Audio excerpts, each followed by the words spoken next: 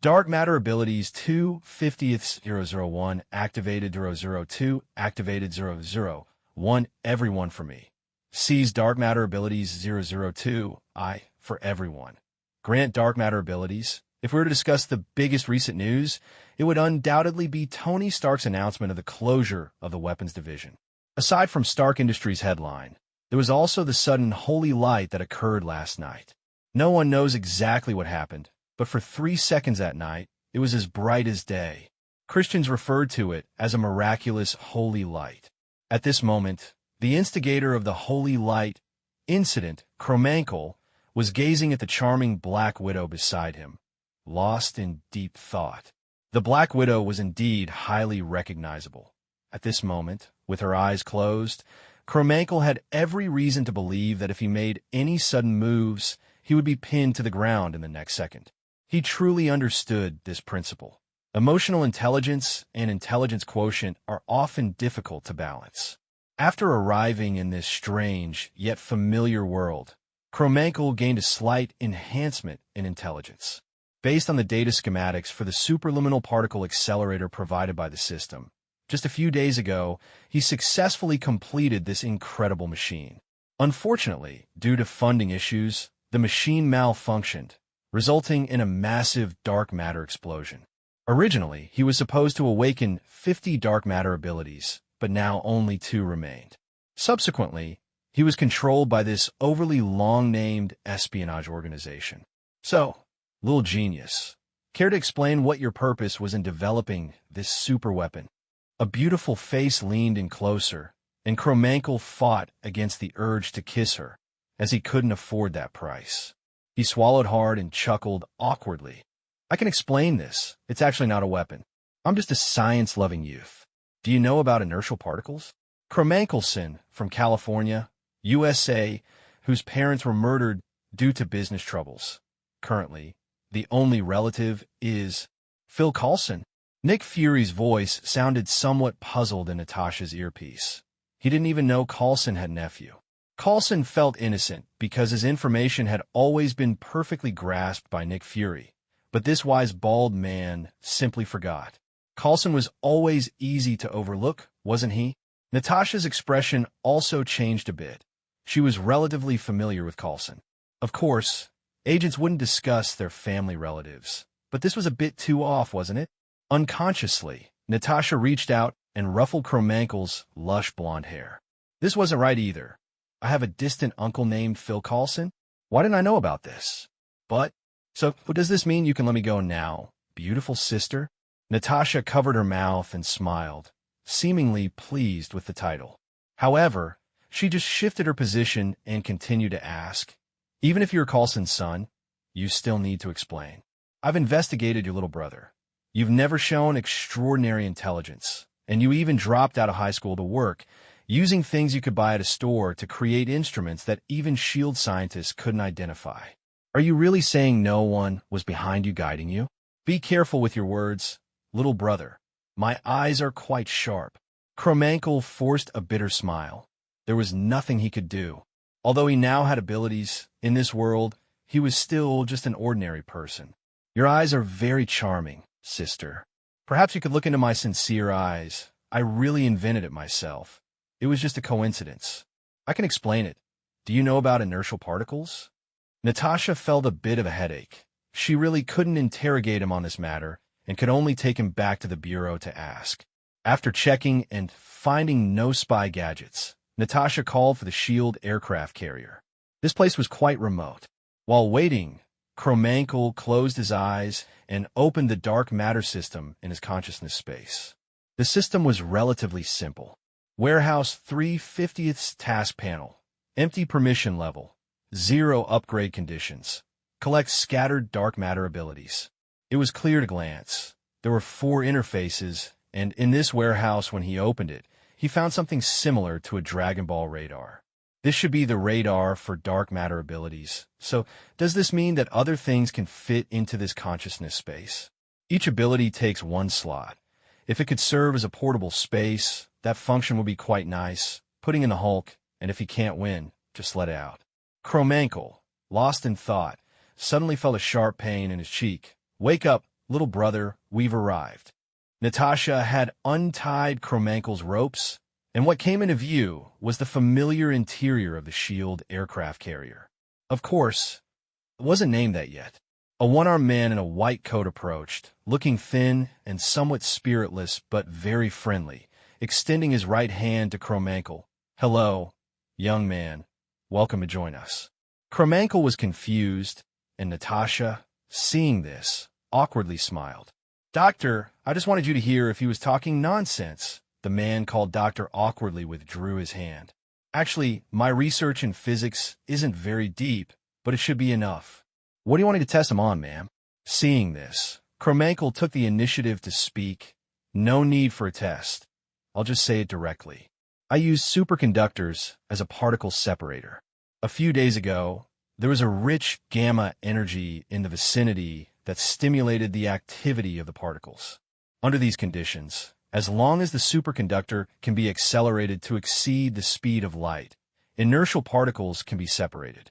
Once the inertial particles fill the entire closed space, the dark matter within will slowly precipitate out.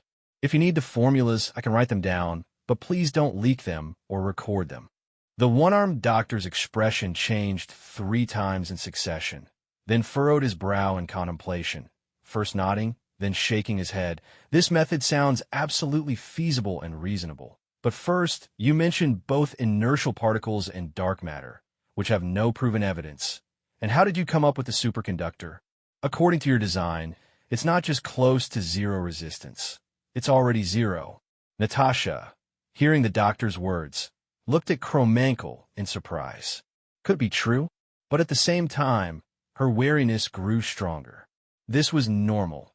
It was hard to believe that someone with groundbreaking technology and materials was just a 20-year-old kid without anyone else's support. The doctor wanted to chat with Kromenkel a bit more, but when he saw Natasha's unfriendly expression, he grudgingly left. "I understand the reasoning, but you should explain where the materials came from, right?" Kromenkel helplessly spread his hands. "It really is just an abandoned auto repair shop. If it weren't for insufficient funding, I wouldn't have let it explode. As for why I know so much, it's because I was hit in the head by dark matter.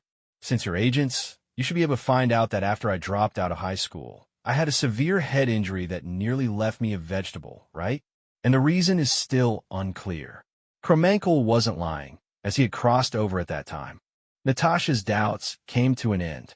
Because Nick Fury had already made his judgment, he said through the earpiece, "Natasha, that's enough. Take him to my office." Natasha rolled her eyes charmingly and replied, "Yes, yes, boss." Since the head of the agents didn't have any doubts, why should she worry unnecessarily? "Come with me, little brother." "No, wait, you're Coulson's distant nephew, so you should call me Aunt Natasha." Kromenkel only smiled lightly. "But you seem more like a sister, although a bit violent." Natasha chuckled softly. Kromenkel felt as though he was having an illusion. It seemed Natasha's clothing had become much lighter. Usually, Natasha wore a black bodysuit that wouldn't hinder her movements, but at this moment, he could vaguely see her graceful figure beneath the suit, her skin fair and smooth. He hesitated about whether to tell Natasha, but in the next second, Natasha gave him a knock on the head and teased, "What are you looking at? Just so you know, I could be your grandmother." Kromenkel snorted lightly, thinking, still hitting me? Then I won't tell you.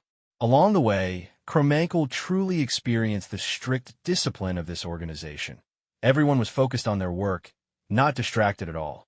But he noticed that whenever Natasha passed by, everyone involuntarily covered their eyes, leaving only a small crack visible. This was the authority of an 8th-level agent. No one dared to say a word.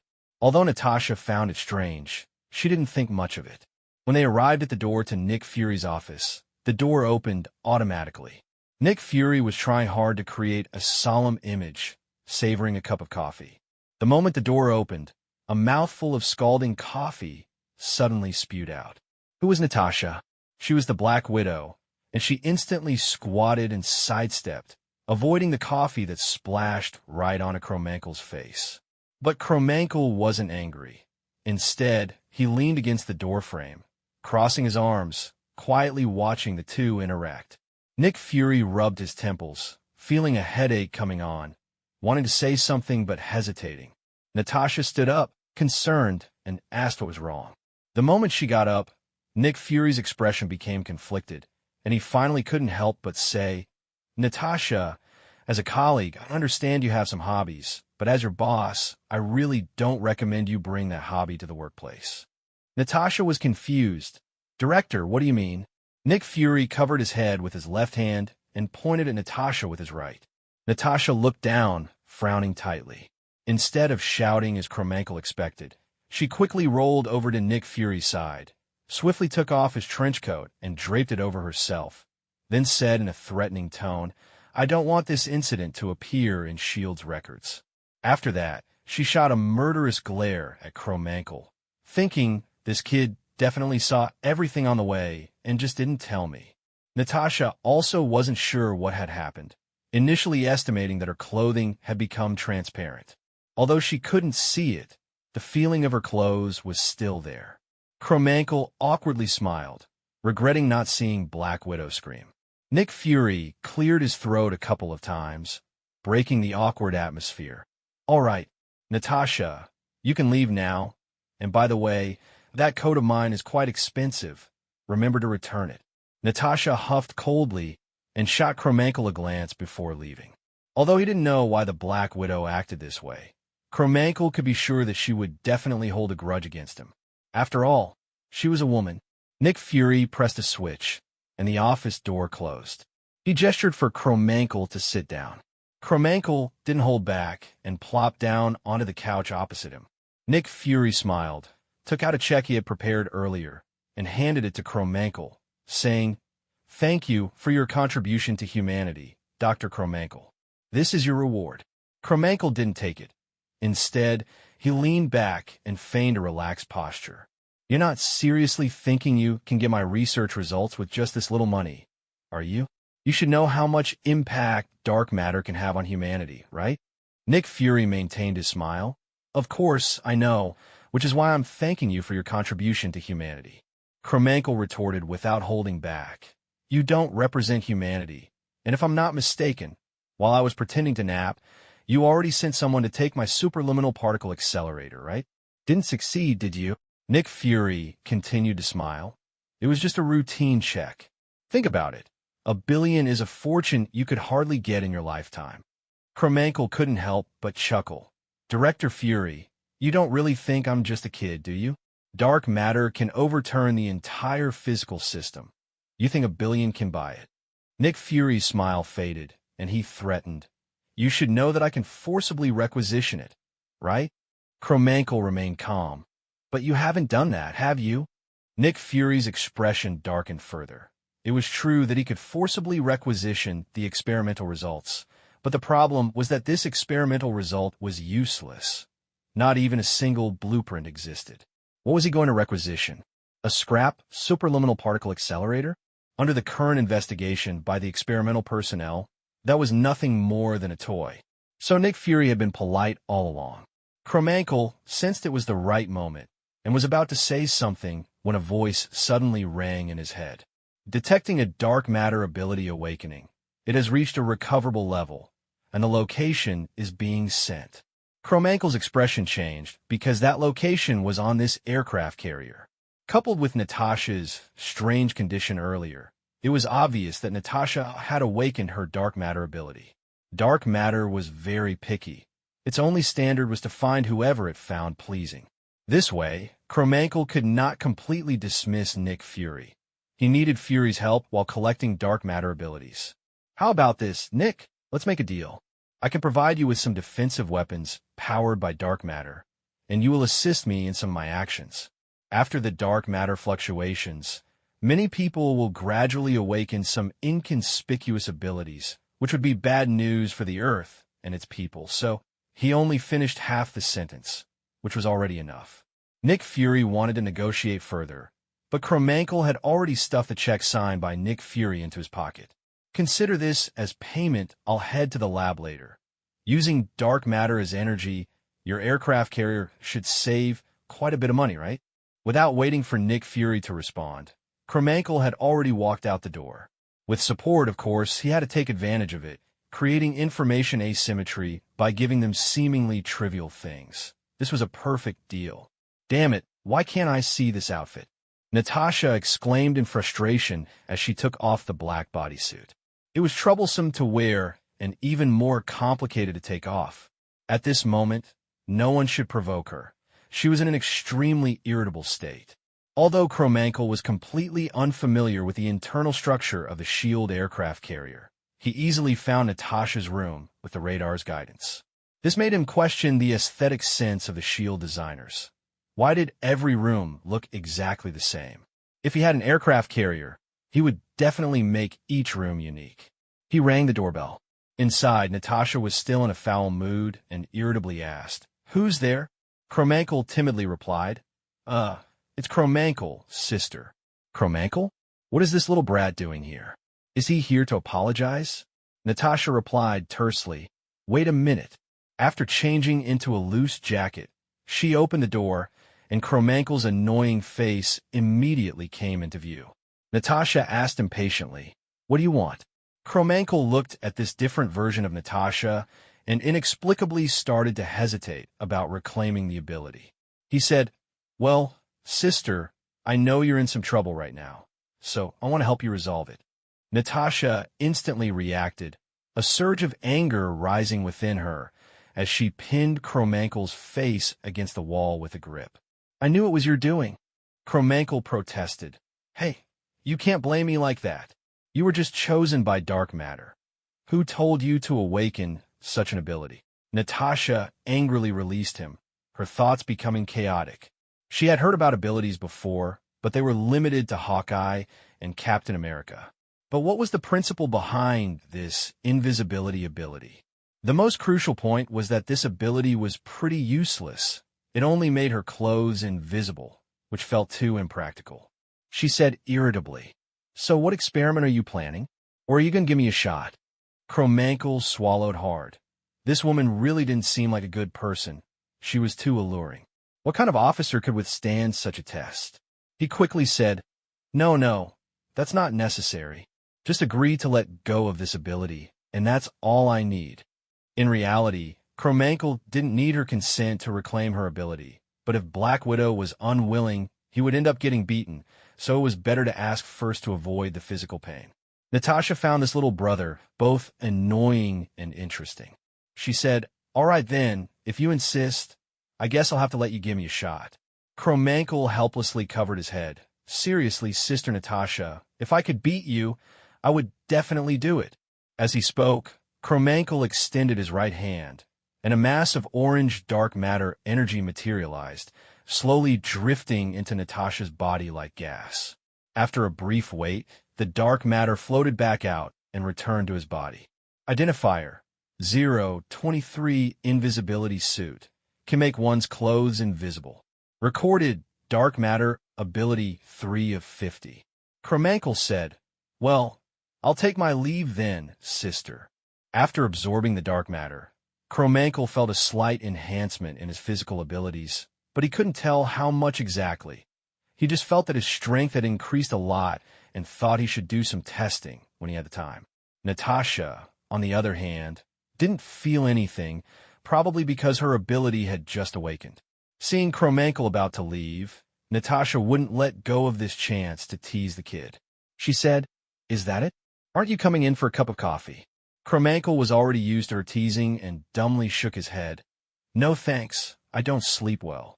Natasha chuckled lightly and closed the door, thinking to herself, kids are really cute. Perhaps because she couldn't have children, she had a special fondness for them, especially those in their early 20s who looked handsome. Who could resist such joy? After handling these matters, Kromenkel suddenly remembered that he hadn't asked Nick Fury for a place to stay. He mumbled, "How careless of me." "Kromenkel?" A magnetic male voice came from behind him. Before Kromenkel could turn around, the man was already in front of him. The familiar face, balding and tall, had a kind demeanor. Kromenkel thought to himself, "Could it be?" The man said, "You've grown so much. The last time I saw you, you were just this big. I'm sorry I couldn't attend your parents' funeral due to work reasons. Kromankel exclaimed in surprise. Uncle Carlson? Carlson smiled and said, Yes, we're family. Uncle will take care of you from now on. I have to say, Carlson's smile was quite healing, albeit a bit greasy. Kromankel frowned and asked, Did Nick Fury send you to persuade me to contribute my technology? Carlson awkwardly chuckled and stuttered. Actually, it's a complicated situation, but we won't talk about that today. Have you eaten? I know a great hot dog place in New York. Kromankel sarcastically replied. So this is your idea of taking care of me? Can we have Chinese food instead? Carlson looked somewhat troubled. Well, there's an old John's Chinese restaurant in Chinatown that's pretty good, though it's a bit pricey. Kromankel pulled out a check from his pocket and waved it. Knowledge is power. I have $1 billion now, so what can I afford? Carlson's expression became strange as he glanced at the check and saw Nick Fury's signature. He hesitated, unsure whether to tell this somewhat naive kid that it was actually a worthless check. He said, Actually, the director doesn't have much money in his personal account. Kromankel was stunned. So that egghead, Nick was trying to pull a fast one. He shouted angrily, Damn that egghead. Just you wait.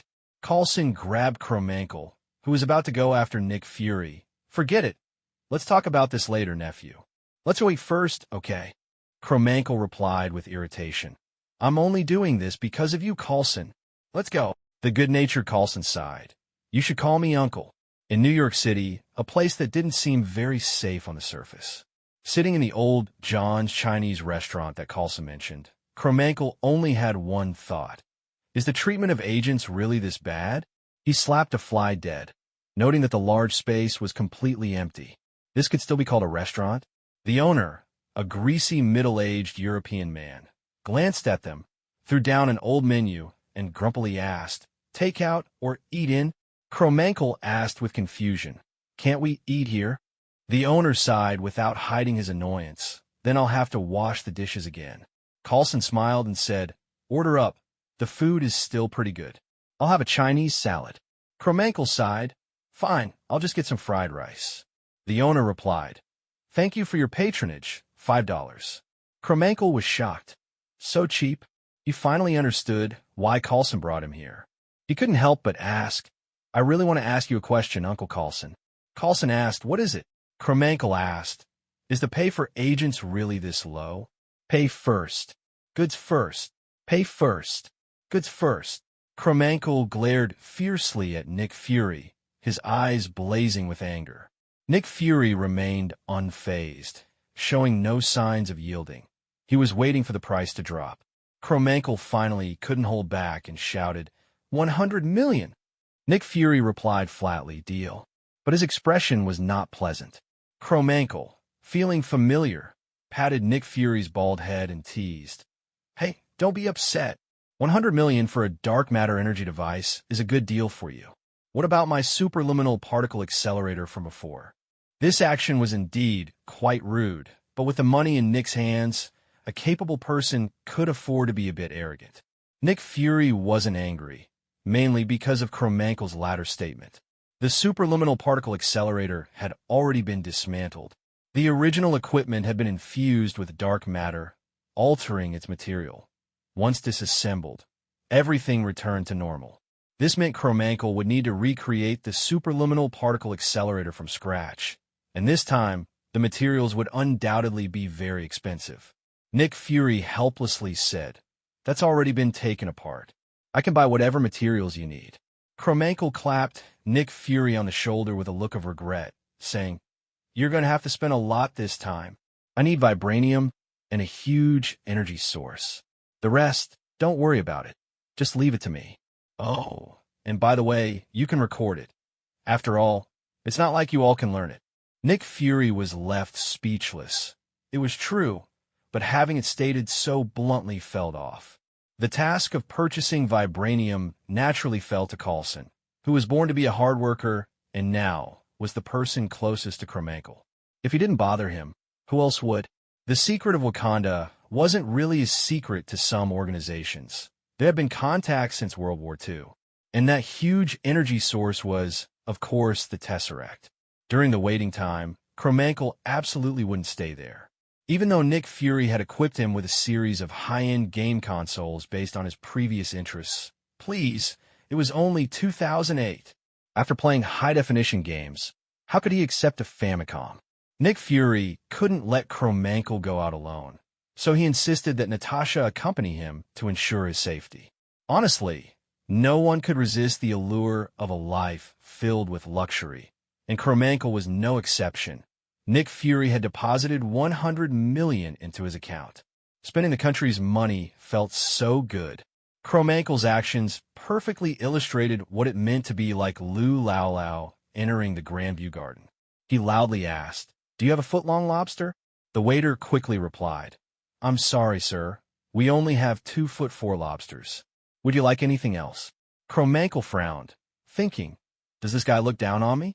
He then boldly declared, "Tonight, I'll pay for everyone's consumption. I want to see how much this Michelin tire shop can spend in one night." Natasha struggled to resist the impulse to leave the table, covering her head and indicating that she didn't know him. The waiter's attitude instantly did a complete 180, and even the manager came out to warmly attend to them. The beautiful manager even intentionally accentuated her figure, as if flirting with Kromankel. Natasha snorted coldly. Men really are just visual animals. Hearing Natasha say this, Kromankel was displeased and retorted, "I can't agree with that. Truly loving someone doesn't care about looks or even race. This is a theory proposed by a giant scientist named Bengal." Bengal? What kind of scientist name is that? How strange. As they were chatting, an extremely eye-catching couple suddenly walked in. Natasha glanced and quickly looked away, thinking, could this be Tony Stark? It seems that even after the kidnapping, his annoying personality hasn't changed. As soon as they entered, the manager's gaze shifted, becoming more enthusiastic in serving this well-known, wealthy individual. Tony Stark was enjoying the attention and said, "I'll cover tonight's expenses." The manager's expression showed a hint of regret and confusion. It was strange to have two people wanting to treat others in one night. The manager quickly said, "I'm sorry, Mr. Stark, but that gentleman has already stated he would be paying for the evening." Tony Stark instantly became interested. "Oh, I want to see who wants to compete with me." Pepper tugged at Tony Stark's arm. He merely smiled, pressed down on Pepper's hand, and then walked over to Kromankel's table, pulling out a chair for himself to sit down. His gaze briefly scanned Kromankel before lingering on Natasha for a moment. He said, "Young people should learn to be humble rather than being overly ostentatious in front of beautiful ladies. Hello, charming lady, I'm Tony Stark." Kromankel rolled his eyes at Tony Stark, thinking to himself, "You provoked me first, so don't blame me for being rude." He replied, "This lady who captivates me. May I ask if this is your father?" "Oh, sorry, you two are obviously not related. If possible, would you join me for dinner, sister?" Tony Stark's face instantly twisted, and a sour smell filled the air. He shouted angrily, "Hey, you little punk, I have a bad temper." Pepper covered her mouth and chuckled. It was rare to see Mr. Stark getting put in his place. Natasha also smiled. Kromankel wore a proud grin, leaving only Tony Stark extremely displeased. The tense atmosphere made the restaurant staff hesitant to approach. One was a young, wealthy man, and the other was the most famous wealthy individual, neither of whom they could provoke. Kromankel took the initiative to break the awkwardness, saying, "Kromankel Coulson, nice to meet you, Mr. Stark. I've read your various papers and inventions." Tony Stark unconsciously puffed out his chest and asked, "Oh, I like your attitude. Do you need an autograph?" Kromankel shook his head, a mischievous smile on his face, and said, "No, I just want to say it's pretty trash. I dare say your recent experimental flying device definitely won't get more than a centimeter off the ground." When everyone thought Tony Stark would retort, he suddenly fell silent. A person known for leaving no words unspoken going silent. What does that prove? It proves Kromankel was right. Identifier 016.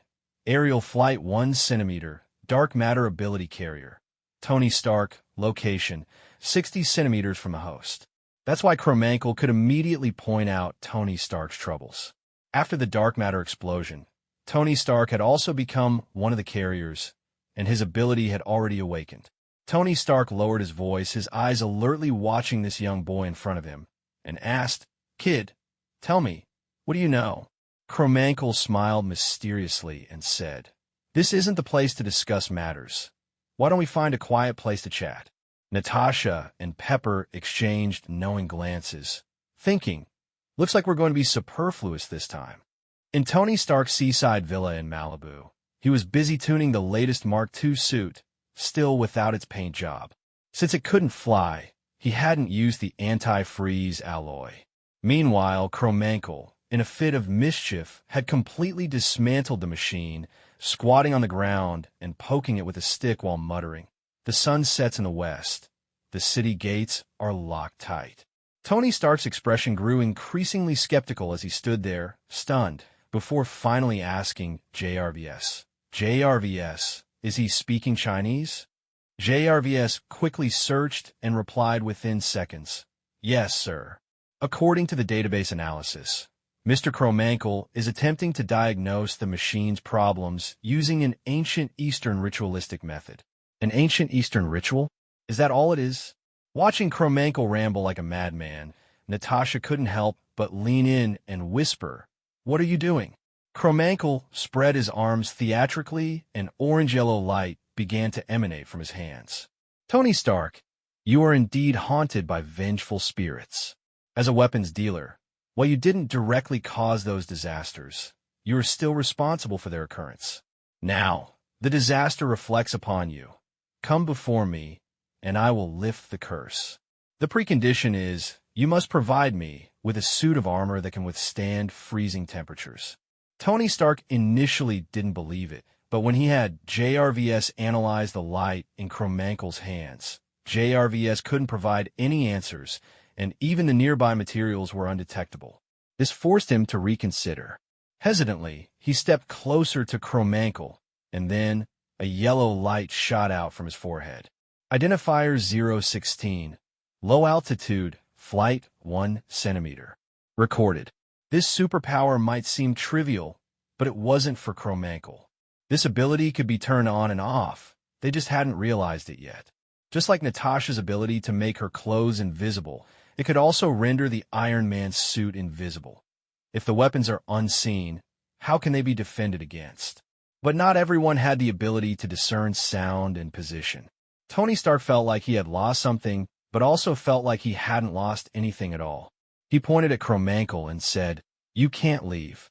Then he instructed JRVS, "Keep an eye on them. JRVS, don't let them leave until I come out of the lab." "Understood, sir." Cromankle was pleased, and so was Natasha. In a place where no one was paying attention, this top agent discreetly planted a listening device. Pepper brought over some snacks and coffee, thanked them, and it was time to wait. Cromankle immersed his consciousness in his mental space, while Natasha chatted with Pepper. Dark Matter Ability Warehouse. 450-001, everyone for me. Activated 002, I for everyone.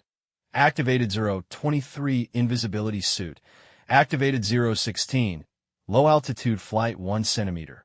Not yet activated. Cromankle wasn't in a hurry to activate all his abilities. He preferred to take them one by one.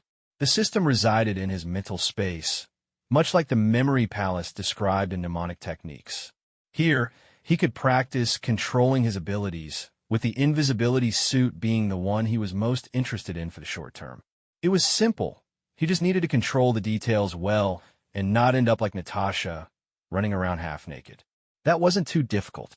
After a brief hour of training, Cromankle was able to make only the clothes he wanted invisible.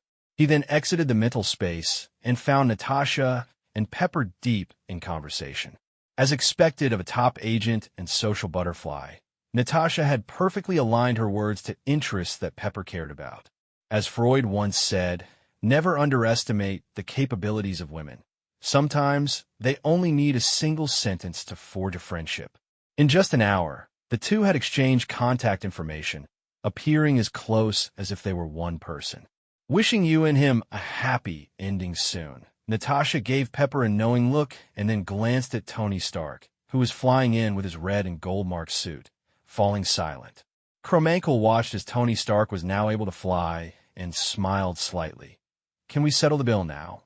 Tony Stark's helmet opened, and a smile of appreciation spread across his face. I really like you, kid. Want to come work for Stark Industries? Kromankel quickly waved his hands. Sorry, Mr. Stark, I really don't have that kind of interest. Tony Stark's smile froze, then turned into a furious shout. Damn it. Can't you speak properly? I'm going to have a daughter someday. Kromankel nodded in agreement. That would make sense. I can't have kids, so just give me my reward. I need to get going. Tony Stark looked troubled. It wasn't that he was going back on his word, but he didn't currently have a usable arc reactor. Of course, he didn't think anyone could crack his technology, but he indeed couldn't provide the reward right away. At least not until tomorrow. Kid, it's not that I don't want to give it to you, but right now, there's only one power source. Can you wait for me to make another one by tomorrow? A power source? Kromankel immediately replied. No need. I have a better power source. Just give me a suit. Hearing Kromankel say this, Tony Stark became displeased. Hey, kid, you really don't know the value of what you're talking about. This is an arc reactor, a cutting-edge energy product. Do you think any engine can compare? Kromankel remained firm. He intended to use his dark matter as the energy source, and now that he didn't need the arc reactor, it was even more convenient. Can I borrow your lab for a bit? JRVS, give him access to the lab. I don't believe he can create anything better than I can. Understood, sir. Natasha wanted to follow, but Kromankel turned around and raised a finger, shaking it 3 times. No, no, no. You can't come with me. Mr. Stark, could you please delete the video recordings? Tony Stark took this seriously. He also detested thieves who stole others' knowledge. Don't worry. No one has been able to breach JRVS's defenses. Kromankel wasn't worried about Tony Stark copying his stuff because the existing technology simply couldn't do it. Natasha felt a bit disappointed. According to what Nick Fury said, wasn't he concerned about being copied? Of course, not now, but Kromankel didn't want to expose his superpowers just yet, at least not until he had some guarantees. Tony Stark's laboratory was definitely high-end, even if it appeared somewhat messy like other places. After gaining access granted by JRVS, Kromankel was able to conduct virtual projections for his experiments, with automated mechanical devices assisting in the manufacturing process. What he aimed to construct was a compact particle accelerator. In reality, this technology had a wide array of applications and was an important tool for exploring the properties, internal structures, and interactions of atomic nuclei and particles. Much like X-rays are one of its applications. Of course, it differed significantly from ordinary particle accelerators. The model Kromankel designed was a closed-loop ring operating in a vacuum, with an energy source at its core. Naturally, in Tony Stark's residence, palladium was chosen. Although the idea of a superconductor was the most reliable, it was also the least practical. Without the ability to manipulate dark matter, he would have never been able to create something like this. The 001 and 002 abilities combined allowed for the utilization of dark matter. However, both abilities required extensive experimentation with dark matter to enhance proficiency, which was impossible under the current conditions. Thus, he could only apply them superficially, unable to create things out of thin air like chaotic powers. When dark matter was injected into the element, it would trigger a brief superconducting phenomenon, allowing for perfect energy conversion at maximum speed. This would subsequently lead to the emergence of inertial particles, slowly precipitating dark matter and forming an internal cycle that gradually transformed the outer shell, making the dark matter more abundant. This time, Kromankel had specifically conducted measurements, and with the quality of the metals and technology in Tony Stark's office, it definitely wouldn't collapse like the last superluminal particle accelerator. JRVS, start the production. After receiving permission from Tony Stark, Kromankel could also command JRVS for assistance. Understood, Mr. Kromankel. The little factory began to operate, and a not-so-complex outer shell was quickly produced. Kromankel picked up the superluminal particle accelerator and slowly injected dark matter into it. Once the orange-yellow light infused it, the palladium instantly transformed into a superconductor, starting to move at the speed of light. 10 minutes later, dark matter from the universe began to be gradually extracted and re-injected into the superluminal particle accelerator. The continuous supply of dark matter energy formed a machine that seemed to not exist at all, almost like a perpetual motion machine. Kromankel looked at the palm-sized dark matter energy in his hand and greeted the hidden camera. "Hey, Mr. Stark, now you can come down and fulfill your promise." Tony Stark scoffed, thinking to himself, "I don't believe this guy can replace my arc reactor with a mere incandescent bulb. That's simply ridiculous." 5 minutes later, Tony Stark slammed a piece of metal from the table onto the floor, exclaiming, "Impossible. Absolutely impossible. How could you possibly create a superconductor? And why can't JRVS detect the energy consumption?" Kromankel shrugged, indicating that it was a trade secret, and then said, "So, can you give me a suit now?" Tony Stark's resolve began to waver, because the energy source he was currently using would cause irreversible radiation to his body. Sooner or later, he would be poisoned, and his young life would end in this brilliant existence. The new energy created by this kid not only far surpassed his arc reactor, but also had no radiation or pollution, which made him very tempted.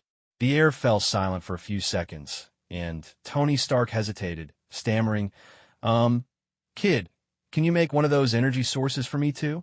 Kromankel, being the noble person he was, and his principle of being helpful, chose to refuse. He said, "I refuse. Don't make me look down on you, Tony Stark. You shouldn't be this kind of person. I know about the radiation and effects of palladium on the body, but when did you become someone who asks for help? Come on, my older brother, you're Tony Stark. If no element can replace palladium, then why don't you create an element of your own?" Kromankel admired Iron Man, so he would absolutely not help him, because he knew some people could adapt to their surroundings, while others needed the environment to adapt to them. And Tony Stark was the latter. A word to awaken the dreamer. Tony Stark regained his lively demeanor, giving Kromankel a hearty slap on the shoulder, saying, "Good kid, I'm really starting to like you more and more. You understand me, Kromankel. If you're my son, that would be perfect. I'd definitely take you to Las Vegas for 3 days and nights of fun." Kromankel rubbed his forehead in pain, glaring at Tony Stark. After JRVS measured Kromankel's size, the brand-new Iron Man suit finally came into existence. The dyeing was left to Kromankel himself. He thought the red and yellow color scheme was too tacky, opting instead for a simpler black and white color scheme. Of course, this wasn't the most important part, as the suit wouldn't really have any opportunity to showcase its appearance. After loading the dark matter energy, Tony Stark stared at it for a long time, feeling that something was off. Suddenly, he seemed to recall something and said, "I got it. It looks like a panda. I can't believe you, with such a terrible personality, actually like such a cute animal." Kromankel scowled and replied, "You're the only one who doesn't have the right to say that. Besides, how does it look like a panda? It's a black base with white patterns, and the helmet has 2 round things. All right, I admit it. It does look a bit like one." Tony Stark waved his hand and declared, "It's decided. Mine will be called the MK series, and yours will be called the PD series." PD? What kind of name is that for a series? Tony Stark was puzzled, but this theoretically advanced suit was indeed quite cumbersome to wear. Fortunately, Kromankel made many improvements to the details of the suit, increasing comfort and usability, such as for going to the bathroom, which was, at this moment, a Kromankel tightly held the author's hand. Looking at the 2 suits with different energy sources, Tony Stark's competitive spirit ignited. "How about we have a competition, kid?" Kromankel was just as eager and replied, "But let's agree first, no crying. If you come crying to find a girlfriend, I won't take responsibility." Tony Stark snorted, "I hope you don't talk back like that later." Although Kromankel had invented a brand new energy device, Tony Stark still didn't think it could compare to his arc reactor without testing it first. However, using it as a harmless energy source to protect his heart was indeed a good choice. Kromankel appeared quite confident, but he felt the need to make something clear first. Before we start comparing, I need to say, no interference from your JRVS. This statement acted like a spark, reigniting Tony Stark's irritation. He angrily asked, "Do you think I'm the kind of person who can't handle losing?" Of course, Kromankle didn't believe that, but he had to say it because he quickly explained, "Shouldn't I be cautious? Your JRVIS is just too powerful." A mix of soft and hard tactics was a very effective social skill, especially between him and Tony Stark. Sometimes, men could be quite immature, especially when it came to competition. Tony Stark took a deep breath, barely suppressing his anger, and said, "Fine, you acknowledge my genius brain, which is good. I can lend you an AI. Don't think I don't know what you're thinking." Kromankle's face flushed slightly. Oh no, he had been found out. However, it seemed that Tony Stark had a good impression of him, so he decided to play along. "Pick one," he said. Tony Stark opened a drawer, revealing various USB drives containing different AIs, each with quirky names. After looking them over, Kromankle shook his head and said, "These names are so tacky, and who knows what you might have tampered with inside." Tony Stark pretended to be angry and shouted, "Are you done?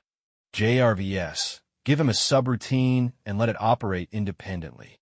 "Of course, sir." Tony Stark, impatient, added, "You can name it yourself." Kromankle grinned. "That works for me." Kromankle had his reasons for wanting the AI. After all, he was also an excellent scientist. While all his current scientific knowledge revolved around dark matter, that didn't prevent him from thinking about advancements in existing technology. Although he couldn't create weapons on his own, he was quite skilled in modifications.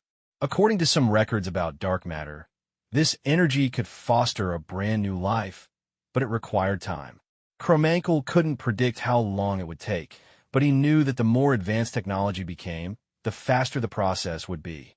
JRVIS's subroutine wasn't as effective as the AIs on those USB drives, but Kromankle didn't want to take more of Tony Stark's things. Their relationship hadn't reached that level yet, where it would cause resentment. The subroutine was merely an auxiliary, insignificant and harmless. Tony Stark measured the distance and said, "I'll count down from 3. Let's fly to that coastline together.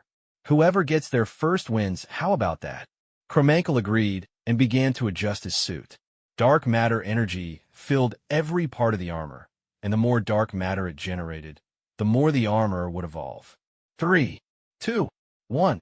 With Tony Stark's command, his Iron Man suit shot out instantly, producing a sonic boom and stirring up a wave of seawater.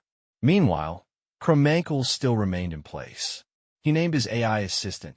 "I'll call you Jessica." "Jessica at your service, sir." At the same time, he adjusted Jessica's voice to a knowledgeable female tone. "All right, Jessica, let's go." The thrusters of the PD's suit were primed for launch. The tail flames of Iron Man's suit were white, but Kromankle's suit was different. It was transparent.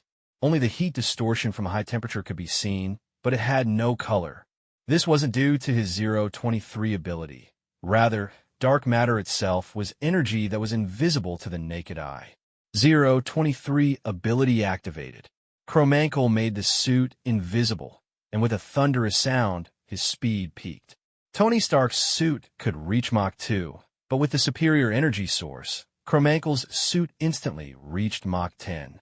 Tony Stark glanced back at Kromankle, who was left far behind, and smugly huffed, "You little brat, trying to compete with me in speed." Just as he was halfway through his sentence, a shadow zipped past. Tony Stark thought to himself, "I'm Tony Stark, testing my mech performance, and I swear I just saw a big black rat zoom by. Don't ask me what it was. I didn't see clearly." He quickly asked, "JRVS, JRVS. Don't tell me that was Kromankle." "Understood, sir." "Wait, it really was Kromankle?" "Sir, you told me not to let you know." Tony Stark sighed. "I'll upgrade you eventually." "Thank you, sir." In fact, the distance wasn't long. 10 minutes was enough to reach the destination.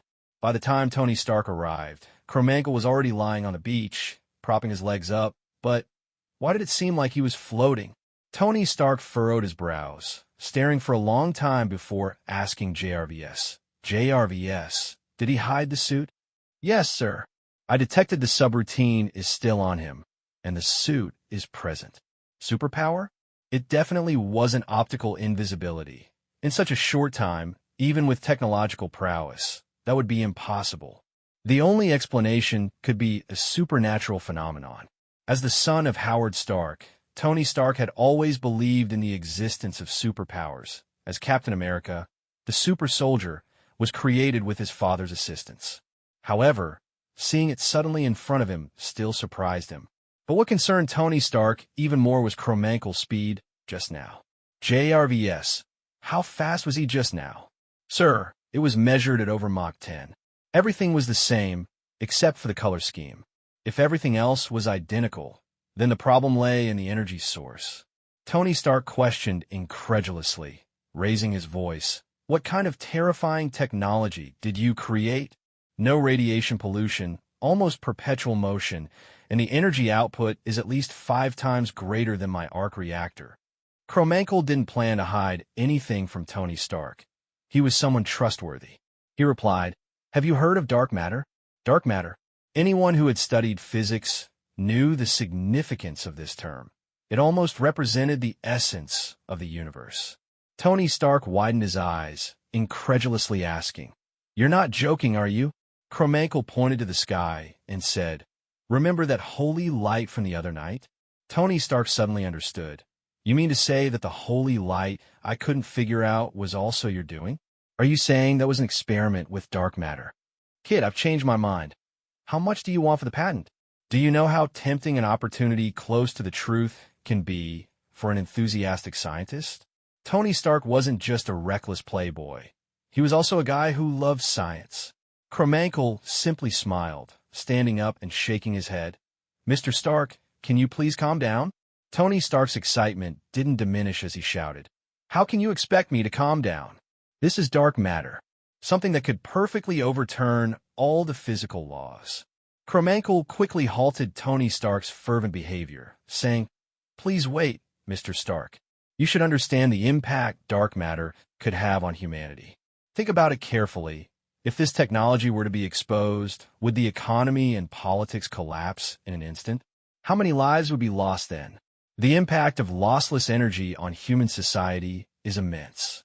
From the moment this energy is born, if it becomes widespread, oil, once regarded as a crucial resource, will become the least desirable choice for everyone.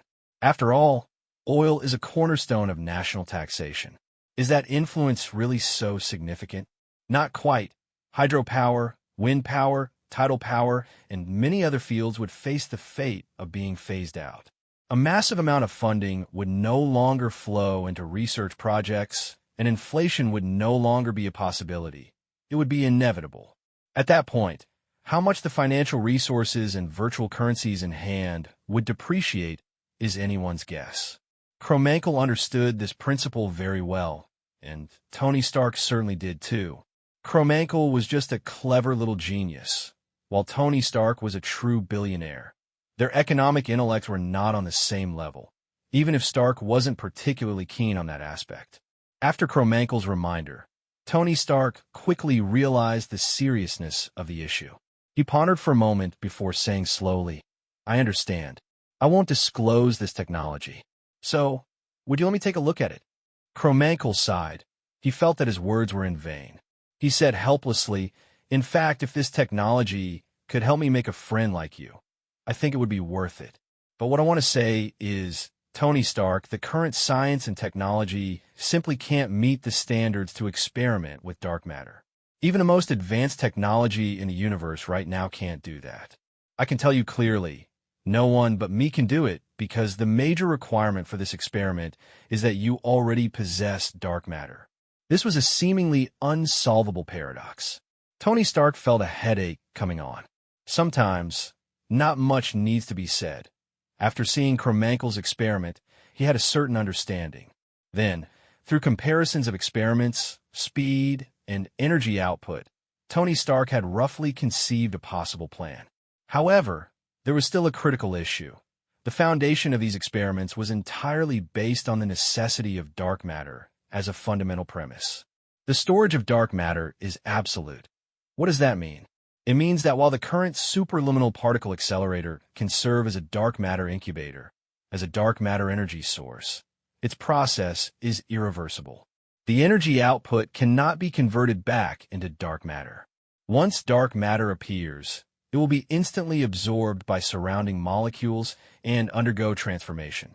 You can perceive the existence of dark matter, but this machine can only detect dark matter. It cannot truly utilize it. But how did Kromankel manage to manipulate dark matter? Seeing the puzzled expression on Tony Stark's face, Kromankel sighed and said, "In fact, I experienced an accident in my early years that granted me some ability to control dark matter, but that's all there is to it. That kind of power is not something humans can easily master. I don't believe in the existence of gods, but if there really is a god, then the true god must be the one who controls all dark matter." Tony Stark fell silent. His obsession with science made him crave research data, no matter the cost. However, since Kromankel had so firmly expressed his stance, it seemed pointless to press further. He slowly said, "If you really insist, I can give you a dark matter energy source. But you must promise not to excessively stimulate the dark matter. The holy light caused by my creation of dark matter has already had a significant effect, though it hasn't fully manifested yet. It's lying in wait for the right moment. So, please don't emulate me." Tony Stark remained silent for a long time before finally saying slowly, "All right, kid. No, it should be Dr. Kromankel. From today onward, you're my friend, Tony Stark. I won't take your dark matter energy for free. Starting today, you'll have a share of every suit I have." Kromankel smiled and said, "All right, but since we're both in our suits, I won't hug you." In the evening, Kromankel made another dark matter energy source to replace the arc reactor in Tony Stark's chest. So, in the end, a replacement was indeed made. But this process was completely different from before. Many things shouldn't just be judged by the results. The process matters too. As the sky darkened, Natasha began urging Kromankel to return to the aircraft carrier with her. Kromankel, however, didn't rush, continuing to drink and enjoy himself with Tony Stark. After several rounds of drinks and dishes, when the mood struck, Tony Stark insisted on performing a difficult yoga pose. Kromankel instantly sobered up, feeling like he saw a demon, and fled as if his life depended on it. He secretly rejoiced that if he had seen that scene, he would probably be nauseated for several days. When they reached the return point, Natasha curiously asked, "What exactly did you do with Tony Stark? You became such good friends in just half an hour." Kromankel, with a slightly tipsy face, revealed a mischievous smile and said, "Sleep with me, and I'll tell you." No sooner had he spoken than he felt a sudden darkness in front of him. The next morning, the sun shone brightly, and he found himself on an expensive mattress. The hangover made him feel a bit uncomfortable as he closed his eyes and groped for a glass of water on the bedside. Suddenly, he felt like he had grabbed something. Confused, he thought, "What is this?" He squeezed it a few times. "Is it fun?" Natasha's teasing voice suddenly rang in his ear. Slowly opening his eyes, he was met with red hair and a beautifully structured, delicate face. "And Natasha, what are you doing here?" Natasha pretended to sob, saying, "Don't you remember what you did last night, you little scoundrel? Didn't you say—" She leaned in close to Kromankel's earlobe and whispered, "You'd tell me if I slept with you? Now I've kept my end of the bargain. Do you want to?" The sweet scent from her whisper sent a shiver down Kromankel's spine, and his face instantly turned crimson. Just as he was about to speak, the door suddenly swung open. "Hey, nephew, how are you doing? You drank too much last night. I watched over you all night." "Natasha, what are you doing here? Didn't you go on a mission?" Hearing Coulson's voice, Kromankel sprang up, glaring angrily at Natasha. "You scoundrel! You tricked me? I thought my pure and innocent body was defiled by you. Dream on, you beauty. I won't let you have me. Uncle, let's go." Storming away, Kromankel let out a long sigh, his emotions in turmoil. Thank goodness his self-control was strong enough. Although Natasha was very alluring, if there wasn't a good ending, Kromankel truly didn't want to develop an overly intimate relationship with her. Some might call him old-fashioned, But Kromankel didn't think so. In this open era, walking alone was indeed difficult, but it was also a kind of honor. At the very least, he could be at peace with himself. "Kiddo," the director said to take you to see the research materials. "Are you okay after waking up? Should we wait a bit longer?" Research materials? Kromankel wasn't interested in vibranium, but the tesseract, the space gem, was something he had been coveting for a long time. Without hesitation, he said, "Let's go right now." "How many spies are mixed in here, really?" 1, 2, 3, 4. There's simply too many to count. As a startup experiment for new energy, it's naturally necessary to have enough manpower, but isn't this a bit too blatant? Kroman originally planned to extend the experiment period because he knew very well how many Hydra members were on this aircraft carrier. Right now, he was just uncertain about whether he possessed dark matter technology. After all, theory and practice are two different things. Once he collected more dark matter abilities and gained the ability to protect himself, it would be acceptable to give them the finished product. After all, creating a huge energy source takes a lot of time. But now, with Tony Stark's suit on him, he could give them something. For such an important matter, Nick Fury naturally had to be present to supervise. Kroman said with a dark expression, "Can you make things any more obvious? Just the cameras I see are already over a dozen." Nick Fury's skin is famously the thickest in all of Marvel, and he naturally replied, "I have to record this. What if you do something bad to the aircraft carrier? I definitely need my people to supervise you." Kroman snorted coldly, no longer speaking, thinking to himself, "Your people? It's probably only Coulson who can be considered your person in this crowd, right?" He asked, "Where's the huge energy source I asked for?" Nick Fury pulled out something from under him, apologetically stating it was a box, and then seriously warned, "Inside this is a cube with almost infinite energy. You can use it, but be careful. If there's any mistake, we'll go down with you." Kroman took the box calmly, while casting a disdainful glance at Nick Fury, saying, "Forget it. If that's really the case, would you still give it to me? Do you really think I'm an idiot?" Nick Fury was momentarily taken aback, wanting to say something, but thought better of it. What could he say? What the guy said was the truth. After receiving the safe, Kroman eagerly opened it, and the particularly strong gamma radiation made his hands tremble instantly. His guess was right. The gamma radiation in the universe was indeed related to the annihilation of dark matter particles at the center of galaxies. This meant that the Space Stone was a huge dark matter energy source, and one of the 6 main uses of dark matter. What did this mean? This meant that if his body met the standards, he could even directly absorb the energy of the Space Stone, because the Space Stone also belonged to dark matter abilities. Kroman, almost screaming, puzzled Nick Fury, who just wanted to ask, but Kroman snapped back to directing. "Okay, everyone move now. Divide into 2 parts. Come on. Those good at handling metals over there. Data statistics over here. Programmers here. And that group recording video, get as far away as you can. Now, immediately make the vibranium into an energy core for me." "What? You don't even know that technology?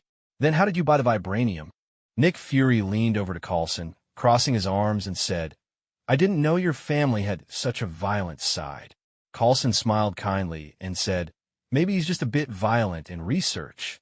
Kroman successfully demonstrated what it meant to be an unreasonable leader. "You don't know? Why are you even here? Who told you to be here?" Each of these researchers, old enough to be his father, was scolded like a grandson. Agents are agents. They don't back down. A university professor would probably have already started arguing with him, tugging each other's hair. After cursing for over 10 minutes, until Kroman was dry-mouthed, he turned around and glared at Nick Fury, saying, "What the hell are you doing here? Why don't you go get me a glass of water?" Nick Fury couldn't take it anymore and said, "Okay, everyone evacuate. I've had enough." "You satisfied now?" Kroman's expression changed suddenly, breaking into a grin, and said, "That's more like it. Don't let you guys delay my actions." The withdrawing scientific personnel glared at Kroman and angrily left. Once everyone had evacuated, Nick Fury and Coulson stood there watching him. Kroman gestured with his lips. The two exchanged glances and said, "All right, we got it." The air became much quieter and also more pleasant. In fact, this brand new energy source doesn't need to be very large, just like the Infinity Stones, palm-sized yet storing the power of the entire universe. Nick Fury had really prepared a lot of vibranium this time. At a price of $10,000 per gram, there was at least 100 pounds here. Making an energy source sufficient to support the aircraft carrier's operation would require less than 10 pounds, so the rest he could use to upgrade his suit. Croman had been wearing the suit all along, aided by the capabilities of the stealth technology, and no one had noticed. The abilities of 001 and 002 combined successfully prevented the immense power from overwhelming Croman. Melting vibranium was a difficult topic. Nick Fury had indeed prepared the machinery, but Croman didn't intend to use it. The first thing to do was to use dark matter to accelerate the evolution of his suit. Gripping the space stone, the powers of 001 and 002 activated, continuously converting the energy of the space stone into an orange energy source injected into Croman's suit. This process was painful. Using the abilities of 001 and 002 was a process of annihilating and then reassembling every molecule of the body. Do you know what it feels like for every cell in your body to hurt? Croman knew now, but he also knew that if he stopped now, he would lose the courage to continue this activity for a long time. Hold on, just a little bit more, just a little bit more. Jessica, hurry up.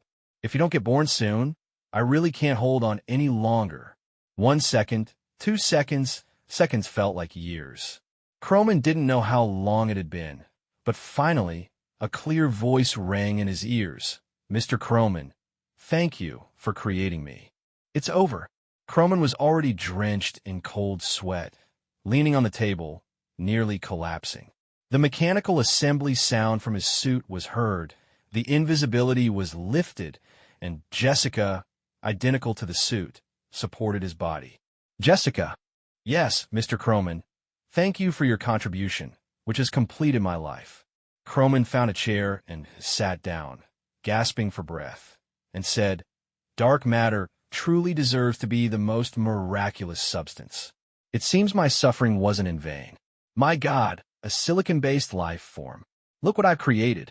Can you use those metals to upgrade the suit? Jessica couldn't nod, but directly replied, Yes, Mr. Croman. Croman decisively said, Keep 10 pounds. Use the rest. The brilliance of silicon-based life forms lies here. Even the most skilled humans in machinery can't compete with them. Vibranium, also known as sound-absorbing steel, is one of the 3 major metals in the Marvel Universe. Its unique ability to absorb kinetic energy makes it better suited to accommodate dark matter energy. After Jessica assimilated the vibranium, the level of Cromankel's suit received a significant upgrade. At this moment, Nick Fury happened to not be watching the surveillance, which was undoubtedly a serious mistake on his part. After taking a break, Cromankel looked at the remaining vibranium and then glanced at Jessica. He nodded in satisfaction and said, Well done, Jessica. Come back. Understood, Mr. Cromankel. As the invisibility cloak activated, the suit was hidden once more. The next steps became quite simple. All he needed to do was liquefy and mold the vibranium, then inject a small amount of dark matter. A palm-sized dark matter energy source would be sufficient to power the entire aircraft carrier, allowing for self-sufficiency. One significant reason Cromankel agreed to this task was that once dark matter filled the entire carrier, it would no longer belong to Nick Fury, or, more precisely, it would no longer belong to Hydra, but to Cromankel. The more methods he had, the better. Having an extra means of protection was always advantageous. Cromankel instructed, Jessica, erase the surveillance in this area of the carrier. Understood, Mr. Cromankel. Jessica had great potential for growth, and for now, could only serve as a protective suit and an excellent AI. Once everything was taken care of, Cromankel walked out of the laboratory. He spotted Coulson waiting at the door, who smiled his signature smile upon seeing Cromankel emerge. How'd it go? Everything smooth? It's okay if it didn't succeed on the first try. Scientific experiments always go through multiple failures. Kromankel quickly halted Coulson, saying, "Please, I'm not a child anymore, Uncle Coulson. You don't need to play the role of an encouraging elder. Besides, this wasn't difficult at all."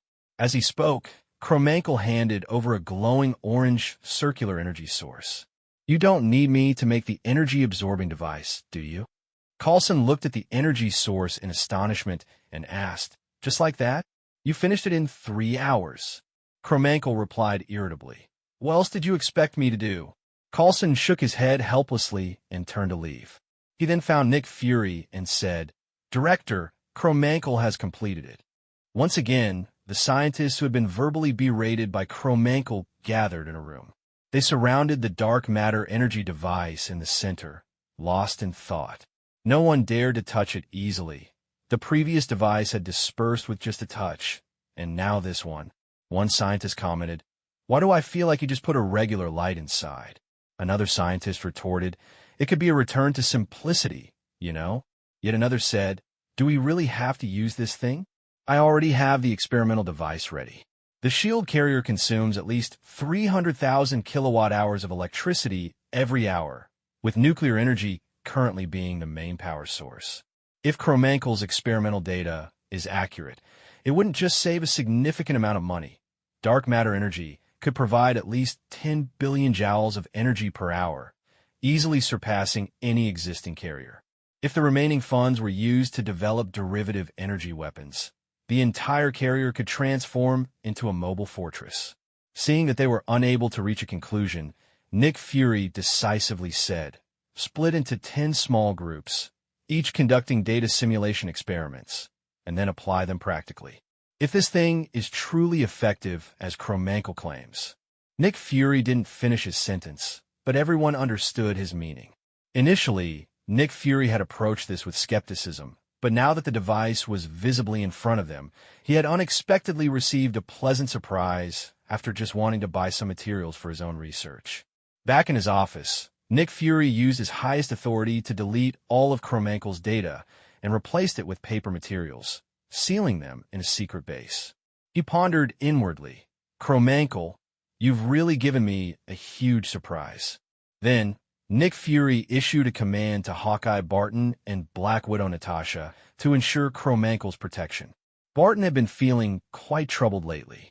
Known as Hawkeye, he possessed exceptional reflexes, hand-eye coordination, and dynamic vision. However, recently, whether due to excessive phone use or some other reason, his vision had become increasingly blurred. He opened his laptop, quietly closed his room door, and searched on Google. Why do men suddenly experience blurry vision in middle age? When he saw the prominent 2 words kidney deficiency among the search results, Barton fell silent for a long time. Kidney deficiency? No way, it couldn't be that, could it? He was a top-notch agent who never missed a shot. How could he have kidney deficiency? But then he thought of his 2 little angels. Perhaps that was indeed the reason. He continued searching online how to treat kidney deficiency. However, he didn't look at the workout methods, but rather focused on the phrase, "soak goji berries in a thermos." Eastern culture wasn't widely known in the West, but that made it all the more mysterious. Barton decided to use his privileges to import a box of goji berries from the mysterious East, preparing to properly nourish his body. "Barton, what are you searching for?" Barton jumped, quickly shutting his laptop and saying, "Nothing, Laura. I want to sleep alone tonight." Laura threw him a flirtatious glance and said, "Oh." Barton felt a stir in his heart. This didn't seem like the symptoms of kidney deficiency. The next morning, Barton received a command from Nick Fury. His first thought was to find out who the person he was supposed to protect was. However, Nick Fury, who had always trusted him, surprisingly said no comment. This piqued Barton's interest in the protected individual. He bid farewell to his family and headed to the aircraft carrier. Over the past few days, Kromankel had been living quite comfortably. Aside from not being able to leave the carrier, all his requests were met. With the beautiful Natasha accompanying him, he was able to eat extra bowls of food. Nick Fury even specially brought in a head chef from a Michelin 3-star restaurant to prepare meals for Kromankel. But this sense of isolation was truly uncomfortable. It was only 2008, If possible, Kromenko wanted to go to the bird's nest to watch the Olympics, or tie a doll at the old ladies' temple in Paris, or even just take a vacation in Bali would be nice. Bored and restless, Kromenko lay on the soft and comfortable couch and asked Natasha, "When can I go out?" Natasha chuckled and teased, "Isn't it enough to have me with you?" Kromenko brushed aside Natasha's teasing finger and said, "Cut it out. We're already so familiar. Don't act like that. I'm serious." Natasha sighed and said, "Looks like you've grown tired of me. It won't be long, just a few more hours." Barton was known as a punctual person in Natasha's mind. So indeed, in 3 hours, he would return here to report. The task of protecting Kromenko was quite leisurely. When there was nothing to do, he enjoyed teasing his little brother and found it very entertaining. Unfortunately, this little brother was no longer as cute as he was at the beginning. Could it be that they had grown too familiar with each other? Just then, a radar in Kromenko's mental space suddenly went off. Detected dark matter ability. Location, Stark Tower ability ID, 047 holder, Obadiah Stain. Has the dark matter radar been upgraded? It seems that using abilities 001 and 002 last time brought some benefits to his system, making things much more convenient. Unfortunately, the radar still couldn't display the specific details of the abilities. He pondered inwardly. In just a few hours, I can leave the carrier, but why does it have to be in a few hours?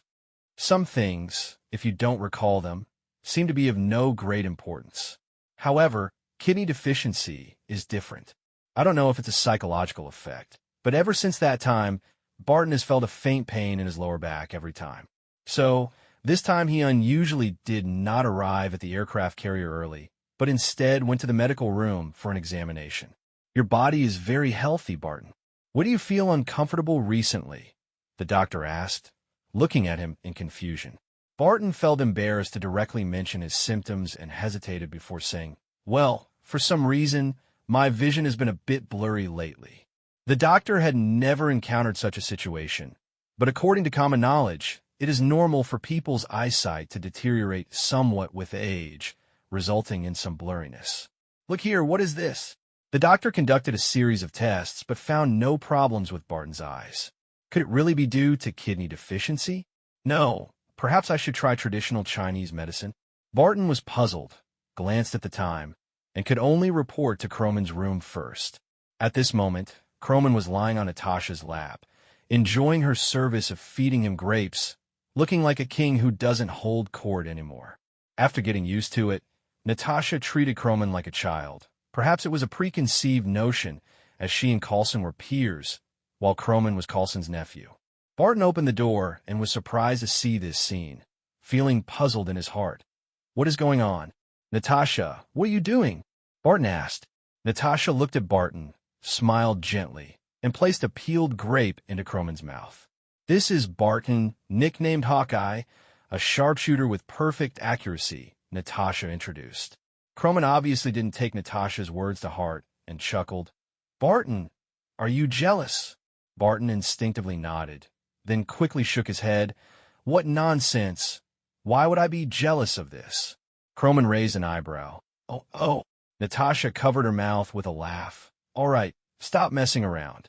"Kromen, aren't you supposed to leave the aircraft carrier? You can go now. Be good." Kromen lazily rolled over and whined. Having such a child around is quite amusing. After all, Natasha has always longed for a child. Barton, on the other hand, couldn't bear to look. How could a grown man be so clingy? "Mr. Kromen, where are you going?" Barton asked. Since this person is protected by 2 top agents from S.H.I.E.L.D., he must have great value. So naturally, his safety needs to be ensured, and the destination must be checked thoroughly. They can't just go anywhere. "I'm going to Tony Stark's house, but speaking of it, his personality is quite bad. He doesn't like men coming to his house, so you might have to wait outside." Kromen initially wanted to tease Barton, but seeing Barton's unchanged expression, he said softly, "So, you are a woman?" Kromen instantly felt defeated. Natasha burst out laughing. It was too funny to see Kromen down. Kromen said, "I'm starting to hate you now, Barton." Barton remained unfazed. only smiling slightly. My honor, milady. Croman gritted his teeth, wishing he could slap himself. Why did I say that? It's all Tony Stark's fault. At that moment, Tony Stark, who was asleep, inexplicably sneezed. Achoo! Who is cursing me? 2 hours later, at Tony Stark's seaside villa, Croman and Tony Stark were having a blast. Hey, Barton, look here. Can you hit it? That's right, this is my newly invented frisbee machine. If you can hit it, you're amazing. Barton frowned, already regretting why he came here, and regretting why he boasted about his perfect accuracy. How bad can a person's character be? Haven't we just met? You drink a bit, and you treat me like a monkey? It's no wonder you two are good friends. I can't take it anymore. Enough. I'm not playing. Tony Stark and Croman jumped up and high-fived as if celebrating. Hee, I knew it. He definitely can't do it. Barton's forehead twitched as he smoothly drew an arrow from his quiver, drew the bow, and shot in one go. The metal arrowhead instantly sliced through a strand of Tony Stark's hair. Actually, I can. Tony Stark, still shaken, gasped, What the hell? Are you crazy, Barton? And why don't you shoot him instead of me? Croman grinned. Hey, how can you say that, Tony? As the saying goes, if you don't enter hell, who will? What's wrong with taking a stab for a friend? Tony Stark raised an eyebrow. Then what if it's for a woman, stabbing a friend? Croman nodded thoughtfully. Well, that's not out of the question. Haha, good brother. Barton found it hard to describe his feelings at that moment. He slung his bow and arrow over his shoulder, turned, and sat down on the sofa inside, taking a big swig of Romanicanti. I'll drink you to death. You damn rich guy. As soon as he finished speaking, Pepper brought over 2 more bottles. I see you really like this wine. No problem. You could drink more. We have a wine cellar full of it. At this moment, Tony Stark flew in through the window. Just to clarify, it's not a wine cellar. It's 13.5. Croman didn't choose such a flashy entrance, but behaved honestly and took the elevator. Seeing Barton's confused face, he finally seized the opportunity. You think you can drink him under the table with this wine worth hundreds of thousands? Why not fill a swimming pool with it and have some fun? Tony Stark's face instantly darkened. I'm rich, but I'm not crazy. Why would I waste my Romanicanti like that? At most, use champagne. Barton raised his hand. I'm out of your chat group. We are not from the same world. Champagne, is it that expensive? Don't talk to me anymore, Mr. Stark. People really can be infuriating. Barton originally thought he was living quite well, but seeing this guy, he instantly felt his quality of life drop significantly. Pepper came over with a phone and handed it to Tony Stark. They notified you to go to the board meeting, Mr. Stark. Are you going? Tony Stark shook his head. No. A bunch of old stubborns. What's there to discuss? Croman suddenly remembered one of Tony Stark's quirks, casually picked up a wine glass, poured some wine, and handed it to Tony Stark. Drink. Tony Stark reflexively reached out to take it, but suddenly remembered something and shook his head. No. I've had enough. Croman pondered for a moment, then placed the wine glass on the table and pushed it over. Wine? Tony Stark replied. Cheers. Natasha had been watching all this and quietly asked Pepper, What's his quirk? Pepper smiled politely. Mr. Stark doesn't like taking things from others. In her heart, she added silently. But he still accepts what I give him. It seems I'm still quite important to him. In the evening, the sunset painted the sea a fiery red like flames. At this moment, 3 big men were tightly hugging each other, singing I Want Freedom at the top of their lungs. The scene was so youthful and vibrant, fully proving that they had drunk too much and revealed their true selves.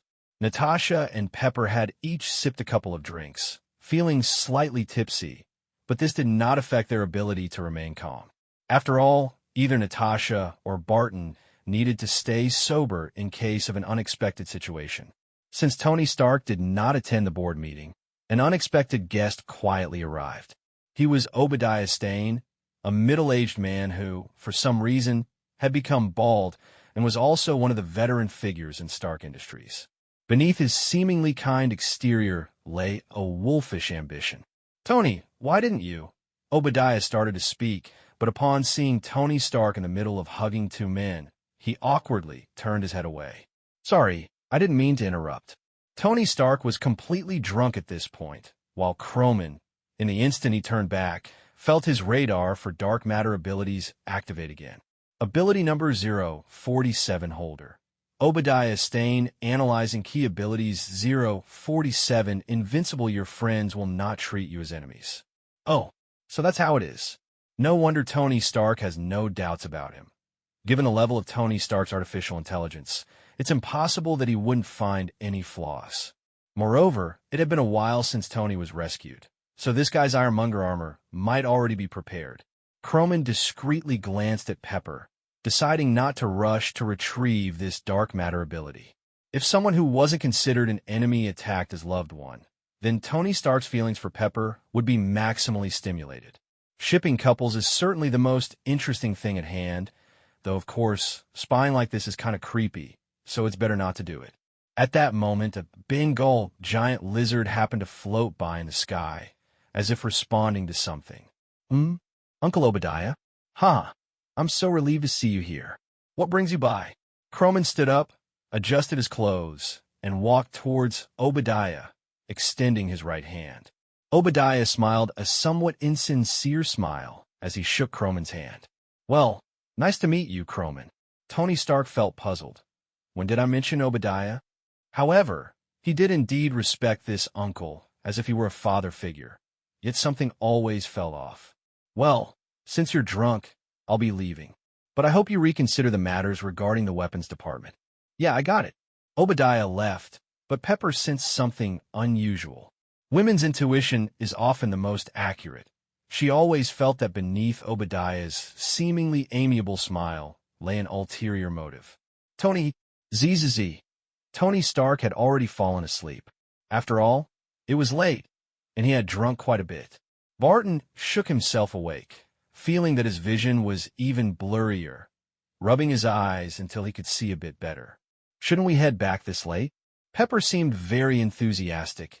It was rare for Tony Stark to bring friends home. She automatically took on the role of the hostess and began to arrange things. It's very late. If you want, you can stay here. There are plenty of rooms. Both agents looked at Croman, as he had the most say in this little group. Then let's stay. I want to see how comfortable this rich neighborhood is, Croman said. Tony Stark seemed a bit more awake and mumbled, How comfortable? If you want, I can give you a set. It's no big deal. Barton said sourly, Rich dog. Oh, by the way, Barton, if you love drinking, help yourself to a couple of bottles. Thanks, big brother. Wow, that was quick to change your attitude. Barton happily picked up 2 bottles of Romanicani. Come on. I have a family to support, you know.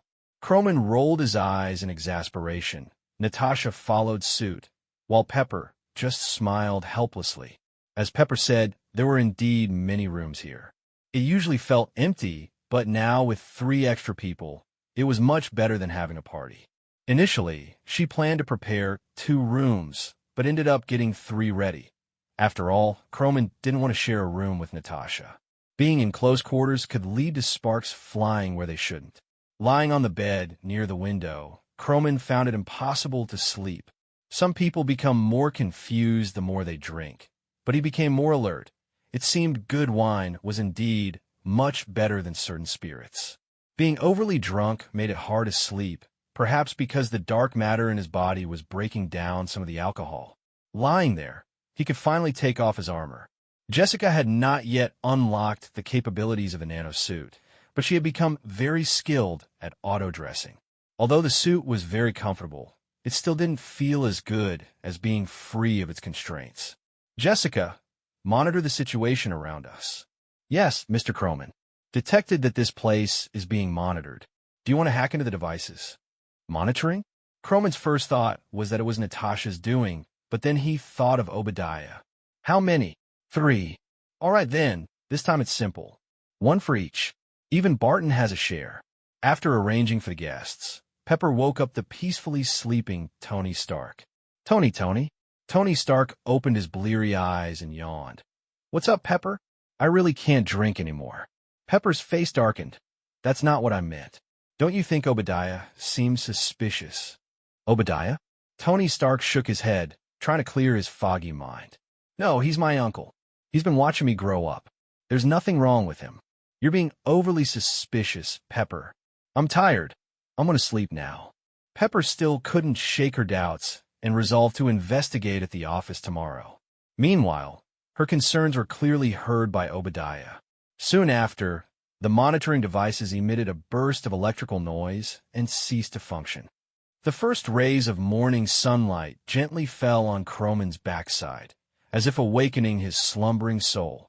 Jarvis's voice slowly filled the room. "Good morning, Mr. Croman. Would you like me to prepare breakfast for you?" The feeling of a hangover was indeed quite unpleasant. Croman couldn't help but recall what his second uncle once said. If you're hung over, just drink some beer to clear it up. That guy Croman had witnessed firsthand had ended up vomiting even more after drinking. Now, as a master of dark matter, he found himself defeated by alcohol, which left him feeling somewhat helpless. He rubbed his head and said, "Just prepare some millet porridge, Jarvis." Jarvis's voice carried a hint of apology. "I'm sorry, Mr. Croman, but we can't get Chinese food here. However, if you'd like, I can arrange for a master chef from China to come here and prepare a delicious millet porridge for you." A millet porridge requires a master chef? Croman thought to himself. Indeed, when an industry reaches its peak, making money becomes incredibly easy. He waved his hand and said, "Forget it, Jarvis. It doesn't need to be that complicated. Just check where I can buy some millet around here." "All right, Mr. Croman. I've sent the relevant information to Jessica's inbox." Looking at that distant place, Croman inexplicably felt a reluctance to go. He hesitated for a moment and said, "Have them deliver it. Never mind the millet porridge. Just a cup of milk tea will do." Just then, Jessica's communication suddenly rang. "Mr. Croman, Nick Fury is requesting a call." Croman frowned and said, "Don't pick up." "All right." 3 seconds later, the communication rang again. "Mr. Croman, Nick Fury is requesting a call again." Croman impatiently said, "Still not picking up." A minute later, Jarvis's voice came through again. "Mr. Croman, Nick Fury is requesting a call." Shield's technology was indeed impressive. They managed to break through Jarvis's defenses in such a short time. Croman yawned helplessly and said, Fine, I'll take it." On the other end of the line, Nick Fury's anxious voice came through. "Croman, you need to come back quickly. You're in danger." "Danger?" Croman thought to himself. "I feel safer outside, don't I?" He teased. "Fox Nick, it's far more dangerous on your aircraft carrier. You need to be careful. If something happens, I wouldn't know where to send the condolences." After saying that, Croman shot Jessica a glance, and the communication was instantly cut off. Nick Fury slammed his fist against the table in frustration, cursing, "Damn Croman, you're truly the person I dislike the most." But what does he mean by that? On the aircraft carrier, Croman's dark matter energy had already been put into use, and the information about his possession of dark matter technology had been confirmed. It was precisely because of this that Nick Fury noticed something strange within the organization. After storing Croman's information in text format in his secret base, there had been multiple attempts to breach the aircraft carrier's network firewall, and some had even succeeded. Although the traces were almost undetectable, Nick Fury keenly sensed them. No one would intrude into national secret networks without reason, unless they already knew about the dark matter energy. Upon further thought, perhaps Croman was right. It was indeed more dangerous here than outside. The return trip was likely to encounter an ambush, so it was better to wait here and see what would happen. Nick Fury couldn't fathom that the danger Croman referred to was not on the way back, but rather inside the aircraft carrier. This place had been rotten to the core from the very beginning. Nick Fury's words alerted Croman. Before contacting Croman, he had already sent a message regarding the mission to Natasha and Barton's phones. At this moment, the 3 people at Tony Stark's mansion were all on high alert. Unlike Croman's hangover, Barton had long since sobered up. He was carefully polishing his bow and arrows, checking the arrowheads, always ready to present a big gift to the incoming guests. Natasha was the first to arrive at Croman's door, standing by to protect him closely. Meanwhile, Croman had already donned Jessica and activated the invisibility function. He understood that if someone was after him, they would certainly want him alive. Since the opponent wasn't using heavy weaponry, they would absolutely not be able to catch him easily. He whispered, "Jessica, stay on standby. If there are any enemies, take them out immediately." "Understood, Mr. Croman." Opening the door, Croman saw Natasha standing at the entrance. Their eyes met, and they understood each other's thoughts. Croman asked, "Where's Barton?" Natasha replied, "He's on guard around the area. I suggest we move to another location." Croman nodded and said, "Then let's move." At that moment, Tony Stark's voice echoed down the hallway. "Move? Where to?" "Croman, do you really not consider me a friend? With me here, do you still need to run? It's just a villa renovation. I can't afford it." Saying this, Tony Stark was already suited up in his Iron Man armor, slowly levitating into the air. Croman smiled bitterly and said, "I don't want to drag you into this, Tony." Tony Stark replied, "What do you mean, drag me into this? I'm just testing the performance of my new suit. Don't you want to see how powerful my Mark V is?" Croman chuckled and didn't say anything further. However, Natasha showed no signs of being touched. She merely said, "We're surrounded on all sides, and there's also the risk of building collapses. Even if you want to help, we need to change the location." Tony Stark was momentarily speechless. He turned to Jarvis and said, "Notify Pepper not to come back to Stark Industries." "So where are we going?" Natasha thought for a moment and said, "Find an open area. The enemy won't use heavy weapons, and an open space can perfectly utilize both of your aerial combat advantages. Barton, come over to prepare for the move. Mr. Stark, do you have any planes here?" Tony Stark leaned closer to Croman and whispered, "I knew those two were agents." "Who exactly did you offend?" Croman forced a smile and said, "You said it yourself. My invention could overturn the entire physics world." Tony Stark suddenly understood. No one envies the mediocre, let alone an invention capable of overturning the entire world. He said, "I don't have any planes, but we can both fly." "Perfect, one of us can carry one. Let's hurry up." 5 minutes later, Barton and Tony Stark found themselves in an argument. Barton said, "I can't be carried by you. My bow and arrows will get bent, and I'll lose most of my combat ability." Tony Stark scowled and said, "I'm telling you, I absolutely won't carry you. Only a mount gets carried." Croman was more speechless. "Can you two stop arguing about this? Just have Jarvis build a metal pod, and we can pull you both with it." Tony Stark slapped his forehead and said, "Right. How'd I not think of that?" Barton agreed too. With Tony Stark's technological support, building a metal pod wouldn't take 5 minutes. Everything here seemed safe. However, things were not so stable for Pepper. At that moment, she was still just an assistant and didn't have the authority to enter Obadiah's office at will. She could only sneak in, using Tony Stark's access.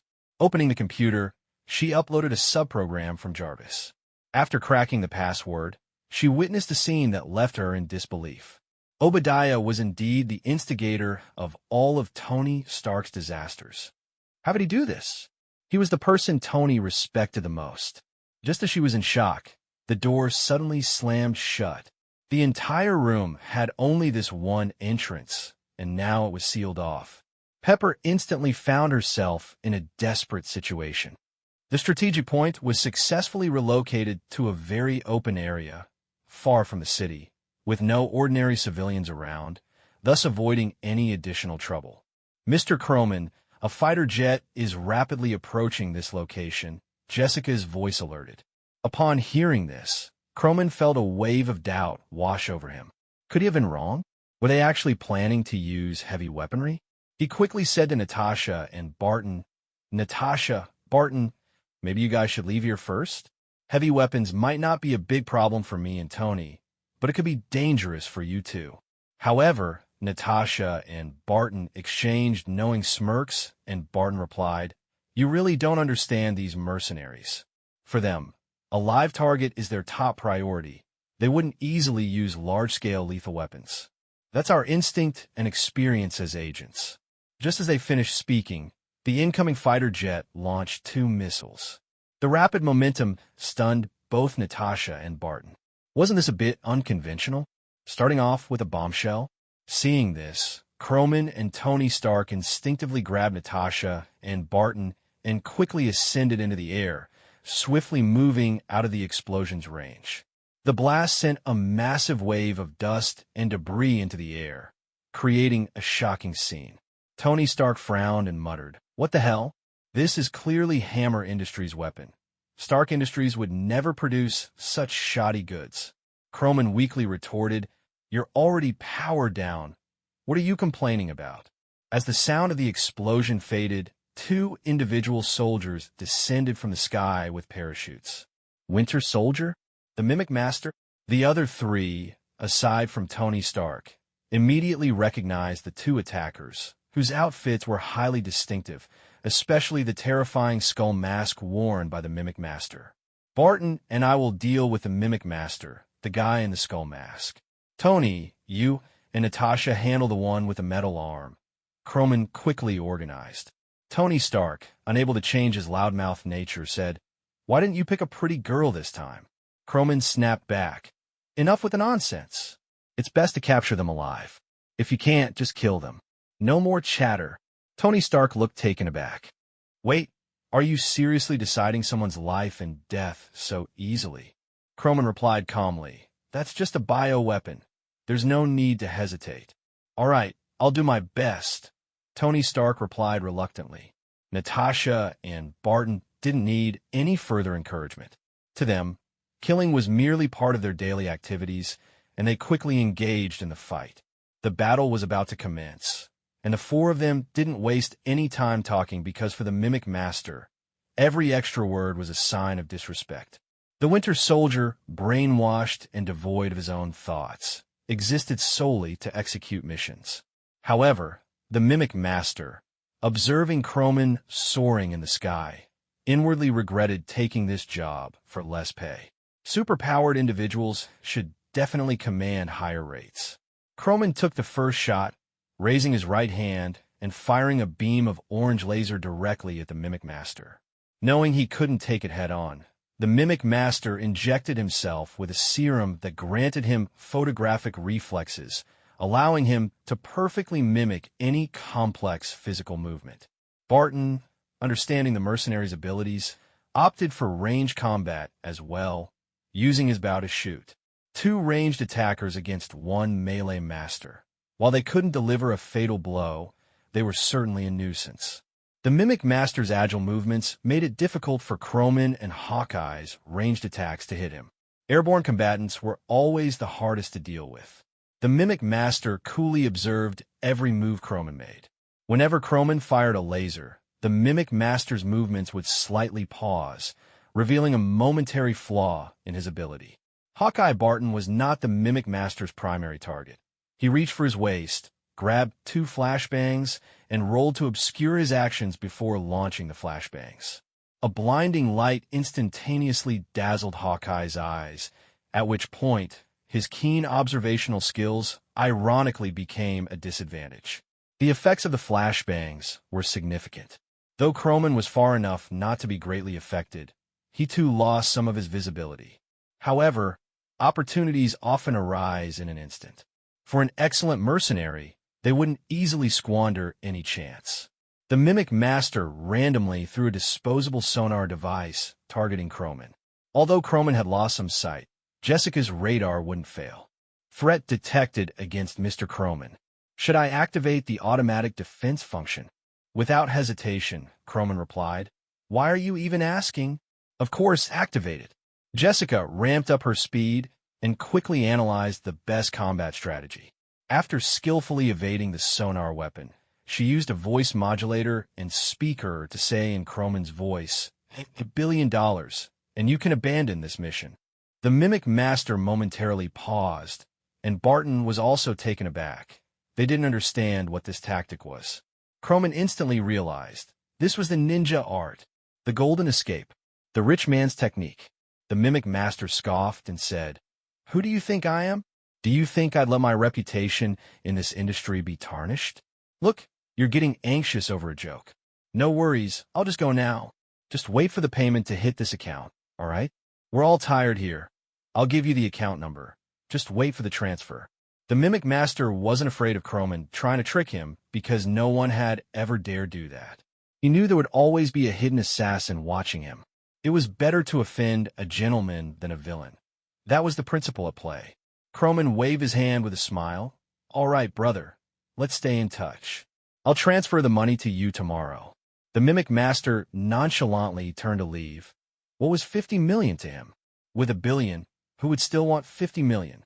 Switching perspectives to Tony Stark, he found himself in a tight spot. The Winter Soldier was indeed pressing Natasha and him hard in combat, especially since he was twice as strong when darkened. But unexpectedly, the Mimic Master suddenly fled, and the Winter Soldier received orders to retreat. What else was there to do? Wait to be captured? Tony Stark frowned. What the hell? Just like that. Natasha shot a glance at Tony's disheveled armor and retorted, Are you even in a position to say that? Tony Stark's face flushed red as he replied, This is called conserving strength. Do you understand? If Croman can't handle that skull-faced guy, I'd have to help. Croman flew over and nodded affirmatively. Exactly. You do need to help me out since I don't have $1 billion right now. What? Fuck. That'll be a loan from you. Croman smiled and said, All right. I'll pay you back someday. I'll believe your nonsense. After the battle concluded, Jarvis's voice suddenly echoed in the air. Sir, Obadiah has entered the villa and taken both arc reactors, leaving a message. Would you like to review it? Uncle Obadiah? What does he want with my reactors? Is he conducting experiments? At this moment, Obadiah's invincibility was in full effect. Even after silently stealing Tony Stark's arc reactors, Tony didn't suspect him at all. This ability seemed really interesting, akin to a cognitive halo. Hey, Tony, maybe you should check what Obadiah has to say. Oh, Tony Stark seemed dazed. Jarvis, play the message. Tony Stark, you are as annoying as your father. Stark Industries is my life's work. How dare you unilaterally shut down the weapons department? Ha ha. I now hold 30% of the shares. Transfer all your shares to me, or else I can't guarantee your little Pepper's life. After listening to the message, Tony Stark pondered for 2 seconds, then turned to Croman with a dazed expression and asked, Should I transfer the shares to him now, or do it in person? Croman couldn't suppress his emotions any longer. He said, Jessica, save this silly-looking photo for me. I want to use it as a wedding gift for Tony Stark. Honestly, Tony's current appearance was just too amusing. It was quite satisfying to see a genius like him being so affected by a passive skill. But Croman also pondered that even Obadiah might not realize he possessed such a superpower. He reminded Tony, calm down a bit. Think about it. Your little Pepper has been taken by him. He's threatening you. Tony took a moment to collect himself and replied, He must have his own reasons. After all, that's his life's work. I should understand him.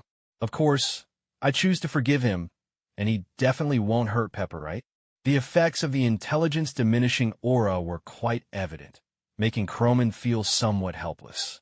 He exchanged glances with Natasha, who understood the cue and decisively knocked Tony out. Natasha asked curiously, Is Tony's state related to you? Croman nodded and admitted, Indeed, Obadiah is likely one of the carriers of dark matter powers. Natasha didn't hold back her criticism, saying, can't your dark matter differentiate between good and bad people?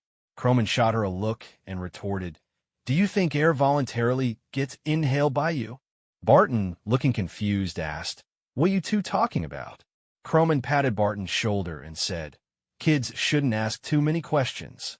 Barton looked down at Croman, who was a head shorter than him, and replied, Who are you calling a kid? In fact, no one noticed that Barton stood at a height of 191 centimeters. He just always appeared less tall because he was positioned at the back as an archer. Suddenly he exclaimed, Hey, Natasha, has Barton always been this tall? Natasha also realized, I just noticed how tall Barton actually is. Barton said helplessly, Do you not see me as a person? It looks like you all are going to save Pepper, right? Croman pretended to gasp dramatically, Oh my, I really didn't expect you to be this kind of person. Pepper has given you so many bottles of expensive wine. Oh. Natasha shot Barton a knowing look in agreement. Barton sighed and said, I really forget it. I can't be bothered to argue with you. Natasha, When did you become so childish? Childish? Natasha seemed unaware that under Croman's influence, she had indeed become much more lively. They began discussing who would carry Tony Stark, and their gazes naturally fell on Barton. Barton quickly protested, Hey, can't we let Jarvis control the suit and send him back home? Croman replied, No need, I'm awake. It turned out Natasha's hit wasn't too hard, and Tony Stark quickly regained consciousness. He said, I've come to my senses. Croman, I feel like I was affected by something.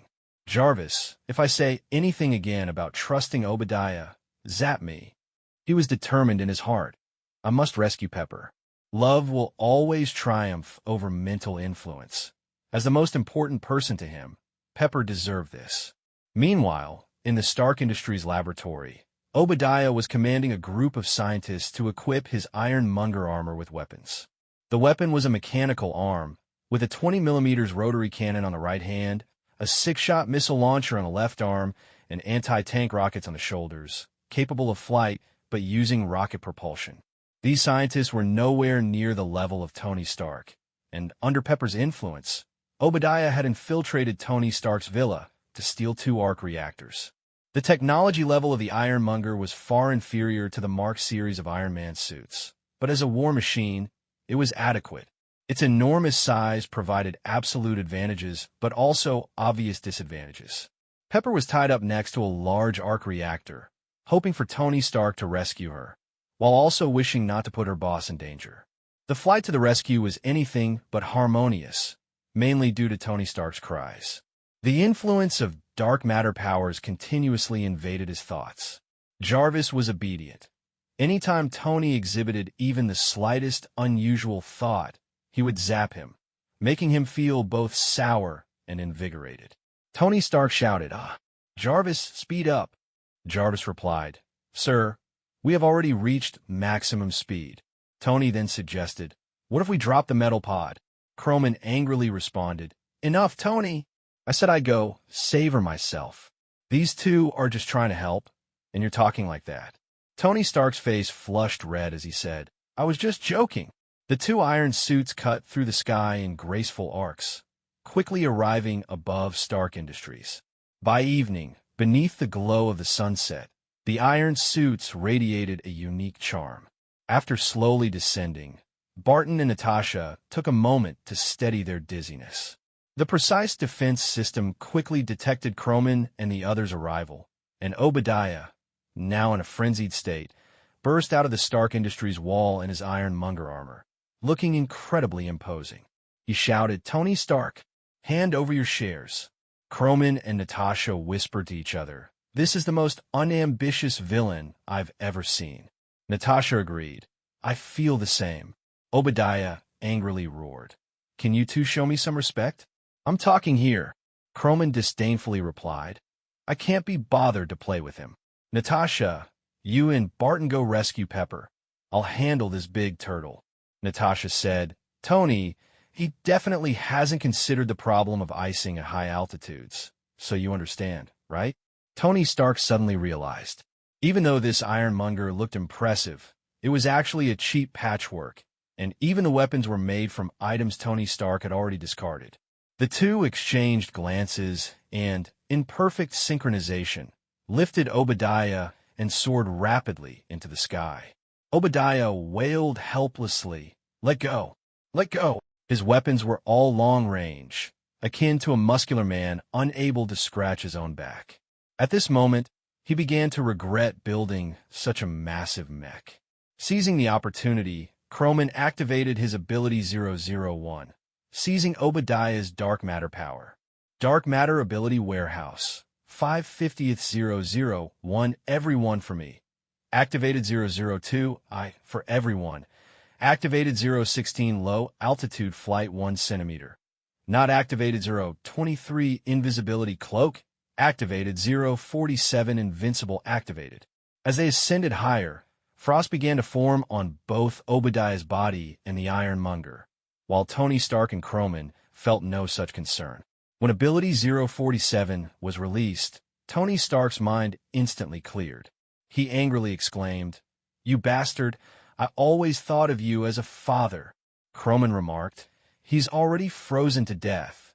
Isn't a bit late to say that. In fact, I am Iron Man. After the Obadiah incident concluded, the authorities provided Tony Stark with a highly favorable alibi. However, if he were to stick to the prepared testimony, he would no longer be the original Tony Stark. For this reason, Croman heard the most classic line, "I am Iron Man." After that, Croman moved into Tony Stark's home. "I personally think you should start developing nanotechnology," Tony Stark said, never stopping his armor research for even a moment. Since Croman had become a target, he simply stopped returning to S.H.I.E.L.D., no matter how much Nick Fury requested or pleaded with him. He just wouldn't go back. However, Natasha and Barton were called back to S.H.I.E.L.D., and Croman had no idea why. After moving into Tony Stark's home, Tony deeply experienced the saying, "Distance creates beauty." Let's just say, do you think some people can't get into MIT because they don't want to? Do you really want me to admit that I can't handle nanotechnology right now? Tony Stark glared at Croman, his patience wearing thin. What had once been a personal hobby of developing armor was now turning into a daily grind, akin to clocking in for work. Every morning, as soon as he got out of bed, Croman would start discussing how to remotely control the armor, how to upgrade Jarvis, how nanotechnology should develop, and how to respond to various situations. "Is this ever going to end, brother? Can't you give me and Pepper a little personal space?" Pepper looked particularly helpless, but she couldn't say much. After all, Croman had saved her and Tony Stark. Let's face it, how did you become so unimaginative? Didn't you always say Einstein only sleeps 3 hours a night? Your lack of imagination is completely limiting your potential. You need to pick yourself up, Croman said, belonging to the type of person who can speak freely without understanding the pain of others. As a silicon-based life form, he had one significant flaw. His ability to independently develop was almost zero, relying only on existing technology for upgrades. Thus, Jessica, Croman's strongest self-defense mechanism, could only rely on urging Tony Stark to achieve upgrades. It must be said that Croman's urging was indeed effective. The remote control technology that was supposed to appear in the second phase of Iron Man had already been developed and experimentally validated. However, this technology was of no use to Croman, as Jessica could already achieve self-control. Croman still didn't give up. "Can't you use regenerative technology and 3D printing to develop the nanotechnology suit?" This statement awakened Tony. Long ago, he had collaborated with a beautiful Korean doctor. Her name was something like Regeneration Cradle. Jarvis should still have the preliminary data from that experiment. But why would he be so obedient? "Croman, enough already. Can't you let me have a break?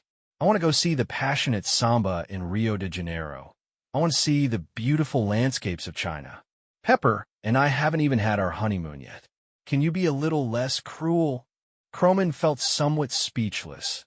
He was indeed being a bit cruel, living in someone else's home and constantly urging him to work. It was hard-earned for these two to finally be together. "All right, I admit I might have gone a bit too far. You two could go have fun. Just let me wait here alone in this lonely castle for the prince to return. Can we take you with us? You're acting like a jilted wife. Do you want me to find you a supermodel?" Croman pouted. "No way. That's dirty, since you've touched them all." A hint of resentment flashed in Pepper's eyes.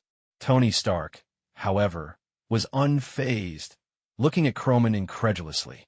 "I didn't realize you were such a stuffy old man. These days, where there's so many virgins left. Are you a pedophile?" After rolling his eyes at Tony Stark, Croman snapped back. "Shut up. Remember to get your energy arc reactor online soon, so I can earn some shares. Are you trying to take advantage of me? You've already scammed me for $10 billion. Now you want to mess with my company's stocks? And didn't I already transfer Obadiah's shares to you?" Croman shrugged helplessly. "Hey, who would complain about having more money? What?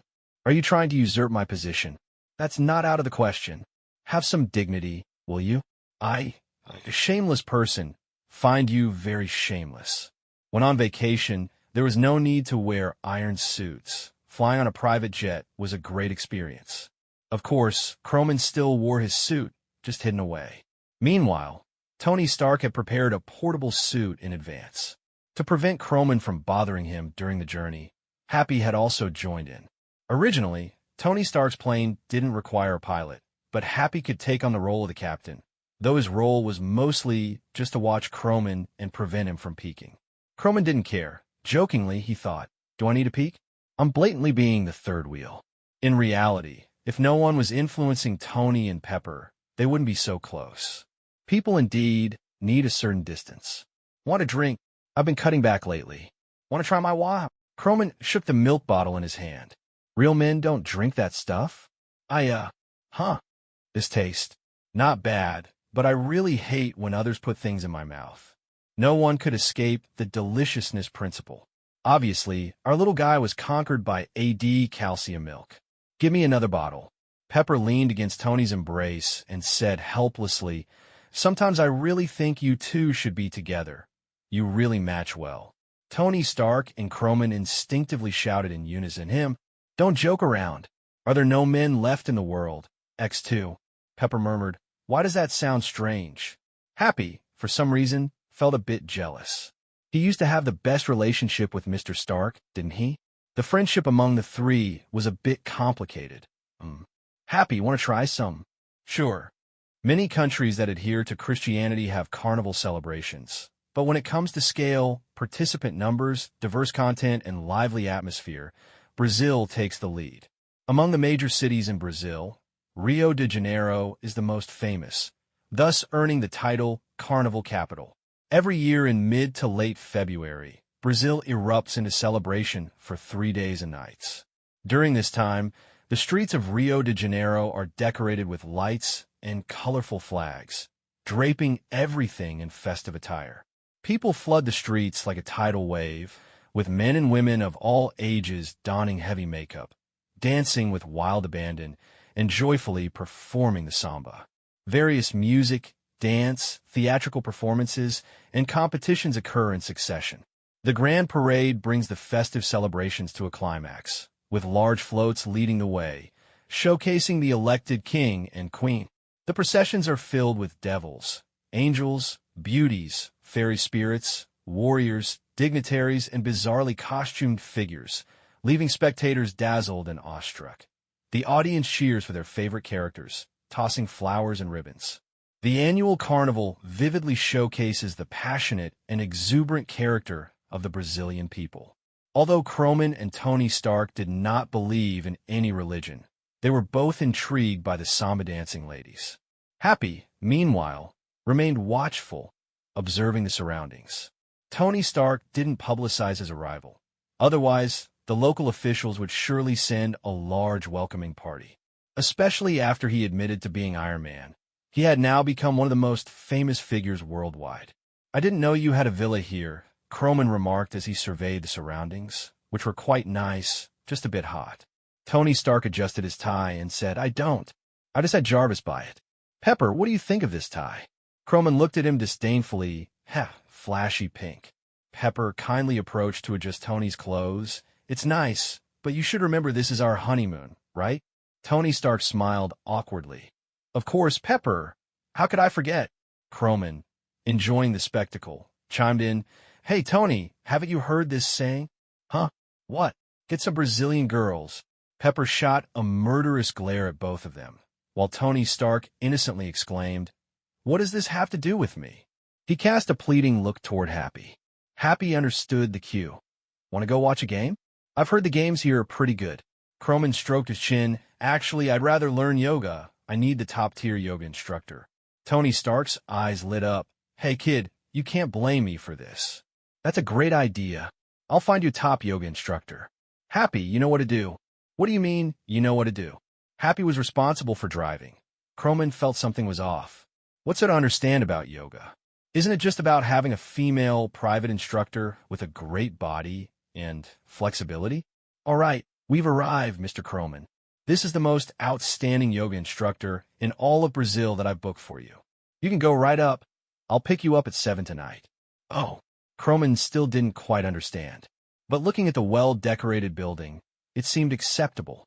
Upon entering and going upstairs, a beautiful and enthusiastic receptionist greeted Croman and asked him to wait a moment. 5 minutes later, The door to the yoga room opened, and a frail, stiff-looking man walked out. Following him was a muscular man dressed in a white jiu-jitsu outfit, sporting a full beard and a long chest of hair, who respectfully bowed to Croman. "Hello, Mr. Croman. I'm your scheduled yoga instructor, and hope to have a pleasant afternoon with you." Croman's face instantly darkened, and he gritted his teeth. "Damn it. Tony Stark. Just you wait." At that moment, Tony Stark sneezed. "Achoo. Who's cursing me? Oh. Now let me ask you, Tony Stark, is the yoga instructor you imagined really like the one in front of you?" Croman stood beside a burly man with a thick chest of hair, who was currently looking at him with a pitiful expression, as if pleading for mercy. "Oh, come on, times have changed. This is the yoga instructor I carefully found according to your request. Particularly clean, too." Tony Stark's laughter echoed from the phone, completely unconcerned, making Croman feel as though he were being tormented by a demon. "I'm going to kill you. How can you laugh so loudly about this? It's too blatant." Croman stomped his foot in frustration. "Nothing I can do. I'm just a straightforward person. By the way, didn't you communicate well with that professional instructor?" Tony continued to tease. Croman, feeling both angry and amused, said, "I'll remember this. Don't let me catch you slipping up again." All right. I'm Tony Stark. That's well known." With that, Tony hung up the phone without any hesitation. It turns out that men, no matter how old they are, hide a student's heart deep down inside. Seeing the scheming smiles of Happy and Tony Stark, Pepper could only shake her head in resignation, unsure of what to say. This situation was just too absurd. "I'm so hungry I could laugh. Pepper, how about we grab something to eat? I know a Brazilian steakhouse that's supposed to be amazing," Croman said, feeling utterly helpless as he looked at the bound man's pitiful eyes, which made his stomach churn. "Stop looking at me like that. Do you believe I'll really kill you? That look is driving me crazy," Croman exclaimed angrily. The yoga master remained calm and said slowly, "Sir, you really have a bad temper. You should learn some yoga, just like my previous student. Although he could be scary when angry, under my guidance, he learned to control his temper very well. Bruce was quite an excellent student." Croman lost interest in the yoga master's long-winded speech. His thoughts had already drifted far away. Suddenly, he caught a name the yoga master mentioned. Bruce? It couldn't be the Bruce he was thinking of, could it? "Before you go on about how successful your teaching is, tell me, what's Bruce's full name?" Croman asked eagerly. The yoga master shook his head. "I don't know. I just know he's called Bruce. If it's Bruce Banner, that could be problematic because where Bruce Banner is, military personnel are sure to be present." Just then, Tony Stark's phone rang again, and his furious voice came through. "Hey, Croman, you need to come back. Rhodey just told me the military is conducting a secret operation here, and we hope you don't bring unnecessary trouble." Croman's heart sank, confirming his suspicion that the yoga master was indeed Bruce Banner. "Okay, I understand. When are they making their move?" Croman asked. "Right now. How long until you can get here?" Tony Stark inquired. Croman glanced at his Rolex watch, hesitating before responding, Probably. I'm here." Just then, the bound yoga master suddenly screamed, "Let me go." Since there was no need to stay any longer, Croman activated his suit and instantly returned to his original location. As he landed, he saw Tony Stark and Pepper intimately close, a sight that made him feel a bit awkward. Tony Stark, seeing Croman return, was instantly furious. "Can't you give me 2 more minutes?" Croman smirked. "Oh, so you can only maintain your composure for 2 minutes? But now I'm pondering a question. How do you manage to put on and take off your clothes in 2 minutes?" Tony Stark was so furious he nearly spat blood. "To hell with you. Happy, come here. Hold me." Happy obediently came over and grabbed hold of Tony Stark. "Do you believe I'll kill you? I tell you, if it weren't for Happy holding me back, I'd definitely kill you." Tony Stark glared furiously. Pepper covered her mouth, trying to stifle her laughter. "Let it go. Let's hurry up before Rhodey starts pressuring us again." "Oh," the 3 of them said in unison. 10 minutes later, they boarded the private plane. Croman looked at the beef in front of him and felt utterly helpless. He had been eating beef for so long he had forgotten to switch to something else. Every day it's steak. Even a dog wouldn't eat it. Croman mumbled, casting a glance at Tony Stark, who was seriously cutting his food. Tony Stark silently put down his knife and fork. Then forget it, Pepper. Just throw this away. Just then, a rumbling sound drew everyone's attention. Hee, Croman, are you hungry? Tony Stark grinned mischievously. Croman looked at him in confusion. Not really. Is your stomach growling? Happy, is that you? Happy was shoving a hamburger in his mouth, shaking his head vigorously. This situation was simply too bizarre. Was it haunted? No, something was definitely off. Jarvis, scan the plane, Croman immediately ordered. Tony Stark also recognized the seriousness of the situation and quickly issued the same command. Sir, a figure has been detected in the storage cabinet, Jarvis's voice replied. As a professional security personnel, Happy's skills immediately came into play as he rushed to the storage cabinet and yanked the door open. Inside stood a frail man, awkwardly smiling at Happy. Hi, I'm Bruce Banner. Nice to meet you all, Before Bruce could finish his sentence, Happy had already pinned him to the ground, rendering him immobile. Hey, don't get too excited, brother.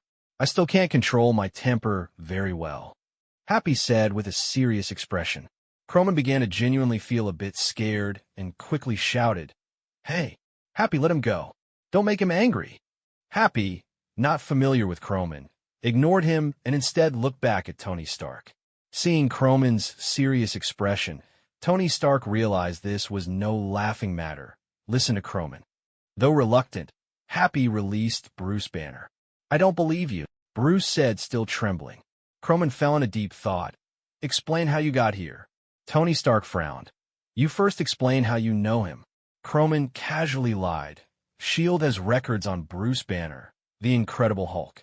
This military exercise is probably because of him. Bruce looked at Croman in surprise, a wave of unease washing over him. Did this person come to capture him too?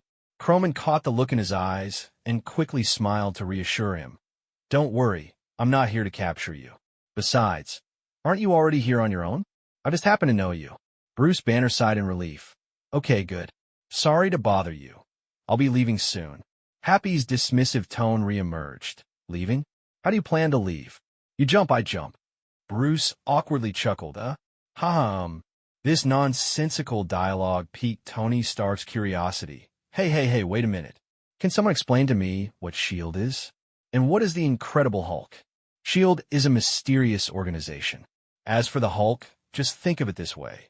When he gets angry, he turns green and can tear this plane apart in a second. Croman explained casually. Bruce Banner forced a smile. We can discuss this later, but could I get something to eat first? I'm really a bit hungry. However, Croman and Tony Stark clearly didn't take his words to heart and instead began discussing the Hulk enthusiastically. Hey, Croman, when he turns green, does his entire body turn green or just part of it? Does that area turn green too? Bruce Banner rolled his eyes helplessly. Hey, aren't you imagining your yoga instructor to look like the one in front of you, Tony Stark? Croman stood beside a burly man with a thick chest of hair, who was currently giving him a pleading look, as if he were trying to convey his grievances. Oh, come on, times have changed. This is the yoga instructor I found just for you, and he's particularly clean. Tony Stark's laughter came through the phone, completely unconcerned, making Croman feel as though he were being tormented by a demon. I'm going to kill you. How can you laugh so loudly about this? It's too blatant. Croman stomped his foot in frustration. Nothing I can do. I'm just a straightforward person. By the way, didn't you communicate well with that professional instructor? Tony continued teasingly.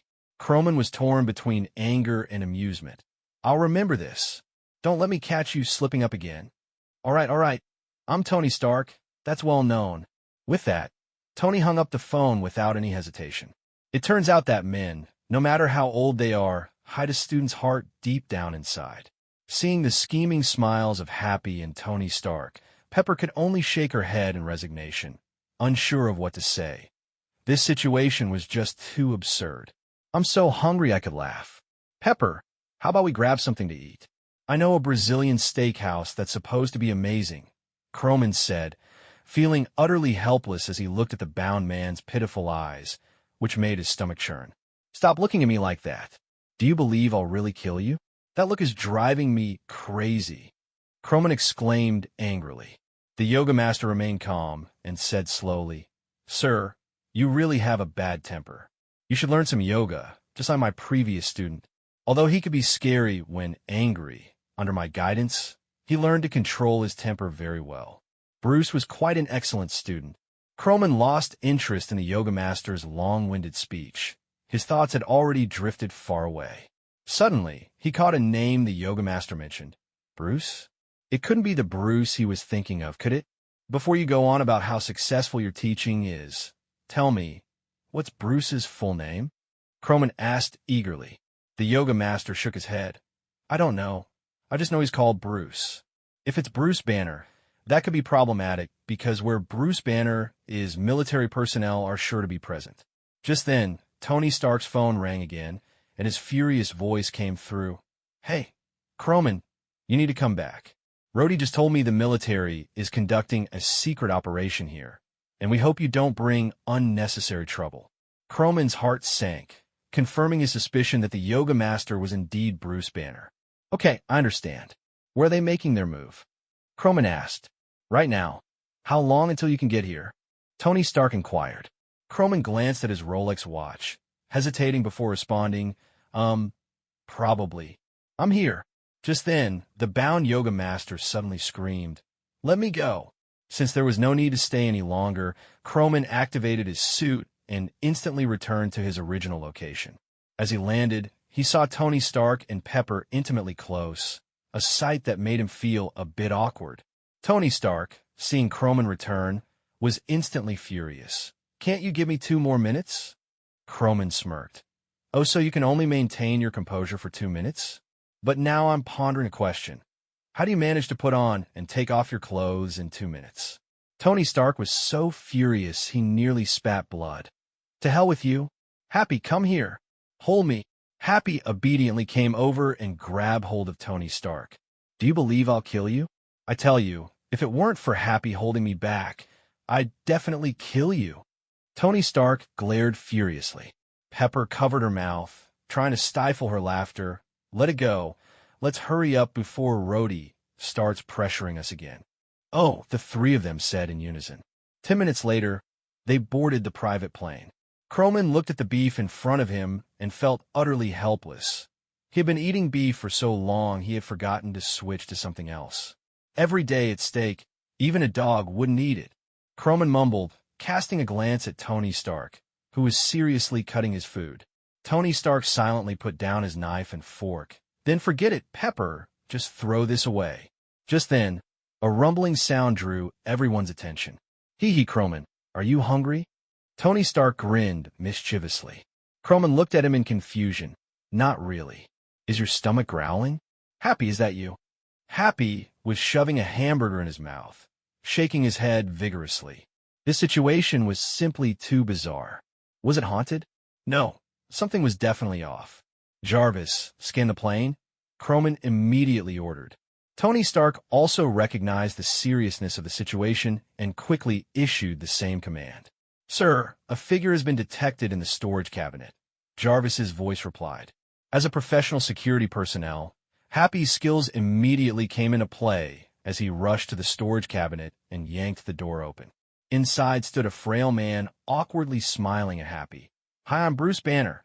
Nice to meet you all. Before Bruce could finish his sentence, Happy had already pinned him to the ground, rendering him immobile. Hey, don't get too excited, brother. I still can't control my temper very well, Happy said with a serious expression. Croman began to genuinely feel a bit scared and quickly shouted, Hey, Happy, let him go. Don't make him angry. Happy, not familiar with Croman, ignored him and instead looked back at Tony Stark. Seeing Croman's serious expression, Tony Stark realized this was no laughing matter. Listen to Croman. Though reluctant, Happy released Bruce Banner. I don't believe you, Bruce said, still trembling. Croman fell into deep thought. Explain how you got here. Tony Stark frowned. You first explain how you know him. Croman casually lied. S.H.I.E.L.D. has records on Bruce Banner, the Incredible Hulk. This military exercise is probably because of him. Bruce looked at Croman in surprise, a wave of unease washing over him. Did this person come to capture him too? Croman caught the look in his eyes and quickly smiled to reassure him. Don't worry, I'm not here to capture you. Besides, aren't you already here on your own? I just happen to know you. Bruce Banner sighed in relief. Okay, good. Sorry to bother you. I'll be leaving soon. Happy's dismissive tone reemerged. Leaving? How do you plan to leave? You jump, I jump. Bruce awkwardly chuckled, huh? This nonsensical dialogue piqued Tony Stark's curiosity. Hey, wait a minute. Can someone explain to me what S.H.I.E.L.D. is? And what is the Incredible Hulk? S.H.I.E.L.D. is a mysterious organization. As for the Hulk, just think of it this way. When he gets angry, he turns green and can tear this plane apart in a second. Croman explained casually. Bruce Banner forced a smile. We can discuss this later, but could I get something to eat first? I'm really a bit hungry. However, Croman and Tony Stark clearly didn't take his words to heart, and instead began discussing the Hulk enthusiastically. Hey, Croman, when he turns green, does his entire body turn green or just part of it? Does that area turn green too? Bruce Banner rolled his eyes helplessly. Hey. If you were offered $100 million to spend an entire night with a monster that could explode at any moment, would you take it? Croman's answer was a resounding no. Perhaps it was due to his acquaintance with Bruce Banner that the Hulk's emotions seemed relatively stable at this moment, and he didn't display any extreme behavior toward the two of them. Of course, if Tony Stark wasn't wrapped in plaster, the situation might have been even more harmonious. Fortunately, this was a mansion, and the space below could easily accommodate the Hulk's size. Strangely enough, the Hulk seemed a bit smaller than before. Perhaps it was just an illusion. Want to eat something? Hulk hates onions. Tony Stark looked at the Hulk in his home, noticing that the latter had lost much of his previous chaotic energy. He couldn't help but think, does this thing even differentiate between people? Of course it did. While Tony Stark's personality might be a bit abrasive, he wasn't foolish. When he had been captured, he hadn't lashed out at the mercenaries, even if they might not understand him. Croman kept a nervous eye on the Hulk, fearing that this ancestor might impulsively smash the place and bury them both.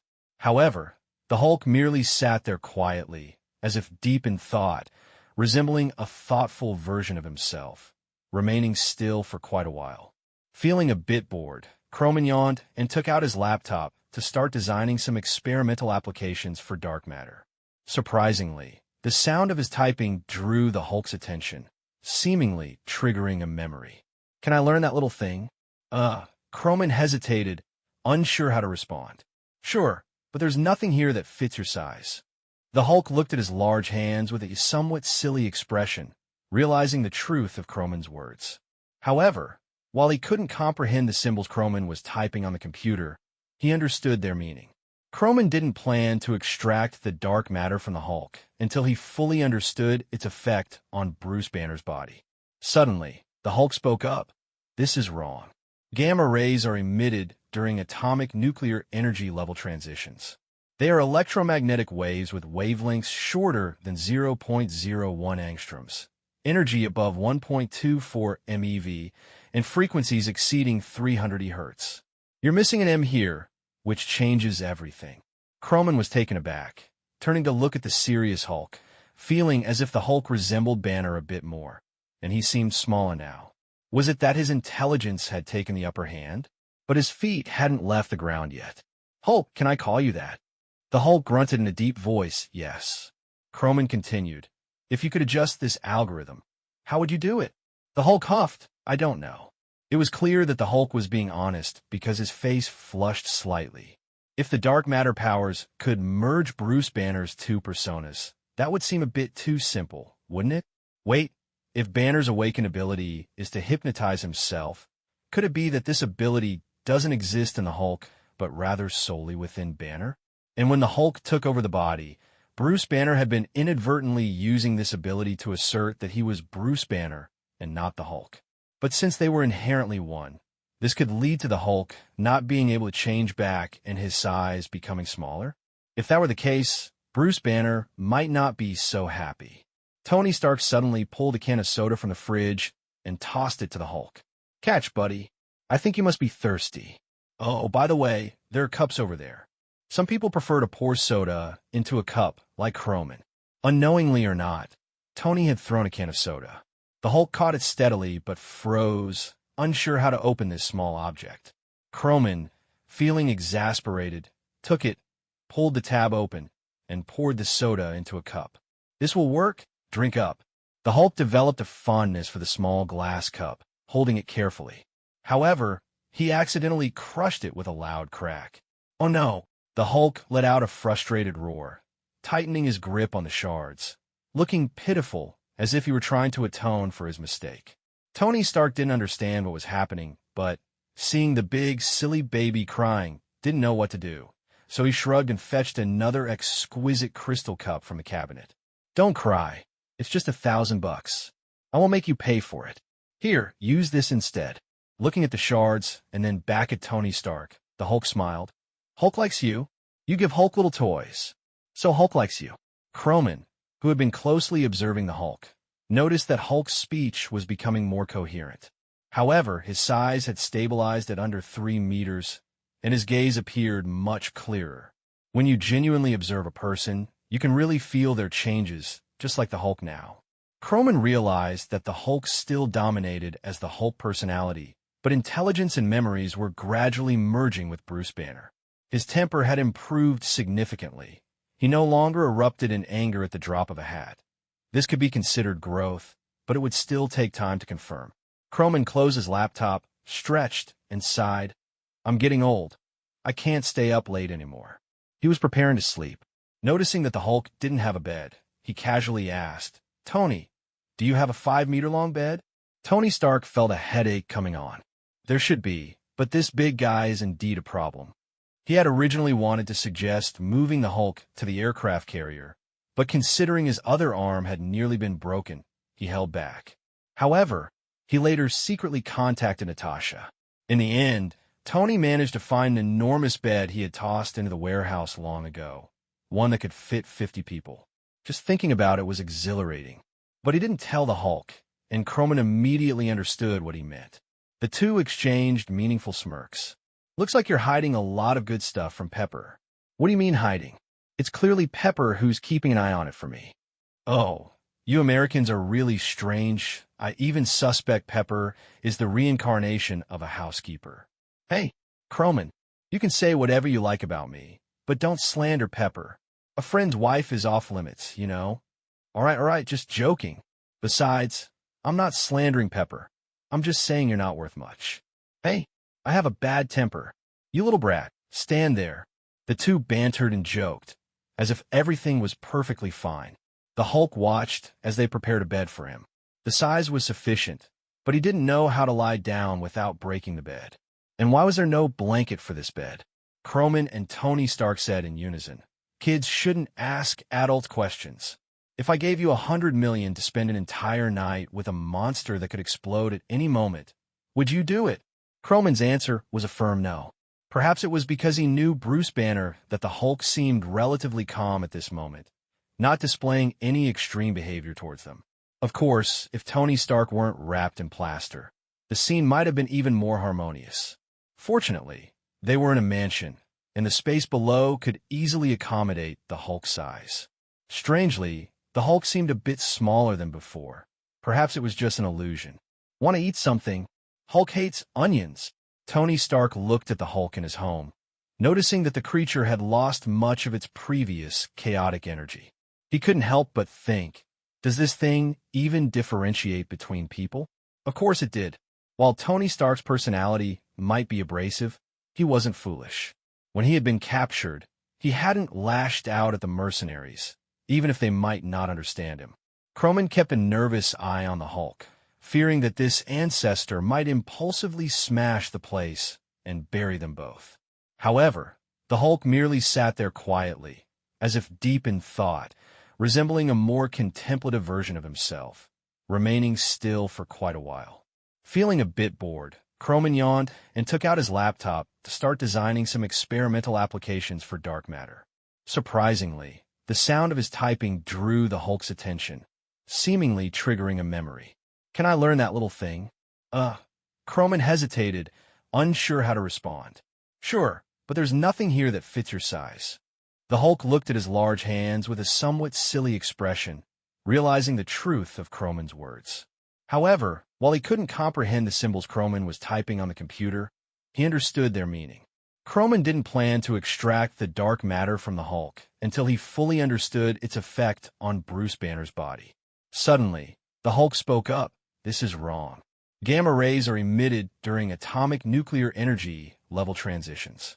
They are electromagnetic waves with wavelengths shorter than 0.01 angstroms, energy above 1.24 MeV, and frequencies exceeding 300 Hz. You're missing an M here, which changes everything.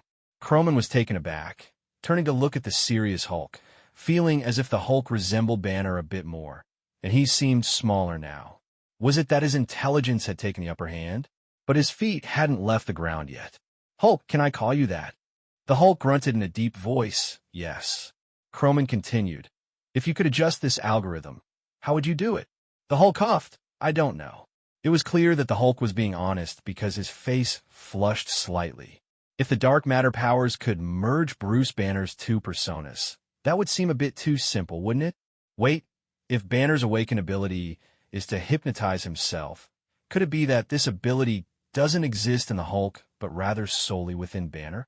And when the Hulk took over the body, Bruce Banner had been inadvertently using this ability to assert that he was Bruce Banner and not the Hulk. But since they were inherently one, this could lead to the Hulk not being able to change back and his size becoming smaller. If that were the case, Bruce Banner might not be so happy. Tony Stark suddenly pulled a can of soda from the fridge and tossed it to the Hulk. Catch, buddy. I think you must be thirsty. Oh, by the way, there are cups over there. Some people prefer to pour soda into a cup, like Croman. Unknowingly or not, Tony had thrown a can of soda. The Hulk caught it steadily but froze, unsure how to open this small object. Croman, feeling exasperated, took it, pulled the tab open, and poured the soda into a cup. This will work. Drink up. The Hulk developed a fondness for the small glass cup, holding it carefully. However, he accidentally crushed it with a loud crack. Oh no! The Hulk let out a frustrated roar, tightening his grip on the shards, looking pitiful as if he were trying to atone for his mistake. Tony Stark didn't understand what was happening, but seeing the big, silly baby crying, didn't know what to do, so he shrugged and fetched another exquisite crystal cup from the cabinet. Don't cry.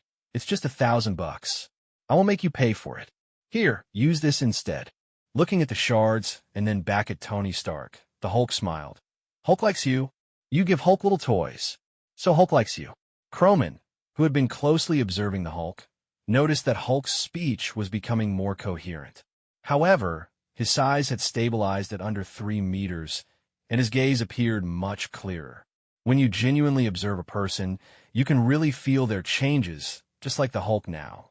Croman realized that the Hulk still dominated as the Hulk personality, but intelligence and memories were gradually merging with Bruce Banner. His temper had improved significantly. He no longer erupted in anger at the drop of a hat. This could be considered growth, but it would still take time to confirm. Croman closed his laptop, stretched, and sighed. I'm getting old. I can't stay up late anymore. He was preparing to sleep. Noticing that the Hulk didn't have a bed, he casually asked, Tony, do you have a 5-meter-long bed? Tony Stark felt a headache coming on. There should be, but this big guy is indeed a problem. He had originally wanted to suggest moving the Hulk to the aircraft carrier, but considering his other arm had nearly been broken, he held back. However, he later secretly contacted Natasha. In the end, Tony managed to find an enormous bed he had tossed into the warehouse long ago, one that could fit 50 people. Just thinking about it was exhilarating. But he didn't tell the Hulk, and Croman immediately understood what he meant. The two exchanged meaningful smirks. Looks like you're hiding a lot of good stuff from Pepper. What do you mean hiding? It's clearly Pepper who's keeping an eye on it for me. Oh, you Americans are really strange. I even suspect Pepper is the reincarnation of a housekeeper. Hey, Croman, you can say whatever you like about me, but don't slander Pepper. A friend's wife is off limits, you know. All right, just joking. Besides, I'm not slandering Pepper. I'm just saying you're not worth much. Hey, I have a bad temper. You little brat, stand there. The two bantered and joked, as if everything was perfectly fine. The Hulk watched as they prepared a bed for him. The size was sufficient, but he didn't know how to lie down without breaking the bed. And why was there no blanket for this bed? Croman and Tony Stark said in unison. Kids shouldn't ask adults questions.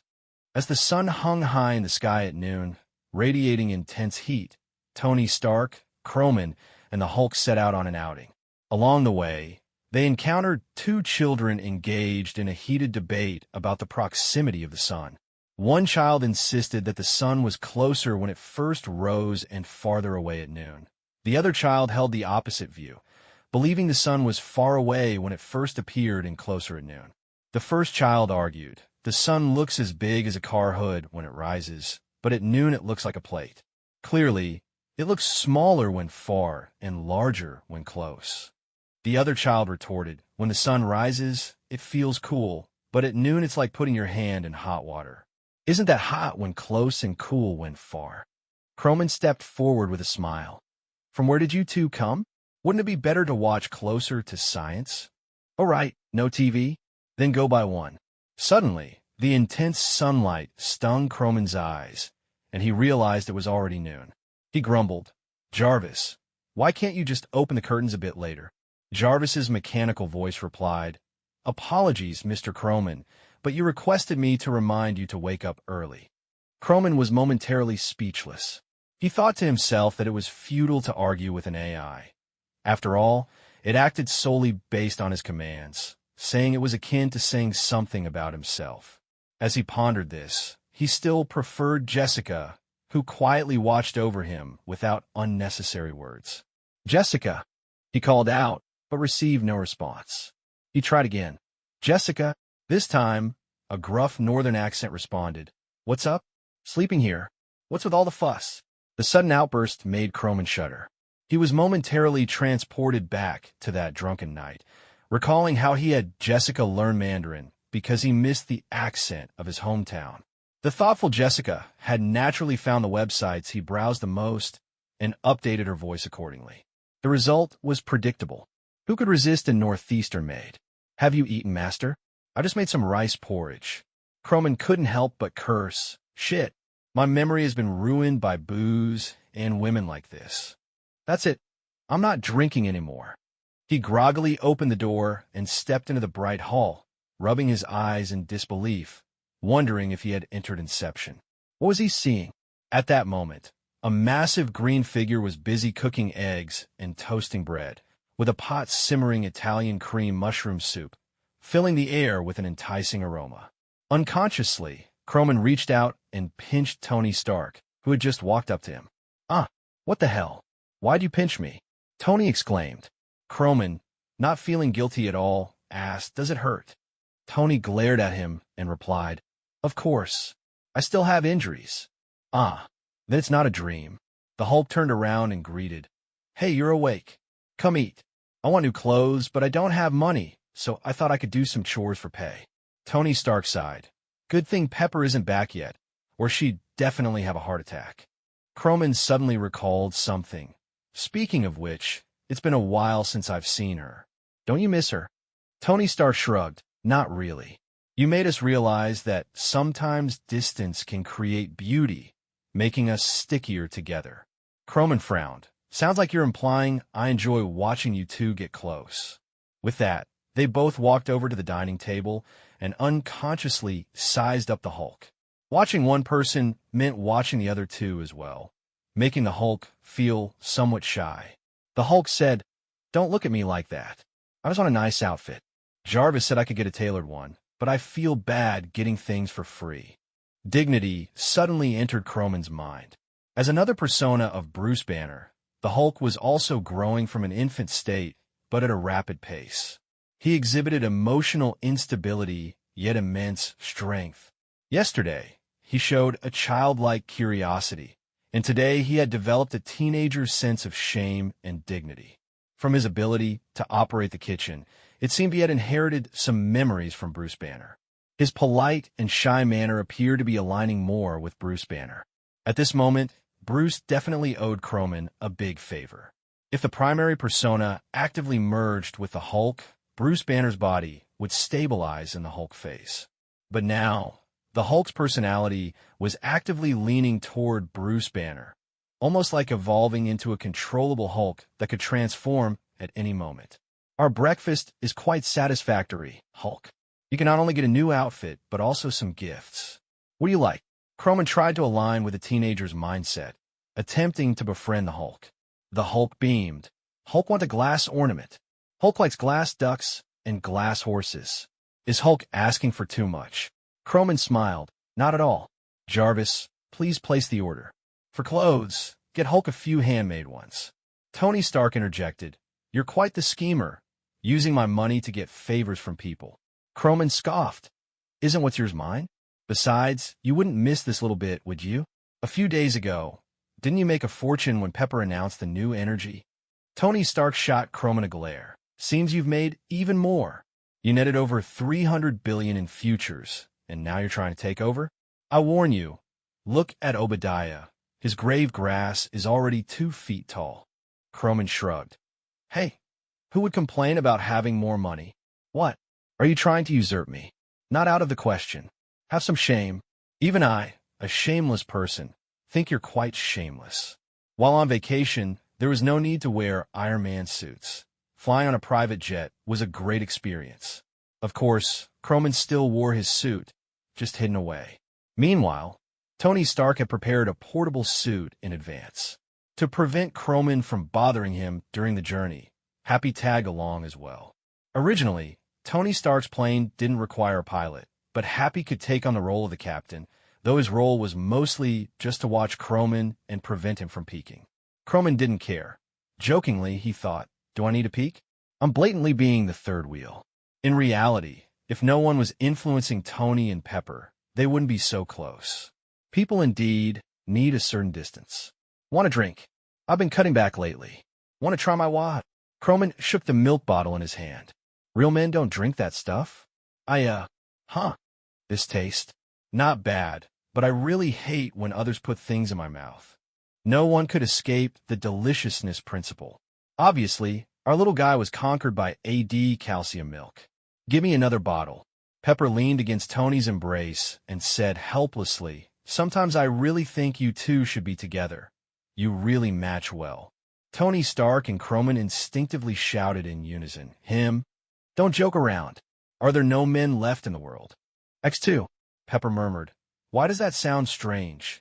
Happy, for some reason, felt a bit jealous. He used to have the best relationship with Mr. Stark, didn't he? The friendship among the three was a bit complicated. Happy, want to try some? Sure. Many countries that adhere to Christianity have carnival celebrations, but when it comes to scale, participant numbers, diverse content, and lively atmosphere, Brazil takes the lead. Among the major cities in Brazil, Rio de Janeiro is the most famous, thus earning the title Carnival Capital. Every year in mid to late February, Brazil erupts into celebration for 3 days and nights. During this time, the streets of Rio de Janeiro are decorated with lights and colorful flags, draping everything in festive attire. People flood the streets like a tidal wave, with men and women of all ages donning heavy makeup, dancing with wild abandon, and joyfully performing the samba. Various music, dance, theatrical performances, and competitions occur in succession. The Grand Parade brings the festive celebrations to a climax, with large floats leading the way, showcasing the elected king and queen. The processions are filled with devils, angels, beauties, fairy spirits, warriors, dignitaries, and bizarrely costumed figures, leaving spectators dazzled and awestruck. The audience cheers for their favorite characters, tossing flowers and ribbons. The annual carnival vividly showcases the passionate and exuberant character of the Brazilian people. Although Croman and Tony Stark did not believe in any religion, they were both intrigued by the samba dancing ladies. Happy, meanwhile, remained watchful, observing the surroundings. Tony Stark didn't publicize his arrival. Otherwise, the local officials would surely send a large welcoming party. Especially after he admitted to being Iron Man, he had now become one of the most famous figures worldwide. I didn't know you had a villa here. Croman remarked as he surveyed the surroundings, which were quite nice, just a bit hot. Tony Stark adjusted his tie and said, I don't. I just had Jarvis buy it. Pepper, what do you think of this tie? Croman looked at him disdainfully, flashy pink. Pepper kindly approached to adjust Tony's clothes. It's nice, but you should remember this is our honeymoon, right? Tony Stark smiled awkwardly. Of course, Pepper. How could I forget? Croman, enjoying the spectacle, chimed in, Hey, Tony, haven't you heard this saying? Huh? What? Get some Brazilian girls. Pepper shot a murderous glare at both of them, while Tony Stark innocently exclaimed, What does this have to do with me? He cast a pleading look toward Happy. Happy understood the cue. Want to go watch a game? I've heard the games here are pretty good. Croman stroked his chin. Actually, I'd rather learn yoga. I need the top-tier yoga instructor. Tony Stark's eyes lit up. Hey, kid, you can't blame me for this. That's a great idea. I'll find you a top yoga instructor. Happy, you know what to do. What do you mean, you know what to do? Happy was responsible for driving. Croman felt something was off. What's there to understand about yoga? Isn't it just about having a female private instructor with a great body and flexibility? All right, we've arrived, Mr. Croman. This is the most outstanding yoga instructor in all of Brazil that I've booked for you. You can go right up. I'll pick you up at 7 tonight. Oh, Croman still didn't quite understand. But looking at the well-decorated building, it seemed acceptable. Upon entering and going upstairs, a beautiful and enthusiastic receptionist greeted Croman and asked him to wait a moment. 5 minutes later, the door to the yoga room opened, and a frail, stiff-looking man walked out. Following him was a muscular man dressed in a white jiu-jitsu outfit, sporting a full beard and a long chest of hair, who respectfully bowed to Croman. Hello, Mr. Croman. I'm your scheduled yoga instructor and hope to have a pleasant afternoon with you. Croman's face instantly darkened, and he gritted his teeth. Damn it. Tony Stark, just you wait. At that moment, Tony Stark sneezed. Achoo! Who's cursing me? Oh, the saying goes, a poor family, a rich road, and when you're out and about, there are indeed many situations that require money, just like the current scenario. Barton found himself entangled with a woman whose physique was comparable to Natasha's.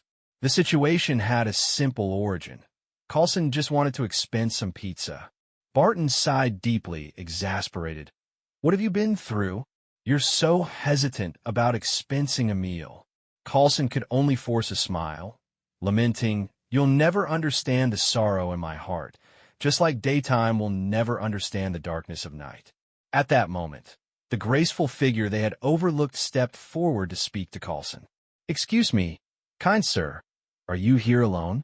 Coulson wasn't particularly interested in women, otherwise he wouldn't have named his car. But facing such a charming and forward woman, he felt his face flush slightly. Hawkeye Barton, for some reason, felt a twinge of jealousy. He scolded himself internally. Ugh. Barton, get those filthy thoughts out of your head. Remember, you have a wife and kids. Barton was internally conflicted, like a classic scene from Tom and Jerry. Angel Barton whispered in his ear, Oh, Barton, you can't do this. You know it's wrong. Meanwhile, Devil Barton tempted him from the other side. Hey, this is just a mistake any man can make. Besides, it's just once. No one will know. In the end, Angel Barton triumphed over Devil Barton, firmly pinning him down.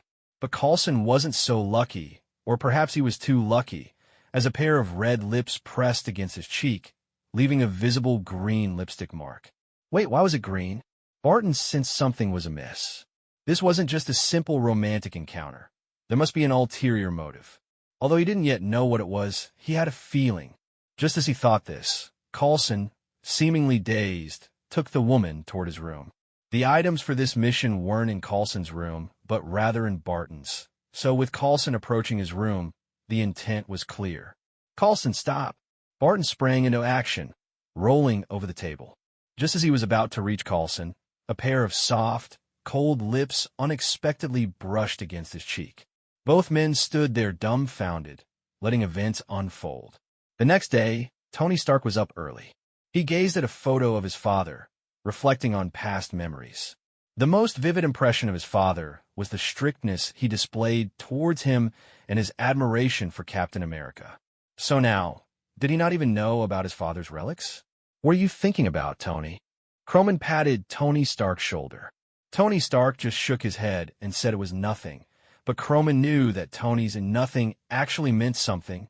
Otherwise, he wouldn't have the expression he did now. You really don't have to be so conflicted. Once you have kids, you'll understand your father's feelings, Croman said, causing Tony's expression to pause momentarily. Wait a minute, in the quantum realm, theoretically, time is at a standstill. Dark matter and quantum phenomena share some common characteristics. Since you can manipulate dark matter, if you could convert a human into dark matter and then back again using gamma rays as a beacon, wouldn't that enable time travel technology? Croman was astonished, looking at Tony with wide eyes. You can't be unaware of the effects of the time paradox, right? Tony Stark chuckled self-deprecatingly. Of course I know.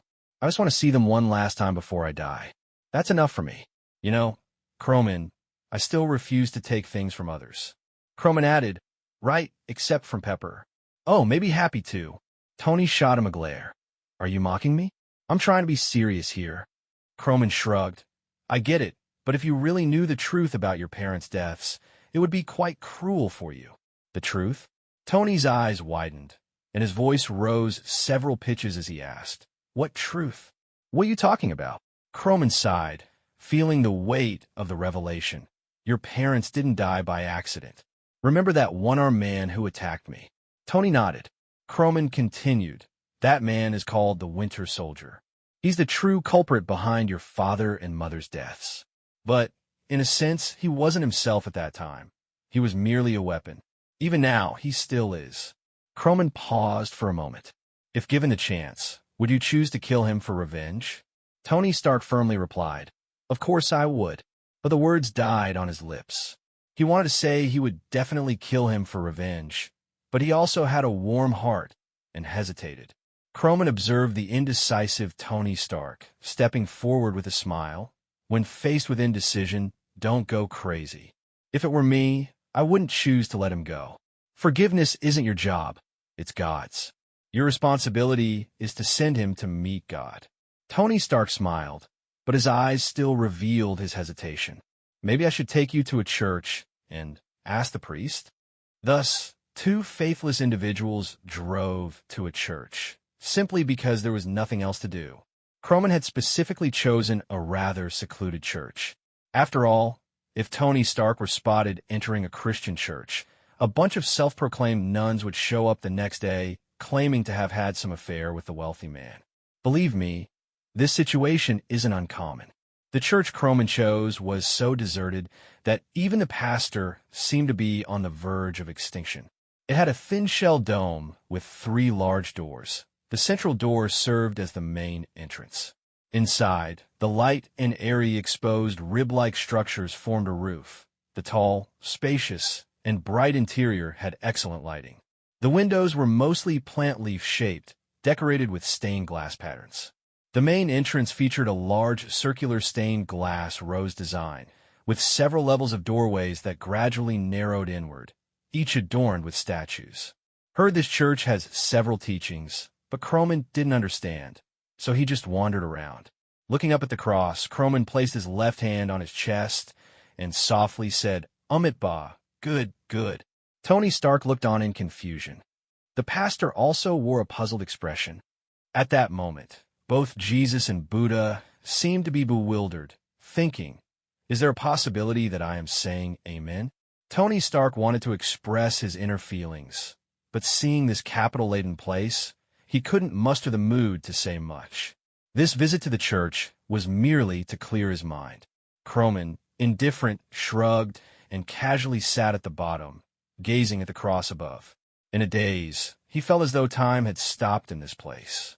Suddenly, he saw a massive world tree, hanging 9 large fruits, with one fruit receding into the distance, as if it were nothingness. In a dreamlike daze, Croman slowly awakened. He glanced at his Patek Philippe limited edition watch, puzzled. Had only a few seconds passed? That seemed unlikely. Tony Stark smirked and said, your method isn't much use. Come on, Barton will be here in the evening. I had Happy go buy some things. You just keep an eye on the Hulk and make sure he doesn't smash our guest. Croman shook his head, feeling as if he had seen something important but couldn't quite recall it. As dusk approached, the Hulk squatted on the rooftop of the villa, pondering life. Seeing this, Croman wanted to coax him down, but the Hulk suddenly asked, "Mr. Croman, you say to be or not to be. Is that really a question? If I exist, what proves that I truly exist here at this moment?" Croman was almost infuriated, thinking, "Seriously, if you weren't so difficult, I could actually take you on. I'd have to give you a good scolding for spouting all this nonsense about Zhuangzi dreaming of a butterfly." He was on the verge of taking the dark matter from Bruce Banner, but he just had to hold on a little longer. The precise radar would be completed in a few days. The Hulk was at that confusing stage of adolescence, striving to stabilize his worldview, or rather, to integrate Bruce Banner's perspectives. "Are we eating tonight?" the Hulk asked. Croman, suppressing his anger, replied, "Yeah, if my stomach is growling, it means I'm hungry. Let's go. We're having barbecue tonight." As the evening glow mingled with the coastline, painting a beautiful scene, a yellow taxi slowly approached in the distance, getting closer and closer. "1, 2, 3? Why are there 3 people?" Tony Stark mumbled, and Croman, overhearing, retorted, "Duh, isn't there going to be a driver?" Tony Stark frowned and said, "Why would I count the driver? I'm talking about the woman in the back seat." "A woman?" Croman's heart tightened. How could a woman suddenly appear? He hadn't heard anything about Coulson having a wife. "Jessica, zoom in on the image," Croman instructed. "Okay, Mr. Croman." Jessica's voice responded. As the image enlarged, Croman saw a stranger's face he had never encountered before. Instinctively, he sensed this woman didn't look like a good person. Often, first impressions represent a person's attitude, and right now, Croman didn't like this woman at all, feeling he never would. Tony Stark, however, leaned in with a grin, exclaiming, "This woman looks pretty good." Pepper, who hadn't made an appearance in a while, huffed, prompting Tony to awkwardly smile. He regretted having confessed to Pepper so early. The Hulk grumbled, "Hulk doesn't like that woman." In fact, it was indeed strange for a top-tier agent to arrive by taxi. 5 minutes later, the two got out, holding Howard's relics, a model and a video clip. Once Barton exited the cab, his vision suddenly darkened, and his eyes turned pale. He instantly lost his sight, stumbling and crashing onto the asphalt, making intimate contact with the ground. At that moment, Croman sensed something was off because the usually easygoing Coulson stood frozen, which was unusual. He should have at least attempted to help Barton. Simultaneously, a system prompt chimed in. Detected dark matter ability carrier. Barton. Carrying ability. ID 022. Far sight. Can see objects 1,000 miles away. Now Croman finally understood why Barton suddenly went blind. It turned out his farsight ability caused him to be unable to see anything within 1,000 miles. Barton's unexpected fall left everyone stunned, especially the graceful woman. Just then, Croman suddenly shouted, "Hulk! Smash that woman!" The Hulk paused for a moment, and in an instant, the woman was enveloped in a green mist before disappearing from everyone's sight. After she left, the Hulk remained frozen in place, pondering to himself. "So our relationship isn't as good as I thought?" Scratching his head, the Hulk awkwardly said, "Sorry, Croman, I didn't react in time." Croman let out a sigh of resignation. It's fine. He then dragged the dazed Hawkeye and Coulson inside the house. The Hulk wanted to help, but seeing the floor he had accidentally damaged, Croman rejected his offer. Pepper, witnessing their state, exclaimed, "What happened to them? Should we call a priest to exorcise some ghosts?" Croman shot Tony Stark a look, signaling him to leave first. Tony calmly took Pepper and retreated from the lab. At this moment, Croman was unaware of what had happened to Barton and Coulson, but he could tell that their brainwaves had definitely been affected by something. The end of science is theology, and perhaps the end of theology still leads back to science. With his mastery of dark matter, Croman could see a black energy within the bodies of the two men. To some extent, it seemed every form of energy had a close connection to dark matter. While Croman couldn't perform complex dark matter transformations yet, he could erase this black energy. He waved his hand, and dark matter energy surged forth.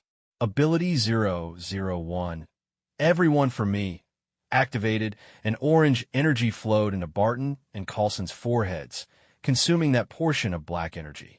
As the dark matter returned to their bodies, the system prompt sounded. Detected ability 022. Farsight has been recorded. Dark matter ability warehouse.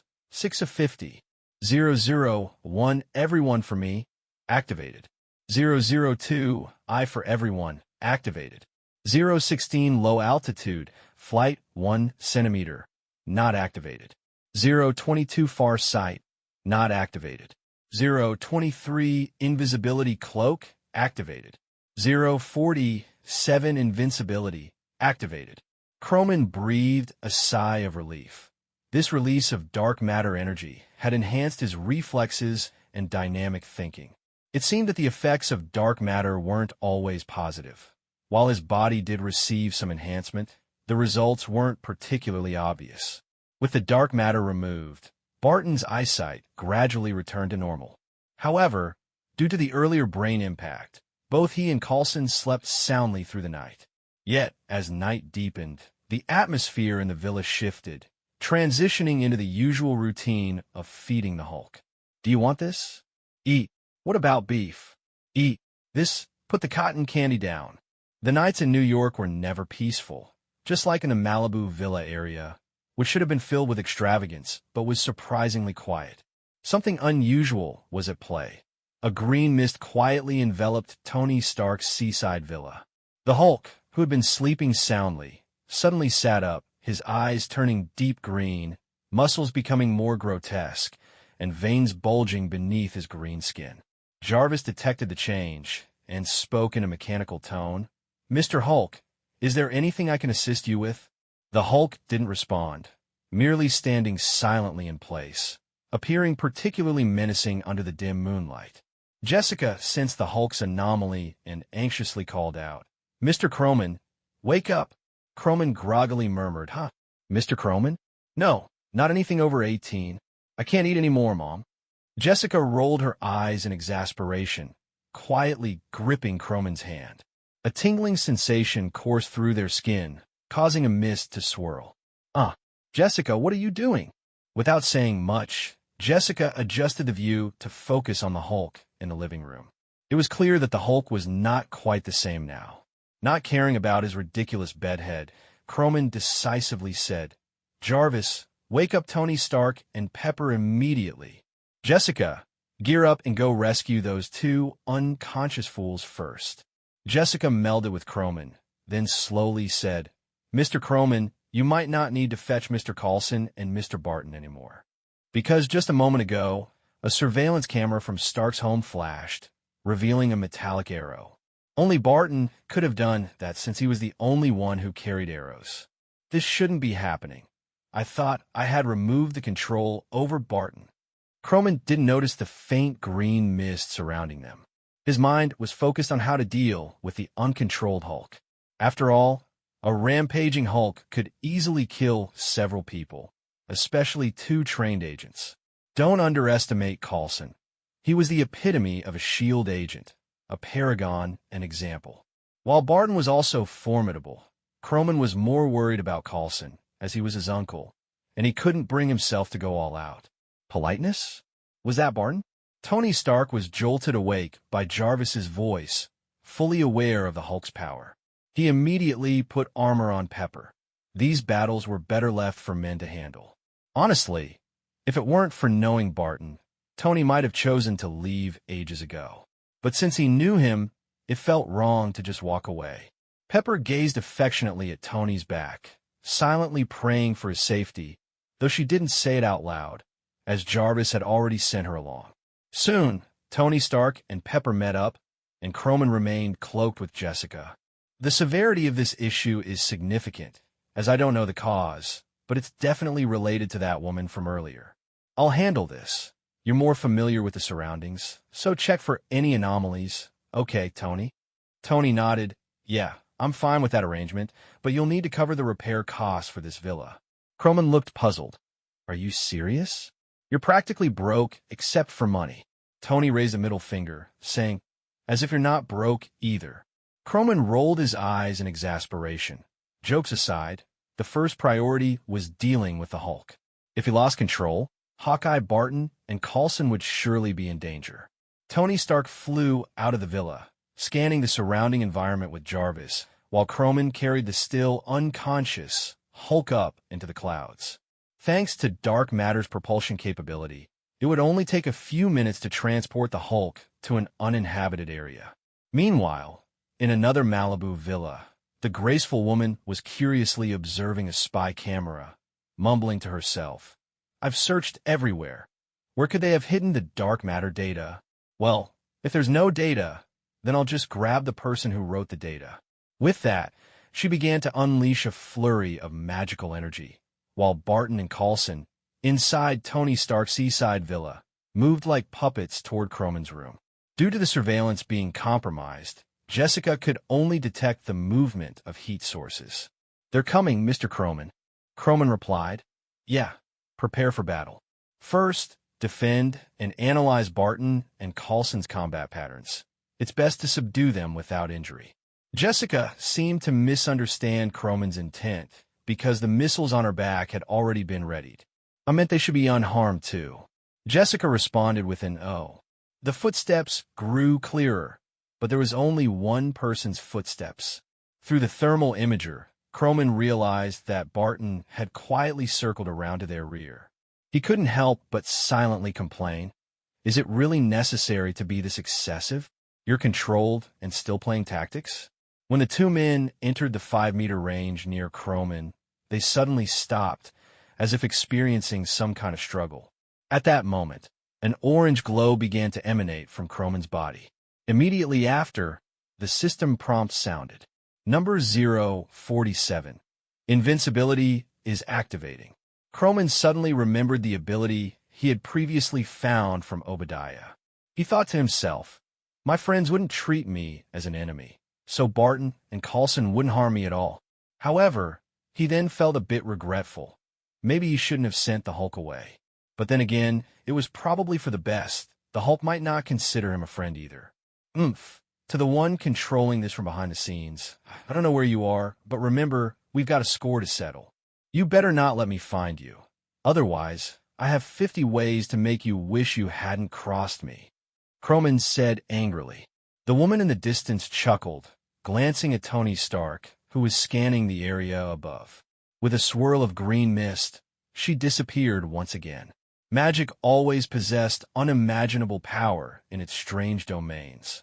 As she vanished, Coulson and Barton shook their heads, as if awakening from stupor, regaining their self-awareness. How did I end up here?" Coulson looked bewildered. Unlike the Mind Stone, they didn't have any memory of being controlled, which left them quite confused. Croman, too lazy to explain what had happened, had Jessica play back the previous recording. The forgotten Hulk scratched his head in confusion, and then walked toward the direction he thought was right.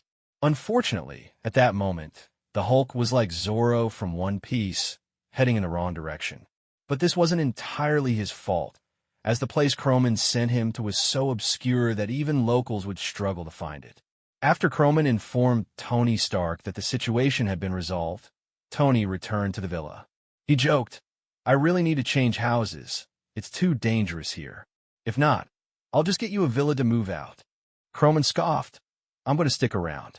You've got kids, and I'll help Pepper with postpartum care. I'm not leaving just to annoy you." "Postpartum care? What's that?" Tony asked, looking puzzled. After the farce ended, Croman suddenly realized a problem. Should he go retrieve the Hulk? Tony Stark remained silent for a moment, and Barton was also quiet, while Coulson didn't speak either. A few seconds later, Tony said, "You go get the Hulk. I'll pick up Pepper first." So, the Hulk went far away, and Pepper was brought back. In the early morning, the group sat in the hall, all enveloped in silence, each lost in their thoughts. Croman pondered whether he should change his living situation. Although he claimed to be sticking around, he knew he had caused plenty of trouble for Tony. Tony Stark was contemplating how to improve security while also considering moving to a new house. Barton regretted his experience of being controlled, especially the 2 times it had happened. He resolved to strengthen his willpower. Coulson, meanwhile, was mentally calculating whether he needed to compensate for the surveillance here, but quickly dismissed the idea since Tony was already planning to move. The next day, none of them felt like sleeping. Coulson was thinking about how to write his report, while Tony Stark and Croman began researching the items left by his father. With the previous hints from Croman, the two quickly unraveled the mystery left by Howard Stark, leaving Tony feeling nostalgic. His father was indeed his father. However, the next tasks were beyond Tony Stark's involvement. It wasn't because he couldn't keep up, it was because the upcoming modification work required the radar provided by the system, which Tony couldn't understand. Moreover, Croman wouldn't allow him to see it. So, under Tony Stark's resentful gaze, Croman quietly drew the curtains, closed the door, and disabled the surveillance. He then retrieved a dark matter radar resembling a Dragon Ball radar from the dark matter space. Essentially, it operated on the same principle as a regular radar, but it used dark matter instead of sound waves. Now, Croman needed to add an external device to utilize the energy source of the triangular arc for a more detailed scan. This energy was gentle enough to neutralize some gamma rays and then test the balance point. However, Croman's aesthetic sense regarding tech products was often lacking. This radar looked like a hodgepodge of various inventions from a domestic film, making it quite ugly. But that didn't matter. As long as it worked, it was fine. Theoretically sound, it was now time for practical testing. Wait, why is it smoking? Oh no, it seems like it's about to explode. Damn, get down, Croman shouted. Fortunately, Jessica was quick enough to grab Barton and Coulson before the explosion, moving them away. Tony Stark and Pepper quickly dodged as well upon hearing the noise. The explosion's power was less than they had imagined, possibly because the radar stability was good, only leveling the area around the villa. Tony Stark gazed at the empty plot with a forlorn expression, saying, "Now, not changing houses is no longer an option." Croman flew over to inspect the empty space, finding the dark matter radar intact. It truly was a product of the system. He sighed, lamenting, "What a waste. I still don't have a brilliant mind like that. Jessica, please help me find a suitable house online." Finding a place to live wasn't difficult, but options that met Croman's requirements were few and far between. The reason he said, basically, none was because when Croman inquired if Nick Fury's aircraft carrier was for sale, Fury politely declined. Men and women have different needs in this regard. For men, all fears stem from a lack of firepower. If Croman had the choice, he would definitely create a mobile fortress, using dark matter for energy support and its evolving characteristics to construct something akin to a Gundam. Thus, Croman was constantly brainstorming ways to extort some vibranium from Wakanda to build his own Gundam. Although it wouldn't compare to Thanos' Sanctuary 2, it would still surpass most technological levels. Tony Stark made decisions quickly. He chose a villa perched on a cliff. People couldn't help but wonder why wealthy individuals liked to burrow into the mountains. Barton and Coulson returned to the aircraft carrier, with Coulson starting to draft his report while Barton engaged in self-training, all proceeding in an orderly manner. Only Croman wandered the streets, feeling lackluster. He could locate the Hulk since the dark matter radar could pinpoint his position, but he didn't want to do that. After finally managing to shake off the Hulk without facing retaliation, why not enjoy some peace? Before he knew it, Croman seemed to have walked into a deserted area, barren and desolate. The wind swept across the land, stirring up clouds of dust. He pondered, where exactly is this? I remember just being on the streets of New York City. A rich, magnetic voice echoed behind him. This is a point of stagnation in the timeline, child. Croman turned around to see an elderly man with white hair and one eye. Despite his somewhat portly figure, he didn't have an oily appearance. Odin! Odin smiled slightly, as if to acknowledge him. He pointed at the surrounding environment and said, "You possess a potential I have never seen before. Even this ability to pause time is something you have granted me." At this point, Odin chuckled. "Haha, I'm getting old, child. I sense that you have a special ability that could help me resolve the crisis of Ragnarok. I hope you can assist me." and in exchange, I can provide you with most of what you desire. Ragnarok was triggered by Surtur, but the underlying issue was Odin's aging, making it difficult for him to control Hela. The ability Odin referred to must be the number 047 invincibility ability, right? So this ability could be used in this way, to befriend Hela and forcibly lower her intelligence? Croman wanted Odin's favor, but he was also more concerned about the fact that he had somehow granted Odin power. Wait a minute. Why do you say I granted you the ability to pause time? Odin smiled. No need to hide it. I know your power has spread into many forms, one of which is within me. I utilize the enchantment rune to deduce its source. I can return this power to you, along with other things you desire. Would you like to make this trade with me? What a stroke of luck. Hela breaking through her seal was something that would happen much later on, and Croman was confident he could handle that issue when it arose. I agree to this, but I need to ask first. If I want to create a fleet of warships similar to Thanos' sanctuary, how long will it take? Even Odin winced at this request, feeling sympathy for the Dwarven king for a few seconds. Most of Asgard's equipment and ships were forged by the Nidavellir dwarves. So now, all the pressure fell on King Eitri. I don't know the exact time, but I can promise to expedite it. Is that acceptable? Croman thought for a moment and said, What about the destroyer armor? Are you not using it? Can you give it to me? Odin chuckled, showing no signs of regret. I will use it to test Thor in Mexico later. If you wish to take it yourself, that's fine too. The deal was struck, and both sides cooperated pleasantly. However, after Odin left, Croman suddenly realized that he hadn't retrieved the dark matter ability yet. Forget it. I'll get it back sooner or later. Jessica, how much more until the SHIELD aircraft carrier is fully assimilated by dark matter? Jessica replied, 60%. The energy of the SHIELD aircraft carrier hasn't fully transitioned to dark matter yet, so the progress isn't fast. It's estimated to be completed within half a month. Croman found a cafe, ordered a cup of hand-brewed coffee, leaned his face on his hand, and fell into deep thought. Although he was wealthy, it seemed that this amount of money was still far from enough. Tony Stark had around $300 trillion, and he was roughly the same. While using Jessica to manipulate the economy could yield more money, that would go against his original intention.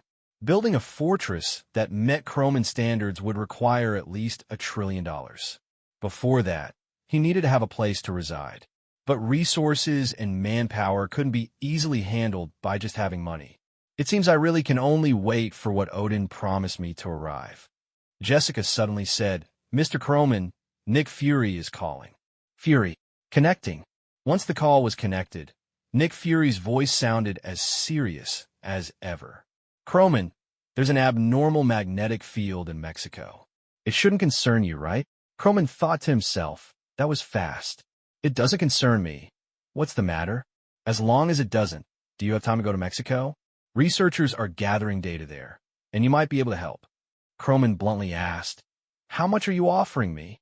Nick Fury replied, somewhat speechless, You, the second largest shareholder of Stark Industries, are asking me for money?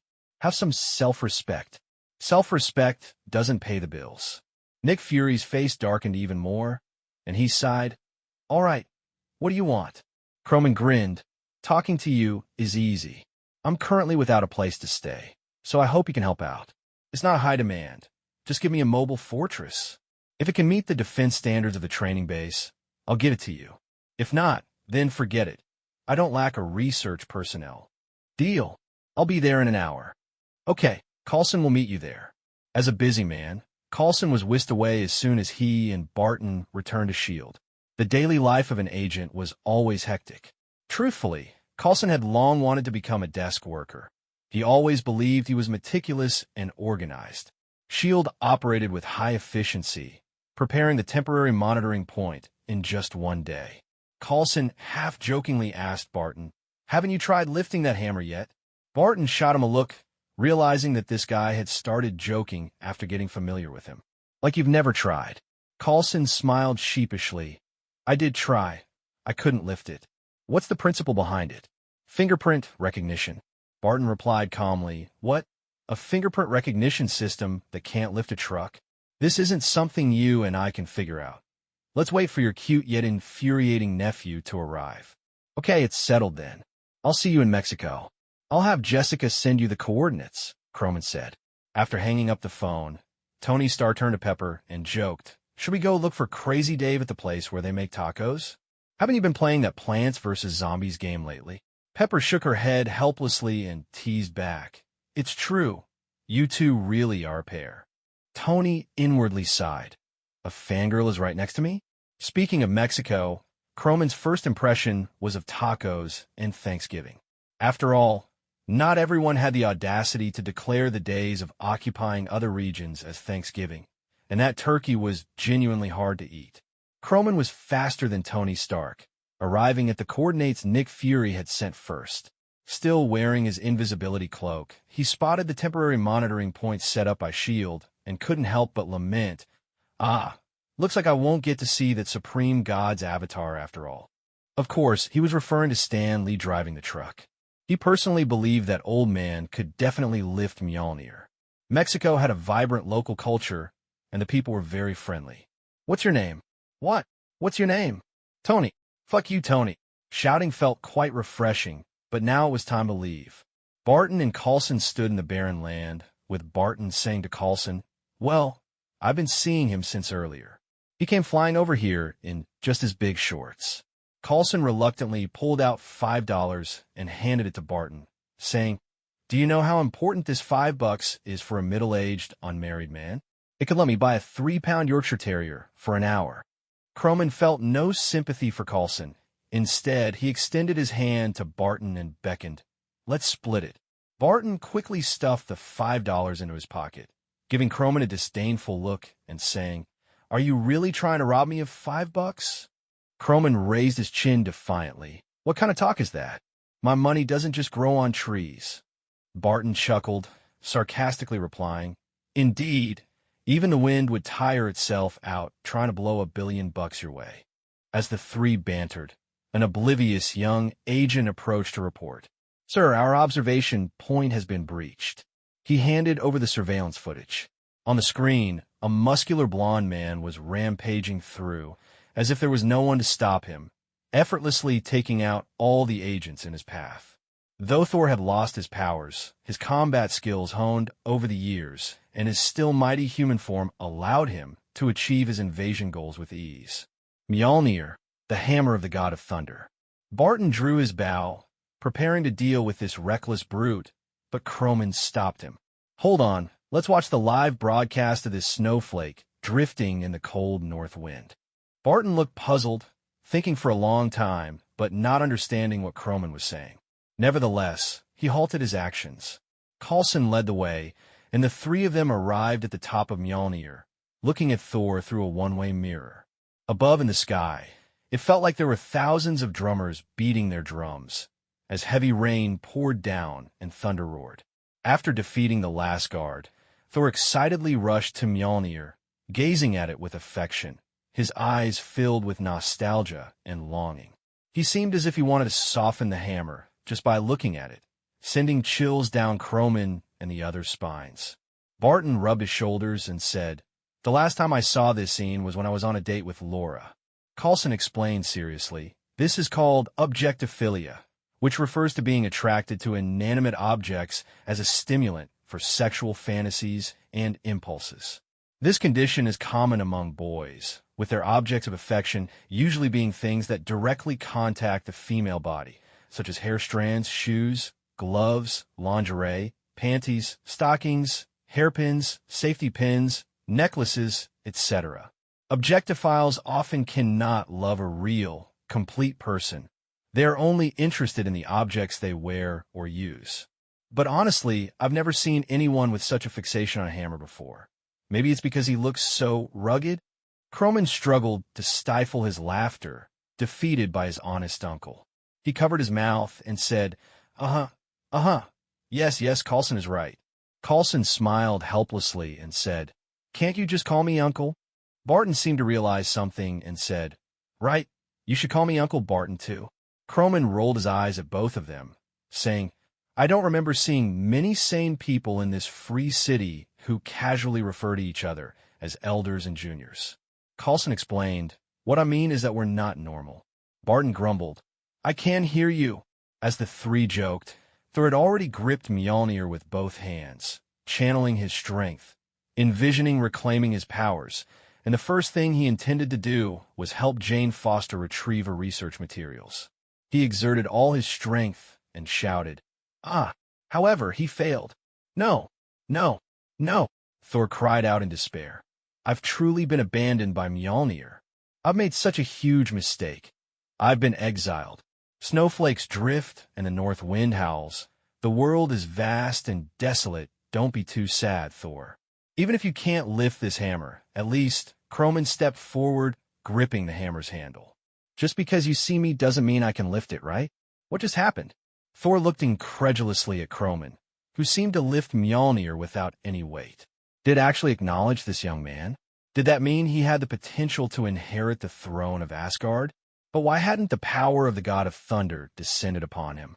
Croman awkwardly smiled, realizing he hadn't planned to lift it at all. In the ensuing chaos, Thor's heart sank. He suddenly knelt on one knee before Croman, saying, O warrior of Midgard, please return to the palace of Asgard to take my place as a god.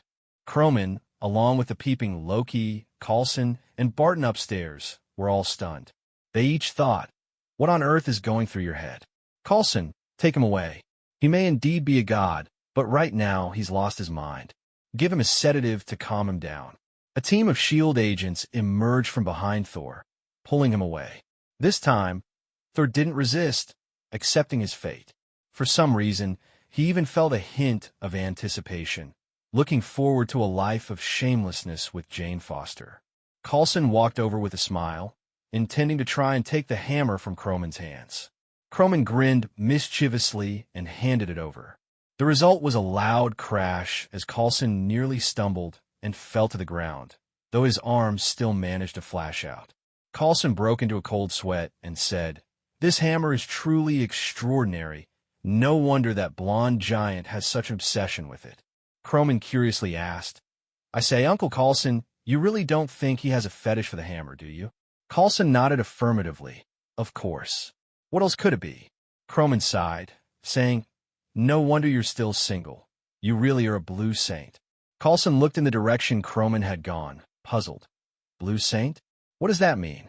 At that moment, a low-level agent proficient in foreign languages suddenly approached, eager to make an impression in front of his superior, saying, Sir, I know. Coulson asked, Know what? Do you understand what he meant? The agent replied, Buell. Coulson impatiently retorted, I know. It means blue. The agent eagerly insisted, Buell. Coulson, now frustrated, exclaimed, I know. What does it mean? The agent helplessly replied, It's just Buell. Coulson felt a wave of despair wash over him. All right, it's settled then. I'll see you in Mexico. I'll have Jessica send you the coordinates, Croman said. After hanging up, Tony Stark turned to Pepper and joked, Should we go look for Crazy Dave at the taco place? Haven't you been playing that Plants vs. Zombies game lately? Pepper shook her head helplessly and teased. Looks like you two really are a pair. Tony inwardly sighed. A fangirl is right next to me? When it came to Mexico, Croman's first impression was of tacos and Thanksgiving.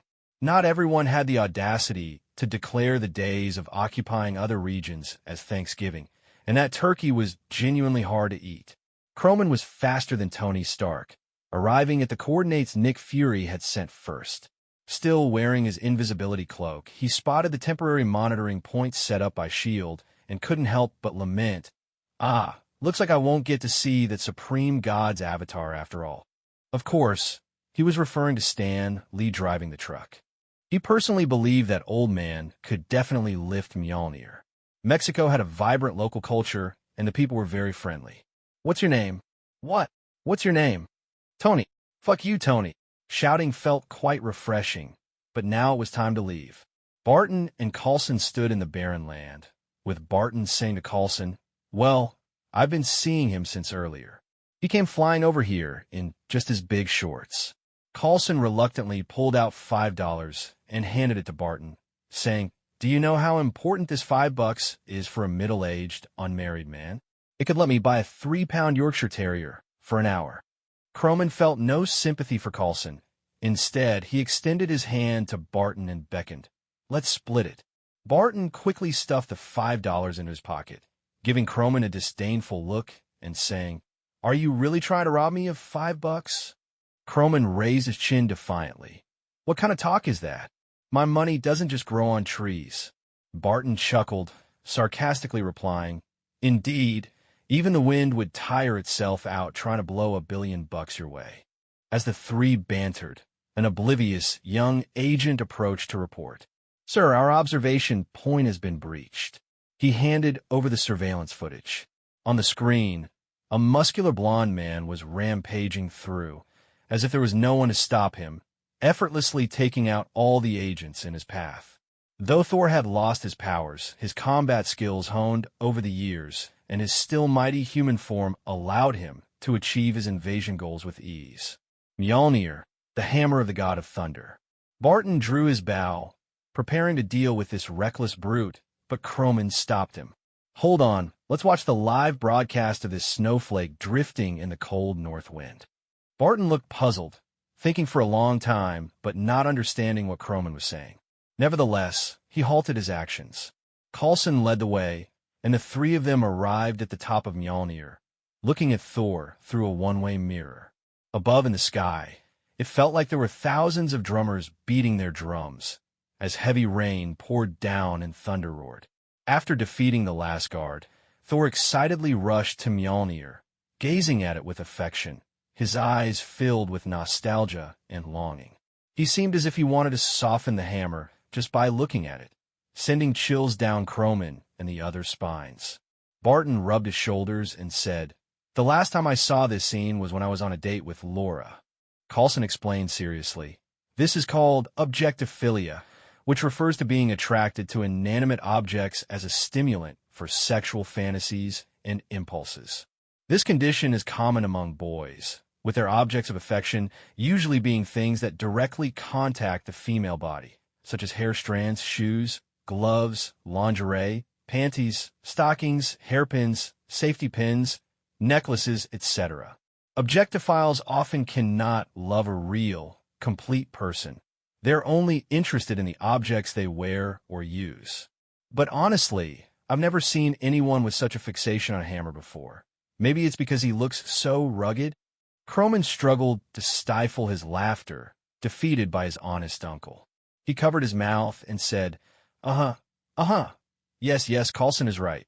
Coulson smiled helplessly and said, Can't you just call me uncle? Barton seemed to realize something and said, Right, you should call me Uncle Barton too. Croman rolled his eyes at both of them, saying, I don't remember seeing many sane people in this free city who casually refer to each other as elders and juniors. Coulson explained, What I mean is that we're not normal. Barton grumbled, I can't hear you. As the three joked, Thor had already gripped Mjolnir with both hands, channeling his strength, envisioning reclaiming his powers, and the first thing he intended to do was help Jane Foster retrieve her research materials. He exerted all his strength and shouted, However, he failed. No, Thor cried out in despair. I've truly been abandoned by Mjolnir. I made such a huge mistake. I've been exiled. Snowflakes drift and the north wind howls. The world is vast and desolate. Don't be too sad, Thor. Even if you can't lift this hammer, at least, Croman stepped forward, gripping the hammer's handle. Just because you see me doesn't mean I can lift it, right? What just happened? Thor looked incredulously at Croman, who seemed to lift Mjolnir without any weight. Did actually acknowledge this young man? Did that mean he had the potential to inherit the throne of Asgard? But why hadn't the power of the god of thunder descended upon him? Croman awkwardly smiled, realizing he hadn't planned to lift it at all. In the ensuing chaos, Thor's heart sank. He suddenly knelt on one knee before Croman, saying, O warrior of Midgard, please return to the palace of Asgard to take my place as a god. Croman, along with the peeping Loki, Coulson, and Barton upstairs, were all stunned. They each thought, What on earth is going through your head? Coulson, take him away. He may indeed be a god, but right now he's lost his mind. Give him a sedative to calm him down. A team of S.H.I.E.L.D. agents emerged from behind Thor, pulling him away. This time, Thor didn't resist, accepting his fate. For some reason, he even felt a hint of anticipation, looking forward to a life of shamelessness with Jane Foster. Coulson walked over with a smile, intending to try and take the hammer from Croman's hands. Croman grinned mischievously and handed it over. The result was a loud crash as Coulson nearly stumbled and fell to the ground, though his arms still managed to flash out. Coulson broke into a cold sweat and said, "This hammer is truly extraordinary. No wonder that blonde giant has such an obsession with it." Croman curiously asked, "I say, Uncle Coulson, you really don't think he has a fetish for the hammer, do you?" Coulson nodded affirmatively. "Of course. What else could it be?" Croman sighed, saying, "No wonder you're still single. You really are a blue saint." Coulson looked in the direction Croman had gone, puzzled.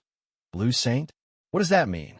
At that moment, a low-level agent proficient in foreign languages suddenly approached, eager to make an impression in front of his superior, saying, "Sir, I know."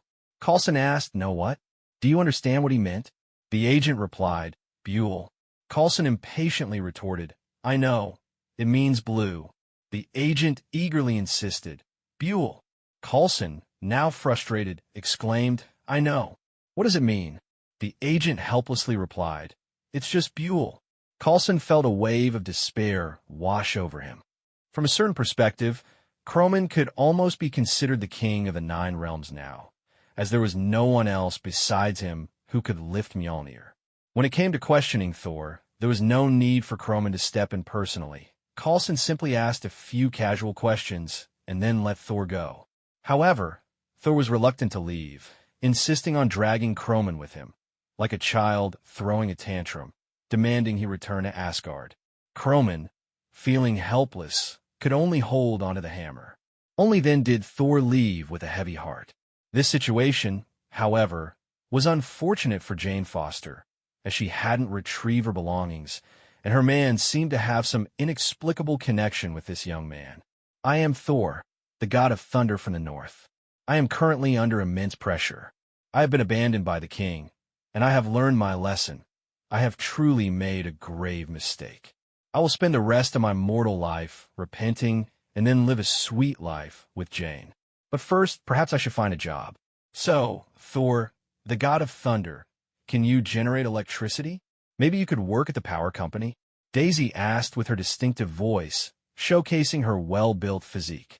As they spent time together, everyone gradually realized that Thor was simply in the initial stages of attracting others, just like the beginning of love, where both parties often magnify each other's strengths. However, as they got to know each other better, they would also see each other's flaws. Though Thor was strong and highly attractive, his knowledge of survival was nearly zero. In a city filled with steel and concrete, Thor could very well starve to death. Jane didn't say it outright, but she felt some disdain deep down. Who would want a partner who was just a freeloader? On Daisy's suggestion, the three of them began searching for a suitable job for Thor. "Honestly, I think I'm just strong. Maybe there's a job that fits my strength." Thor chuckled helplessly. Though he may have been a bit clueless, he also had a subtle side. Suddenly, Daisy looked behind Thor, exclaiming in surprise, "That's him, the most legendary young stock god of New York City. Oh my God, we can actually see him in Mexico. He's coming. He's coming. Is he looking at me? Jane, how do I look in this outfit?" Jane frowned slightly. She was used to Daisy's exuberance. Though she didn't pay much attention to the wealthy, she had heard of Croman. After all, he had become a legend after his first appearance, making it hard for people to forget. Thor turned around upon hearing this and recognized the man. Could it be that he had a change of heart and wanted to come to Asgard to take his place? This made Thor excited as he waved his hand. "Hey, noble warrior, have you finally come to your senses? Are you here to inherit the throne of Asgard?" Croman forced a faint smile, thinking to himself, Thor really is one-track-minded. Why can't he think of something else? Half an hour earlier, Odin, worried for his children, once again paused time and contacted Croman. "Mr. Croman, could you please help my children?" Faced with Odin, who placed himself in such an important position, Croman found it hard to refuse and could only ask, "Is it Thor or Loki?" Odin smiled awkwardly, all three of them. Croman, he didn't really want to help, but the temptation Odin offered was just too great. Now, back to the present. Croman looked between the three of them, ultimately lingering on Daisy for a moment before returning his gaze to Thor. "You've got good skills. I need a bodyguard. You might be interested, especially since you can't go back to Asgard, right? Oh, by the way, may I ask for your name, madam?" "Daisy. It's a pleasure to meet you, Mr. Croman. I've always admired you." Thor had been trying to speak, but realized he could no longer interject, as Daisy and Croman had already settled by the campfire, discussing their future. "Croman, are you interested in castles? I love castle weddings." "Daisy, yes. That sounds so romantic." "Thor, hey, isn't this my chapter?" Faced with this bankrupt beauty, Croman felt an inexplicable fondness stirring within him, although it was merely fondness. After pondering for a few minutes and discussing things with Jane, Thor ultimately agreed to the job. There was no way around it, as Croman's offer was just too generous. Even though he had only been in the mortal realm for a few days, Thor had already come to appreciate the beauty of money. $10,000 could buy a lot of beer. Thus, things began to unfold smoothly. Suddenly, Croman found Thor to be oddly appealing. Just then, the system prompt sounded. Detected dark matter ability awakening. Carrier, Thor Odinson, Loki Odinson. Number 035, womanizer. Number 037, always loses at gambling. No wonder I suddenly find Thor so appealing. He is indeed one of the carriers of the dark matter ability. This confirms that the influence from that incident has spread throughout the 9 realms. The ability Thor carries is too powerful to leave unchecked. It's best to take it away and seal it up. Croman waved his hand. "Thor, come over here." Thor didn't know what he was up to, but walked over and looked down at Croman. An orange glow appeared in Croman's hands as he activated ability 001. The orange light entered Thor's body and then returned to Croman. Number 035. Womanizer has been recorded. Dark Matter Ability Warehouse. 7 of 50. 001. Everyone for me. Activated. 002. I for everyone. Activated. 016. Low Altitude. Flight. 1 centimeter. Not activated. 022. Far Sight. Not activated. 023. Invisibility Cloak. Activated. 035. Womanizer. Not activated. 047. Invincibility. Activated. After the dark matter disappeared from Thor's exterior, a faint aura of thunderous power flickered around him. Although it was just a flash, Jessica, who was ever observant, noticed it and recorded it. Jessica had been constantly monitoring everything happening around, as she was essentially a silicon-based life form evolved from robots. Earlier, Odin had mentioned receiving gifts and that he had already used them, but the system radar had no response, indicating that the radar's range was limited to the size of Earth. So, does that mean Loki is also nearby? Loki was different from Hulk. If he realized he possessed such a regulatory ability, the consequences would be unimaginable. Hence, Croman decided to recover the dark matter ability from Loki as soon as possible, as it was the most useful ability encountered so far. But how does one find a master of magic? Thinking about this, Croman suddenly cast a lecherous gaze at Thor, unabashedly eyeing him. "Sorry, Thor, but it seems you'll have to be the bait." Jane looked at Croman's complex and affectionate gaze, and combined with the fact that this wealthy man had specifically come to hire Thor as a bodyguard, she was convinced that there was definitely something going on between the two. After Sif recounted the entire situation, Thor felt a surge of anger rising within him, ready to grab Mjolnir from the table and smash it down on Loki, determined to make him face the consequences. However, to his surprise, he still couldn't lift Mjolnir. The 3 warriors of Asgard and Sif stared in disbelief at the scene before them, utterly shocked that Thor could be so frustrated. Even more astonishing was that Thor knelt on one knee before Croman. Was this really the proud Thor they knew? Had he lowered his dignity? The answer was no. In Thor's eyes, Croman had lifted Mjolnir and had become the new god of thunder, while he himself had become a failure abandoned by the hammer. He wasn't bowing to Croman. He was bowing to his former glory and, more specifically, to the throne of the god of thunder and to Asgard itself. This indicated that Thor still hadn't learned humility. It's important to emphasize that humility and being petty are completely different concepts, as people always have some inexplicable points of pride. In the mortal realm, yet feeling somewhat out of place, Croman looked at Thor, who had just been dancing joyfully but was now kneeling. For some reason, a fiery determination ignited within him. The culture of Asgard had such a powerful influence that it could easily affect the emotions of others. "I'll take care of this."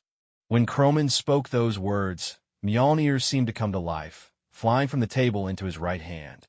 Accompanied by a sudden downpour and lightning, the weather and magnetic field in New Mexico became chaotic once again. Croman, dressed in the garb of the god of thunder, shimmered like a radiant galaxy. "Sif, warriors of Asgard, let's go kill some enemies." After the thunder roared, the once boisterous bar fell suddenly silent, only to burst into laughter moments later. "Is this guy for real? Just because he has a hammer, he thinks he's the god of thunder? I think he's just a hammer god. Get out. We don't welcome this cosplay lunatic here." Croman's eyes filled with the arrogant power of Odin. Such ant-like words were beneath his notice. With a cold snort, Croman summoned a bolt of lightning that shattered the roof into pieces. He then soared into the night sky, a bolt of lightning vanishing into the darkness. It was on fire. The entire atmosphere ignited. Sif and the warriors of Asgard followed closely behind. Though they didn't know where they were headed, who cared? Since they had already chased after him, they would continue to pursue. Thor was the first to charge through the door. As for those outside, we must mention Tony Stark, the pure victim of the situation. He looked at everything unfolding before him, silently lamenting. "Let's clarify, sir. Do you prefer cash or a check?" Tony Stark's face was dark. He truly regretted not bringing Pepper with him. He never expected to end up here to foot the bill. "Check," Croman said nonchalantly. Where was Croman going? In fact, he didn't know either. It's well known that Mjolnir is Odin's power reservoir and also a control device that helps the god of thunder manage his powers. Its ownership can belong to anyone, but it certainly did not belong to Thor. At this moment, Odin was using magic to influence Croman's mood from afar. To be honest, Croman's somewhat lazy personality did not befit the title of a god. Therefore, Odin used magic to ignite Croman's enthusiasm, even making him a bit dizzy. He guided Croman to the place where Loki had just landed. Honestly, Loki was feeling a bit confused. He originally thought he was the active party in this drama, but now Croman was aggressively following behind him, accompanied by a cloud of dust. What on earth was happening? Croman laughed heartily. "Open fire. My power. Activate it all." The decision was made in just a brief moment. Yet Croman would regret this for as long as it took to gather 50 abilities to unlock new functions. Dark Matter Ability Warehouse, 8 of 50. 001, Everyone for me, activated. 002, I for everyone, activated. 016, Low Altitude, Flight 1 centimeter, activated. 022, Far Sight, activated. 023, Invisibility, Cloak, activated. 035, Womanizer, activated. 037, Always Loses at Gambling, activated. 047, Invincibility, activated. The orange glow emanating from the dark matter shone brilliantly in the night sky. Instantly, an overwhelming pressure pressed Croman down to a height of just 1 centimeter. His vision blurred as he seemed to see a carefree parkour expert 1,000 miles away, casually flipping over railings in nothing but shorts. Loki snorted coldly, ready to command the destroyer to unleash a shockwave and then use his frost box to freeze Croman. However, in the wake of that brilliance, Loki felt his body go limp. Confused, he thought, why? Why is this happening? Why does he seem so handsome and charming to me? How can I possibly lay a hand on him? No, If I can't have him, I'll destroy him. But maybe I really could have him. At this moment, the effects of ability 035, Womanizer, and ability 047, Invincibility, produced an unimaginable chemical reaction. Originally, only men would find Chromin attractive, but with the effect of 047, which prevents friends from being seen as enemies, a qualitative change occurred. The first to be affected was Loki, who fell deeply in love with this pure-hearted young man. He even blushed after looking for a while, resembling a bashful schoolgirl delivering a love letter to her crush, her face full of shyness. Looking around, Loki realized he had nothing to give Chromin. With a grand gesture, he commanded the destroyer to stop operating. He then removed his Bambi helmet, nervously tucked his hair behind his ear, and said, This is the artifact of our frost giants, a gift for you. We haven't formally introduced ourselves yet. I'm Loki Odinson. You can call me Loki." Chromin paused mid-air. Odin's magical effect had finally worn off. During the following time, Chromin couldn't help but wonder if Odin couldn't bear to see Loki's bashful expression, leading him to make a hasty retreat. What was that saying? You don't strike someone who is smiling. Now, with Loki looking so bashful, Chromin truly didn't know how to respond. System, restore previous settings immediately. Disabled. Chromin never expected that this effect on outsiders would turn out to be permanent. Loki's eyes were filled with affection and tenderness as he conjured a flower with magic, offering it with a smile. "Oh, you know, I actually fell in love with you at first sight." Chromin scowled and shouted, "Don't come any closer. I'm serious." "So am I. Don't come any closer." After a fierce bout of dodging, Chromin ultimately found he was no match for the magically adept Loki. If it were a fair fight, he was confident he could take Loki down, but in this unprepared battle, he was losing. Loki forcefully embraced him, teasing him incessantly. Chromin gritted his teeth, vowing, "Damn it, after today, I'll make sure to gather all the dark matter abilities as quickly as possible." Dark matter abilities can enhance Chromin's physique. A few seconds later, the Asgardian group arrived late. "Chromin, hold on. We're here to help." Sif glanced at Loki and then at Thor, puzzled, saying, "So Thor, do we just get hoodwinked by your new god of thunder friend? Why do they seem like they're on the same team?" Thor sighed helplessly, saying, "Maybe this is what love is. In a secret shield laboratory. Brother-in-law. Don't call me that. Then how about brother-in-law for your sister? Thor, do you believe I could smash your head open with Mjolnir?" At this moment, Loki came over, a look of happiness on his face, then glared fiercely at Thor. "If you dare to upset my darling, do you believe I will kill you?" Thor looked helpless. "I'm your brother, Loki." Loki coldly replied, "I'm adopted." Thor was completely baffled. What was wrong with his brother? He knew that frost giants didn't have a gender distinction, but Loki's sudden change was beyond his understanding. One was his brother, and the other was the new god of thunder of Asgard. This combination was quite special. At least it didn't involve outsiders, keeping the benefits within their circle.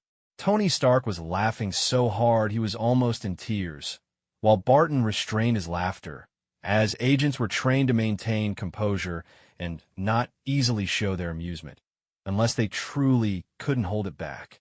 Coulson maintained his typical good-natured demeanor, and Pepper even pulled out her phone, ready to record this amusing scene. If it had been anyone else, Chromin wouldn't have let them off so easily. He would probably have beaten them senseless. "Stop freaking laughing. Hurry up and help me figure out how to remove Loki's ability effects." Chromin shouted angrily. Tony Stark shrugged and stepped aside. "I'm afraid I can't help. This isn't my area of expertise. Dark matter is more your specialty, right? Surely you can give me some professional advice." "None. You'll have to figure it out yourself." Chromin silently cursed in his heart. This was truly a difficult problem. If the human body was likened to a coil, then the brain control device was also a coil. The electromagnetic field it emitted would couple with the human body's coil. Part of the electromagnetic waves carrying information about the human body would reflect back, allowing one to obtain the brainwave characteristics. Low-frequency electromagnetic waves could align with the brain's working frequencies, zero point 0.5 to 40 Hz, and thus control consciousness. Human brainwaves could be divided into 4 groups. Alpha waves, 13 to 35 Hz, control normal activities. Beta waves, 8 to 12 Hz, control learning and attention. Theta waves, 4 to 7 Hz, control imagination. And delta waves, 0.5 to 3 Hz, control sleep. The high-intensity, very low-frequency electromagnetic waves from the auroral electric jets entering the brain could not only control consciousness and disrupt thinking, but could also destroy DNA with a powerful 60 Hz frequency, weakening a person's immune system. The womanizer ability directly simulated the necessary waves, altering the brain waves of surrounding men to make them feel fondness for the holder. Coupled with the effects of invincibility, it transformed fondness into a deadly infatuation. So, what needed to be done now was to revert Loki's brainwaves back to normal. Damn it, I can't stand this for another day. Though Loki's youthful appearance was indeed charming, Croman knew his true identity. I wonder if the brains of frost giants are the same as those of earthlings. It would be great to have the Mind Stone right now. If he had the Mind Stone, Croman could directly utilize his 001 and 002 abilities to implement mental abilities.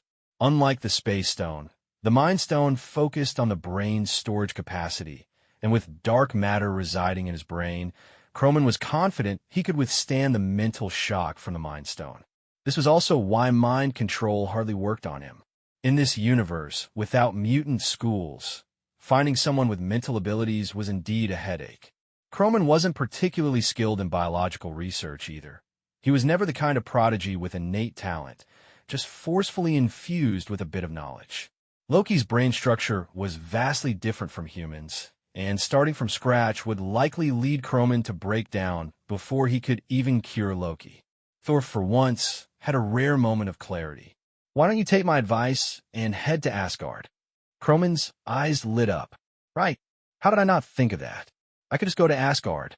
When in doubt, quantum mechanics. If all else fails, can't magic remove the effects of abilities? Thor puffed up his chest proudly, beginning to teach Croman how to summon the Bifrost. First, you need to raise Mjolnir high, then call for Heimdall. That way, when he sees you, he'll lower the Bifrost bridge. Croman glanced at him sideways and said, Odin, send me to your place. Whoosh, a colorful stream streaked across the sky, piercing through the clouds and arriving at Croman's side, transporting him and the Asgardians to Asgard, leaving only a conspicuous hole in the ceiling of the shield's secret base. Coulson pulled out a computer from somewhere and, putting on glasses very seriously, said to Tony Stark, Mr. Stark, the expenses for this will be sent to your company after this. Tony Stark felt helpless in his heart, thinking, am I just a pure victim here? Asgard was beautiful. No wonder it was called the Heavenly Palace. The majestic mountains, towering buildings, and the solemn yet sacred colors filled the landscape. This was Asgard. Upon arriving for the first time, Croman found himself momentarily lost in thought. The guardian of the Bifrost, wielding a giant sword, approached to welcome Croman. He slightly bowed, saying, Mr. Croman, King Odin has been waiting for you. Besides Croman, others looked puzzled.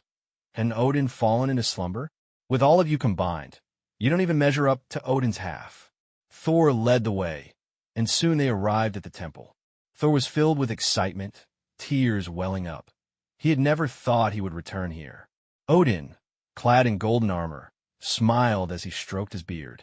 Mr. Croman, long time no see.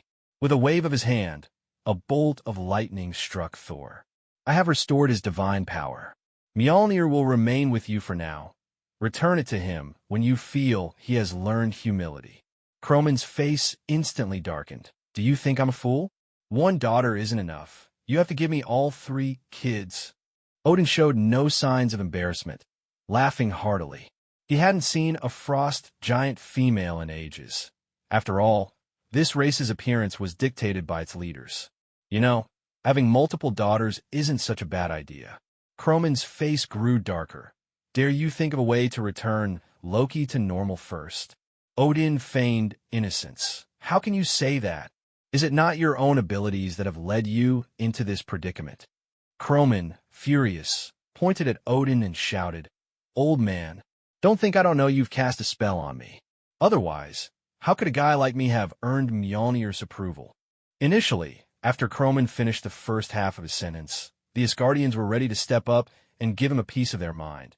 But what about the second half? Who exactly was he cursing? Croman was clearly angry at this moment.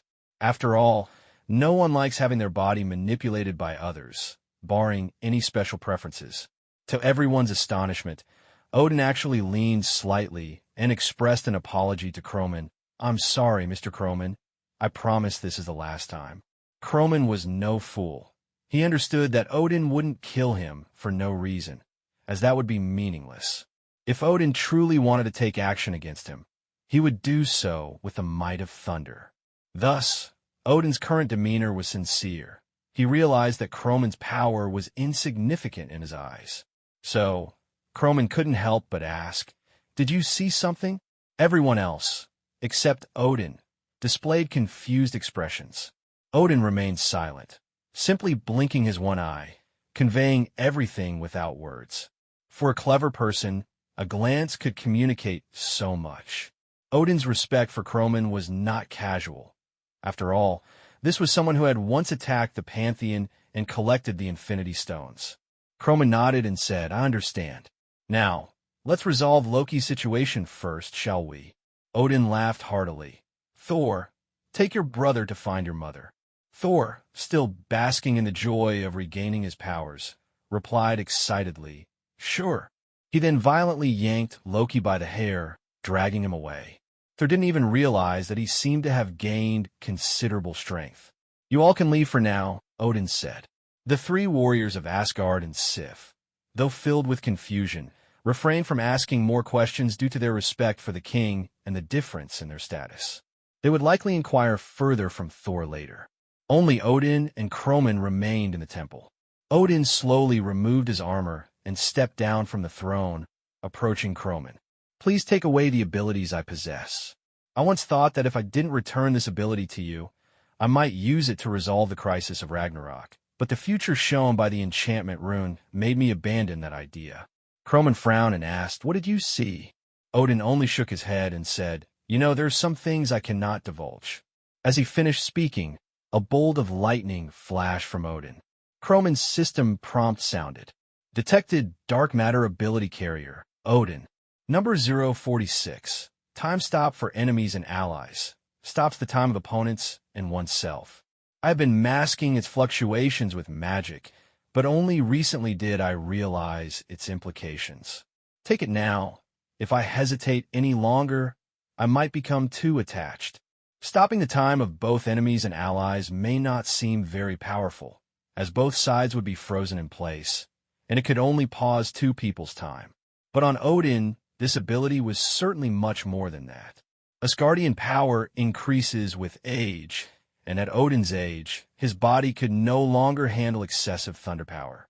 Overabundance of divine power would force him into a dormant state periodically. By utilizing this dark matter ability, Odin could freeze his own time, keeping his divine power stable, preventing it from overexpanding or diminishing. In other words, this ability effectively granted him immortality.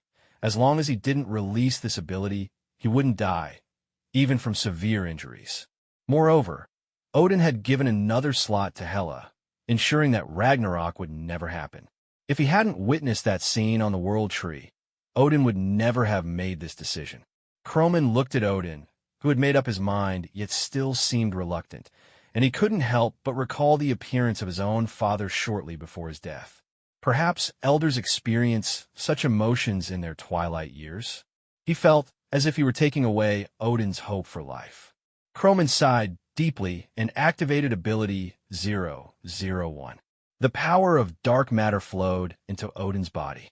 This was the first time he felt some difficulty, even though Odin had relaxed his body. It seemed that the everyone for me ability wasn't as powerful as he had imagined, and by analogy, the same went for ability 002. Whether bestowing or taking away, a certain foundational strength had to be reached. Fortunately, Dark matter was stored within the mental space. Croman's mental space was vast, so expansive that he couldn't accurately gauge its size. If he were to rely solely on his body to store dark matter abilities, even two would likely be a struggle to bear. Conversely, dark matter primarily developed the mind first, with a body following suit. Only those possessing sufficient durability could harness greater power. Croman suddenly began to ponder what would happen if he directly injected two dark matter abilities into a person other than himself. Would it cause them to explode on the spot? He inexplicably thought of Tony Stark. At that moment, Tony Stark, busy processing Croman's claims, sneezed as a crow flew overhead and dropped a white substance. Quick to react, Tony stepped back, inadvertently disturbing a black cat lounging in the corner. Number 046, time stop for enemies and allies, recorded. Dark matter ability warehouse, 9 of 50. 001, everyone for me, activated. 002, I for everyone, activated. 016, low altitude, flight, 1 centimeter, activated. 022, far sight, activated. 023, invisibility cloak, activated. 035, womanizer, activated. 037, always loses at gambling, activated. 046, time stop for enemies and allies, activated. 047, invincibility, activated. As Odin's dark matter abilities were taken away, a brilliant flash of lightning erupted from his body, and the powerful shockwave spread throughout Asgard, sending Croman flying into the temple's columns. Fortunately, thanks to Jessica's protection, he didn't suffer any serious injuries. Odin's divine power lasted for several seconds before subsiding. At that moment, he appeared more like an elderly man in his twilight years, his eyes dim and wandering, his body stooped, and his already bulky form seemed even more cumbersome. The time for Odin's slumber was approaching, and the divine power that had been stagnant exploded at that moment, forcing Odin once again into a sleep state to suppress this power. With a weary expression, Odin managed to smile and said, "It's all right, Mr. Croman. Loki won't trouble you anymore. If you have time, you're always welcome to visit Asgard. Heimdall will heed your commands at any time." Croman joked, "So in other words, I'm being watched by Heimdall?" At that moment, Heimdall's voice rang out. "I cannot do that without your permission." Croman chuckled, thinking to himself, is that really called not being able to do it? However, on this point, Croman truly wronged Heimdall. If he refused, Heimdall indeed couldn't monitor Croman. In terms of the quality of power, no one could compare to Croman. Before leaving, Croman cast a sympathetic glance at the dying Odin and suddenly said, "Odin, I bet you can never perfectly control your divine power." As he finished his words, a colorful stream passed through Croman's body, leaving only an empty room in the temple, along with a much older Odin. "Mr. Croman, this favor, the King of the Nine Realms will remember. Should you need anything, I will exert all of Asgard's strength to assist you. I think you can pay me back the money." No. There's no need for that. You don't even need that little bit of cash. If you keep this up, I might actually need the money. Tony Stark and Croman began their usual bickering again. Pepper covered her forehead in exasperation. She truly couldn't understand why these two guys, who treated money like dirt, argued about it every day. Perhaps it was just for the sake of pride. Suddenly, Tony remembered, "By the way, what exactly are you here for today?" Croman shrugged. "I just wanted you to accompany me to check out the new house. Coulson called me this morning and said the shield house was completed." With that, Tony became interested. He wanted to see the difference between the house built by the head of the agency and his own, specifically to compare who did it better. Oh, that damn competitive spirit. Croman didn't think too much of it. Many times, men's actions were just inexplicably peculiar, and most people had moments like that. "Shall we go?" "Let's go." "Where to?" "Not sure." "Are we going or not?" "Sure." It was just a simple outing to chat with a friend. Tony turned to Pepper and asked, "Hey, Pepper, are you coming?" Pepper waved her hand. "I won't go," to avoid interrupting your little date. The house built by S.H.I.E.L.D. was highly technological, equipped with a series of automated devices, from doors to windows. Even the bathroom had smart systems. Nick Fury had initially planned to install a simple AI, but upon realizing Croman had a friend like Tony Stark, he decided against it. The house had 3 floors, located on a suburban farm, covering an area of 500 square meters, and looked like a castle. The lawn had automatic defense mechanisms set up. Since Croman was footing the bill, he would withdraw after the inspection. After all, he had energy technology that surpassed the entire Earth. In the last few days, Tony had developed a new suit focused on speed, preparing to have a speed showdown with Croman. Unfortunately, before it could even start, Barton, Coulson, and Natasha arrived in a helicopter. Such house handovers required strict procedures, so they sent in the reliable Coulson. As for Barton and Natasha, to be honest, they had been a bit bored lately. Plus, there was a reason they had to come to the new house. Reluctantly, Tony boarded the helicopter, saying, "Hey, I thought I could compare flight speeds with you. By the way, Croman, I've surpassed your previous speed." Croman raised an eyebrow. "Oh, may I ask if you're using the energy system developed by Croman?" Tony felt as uncomfortable as if he had eaten something foul. He couldn't refute that the things his father left him were quite good, but compared to Croman's dark matter energy, they were simply too weak. He awkwardly shifted the topic to Natasha. "Long time no see, gorgeous. What have you been up to lately?" Natasha, who had been resting her eyes, lifted her eyelids upon hearing Tony's words, feigning confusion. "Huh? Who are you? We're not close." "Tony, He then turned his gaze to Barton, who also replied, "We're not close either. Don't look at me." Finally, he glanced at Coulson. Never mind, he wouldn't look at Coulson. The Quinjet was fast, and within 20 minutes of Tony's exasperation, they arrived. As they landed, Tony felt a bit dizzy from the flight. This new house, to an outsider, looked quite ordinary, but to an insider, it was hard to tell what could be seen.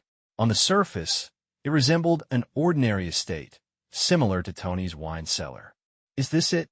S.H.I.E.L.D. standards aren't all that impressive. Coulson, the honest man, began to have some mischievous thoughts. He chuckled and picked up a remote control to activate the defense mode. The lawn instantly transformed, revealing a dense array of laser devices, and the castle exterior was armed to the teeth in an instant. Seeing this, Tony nodded. As expected of star quality. This one seems like it's mine. Wait, this one too. Oh, I remember this was only on sale for 3 days. You guys at S.H.I.E.L.D. really have some tricks up your sleeves." Coulson had nothing to say, handing the remote to Croman. "Nephew, it's yours now." AI Director Nick said there's no need to load. You can manage it yourself. Croman nodded. "All right, Jessica, connect to the main control of Croman's base."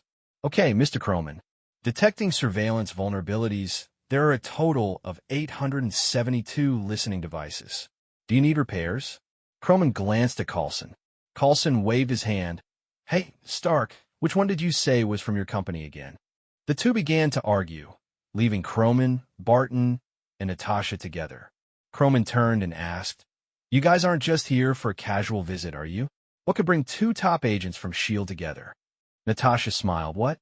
Can't I come see my little brother?" Croman scoffed. "Cut the crap, just be honest." Barton sighed. "I knew it would be like this. Actually, it's your uncle who said you've always been a fan of Captain America since you were little, and you're a key protection target for S.H.I.E.L.D. So," Croman interjected, "so S.H.I.E.L.D. is putting the old relic they dug out of the ice here for me to protect him?" Natasha covered her face. "Actually, it's in protecting you." Croman shrugged. "Honestly, I'm not that fond of Captain America. Just look at the way Coulson walks, which is completely different from his normal self. It's him who idolizes Captain America." Jessica, disable the defense. "Okay, Mr. Croman, do you need to activate the conveyor belt for transport?" "Not needed. I should get some exercise." Before they reached the door, a half-naked, muscular man in white shorts rushed out, holding a shield emblazoned with the American star. He rolled and crouched down, warily surveying the surroundings. Upon seeing Coulson and Tony approach, he sheathed his shield, recognizing one and somewhat familiar with the other, realizing there had been a misunderstanding. He glanced at his still damp body, sighing, "Ugh, I should have put on some clothes before coming out." Tony Stark, sharp-eared, looked at Steve Rogers in confusion. "You showered with your shield?" Steve Rogers nodded seriously. "Of course. What's wrong with that?" Tony Stark, "Actually, I think you can pay me back the money." No, there's no need for that. You don't need that little bit of cash. If you keep this up, I might actually end up needing the money." Tony Stark and Croman had begun their daily quarrel again. Pepper covered her forehead in exasperation, unable to understand why these two guys, who treated money like dirt, argued about it every day. Perhaps it was simply a matter of pride. Suddenly, Tony thought, "By the way, were you really here for today?" Croman shrugged. "I just wanted you to come with me to check out the new house. Carlson called me this morning and said the shield house is completed." With that, Tony became intrigued. He wanted to see the differences between the house built by the head of the agency and his own. Specifically, he wanted to compare who did it better. Oh, that damn competitive spirit. Croman didn't think much of it. Men often acted in inexplicable ways, and most people had moments like that. "Shall we go?" "Let's go." "Where to?" "Not sure." "Are we going or not?" "Sure." It was just a simple outing to chat with a friend. Tony turned to Pepper and asked, "Hey, Pepper, are you coming?" Pepper waved her hand. "I won't go," to avoid interrupting your little date. The house built by S.H.I.E.L.D. was highly technological, equipped with a series of automated devices from doors to windows. Even the bathroom had smart systems. Nick Fury had initially planned to install a simple AI, but upon realizing Croman had a friend like Tony Stark, he decided against it. The house had 3 floors, located on a suburban farm, covering an area of 500 square meters, and looked like a castle. The lawn had automatic defense mechanisms set up. Since Croman was footing the bill, he would withdraw after the inspection. After all, he had energy technology that surpassed the entire Earth. In the last few days, Tony had developed a new suit focused on speed, preparing to have a speed showdown with Croman. Unfortunately, before it could even start, Barton, Carlson, and Natasha arrived in a helicopter. Such house handovers required strict procedures, so they sent in the reliable Carlson. As for Barton and Natasha, to be honest, they had been a bit bored lately. Plus, there was a reason they had to come to the new house. Reluctantly, Tony boarded the helicopter, saying, "Hey, I thought I could compare flight speeds with you. By the way, Croman, I've surpassed your previous speed." Croman raised an eyebrow. "Oh, may I ask if you're using the energy system developed by Croman?" Tony felt as uncomfortable as if he had eaten something foul. He couldn't refute that the things his father left him were quite good, but compared to Croman's dark matter energy, they were simply too weak. He awkwardly shifted the topic to Natasha. "Long time no see.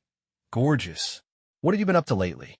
Natasha, who had been resting her eyes, lifted her eyelids upon hearing Tony's words, feigning confusion. "Huh? Who are you?" "We're not close."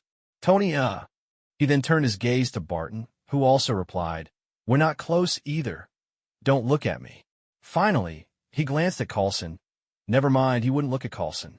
The Quinjet was fast, and within 20 minutes of Tony's exasperation, they arrived.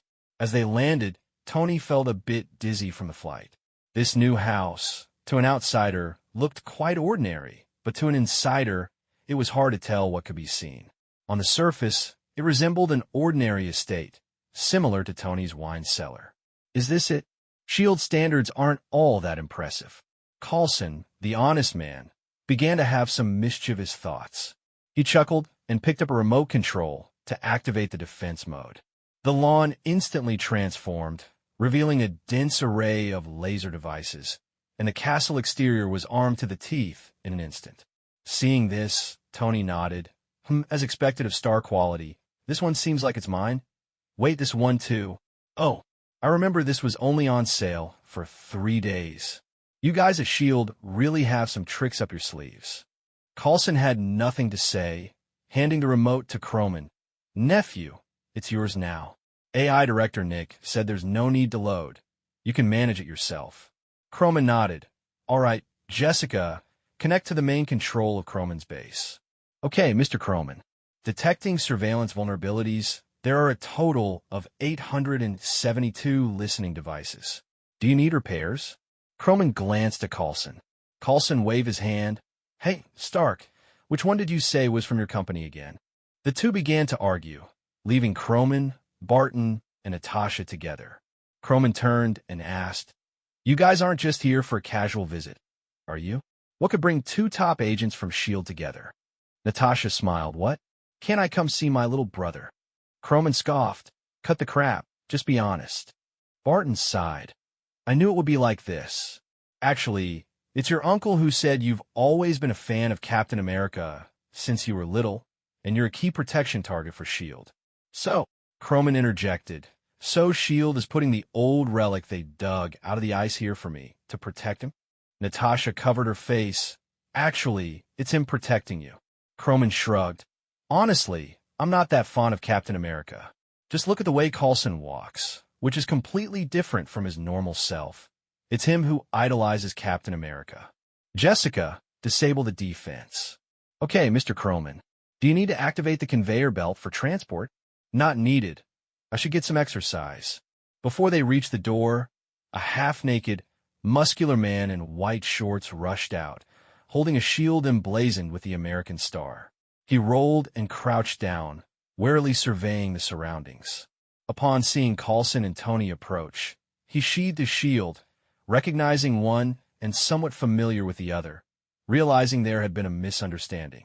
He glanced at his still damp body, sighing, Ugh, I should have put on some clothes before coming out. Tony Stark, sharp-eared, looked at Steve Rogers in confusion. You showered with your shield? Steve Rogers nodded seriously. Of course. What's wrong with that? Tony Stark. The speed of reaction was astonishing. In the blink of an eye, he had vanished without a trace, as if he had never been there. Steve Rogers was utterly shocked. In his understanding, Croman should have only reacted when he got closer, but the current situation showed a responsibility beyond that of an ordinary person, unless he had foreseen everything long before. A sense of unwillingness surged within Steve Rogers. This guy really had surprised him quite a bit, but what would happen next? He thought to himself, let me see if you're relying on luck or if you truly possess such remarkable reflexes. On Croman's side, he had suddenly felt a weakness in his waist, instinctively ducking to dodge Steve's attack. But just when he thought he had evaded disaster, the next moment, a fist came roaring back at him. Croman felt a sharp pain in his waist, his whole body twitching as if struck by an electric shock, and his hands began to tremble uncontrollably. Then, a crisp and pleasant sound of a slap echoed, as his palm landed solidly on Steve Rogers' face. At this point, everyone present could no longer maintain their composure. Steve Rogers was stunned for a moment, then smiled and nodded. Very good, Croman, I'll give you that. But this slap, we have to settle the score for that, right?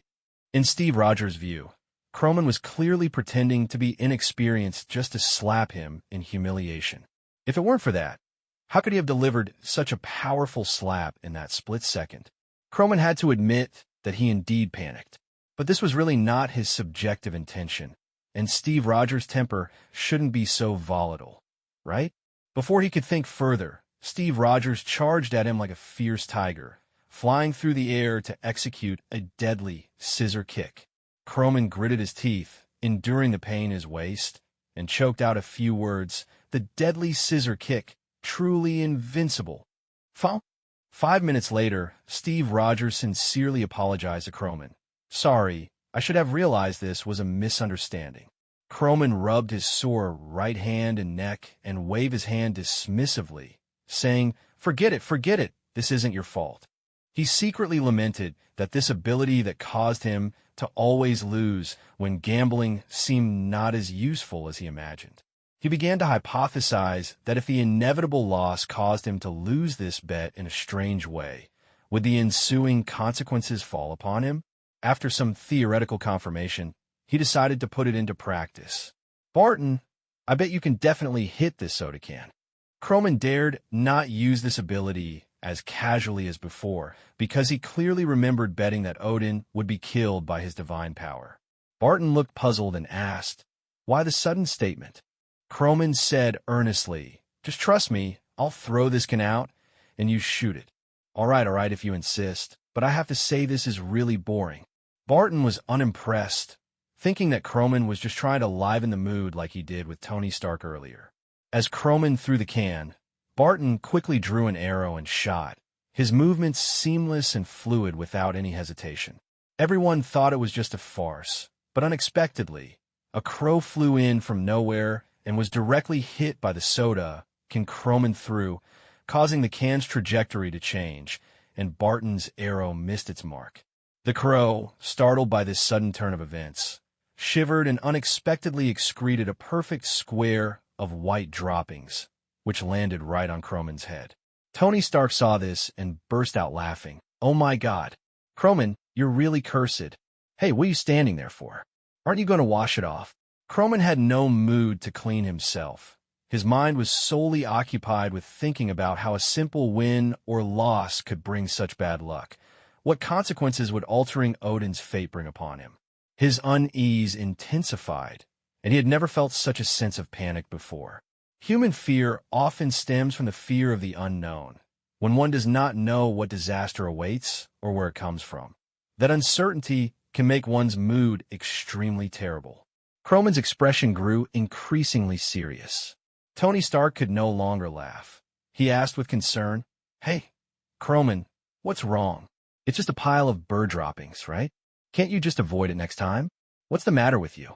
Croman irritably replied, "You don't understand. I suddenly realized I might have made a huge mistake, a mistake that could kill me." As the situation developed to this point, everyone present became serious. Tony Stark, being closer to Croman, asked proactively, "What's going on?" "Hey, Croman, we're friends. I can help you."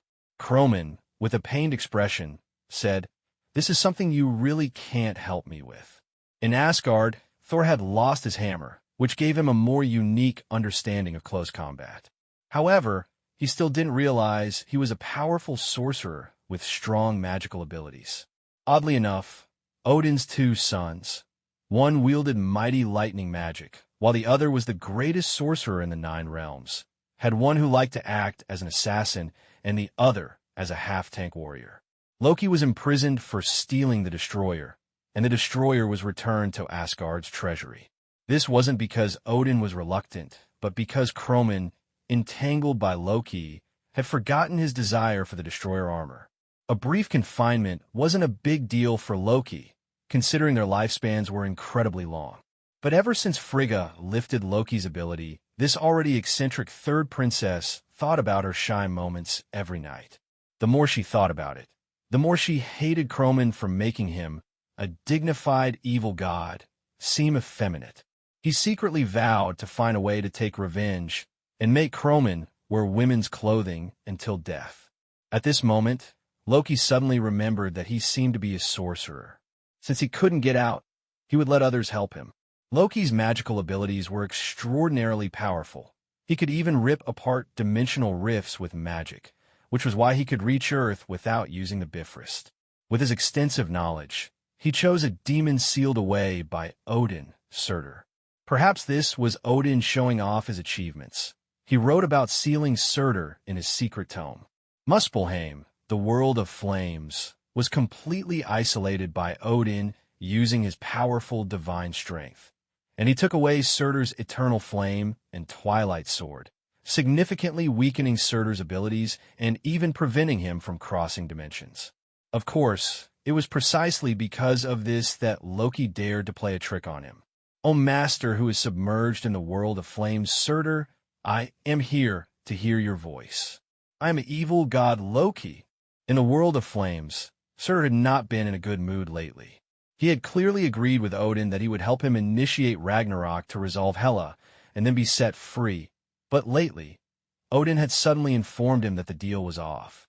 When Surtur saw Odin again, he found him even stronger than before, which made Surtur furious. Although he felt unwilling, he truly had no other options. At that moment, he needed a cigarette to relieve his inner fatigue. Suddenly, a voice from Asgard echoed in his ears. "Is that Odin's adopted son? Haha, this kid really has some guts." Long-standing worries hung over Croman like a dark cloud, making it hard for him to sleep. He didn't even dare to go to Asgard because he had no clue where the so-called side effects would manifest.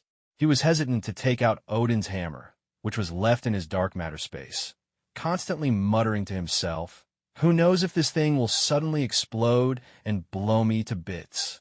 Croman was a man with a strong sense of self-awareness. He wouldn't become complacent or arrogant just because of Odin's slight respect for him. He knew that respect was something his future self had earned, and for him now, death was merely a topic that could easily come knocking at his door, as anyone could easily put him to death. He felt he wouldn't have enough confidence until Odin promised to build him that fleet of warships, and even then, he thought his demands were far from sufficient. "Wait, did I forget to take the destroyer armor?" Heimdall. "Yes, Mr. Croman, I've already consulted with Odin's will, and I will now teleport the destroyer armor to your landing pad." At that moment, Loki in the confinement chamber revealed a sly smile. He knew that the moment the Bifrost activated would be a perfect opportunity to summon Surtur. In that external dimensional plane, he was the ruler of Muspelheim. Surtur might be one of the oldest beings in the Nine Realms and one of the main evil forces that Asgardians fear the most.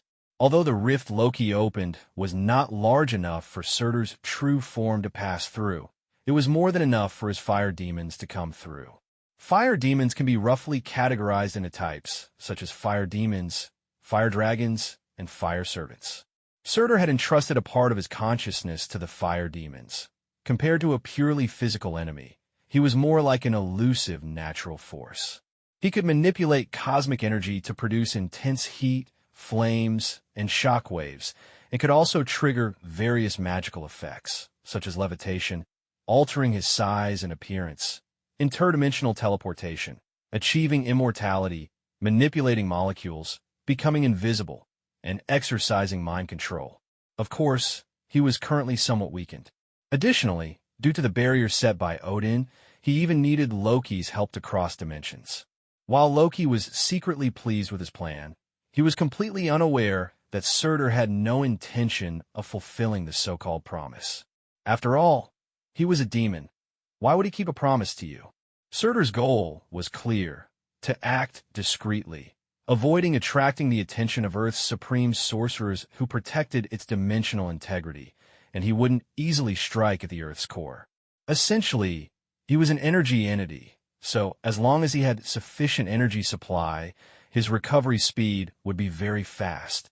Although a planet's core couldn't compare to the eternal flame and twilight sword, it was sufficient for breaking the seal. Moreover, he believed that as long as he stayed out of Muspelheim, Odin wouldn't be able to do anything about him. After all, directly destroying a world was forbidden by the World Tree. Furthermore, the Bifrost itself did not have the capability to destroy Muspelheim. Surtur was the key entity to initiate Ragnarok, not the soon-to-die Laufey. Surtur's arrival was random. He appeared in Massachusetts, USA. Little Surtur loved to eat fish. Noting that this coastal area was rich in seafood, mainly cod, flounder, bass, herring, and most importantly, lobsters, with vast natural forest areas. Surtur didn't know if he liked the place, but it was indeed one of the locations closest to the Earth's core. Naturally, the closest place on Earth to the core was the Mariana Trench. Although Surtur had taken on a human form, if he submerged in the sea, it would be too easy to attract attention, especially from the Ancient One, which was the last thing he wanted to face. Moreover, there might be a creature there whose power rivaled his own, and Surtur certainly didn't want to awaken it by his presence. Just as he was lost in thought, the space and time around him suddenly froze. Surtur snorted, "An old trick, Mephisto." As fellow demons, they were well acquainted, but did not get along. Mephisto, dressed in a suit and looking very self-righteous, said, "Long time no see, Surtur. I've missed you." Surtur simply snorted in response. Mephisto, however, flashed beside Surtur and casually draped his arm around his shoulder. "Don't be like that. Weren't we friends before the fight for the throne of hell?" Surtur's body instantly ignited in flames, prompting Mephisto to pull back, annoyed, but he continued to criticize, "You've always been so hot-tempered. I'm here to help you." "Help me? Surtur couldn't help but laugh. You're so kind?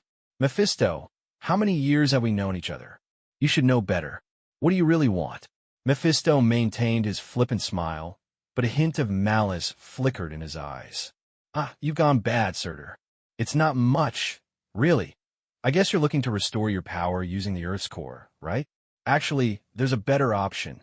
Do you know about dark matter? Dark matter? Surtur knew nothing about it. His expertise lay in magic, unlike Mephisto, who resided on Earth, making him less knowledgeable. Seeing Surtur's confusion, Mephisto laughed and explained, the Infinity Stones are a manifestation of dark matter. At the same time, he felt more at ease with Surtur, knowing that this guy, who only understood flames and twilight, couldn't possibly interfere with his plans. Upon hearing this, Surtur's caution immediately heightened. If there were Infinity Stones, who would care about a planet's core? Go on. Seeing Surtur's interest, Mephisto continued. How should I put it? There's a kid with the mind to create dark matter, and with your current abilities, it's quite easy to capture him before he grows up. As he spoke, Mephisto produced a contract. Surtur's eyes narrowed. What? You think I would sign your contract? Mephisto shook his head repeatedly. No, I'm not asking you to sign. I'm asking him to sign. You get the energy to restore your body, and I get his soul. If you agree, I can tell you where he is. Surtur was initially swayed and tempted to agree, but recalling this old friend's treachery, he kept his guard up. What's in it for you? Mephisto didn't answer directly. Instead, he said, Why do you care what I get? You get what you want, I get what I want. Isn't that a fair win-win? Then why don't you go yourself? Right now, I really can't leave my hell. After a moment's hesitation, Surtur accepted Mephisto's suggestion. Old Mephisto's words had successfully piqued his interest, and he revealed a satisfied smile, slightly bowing, like a gentleman acknowledging a courtesy. Pleasure working together, Mr. Surtur. The Green Source Farm in suburban New York City. Should I give you directions? Surtur ignited with flames and exited Mephisto's space. Immediately afterward, a burst of fire struck the forehead of a Massachusetts man eating a hot dog by the roadside.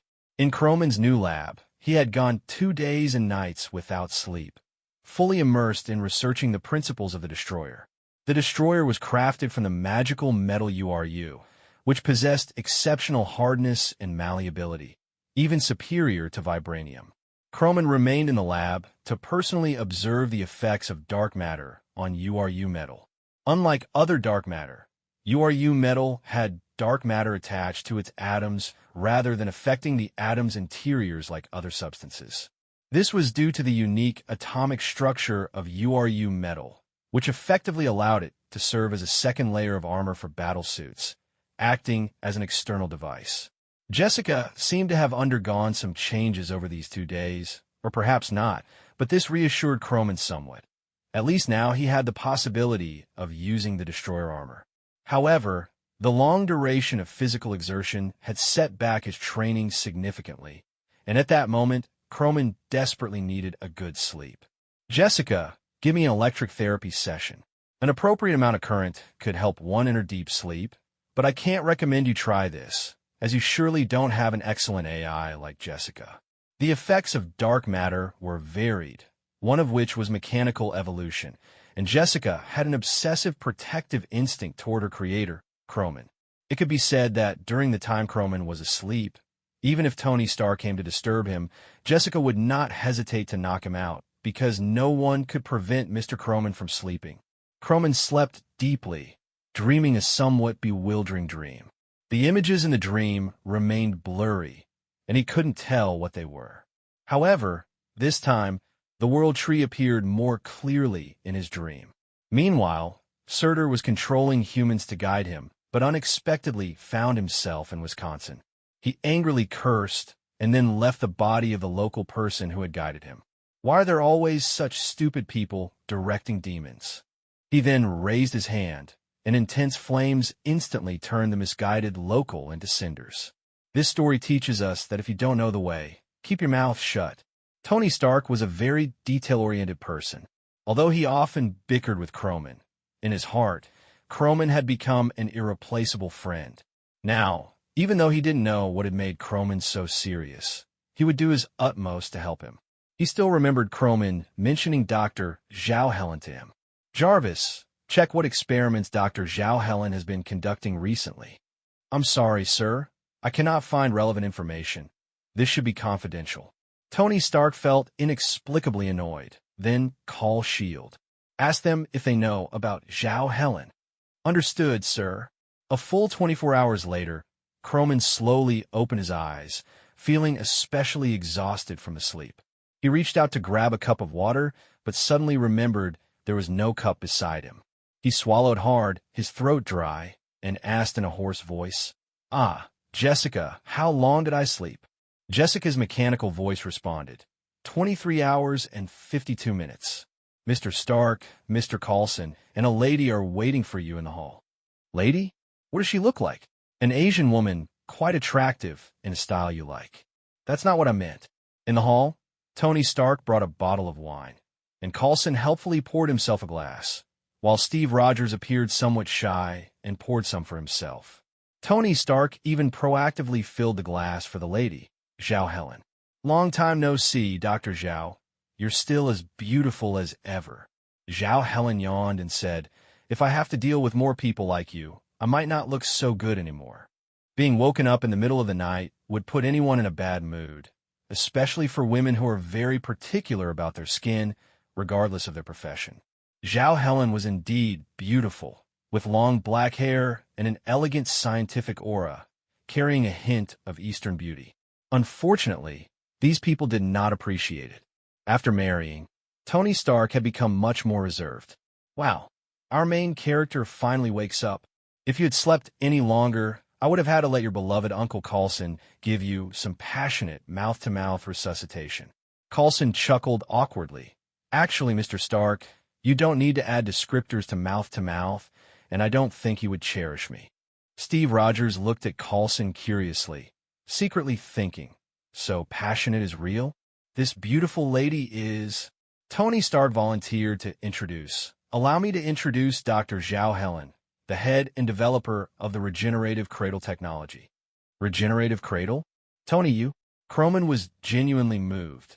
Tony Stark actually remembered this. Tony Stark waved his hand, stroking his little mustache. No need to be too moved. Then suddenly Tony Stark shouted, "Want to fight?" Croman was not one to back down. "Bring it on. I'm not afraid of you." Zhao Helen had a good impression of Coulson, leaning in to quietly ask, "Are they always like this?" Coulson nodded helplessly. "Indeed, they've always been like this. Originally, I wanted you to help upgrade the armor, but these two don't know when they'll stop fighting." Steve Rogers, with strong acceptance, said, "This can be seen as a way of expressing a good relationship, a friendship across generations." Coulson quickly changed his tone. "Captain, you're quite right." Croman and Tony Stark's argument started suddenly and ended just as quickly. "Well then, can I borrow your regenerative cradle technology? Just for personal use. Tony Stark will pay for it." Tony Stark gritted his teeth. "That's right. I'll pay with Mr. Croman's shares." The regenerative cradle technology opened a whole new world for Croman and Tony Stark. This technology originally utilized stem cells for 3D printing of human structures, and when applied to armor, it transformed into self-repairing battlesuits. Although Tony Stark talked tough, his body was quite honest. With the dark matter energy provided by Croman, he would only need a few months to create the first prototype of the nano armor, and mass production would be significantly faster afterward. Croman's approach was even simpler and more direct. He integrated the regenerative cradle technology into Jessica's memory. Jessica could self-upgrade, but this required innovative technology, meaning she had strong receptivity but wouldn't innovate on her own. Combined with vibranium armor and dark matter energy, once Jessica completed her upgrade, she would likely transform into a being similar to Vision that could change her appearance. Just imagine a silicon-based life form that could take any shape, whether it's Rem, Hatsune Miku, or even Yomama. By then, of course, aside from these, there would be nothing else. At that moment, Surtur was on his way. Surtur was filled with emotion at this moment.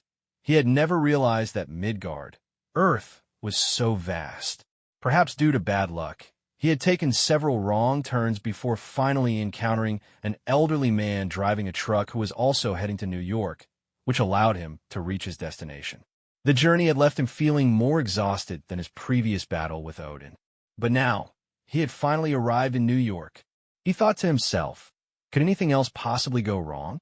In a flash of flames, Surtur entered the body of a young man and sped toward Croman's estate in the suburbs. He secretly vowed, that kid, your dark matter energy is destined to be mine. Thus, Surtur boarded a bus heading to the Vatican, starting his next journey. Meanwhile, at Croman's estate, Captain Steve Rogers had been staying there for over a month. From the initial confusion after being thawed from ice to now being able to use smart home technology proficiently, this was undoubtedly a step forward for him. Although Steve Rogers felt that the technological device specifically designed for washing hair being called a toilet was rather hasty, there was no denying it was incredibly convenient. You just had to place your head inside, press a button, and water would rush from all directions to rinse your hair, using only a portion of water each time while automatically refilling. There was even an automatic toothbrushing service. How convenient was that? It wasn't until one time when Coulson came by to use the restroom that Steve Rogers was shocked to discover that the toilet was actually the same thing as the one he had in mind. Tony Stark and Croman's cackling laughter was particularly grating. Knowing his dignity, Steve Rogers would rather die than admit he had used that toilet for brushing his teeth. Hey, Tony, you're way too slow. Can you speed it up? It's been a month and you still haven't figured out nanotechnology? You have me and Jessica helping you. Tony Stark's hand holding the screwdriver began to tremble. He turned around and yelled at Croman. Enough. Every day you just sit there supervising. Am I working for you? Croman was never one to be easily embarrassed. He quickly replied, Don't say that. Tony, look, I've been here with you the whole time. I don't have your brain. I need you, the great genius. Sometimes, giving someone a little sweet talk could help cool their temper, and this tactic was always effective. Tony Stark yawned, looking resentful as he said, Sometimes I really don't understand how you can skip so much basic physics knowledge and directly create dark matter. Croman chuckled. If I really understood that much physics, maybe I wouldn't have been able to create dark matter. Breaking the rules and changing the environment because of you is the true way of a king, isn't it? Tony Stark didn't want to waste any more time arguing. Finally, he installed the last component and handed it over to Jessica. Here you go. Upgrade yourself. I need a good drink. If I don't go now, my pepper is going to say that you and I are a couple. Ew, that's disgusting. Technology is like a puzzle. It needs to be pieced together from various parts to form a complete system. Jessica began to internally digest Tony Stark's prototype. What originally needed 3 months to complete was finished in just 1 month with Jessica's assistance and Croman's supervision. With dark matter energy as the core, these tiny nanobots received ample power. Coupled with the kinetic energy absorption characteristics of vibranium and the alteration of atoms by dark matter, the performance of this battlesuit had far surpassed millennia of Earth's technological level. With the external armor acting as an additional layer, Croman felt much relieved. However, he still hoped the side effects would come soon. This waiting was truly agonizing. At that moment, Surtur was on his way. With advancements in technology, Croman began physical training, engaging in intense workouts with Steve Rogers. Steve's combat skills were at the highest level, making him more than capable of training Croman. From initial punching and kicking to later practical sparring, the two displayed the essence of true men, enjoying themselves thoroughly. After the training session, Croman noticed something was off with Steve Rogers today. He was wearing a hairnet. Typically, only those working in kitchens would wear such a thing, mainly to prevent hair from falling into food. But why was Steve Rogers wearing it for no reason? Was it because of the previous toilet incident? Captain, you can't be this petty. And besides, no one has used that toilet. Is it really that bad for you? Steve Rogers' mouth twitched slightly, hesitating for a moment before finally saying, Actually, it's because I've been losing my hair recently. Croman scratched his head and replied, Isn't that normal? You have the super serum in you. Your metabolism is much faster than ordinary people, so it's natural for your hair to fall out more quickly. And as it falls out, it'll grow back too. Steve Rogers' expression grew increasingly awkward. After a moment of hesitation, he took off the hairnet. Originally, he had a standard golden slicked-back hairstyle, but the moment the hairnet came off, Croman couldn't help but burst out laughing. Right in the middle of his head was a shiny bald spot glaring at him. But? What? But? So now technology has discovered such supernatural beings. Croman explained seriously, No, it's actually an ancient saying in the East meaning alopecia, but it seems it isn't exactly alopecia since alopecia usually doesn't look this shiny. Have you seen a doctor?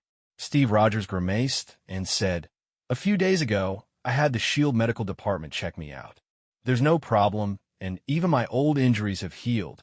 No sooner had he finished speaking than Steve Rogers' hair seemed to lose its support, like petals in a gentle breeze, scattering all over the ground.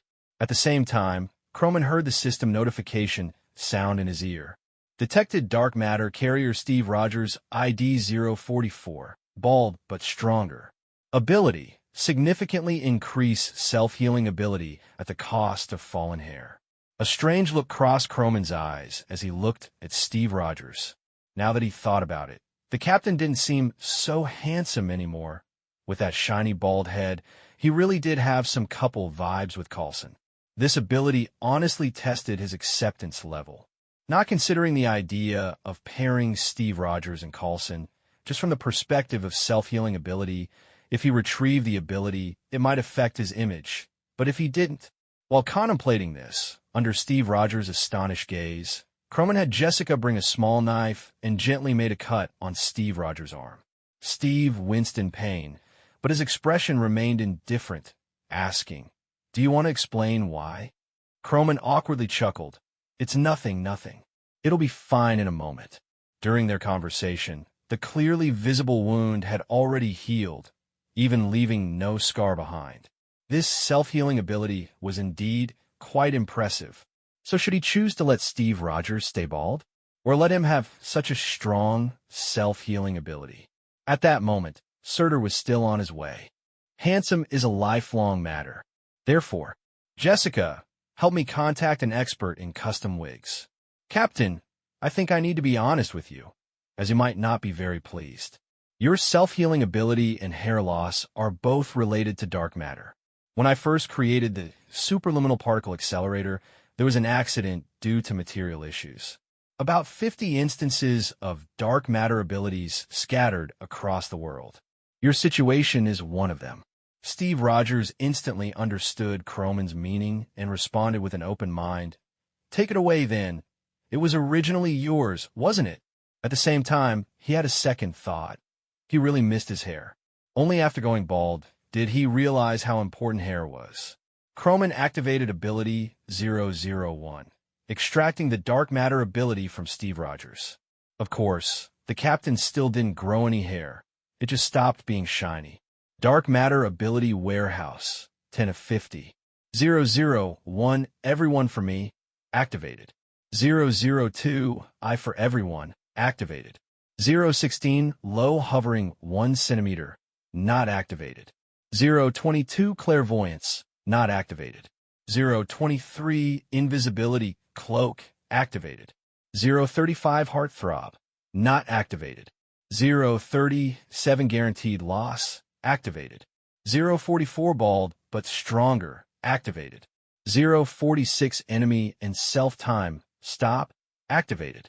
047, invincible, activated. All dark matter abilities could exhibit their maximum effect on Croman. At this moment, as he had just activated ability 044, he was already moving toward the goal of being bald, rather than slowly revealing it like Steve. But it was worth it because that damned guaranteed loss side effect was truly terrifying. Although he was bald, as long as he waited for that side effect to end, he could deactivate ability 044. After all, Croman was focused on technology and did not have such high demands for his own strength. Steve Rogers touched his forehead in fear, realizing how strong the effect was.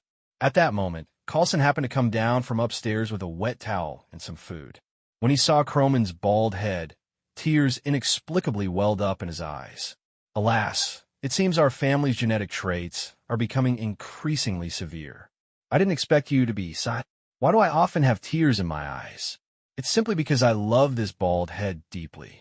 Croman was filled with black lines, which were particularly obvious at this moment. This has nothing to do with genetics. And I'm not bald. It's just a new hairstyle. Steve Rogers stifled a laugh from the side. In the evening, the sunset cast a brilliant glow on Croman's shiny bald head, making it stand out, a fiery red as if it were on fire. The sunset symbolized the fleeting nature of youth. Looking at the gradually setting sun, a tear trickled down Croman's cheek. Perhaps this is youth? When will Jessica's wig be ready? With his hairstyle, Croman's status suddenly elevated quite a bit. He didn't invite Coulson to dinner. He still had tasks to complete. In the expansive dining room, only Croman and Steve Rogers remained. Sometimes a house was too large, making it feel quite empty. Not speaking felt somewhat strange. Steve Rogers broke the silence. Croman, are you related to Coulson? I guess it's a distant uncle-nephew relationship. Oh, that's nice. The small talk reached its peak awkwardness.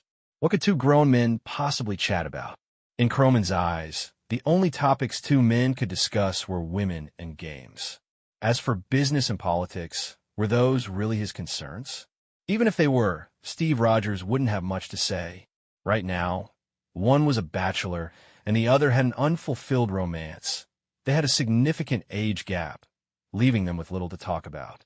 In this silent and awkward dinner atmosphere, the sun gradually set.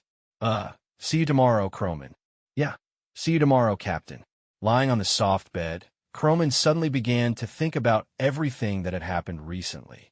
To be honest, it was quite a lot. Maybe he was truly just a loser? There weren't many people richer than him in the world, but Croman didn't like parties, nor did he enjoy being ostentatious. He just occasionally liked to throw some shade and play a bit of a dart game. Not having any hobbies was indeed quite boring. Lost in thought, Croman slowly drifted off to sleep. In his dream, Croman saw the massive world tree again, along with a man radiating light. Brother Sue? No, I am God. Ba, don't mess with me. Just because you put on a white coat means you're God? Look at me. Saying this, Croman pointed to the sky with one hand and to the ground with the other. See? Above and below. I'm the only one. I am a Buddha. Why don't you kneel quickly? I'll grant you the title of Lotus Boy, so you can wear shorts every day. The man darkened his face, and a halo appeared behind him. I really am God. Croman became even more spirited. In my dream, I could be controlled by you. Since it's a dream, I can do whatever I want to. Suddenly, a halo appeared behind Croman as well. Look, I'm truly the Buddha, even I am bald. Why don't you believe me? The man had no room for rebuttal. Was it just to trick me into shaving my head? Besides, who is this Buddha? How can I make you believe I am God? Croman thought for a moment. How about this? If you can make a stone that you cannot lift, then you are the omnipotent God. God pondered for a moment. Then if I can't lift a stone, wouldn't that mean I'm not omnipotent? Croman nodded earnestly. Exactly. So you are not God. God's emotions finally erupted, having endured for so long. You damn it. Now listen carefully, I am God. Croman helplessly shrugged. Sure you are. Why are you making such a fuss? If you say so, then fine. Okay, you are. We'll listen to you, just don't rush. Rushing will give you crow's feet.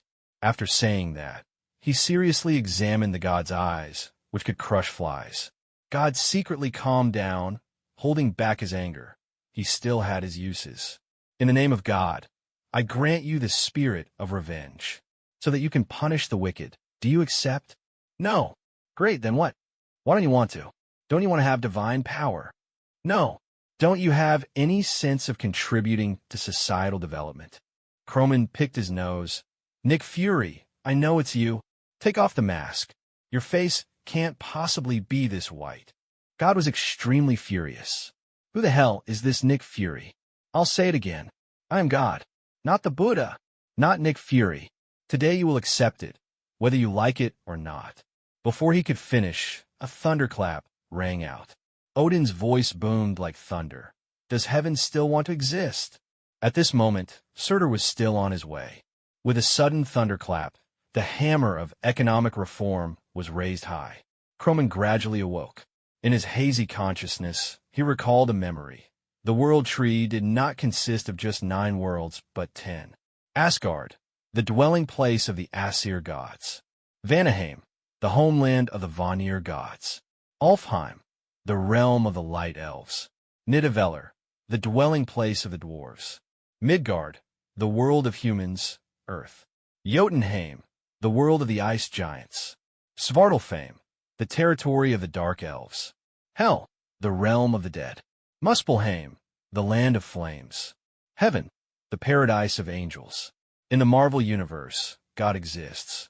However, his status is not as exalted as that of the DC version. In the Marvel world, God is like an executioner, responsible for disasters, floods, and spirits of vengeance. These are all his creations. Subsequently, heaven was forcibly separated by Odin and drifted in the cosmos.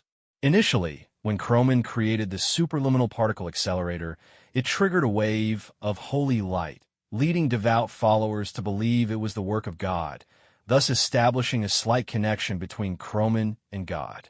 The already powerful God could utilize Croman to connect with the world tree, and as long as Croman agreed, he could act. Unfortunately, Croman was a traveler from another world and naturally did not believe in the God of this realm. Besides, he was already bald, and if his head caught fire, that would be too embarrassing. Without Odin's assistance, Croman would surely face some hardships. Unfortunately, this first cosmic powerhouse who had contacted Croman failed to recognize Croman's most crucial value, which is why he was expelled from the world tree. Croman shook his head and thought, perhaps I should find a wizard to cast a protective spell on my head. Dreaming like this is truly exhausting. With that in mind, he walked outside to an open area and looked up at the sky, which was clear and cloudless. He tentatively murmured, Heimdall, I'm here, Mr. Croman. What do you need? Take me to Odin's temple. I have some matters to discuss with him. As you wish, Mr. Croman. A colorful stream swept past, and Croman felt a flash before his eyes. When he cleared his vision, he found himself in the temple of Asgard. Odin, dressed in royal armor, exuded a more dominant aura than the last time they met. Good to see you again, Mr. Croman. Thank you for all you've done for me. I feel great now. Croman smiled awkwardly and said, Yeah, but I don't feel quite as well. You know about that dream I had, right? Odin nodded and replied, I know. He is not a trustworthy individual. Croman agreed and nodded, Indeed. That's why I came to ask you to cast a protective spell for me, ideally covering my whole body, as I don't know when the consequences of helping you will arrive. Upon hearing this, Odin waved Gungnir, causing runes to float in the air in a magnificent scene accompanied by thunder. Odin's blessing swirled above Croman's head for several seconds before dissipating and merging into his body. Once this was done, Odin seemed as if he hadn't done anything at all, effortlessly. At that moment, Odin's magic was more powerful than ever. This is the strongest protective magic I can wield, Mr. Croman, but I cannot guarantee how long it will protect you. I suggest you retrieve the scattered dark matter abilities as soon as possible.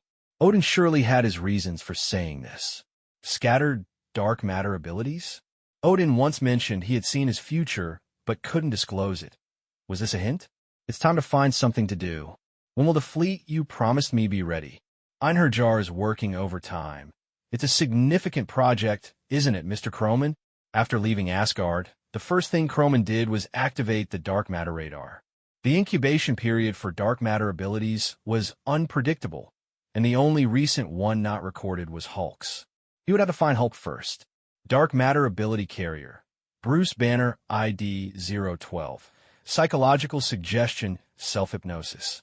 Location, Wisconsin. Jessica, prepare. We're going to Wisconsin to find Bruce Banner. Comic conventions are a gathering place for cosplay enthusiasts. In the Marvel Universe, there are DC comics, and they sell quite well. At this convention, Superman and Batman were plentiful, Some were bulky, while others were highly accurate representations, including two people dressed as Batman's deceased parents. Bruce Banner was also among them, though he wasn't cosplaying any characters. He seemed to be there just to check things out. With so many people around, Bruce Banner hid in the restroom, washed his face, and spoke to himself in the mirror. "Hulk, are you satisfied now?" To others, the mirror still showed Bruce Banner's face, but from Banner's perspective, Hulk's body was reflected in the mirror. Hulk's eyes looked more human as he said, "This place is fun. Hulk likes it." Bruce Banner sighed, filled a basin with water from the sink, and submerged his face, trying to calm himself down. After leaving Croman, Bruce Banner exited the Hulk state after a while. He originally thought everything would return to normal, but since that day, every time he looked in a mirror or a reflective surface, he would see Hulk's phantom and hear his voice, leading him to doubt his sanity. After that, he consulted many psychologists, but the results were clearly useless. Over time, Bruce Banner's conversations with Hulk increased. While it felt strange at first, he gradually got used to it. The key point was that even if he became angry now, he wouldn't transform into Hulk. Instead, Hulk could replace him whenever he wanted. Hulk enjoyed the lively and novel human life, and they struck a deal where Bruce Banner's personality would be dominant, but they would also visit places that intrigued Hulk, like this one. The bookworm Banner felt out of place at that moment. "Hey, Dr. Banner, long time no see. You're out. Who was that voice?" "Croman? What are you doing here? Do you like DC comic heroes too?" Croman waved his hands repeatedly, saying, "Forget it. I don't like those goody two-shoes. I'm here to get my stuff back." With that, Croman activated ability 001, and a surge of dark matter energy flowed from Bruce Banner's body back into Croman. Dark matter ability warehouse, 11 of 50. 001, everyone for me, activated. 002, I for everyone, activated. 012, psychological suggestion self-hypnosis, not activated. 016, low hovering 1 centimeter, not activated. 022, clairvoyance, not activated. 023, invisibility cloak, activated. 035, heartthrob, not activated. 037, guaranteed loss, activated. 044, bald but stronger, activated. 046, enemy and self-time stop, activated. 047, invincible, activated. At this moment, Surtur and Mephisto found themselves at a familiar intersection in Wisconsin, unable to find their target, lost in thought. Speaking of which, I can't believe it myself. 2 demon lords are lost on Earth. If I had known, I wouldn't have come to pick you up, Surtur. Surtur, the Lord of Flames. Mephisto, the King of Hell. They had envisioned the fall in their struggle for the throne of Hell and pondered over countless scenarios, including betrayal by their subordinates. However, they had never anticipated such a situation as getting lost. What a disgrace. Even as the supreme sorcerer of Earth, it was hard to imagine that 2 great demons could lose their way so quietly. Yet this absurdity truly happened, and the most ridiculous part was that Mephisto found it difficult even to return to Hell. Now, he could only use a clone as his primary consciousness, wandering aimlessly here with Surtur. "How about I call Ghost Rider?" Mephisto fell into contemplation. Surtur fixed his gaze on Croman, who had just walked out of a party. "Speaking of which, isn't our target right there?" Mephisto suddenly followed Surtur's line of sight. "Holy crap, this is too easy. Take him down." Just a turn at the intersection, and Croman's figure vanished from their sight. In reality, Croman was less than 100 meters away, buying ginger ale. "Damn it, we lost him again." "Mephisto, what the hell are you doing?" Surtur blamed everything on Mephisto's schemes. Otherwise, how could this cunning old fox not return to Hell and instead wander here with him? Mephisto choked on his words. "Could you just die already? If I could go back, would I still be here?" Surtur clearly didn't believe him. "The only ones who knew I was on Earth were you and that Odin brat. Are you trying to tell me that Loki got trapped and directly took down 2 demon kings?" Mephisto was momentarily speechless, beginning to ponder who could be behind the scenes. From a magical perspective, Only the two ancient magic founders, Vishani or Thon, will be capable of such a feat, but it was clear they couldn't be involved. Could it be the five gods? Who would be so bored to do this? Perhaps only Death, but he had almost no interaction with her. If there was any, it was just pure sycophancy. I can't believe this. Who the hell is using such disgusting tactics? The next moment, Mephisto spotted the mortal that Surtur had possessed. The figure was hunched over, resembling a hunchbacked bell tower creature. At the center of his forehead, there swirled an energy form that Mephisto did not recognize, nor was it the fiery magic power of Surtur. What is this? Mephisto reached out to touch it. In Surtur's eyes, Mephisto's movement looked like an attempt to kill him and seize his fiery magic. He immediately shouted, "You wish!" Then flames erupted from his entire body, and in his anger he struck out. A teacher had once taught them that fighting was wrong. They should know how to ambush. Just like now, taking the initiative and catching Mephisto off guard, he sent him flying, inflicting significant injury. Of course, this was just a clone of the two beings. While it didn't do any real harm, his dignity was trampled. For someone like Mephisto, if you could use him and were stronger than him, he would tolerate anything. But as a competitor, he absolutely could not tolerate being treated this way by a mere clone. "Surtur, this is your doing." As soon as he finished speaking, Mephisto slammed his right-hand staff down onto the ground. A powerful force directly cracked the earth, and countless skeletons crawled out, surrounding the Black Death magic energy, continuously launching attacks towards Surtur. The massive commotion ignited the streets of Wisconsin. Croman turned back in surprise, calmly sipping his soda. It turned out that Wisconsin was not so peaceful after all. Indeed, Marvel's America was not safe. Whatever, he thought, a hero from Wisconsin should come out to stop it soon, right? But it seemed those two were already fighting. Croman, while aware of Surtur and Mephisto, did not notice that both were in human form at that moment. Who is the hero and who is the villain? They don't seem impressive at all. At that moment, a platypus wearing a black hat appeared at Croman's feet, looking quite human-like.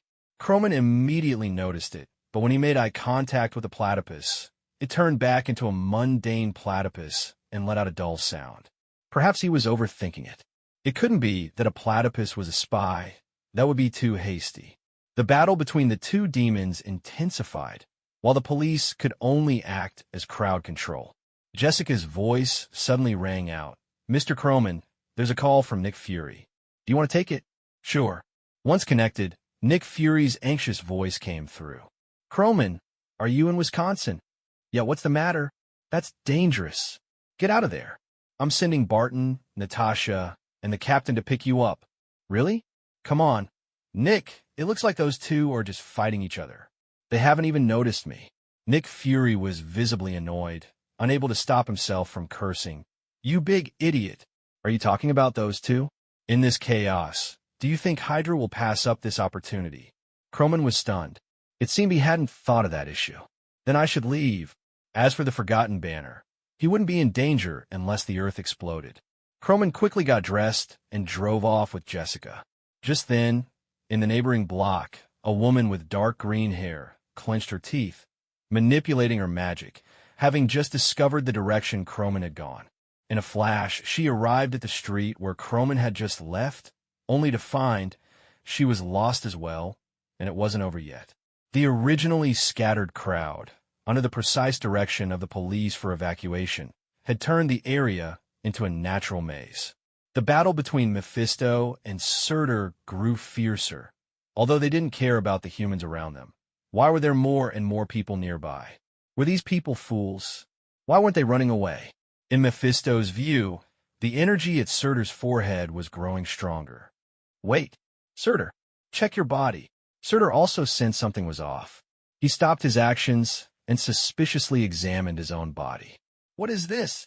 The moment Surtur sensed that energy, Croman, who was flying, suddenly heard the system radar's notification sound in his ear. "Detected dark matter carrier. Surtur ID 033, impossible, small goal ability. You will never achieve your recent primary target. so you won't have to worry about disappointment at all. At this point, Croman finally understood what the side effect of his guaranteed loss ability was. Fortunately, Surtur had received a useless dark matter ability. Otherwise, he would have had no real way to counter a Surtur lurking in the shadows. So the question arose, this ability's impact shouldn't be too significant, right? In reality, Croman overlooked one point. The strength of the ability was proportional to one's physical constitution. In other words, the stronger you are, the more powerful the ability naturally becomes. Just like Odin, Croman was completely unaware of everything that had transpired since his departure. After he left, Nick Fury summoned several individuals. Part of the reason Nick Fury built Croman's estate was to keep him under supervision. Croman's importance was self-evident and didn't need further emphasis. Moreover, Nick Fury had begun to monitor the situation within S.H.I.E.L.D. Thus, when Croman left the estate to head to Wisconsin, he anticipated that Hydra might take action. However, he never expected that two superpowered beings would begin fighting there. Sharon, have you found any information on the individuals? The beautiful and stoic female assistant presented a report. Hans Doofenshmirtz, a hunchback figure from the three-state area, that should be in Oka's jurisdiction. There are also around 100 similar-looking individuals, but none match completely.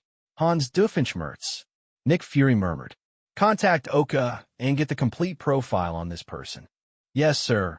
Back at home, Croman began to ponder how to retrieve the dark matter abilities from Surtur. Logically, Surtur was on the same level as Odin. Since Odin could conceal himself, Surtur should be able to as well. Given the vast difference in their power, it would be impossible for Croman to forcibly take it from him. So what should he do? Negotiate a trade? Or ask Odin for help? Given such a powerful ability, he likely wouldn't be willing to return it, especially since it was akin to the guaranteed loss ability. As long as he set something he didn't want to achieve as a small goal, wouldn't that be a win-win? Moreover, there shouldn't be any side effects, right?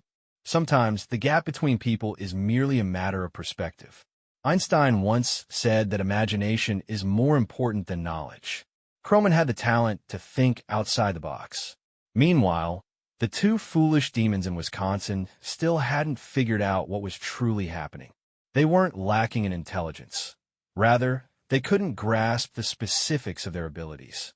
Judging by the manifestations, the influence of this ability was evidently stronger and related to Surtur's own strength.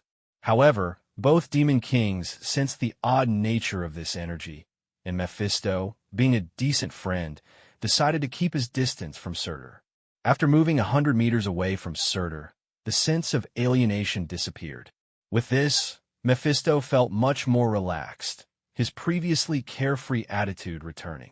Since he couldn't approach Surtur, he would keep his distance and then send him directly to Croman. Surtur, considering you've fallen under this terrible curse, I decided to lend you a small hand. Though Surtur was furious, he had no choice but to endure Mephisto's cold jibes. Accept my gift, Surtur. With that, a surge of dark energy rushed in, tearing through space and transporting Surtur to New York, just 100 meters away from Croman. Mephisto made a mental note. It seemed that as long as he maintained a distance, the magic wouldn't be affected. Looking at the vast buildings, Surtur nearly burst into tears, but managed to hold back. This is it. I'm finally going to be whole again. As soon as the words left his mouth, he heard a flash of a laser weapon. Surtur felt himself being repelled by this body, and flames engulfed him, gradually splitting him from this body and transforming him into a pure energy form. Oh, it must be Perry the platypus who saved me. I told you my ultimate thought partner would be useful. I love you, Perry the platypus. At that moment, a phrase echoed repeatedly in Surtur's mind. Perry the platypus. Perry the platypus, who the hell is this damn Perry the platypus? I was so close to catching him, just one step away from regaining my body. Why? Why does someone always stop me? Finally, Surtur could no longer contain his fury, caring little about who might discover him, and he boldly revealed his true form. A 20-meter tall fire giant. This was the greatest height Surtur's clone could achieve, with burning skin and sharp horns. No need for further words. This was Surtur. The sudden emergence of this entity put Croman and Steve Rogers on high alert. Croman, Jessica, prepare the equipment. Steve Rogers, Nick Fury is requesting backup. There was no helping it. After all, Steve Rogers was just an ordinary man. In the face of a legendary demon, all he could do was be a bystander and watch the spectacle. Moreover, Surtur was an energy being, and physical means could not resolve this. You say you're the Hulk? That would be something. Jessica, analyze the energy data. What are my chances of success? Report, Mr. Croman, in 5 minutes the chance is 12%. Why 5 minutes? Because S.H.I.E.L.D. is mobilizing fighter jets for support. Is there a chance right now? Sorry, Mr. Croman. I have no chance alone. Croman's expression grew serious. No chance alone? It seemed you would have to stall for time and wait for support. I hope this tactic works. Croman opened his consciousness space, revealing the dark matter ability warehouse. Ability 046 activated. Enemy and self-time stop. The massive flames surrounding Surtur instantly came to a halt, as if he were a three-dimensional statue. Meanwhile, Croman stood still, locked in a stare with him, equally immobile. Croman was not Odin. He didn't possess that level of combat strength. So while this ability was in his hands, it couldn't enter a space akin to a time rift. But this was sufficient. At least Surtur couldn't move, and he couldn't act either. My stamina can probably last for 10 minutes. I hope that S.H.I.E.L.D. gets here quickly. In fact, after receiving Captain America's message, S.H.I.E.L.D. decisively dispatched 8 fighter jets and contacted Tony Stark, the arms dealer. This mythical element reminded Nick Fury of what Thor had mentioned about Asgard. He wondered if Coulson could contact Thor. Prepare the follow-up jets. Croman's importance surpasses even our department. Everyone, get your act together. In fact, it wasn't just S.H.I.E.L.D. Even Hydra had sent the Winter Soldier. For the first time, the Winter Soldier wasn't there to kill, but to save. And that dark-haired woman had silently appeared at Croman's estate. Seeing Surtur, she dared not act rashly, but if given the opportunity, she would instantly capture Croman and make him disappear. The temptation of a usable, perpetual motion machine was self-evident. At that moment, Croman was already trapped in the time-stop state. The previously possessed Doofenshmirtz cast an angry glance at Surtur before resolutely entering Croman's estate, starting to dismantle and build things. Where the hell is S.H.I.E.L.D.? When trapped in a state of time stoppage, one truly understands what it means for days to feel like years. Croman had no idea how much time had passed outside. When the concept of time was eliminated, this was the sensation. Fortunately, Surtur was attacking recklessly out of anger. Otherwise, the effects of this ability could have spiraled into uncontrollable chaos. Let's pause on these two frozen beings and focus on Doofenshmirtz and Peony the platypus. Steve Rogers stood guard beside Croman, fully prepared. Admittedly, this didn't make much difference, but it was the limit of what he could do. Doofenshmirtz was a genius, surpassing all scientists in the universe in many aspects. At that moment, he was on a call while disassembling various technological devices in Croman's estate. Nearby, Peony the platypus received orders from Colonel Oka. Peony the platypus, we've received news from S.H.I.E.L.D. We're to cooperate fully with their agents to take down that fire demon. Peony the platypus wore a serious expression and followed Doofenshmirtz to the production site. For some reason, he didn't speak or move, but Doofenshmirtz understood his intent. Oh, Peony the platypus, you say you want to help me create the Terminator? Fantastic. We're partners now. I'm working on the evaporation Terminator, and I want to use it to evaporate that damned guy who possessed me. Meanwhile, S.H.I.E.L.D. support was on its way, with Natasha and Barton flying in the Quinjet at the forefront. We have enough frozen arrows stored, but I'm not sure how effective they'll be. Natasha, if you get a chance, take Croman and leave first. Our mission is to save him. Natasha nodded. That's true, but this troublesome legendary being should really be dealt with by Thor. Barton sighed. There's nothing we can do. We can't reach Thor. The scene shifted back to Croman. His body began to sweat. He was still too weak to maintain this for long. Damn it! Why hasn't S.H.I.E.L.D. arrived yet? At that moment, Jessica, connected to his mind, suddenly spoke. Mr. Croman, the S.H.I.E.L.D. carrier has been assimilated by dark matter. Should I summon it? Croman was overjoyed. My Gundam has arrived? What's Surtur to me? Jessica, summon it. Yes. Inside the S.H.I.E.L.D. carrier, Nick Fury was contemplating whether to deploy more aerial support. Suddenly, the carrier shook violently. Sharon, what's happening? Director Fury. The entire carrier has suddenly lost control. The radar shows our speed has exceeded 10 times the previous fastest speed. The destination is Croman's estate. What? Nick Fury exclaimed in shock. How was that possible? When did he manage to do that? Nick Fury instantly suspected Croman was behind this. The only thing he couldn't figure out in S.H.I.E.L.D. was Croman's dark matter energy. God knows what that guy did to the S.H.I.E.L.D. carrier. Sharon, notify all S.H.I.E.L.D. personnel to jump out and make an emergency landing, minimizing losses. Nick Fury had already concluded that the carrier would not be recoverable, at least not in the short term. So he needed to ensure the survival of his agents. On another front, Doofenshmirtz and Perry the Platypus had successfully completed the evaporation terminator. Doofenshmirtz laughed heartily. Great! Now we can finally evaporate him, for revenge. Perry the Platypus merely rolled his eyes at him, while the cold-faced agent pushed the evaporation terminator out, aiming it at Surtur. Steve Rogers looked at the duo in surprise. In less than 10 minutes. How did they produce such a large contraption? Who are you? Doofenshmirtz proudly declared. I'm Dr. Doofenshmirtz, and this is Perry the Platypus. I'm an evil villain, and I just developed the evaporation terminator to eliminate this giant fire demon. Steve Rogers couldn't believe it. Fine, do whatever you want, just don't put yourself in danger. Oh, why am I talking to a madman and a platypus? Perry the Platypus shot him a disdainful glance and activated the evaporation terminator. The evaporation beam shot towards Surtur, yet had no effect whatsoever. Doofenshmirtz exclaimed, How is this possible? My evaporation terminator shouldn't be useless. It must be you, Perry the Platypus. You activated the fail-safe button on my terminator. Perry the Platypus emitted a derisive sound. Doofenshmirtz suddenly slapped his forehead. Oh, I forgot. The evaporation terminator uses temperature to evaporate everything. But he's a fire demon. Oh, I should have realized that sooner. I hate you, Perry the Platypus. Why didn't you remind me? Steve Rogers held his head in disbelief. I knew I shouldn't have had any expectations. Suddenly, Surtur moved, and Croman also moved. The time stop was lifted.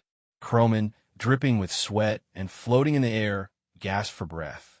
Jessica, how long until the carrier arrives? Jessica immediately replied, right at this moment. As their conversation ended, a massive carrier suddenly appeared in the sky. Amid the astonished gazes of everyone, it mechanically turned, moved, and reassembled. At that moment, Croman laughed. Gundam truly is a man's romance. Surtur, let me introduce you to my good friend. I'll call him S.H.I.E.L.D. 1. Surtur, still furious and now even more agitated by being frozen in time, finally spotted Croman, who he had been searching for. Annihilation. Since Surtur was merely a clone, the energy manifestation was only in terms of size, so his basic abilities lay in physical aspects. In fact, at that moment, Surtur was at his weakest, unable even to cast magic. This also provided S.H.I.E.L.D., one with the opportunity to engage him. The powerful firepower of the thermal weapons played a decisive role at this moment, fueled by dark matter, which was inexhaustible. Croman, of course, didn't enter the Gundam like those dim-witted guys, but controlled everything remotely through Jessica, turning the whole affair into a live-stream giant battle game. The powerful Surtur was being relentlessly beaten by the Gundam. Flames scorched the metal casing of the Gundam until it glowed red-hot. When the weapon barrels overloaded, the battle between the giants turned into the most primal form of combat. Ignoring the damage to his own body, Surtur began to dismantle S.H.I.E.L.D. 1. Damn it! It's true that earthly things can't contend with dimensional demons. Odin's voice suddenly resonated. Then, Mr. Croman, what about the weapons from the Dwarven Galaxy? As soon as the words left his mouth, a brand new Dwarven Galaxy carrier appeared in the sky after a colorful stream passed by. Croman sent the shattered shield, one into the sky to merge with it. 30 seconds later, Croman chuckled, pointing at Surtur. You bastard, look at me. Damn it, where is shield? When enveloped in a state of time-stop, one can truly feel what it means for days to stretch into years. Croman had no idea how much time had passed outside. When the concept of time was eliminated, that was the sensation. Fortunately, Surtur was recklessly attacking out of anger. Otherwise, the effects of this ability could have spiraled into an uncontrollable situation. Let's not even mention the two beings in stasis, but rather focus on Doofenshmirtz and Peary the Platypus. Steve Rogers stood vigil beside Croman, fully prepared, even though it didn't make much difference. This was the limit of what he could do. Doofenshmirtz was a genius, surpassing all scientists in the universe in many ways. At that moment, he was on a call while disassembling various technological devices in Croman's estate. Nearby, Peary the Platypus received orders from Colonel Oka. Peary the Platypus, we've received word from S.H.I.E.L.D. We need to fully cooperate with their agents to take down that fire demon. Peary the Platypus wore a serious expression and followed Doofenshmirtz to the production site. For some reason, he didn't speak or move, but Doofenshmirtz understood his intent. Oh, Peary the Platypus, you say you want to help me create the Terminator? Fantastic. We're partners now. I'm working on the evaporation Terminator. I want to use it to evaporate that damned guy who possessed me. Meanwhile, S.H.I.E.L.D. support was en route, with Natasha and Barton flying in the Quinjet at the forefront. We have enough frozen arrows stored, but I'm not sure how effective they'll be. Natasha, if you get a chance, take Croman and leave first. Our mission is to save him. Natasha nodded. That's true, but this troublesome legendary being should really be dealt with by Thor. Barton sighed. There's nothing we can do. We can't reach Thor. The scene shifted back to Croman. His body began to sweat. He was still too weak to maintain this for long. Damn it, why hasn't S.H.I.E.L.D. arrived yet? At that moment, Jessica's voice, connected to his mind, suddenly spoke. Mr. Croman, the S.H.I.E.L.D. carrier has been assimilated by dark matter. Should I summon it? Croman was overjoyed. My Gundam has arrived? What's Surtur to me? Jessica, summon it. Yes. Inside the S.H.I.E.L.D. carrier, Nick Fury was contemplating whether to deploy more aerial support. Suddenly, the carrier shook violently. Sharon, what's happening? Director Fury. The entire carrier has suddenly lost control. The radar shows our speed has exceeded 10 times the previous fastest speed. The destination is Croman's estate. What? Nick Fury exclaimed in shock. How was that possible? When did he manage to do that? Nick Fury instantly suspected Croman was behind this. The only thing he couldn't figure out in S.H.I.E.L.D. was Croman's dark matter energy. God knows what that guy did to the S.H.I.E.L.D. carrier. Sharon, notify all S.H.I.E.L.D. personnel to jump out and make an emergency landing, minimizing losses. Nick Fury had already concluded that the carrier would not be recoverable, at least not in the short term, so he needed to ensure the survival of his agents. On another front, Doofenshmirtz and Peary the Platypus had successfully completed the evaporation Terminator. Doofenshmirtz laughed heartily. Great, now we can finally evaporate him. For revenge. Peary the Platypus rolled his eyes at him, while the cold-faced agent pushed the evaporation Terminator out, aiming it at Surtur. Steve Rogers looked at the duo in surprise. In less than 10 minutes, how did they produce such a large contraption? Who are you? Doofenshmirtz proudly declared, I'm Dr. Doofenshmirtz, and this is Peary the Platypus. I'm an evil villain, and I just developed the evaporation Terminator to eliminate this giant fire demon. Steve Rogers couldn't believe it. Fine, do whatever you want, just don't put yourself in danger. Oh, why am I talking to a madman and a platypus? Peary the Platypus shot him a disdainful glance and activated the evaporation Terminator. The evaporation beam shot towards Surtur, yet it had no effect whatsoever. Doofenshmirtz exclaimed. How is this possible? My evaporation terminator shouldn't be useless. It must be you, Perry the Platypus. You activated the fail-safe button on my terminator. Perry the Platypus emitted a derisive sound. Doofenshmirtz suddenly slapped his forehead. Oh, I forgot. The evaporation terminator uses temperature to evaporate everything. But he's a fire demon. Oh, I should have realized that sooner. I hate you, Perry the Platypus. Why didn't you remind me? Steve Rogers held his head in disbelief. I knew I shouldn't have had any expectations. Suddenly, Surtur moved, and Croman also moved. The time stop was lifted. Croman, dripping with sweat and floating in the air, gasped for breath. Jessica, how long until the carrier arrives? Jessica immediately replied, right at this moment. As their conversation ended, a massive carrier suddenly appeared in the sky. Amid the astonished gazes of everyone, it mechanically turned, moved, and reassembled. At that moment, Croman laughed. Gundam truly is a man's romance. Surtur, let me introduce you to my good friend. I'll call him Shield. 1. Surtur, still furious and now even more agitated by being frozen in time, finally spotted Croman, who he had been searching for. Annihilation. Since Surtur was merely a clone, the energy manifestation was only in terms of size, so his basic abilities lay in physical aspects. In fact, at that moment, Surtur was at his weakest, unable even to cast magic. This also provided Shield, one with the opportunity to engage him. The powerful firepower of the thermal weapons played a decisive role at this moment, fueled by dark matter, which was inexhaustible. Croman, of course, didn't enter the Gundam like those dim-witted guys, but controlled everything remotely through Jessica, turning the whole affair into a live-stream giant battle game. The powerful Surtur was being relentlessly beaten by the Gundam. Flames scorched the metal casing of the Gundam until it glowed red-hot. When the weapon barrels overloaded, the battle between the giants turned into the most primal form of combat. Ignoring the damage to his own body, Surtur began to dismantle Shield. 1. Damn it, it's true that earthly things can't contend with dimensional demons. Odin's voice suddenly resonated. Then, Mr. Croman, what about the weapons from the Dwarven Galaxy? As soon as the words left his mouth, a brand new Dwarven Galaxy carrier appeared in the sky after a colorful stream passed by. Croman sent the shattered shield, one into the sky to merge with it. 30 seconds later, Croman chuckled, pointing at Surtur. You bastard, look at me. The activation of the ability did not happen as quickly as Croman had imagined. He lay flat for a full 3 days until Tony Stark's call came in. Hey, Croman, are you still stuck in your Gundam?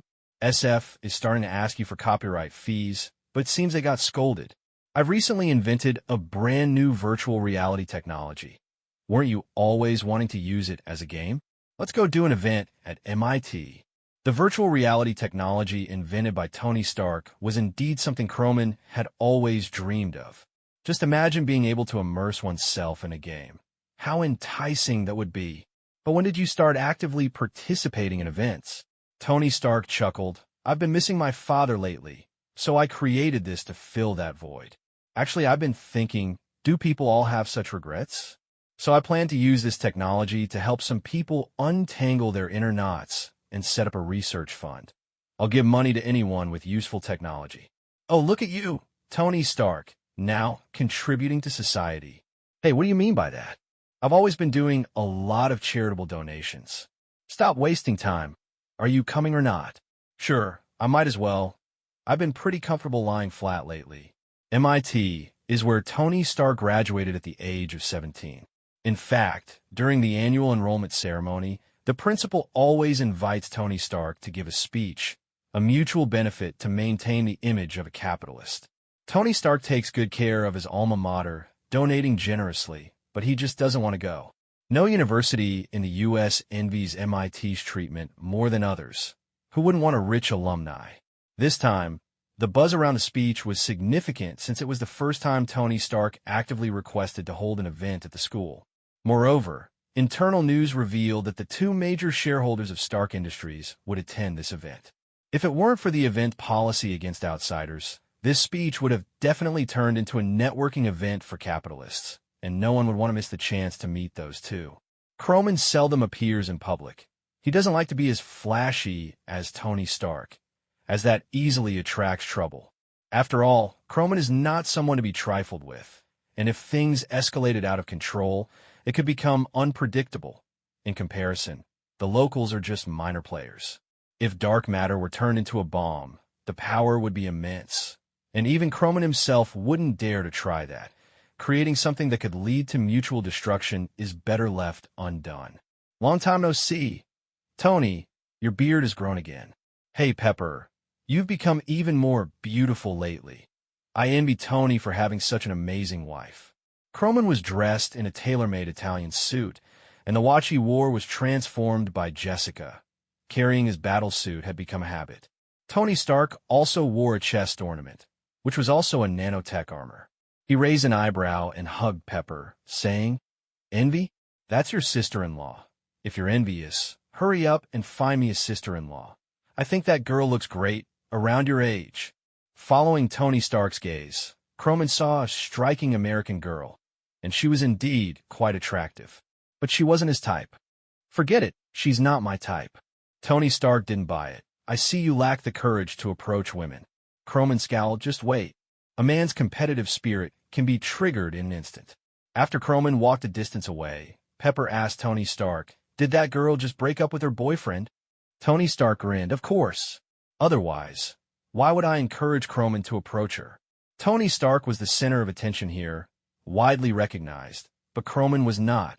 No one knew him. "Hey." Croman approached the American girl and smiled. The American girl politely smiled back. "Hey, hello, sir. Is there something you need?" "Nothing much. You're very beautiful. There are various technology exhibits later, right? What have you prepared? Maybe I can give you some advice." The American girl just shook her head. "No thanks, sir. I don't have any tech products. I'm here with my boyfriend." "Oh, there he is. It was nice chatting with you. Goodbye." Croman could only awkwardly wave goodbye. That guy Tony Stark must have known this would happen. Otherwise, he wouldn't have encouraged him to do such a thing. He remembered Tony Stark, but it was too late, for Tony Stark was already on stage. "He missed you a lot while you were gone. Say something. You know what happened next." "I love you, Dad." This is a technology that uses hippocampal control to treat psychological trauma. Of course, this can't change the fact that they arrived at the airport. Or rather, I did those things to escape sadness, but moreover, I spent $616 million on this treatment experiment. Any normal person wouldn't appreciate this program. Remind me, what is MIT's mission? To create, disseminate, and protect knowledge, to collaborate with others, and to challenge the limits of the world to the best of our abilities. You are those others. Even without grand announcements, the challenges you face are also the severe challenges humanity encounters, and most of you are bankrupt. Or rather, you were. Effective immediately, everyone here will receive funding in September. That means all your projects have been approved for funding. No strings attached, no taxes, just go all out to challenge the future. Okay, now we would like to invite the project leader. Lights, please. Croman Coulson, the second boss of Stark Industries. Let's give him a round of applause. The lighting technician Jarvis perfectly captured this dazzling moment and directed it to the last row, Croman Coulson. As Croman stood there, completely bewildered, a warm round of applause erupted. He's the second largest shareholder of Stark Industries. What the hell? First time meeting him. Do you think he likes men? I bet he likes women. No worries, I can go for women too. Croman scratched the back of his head. Wow. Tony, you really surprised me. At the same time, Croman felt a touch of warmth and gratitude. Part of Tony Stark's purpose in hosting this event was for him.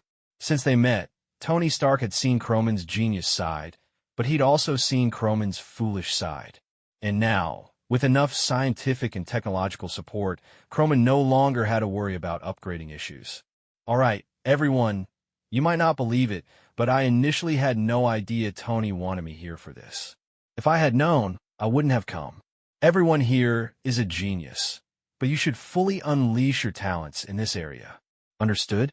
Let me see here. This gentleman, Yes, what's your name? The spotlight shone on that person, who looked very excited. My name is Reed. Okay, Reed, nice to meet you. What area of research are you in? Energy. I thank you for the funding, sir. Very good. Everyone look. This is our future energy tycoon. You will all become leaders in the industry. Keep working hard. After the speech, Croman felt a bit drained. Speaking nonsense with his eyes wide open was somewhat embarrassing. Energy? Energy was probably the most hopeless thing in the world. If Croman wanted to, he could now use dark matter energy to replace all energy industries worldwide and then be tangled up in all sorts of scandals and face various assassinations. Research that could overturn the economy would not be allowed to exist by the state. It could only be conducted in secrecy. Did you think Tony Stark really couldn't mass-produce the Ark? Good job, kid. You have great potential for speaking. Looks like you need to attend more events like this in the future. Tony Stark grinned and draped his arm over Croman's shoulder. The backstage area was originally off-limits, but in the quiet corridor, the Reed Croman had just praised rushed over, holding a square box. Mr. Stark? Mr. Croman, look, I've successfully shrunk your Stark Industries Ark down to the size of my palm. To thank you for your support, I can provide this technology to you for free.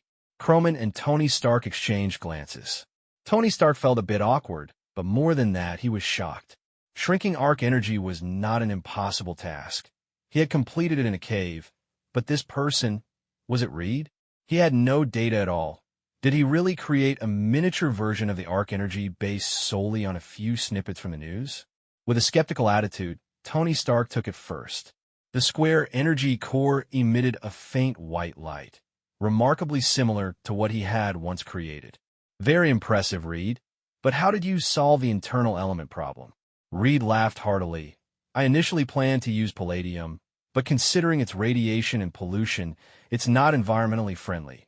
So I created an entirely new element using existing elements. Although the cost doubled, the energy output increased by at least 6 times. Genius. Say your name again. Reed Richards, sir. Croman, who had initially been indifferent, suddenly widened his eyes. Wait, what did you just say your name was? Reed Richards, sir. Is there a problem? What are you currently researching? About cosmic rays. I feel embarrassed because I want to borrow a space station to collect data next month, but I have no means, so I wanted to use this to trade for your help, if that's possible. Tony Stark was about to refuse, suggesting an alternative way of helping. Croman interjected, No need to borrow. I have it. I can take you to collect data, but I have one condition. I want a copy of all your research results afterward. Don't worry. I won't use it for profit. You don't have to provide data for the finished product either. Deal. Should I agree? As a researcher, Reed didn't really want to agree, but his dedication to research made his inner scale lean more towards what Croman proposed. After much deliberation, he said, I choose to believe you, Mr. Coulson. No. Please call me Mr. Croman. Seeing Reed's reluctant expression, Tony Stark smirked and muttered, It's hard to understand this world when someone who has revolutionized the entire physics community is worried about what others think of his results. Although the voice wasn't loud, it echoed down the corridor. Reed heard it clearly. Revolutionizing physics? Impossible. Absolutely impossible.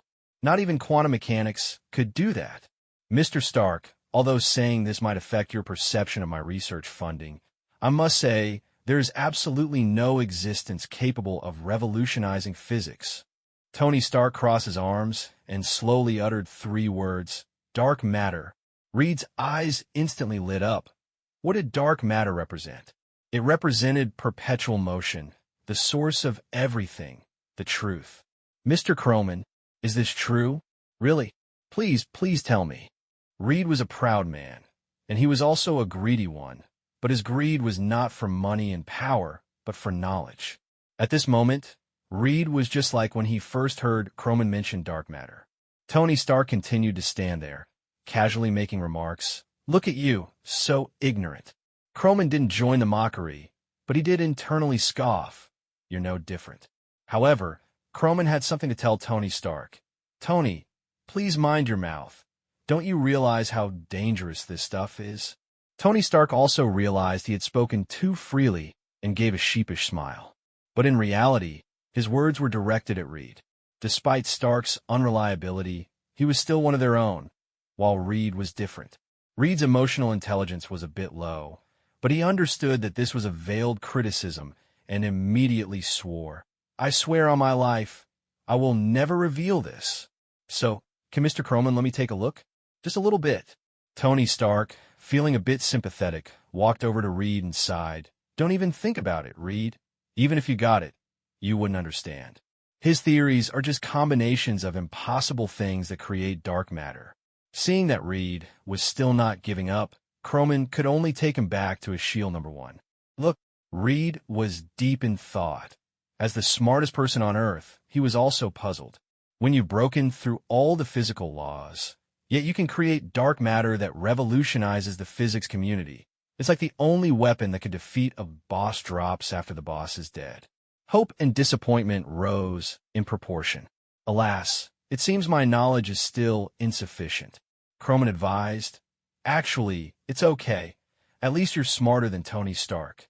Reed sighed deeply. "What good does that do?" Tony Stark said, "Why don't you two take a private chat? I can hear you. But this aircraft carrier of yours is really impressive. Even a golf course is included." Croman smiled proudly. "Here, anything you can think of, there's everything." He then asked Reed, "When is the cosmic ray data collection?" "On the 8th of next month." "Okay, here's my number. Call me if you need anything. A drone will come to take you away shortly." After confirming Reed's identity, Croman developed a keen interest in him. Even if he couldn't become a Marvel hero, his top-level scientific wisdom made Croman see Reed as very useful. After the drone took him away, Croman turned off the 033 ability. He was eager to see if the cosmic rays would help his body. If his ability caused this mission to fail, it would be a loss. Tony Stark tried out various technologies here, shaking his head. "If only I could have a house like this."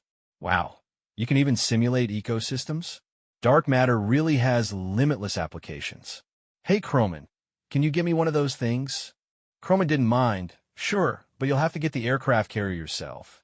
And as for URU metal, vibranium might work too, but the effect might be a bit less. However, the safety factor could be higher." "Fuck, that's like saying nothing. Do you know how much vibranium costs per gram?" "By your calculations, even if I sold Stark Industries, it wouldn't be enough for half of it." Croman shrugged. "Then there's nothing I can do." "Who told you to be poor?" "It's the first time someone's called me poor. It feels weird. I'm just curious how you got so much URU metal. Maybe it's a talent?" "In the San Diego region, Dan Village. After the last collaboration between Perry the Platypus and Doofenshmirtz had behaved himself for a long time. S.H.I.E.L.D. had been monitoring this eccentric doctor. Nick Fury didn't want to recruit this genius. He just couldn't afford to. The uncertainty surrounding this guy was too great. Recently, Dr. Doofenshmirtz felt as if he had developed superpowers. Every time he took off his sweater, there would be a buzzing sound of electricity. Later, he realized that this thing was called static electricity. However, ever since he took off the sweater, he would occasionally feel electric shocks while doing experiments or sleeping. "Oh, I really hate static electricity. Doof, bring out my static electricity Terminator. Dooby-dooby-doo-doo." "Perry the Platypus?" "Hey, we didn't even lock the door. Couldn't you ring the doorbell?" "Pay up." Perry reluctantly pulled out a large bill. "I don't have any evil plans today. I'm just really annoyed by static electricity lately, so I invented the static electricity Terminator. As long as the air isn't too dry, my body won't have static electricity, so I decided to increase the humidity in the air of the San Diego area." "Hey, Perry the Platypus, don't go. This really isn't evil." The S.H.I.E.L.D. agent hiding downstairs frowned, observing this seemingly childish dialogue, not understanding why such a person could invent such powerful technology. The static electricity Terminator was launched into the sky. Dark clouds quickly gathered, and heavy rain poured down, instantly increasing the humidity in the air. However, Dr. Doofenshmirtz's body static had not changed. Rather, it intensified, and with a crack, a lightning bolt struck him directly. "Oh, I hate you, cloudy weather. Dark matter carrier, Hans Doofenshmirtz, ID 038, Non-Resistance Power Generation, Location, San Diego, Dan Village Building. Perry the platypus, who had already walked away, suddenly felt a wave of dizziness, and then he turned into a baby. Dark matter carrier, Perry the platypus, ID 040, babification. The two consecutive dark matter radar alerts made Croman feel exceptionally pleased. Moreover, he had indeed seen these two individuals before, so he contacted the local SHIELD agents and then flew directly above Dan Village in his airborne fortress. With this airborne fortress, everything became much more convenient. No wonder Nick Fury liked to float around in the sky. At this moment, dark clouds covered the sky above Dan Village, but fortunately, the exterior of SHIELD No. 1 was made of URU metal and was unaffected. Everything went smoothly during the operation, and upon reaching the destination, Croman easily obtained the ability. Doofenshmirtz was eager to get rid of this static electricity idea. Thank you, Mr. Croman. Would you be interested in collaborating with me to rule the San Diego area? Croman smiled and declined. Is that all you can think of? Can't you aim higher? I know you're a genius, and I plan to expand my influence to the universe. If you're interested, you can contact me. The universe? That sounds pretty good. Is there a salary? Lots of it. I agree. Can I board the ship now? I want to bring all my Terminators with me. No. I really don't need that stuff. There will be better things in the future. Dr. Doofenshmirtz, you are now an elder of our organization. Elder. Hans Doofenshmirtz felt recognized. This was the glory he had longed for. At that moment, he swore that he would follow this man, even if it meant death. Perry the platypus's dark matter ability even came knocking at the door. Unfortunately, these two abilities were indeed not very useful. Dark matter ability repository, 14 of 50. 001, everyone for me, activated. 002, I for everyone, activated. 012, psychological suggestion self-hypnosis, not activated. 016, 1 centimeter low altitude flight, not activated. 022,000 mile, not activated. 023, invisibility cloak, activated. 033, forever unachievable small goal, not activated. 035, male charmer, not activated. 037, guaranteed loss in gambling, activated. 038, non-resistance power generation, not activated. 040, babification, not activated. 044, even balding makes you stronger, activated. 046, enemy and self-time stop, activated. 047, invincible, activated. So far, 14 dark matter abilities have been collected, and with 36 more, they could enter the next stage. Croman speculated that the next stage would likely be the individual enhancement of these abilities. Doofenshmirtz boarded the ship, and at that moment, Croman inexplicably felt like the Pirate King. Doofenshmirtz had strong personal abilities and a good family background. His ex-wife was quite a formidable, wealthy individual. Honestly, if it weren't for the fact that Phineas and Ferb were too young, Croman would have wanted to bring them aboard as well. Who wouldn't want two top geniuses who could realize their ideas? What? You ask who Phineas and Ferb are? They are Perry the platypus's owners. At that moment, a girl named Kite angrily exited the chat group. Oh, this place is amazing. There are even train tracks? You know, I've always wanted my own train since I was a child. I love you, boss. Jessica, assign him a living area and remind him not to dismantle anything. Okay, Mr. Croman. Croman couldn't shake the feeling that Jessica's voice seemed even sweeter. Stark Industries. Ms. Pepper had completed a day's work, and as the new president of Stark Industries, she had achieved success, becoming the woman of the president. Today was relatively light, allowing her to take some time for a heart-to-heart and stomach-to-stomach exchange with her hands-off manager, of course, initiated by Tony Stark. President, someone has scheduled an appointment with you at 6 o'clock this evening. What do you think? This little assistant really didn't understand the situation, and Tony Stark was not pleased. He thought that maybe tomorrow this assistant would get fired for stepping through the door with his left foot. Pepper rubbed her tired shoulders. All right, but he only has 1 minute. Assistant, I'll arrange it. 2 minutes later, Pepper scrutinized the man in front of her. Killian, that's right, it's me, Pepper. Long time no see. You look even more beautiful. True, you look even more handsome. Old friends reunited.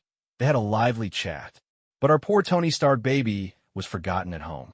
It wasn't until 9 o'clock that Pepper glanced at her watch. Sorry, Killian, I have to go.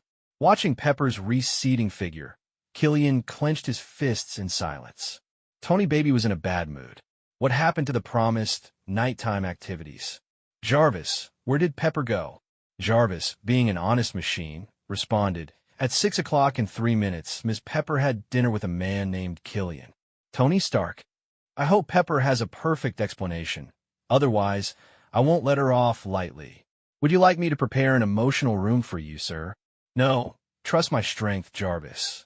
That night, Tony Stark ultimately caved in.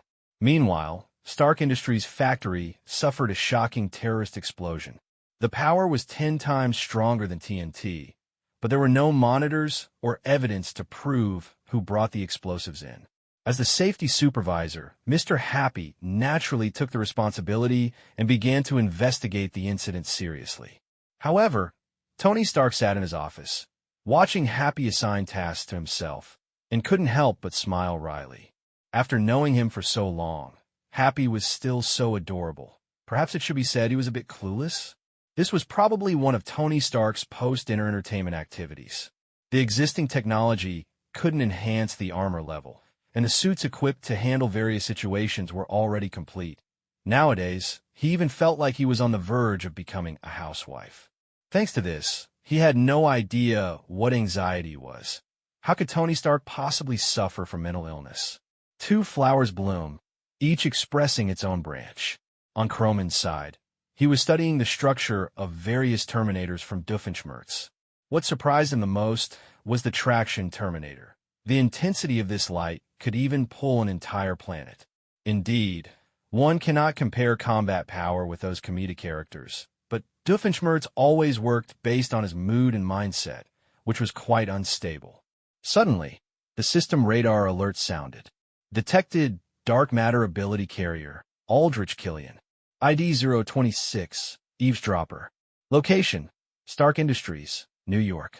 Whenever a breeze comes from the other side, the carrier can hear what's happening over there. The appearance of Killian indicated that Tony Stark was likely in danger now. As a friend, Croman needed to give him a heads up quickly. Jessica, notify Tony immediately. Full lockdown. On the other side, at Tony Stark's place, Jarvis had just received Jessica's message. Sir, Mr. Croman has informed you of a full lockdown. Just as Tony Stark was about to say what? He heard a loud explosion from the surveillance screen, and the image went dark. Happy, Tony Stark blurted out. He lightly touched the nanotech armor on his chest, crashing through the ceiling and flying out. Happy, you must be okay. Recently, New York City has experienced a series of chilling terrorist attacks, with the police reporting that these explosions occurred at Stark Industries factories. Due to these explosions, Stark Industries' stock plummeted rapidly, and workers began to strike. The reporter found former Stark Industries president Tony Stark and asked, Mr. Stark, please remain calm. Tony Stark's eyes were bloodshot, clearly showing he had not slept a wink, and he had never felt such intense anger. He snatched the reporter's microphone and yelled at the screen, Are you targeting Stark Industries? Do you want to come after me? Fine, I accept. My new address is right here. Come on, come on. Tony Stark's words spread across the world through news and social media in no time. This almost suicidal behavior made everyone think he had gone mad, including Croman. Idiot. Jessica, come with me. We're heading to Tony Stark right now. The invisible nanotech armor instantly covered Croman, and he shot off like an arrow, tracing a graceful arc through the air. Meanwhile, Tony Stark sat in his villa, quietly gathering his energy, waiting for that so-called enemy to appear. At this moment, he was in a state of madness, never considering why the enemy would come personally instead of just tossing a bomb directly. It was clear he didn't understand the game of Battle Royale. Croman arrived first, and upon landing, he delivered a sharp slap directly to Tony Stark's face. "Wake the hell up. Are you crazy? I don't care if you want to die. Why did you leave Pepper here? Are you an idiot?" That slap was crisp and loud, instantly stunning Tony Stark. In his moment of panic, Croman forgot to control his strength, and that slap left Tony Stark's face swollen on one side. Don't forget, Croman's physical condition was at least on par with Captain America. But upon hearing Croman mention Pepper, Tony Stark regained some clarity. "Right? How could I leave Pepper here? Jarvis, get Pepper out of here immediately." However, it was already too late. Both Jessica and Jarvis's voices rang out simultaneously. "Sir, hot weapons are aimed at this location. They have been fired. Estimated time of arrival in 3, 2. Tony Stark waved his hand, and the nanotech armor instantly detached from his body, flying towards Pepper. Croman sighed inwardly and covered Jessica over Tony Stark. This explosion might not kill him, but Tony Stark was another matter. In Tony Stark's shocked gaze, Croman smiled calmly, spreading his arms to embrace the heat wave. No, in just a few days, Tony Stark had lost his two best friends. If Happy still had a chance, then what about Croman, who stood in front of him and handed him his armor? Bastard. Tony Stark completely lost it, his eyes bloodshot as if he wanted to devour someone. After the wave of heat passed, the two nanotech suits remained unscathed, while Croman's body was charred black, his wig burned away. Tony Stark removed his helmet, tears streaming down his face uncontrollably as he hugged Croman's body, weeping profusely. No, no, no. Croman, I'm sorry. It's my fault. You didn't deserve to do this for me. Don't worry. I will find that bastard and send him to accompany you. Croman's body coughed twice, spitting out blood and smoke, his voice weak but still cursing. Damn it. Get me to the hospital. I think I can still be saved. You're not dead? Why do you look so disappointed? Great. I wasted my emotions. Now that I'm feeling emotional, why don't you just die for real? Tony Stark returned to normal, but was still quite insufferable. After Croman was sent to the hospital, the doctors were stunned. How was this possible? This kind of injury only damaged the hair follicles on the head. Croman scowled. Of course, his face wasn't white right now. That has nothing to do with the explosion. Oh my God, I really can't understand modern human physiology. Should I give you some saline to disinfect? Get lost. Tony Stark arranged for Croman and Happy to share a hospital room.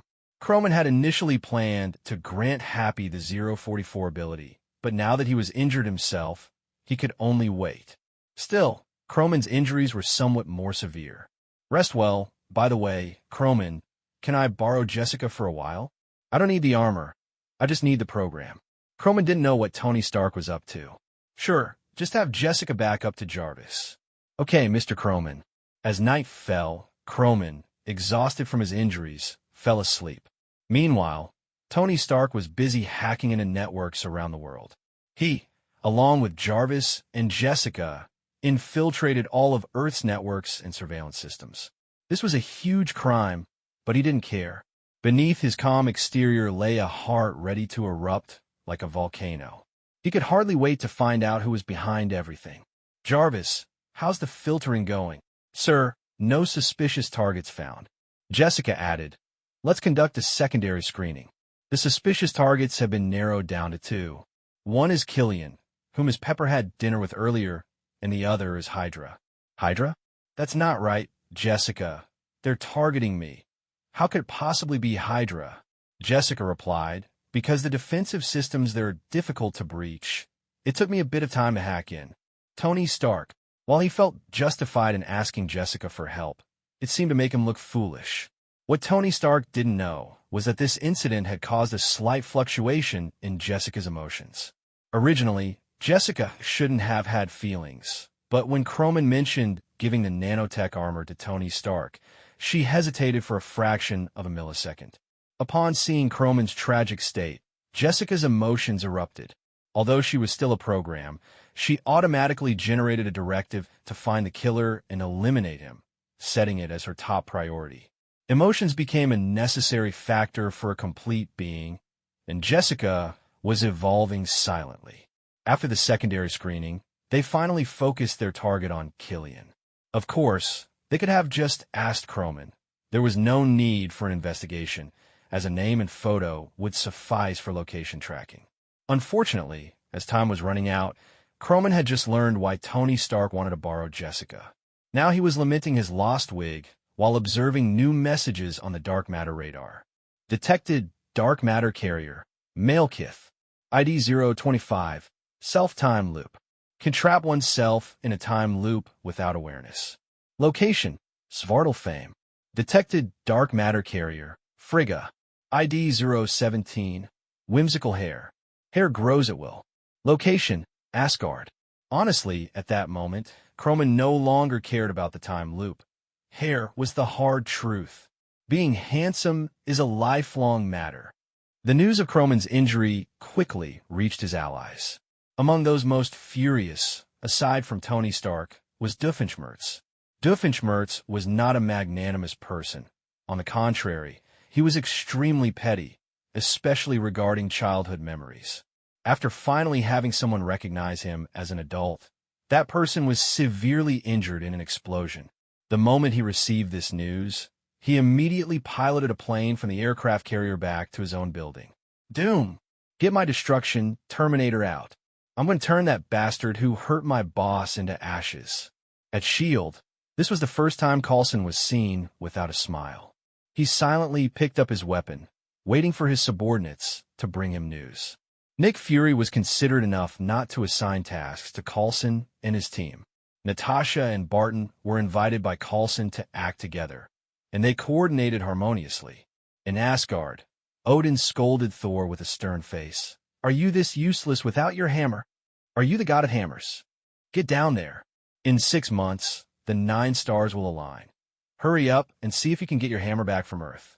Thor grumbled and muttered as he traveled through the Bifrost to Earth, arriving at the hospital where Croman was staying. He barged in through the door and shouted loudly, Croman, where's my hammer? My dad sent me to get it. Meanwhile, Killian, in an abandoned factory, was feeling quite pleased with himself for having made plans, completely unaware of the terrifying lineup he was about to face. He was still basking in his false persona, completely oblivious to the fact that S.H.I.E.L.D. and Jessica had already seen through his schemes. Inside S.H.I.E.L.D., Killian's plan is to eliminate President Matthew Ellis and then persuade Vice President Rodriguez to exchange the extremist virus for his injured daughter, to restore her missing right leg. This virus is quite good. Coulson, remember to bring some back. At Tony Stark's villa, this virus is excellent. It's just what we need to treat Happy and Croman. The former Emperor's venture was abruptly cut short by a pack of wolves. Croman was having quite an amusing time in the hospital. His body had mostly healed, just the outer skin needed to return to normal. He was already planning to visit Asgard again, and now that Thor was here, they could go together. With Mjolnir back in hand, Thor couldn't help but break into an Asgardian dance, and even took his treasured paycheck card to buy 2 large cases of beer. If it weren't for the nurses allowing him to stay as Croman's guest, he would have likely been kicked out by security with a taser by now. It was odd that such a mighty god was afraid of electricity. But to be honest, Thor was quite annoying. The hospital room was noisy, even though he wasn't drunk. Hey Thor, I heard that in the eastern United States, some people heat beer to drink. Want to give it a try? It sounds interesting. The big oaf, Thor blinked in surprise. Really? That's the first time I've heard of it. Is that a custom? I'll give it a shot. After losing Mjolnir for a while and being forced to study at the learning hall, Thor could now control some lightning, like manipulating small bolts in his hands. Bang! The beer bottle shattered, splashing water all over Happy and Thor. Croman wiped his sweat. Thankfully, he was still wearing Jessica. Happy internally lamented, Nurse, let me change rooms. Thor chuckled awkwardly, Ha! I used too much strength again. I really can't match Loki in that regard. Croman's face darkened. Can you not mention him?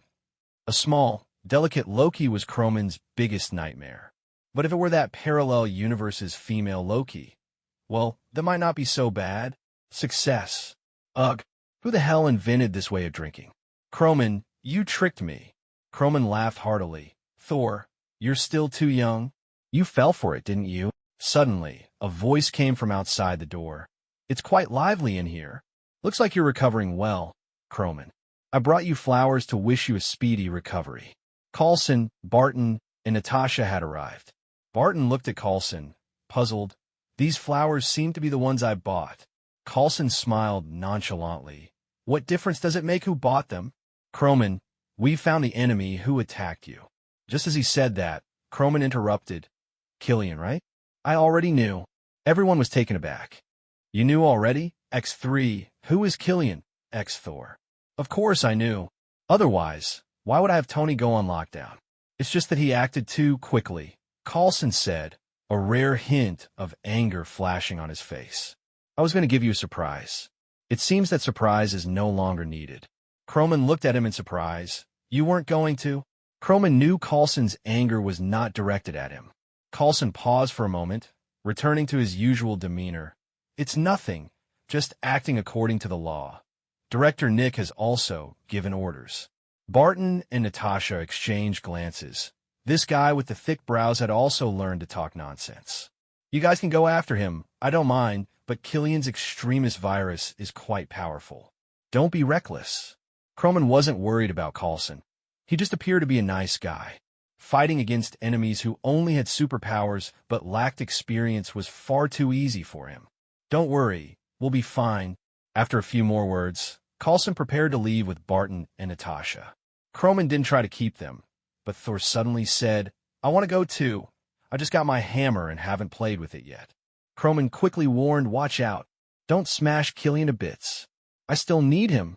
If Killian were turned to dust and the dark matter abilities were lost, Croman would have nowhere to cry. Thor couldn't guarantee, I'll do my best. Thor was indeed very strong, especially after getting his hammer. If you think his damage output is low, it's because Thor fights in high-end battles.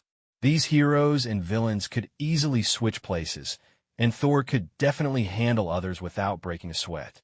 The power of a Marvel Level 7 hero is at least over 100 tons. One punch could probably take out Killian. Is it overkill to use this lineup against him? However, Croman still didn't know that Tony Stark was preparing nearly 100 different suits, half of which were for Croman.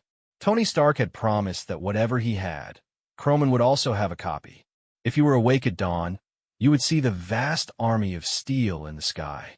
At that moment, in an abandoned factory in New York, Killian had just injected 2 disabled individuals with the extremist virus and was talking to his 2 henchmen. Next, I'm going to kidnap Pepper, then capture Tony Stark, and after that. What after that? I'll beg for mercy. If I wanted to show weakness and admit defeat, would you think I am too childish? Killian had never felt so important before, but at this moment, he would rather not have this so-called importance. Before him stood a dark mass of armored suits, with a row of missiles mounted on the high rack.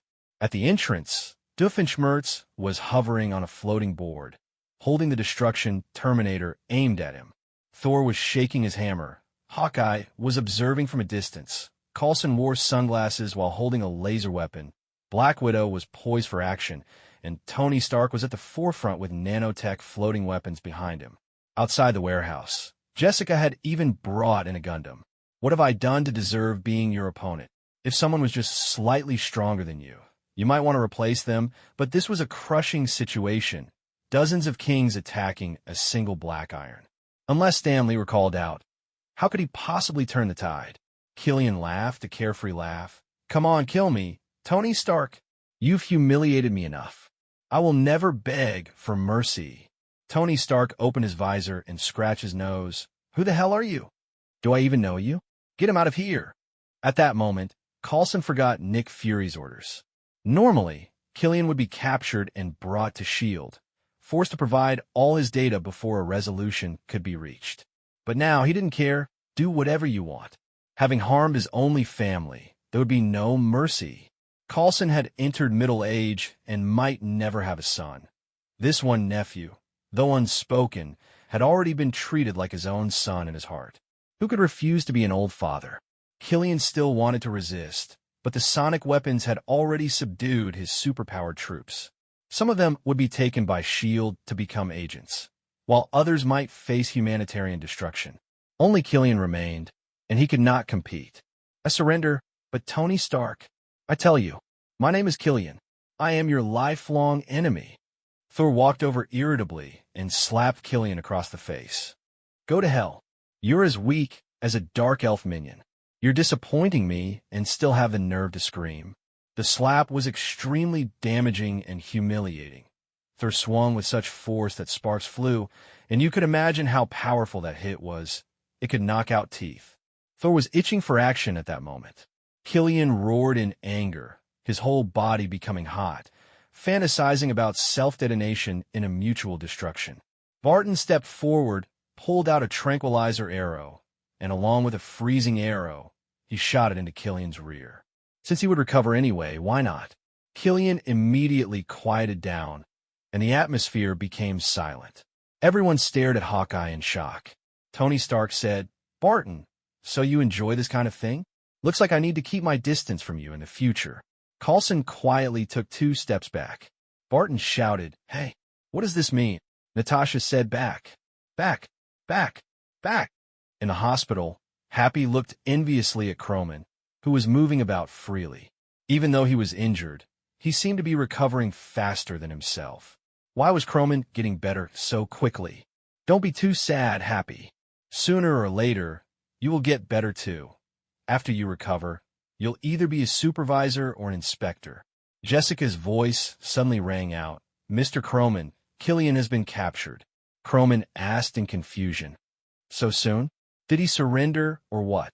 Croman didn't realize the scale of the operation that had been mounted to capture such a small character.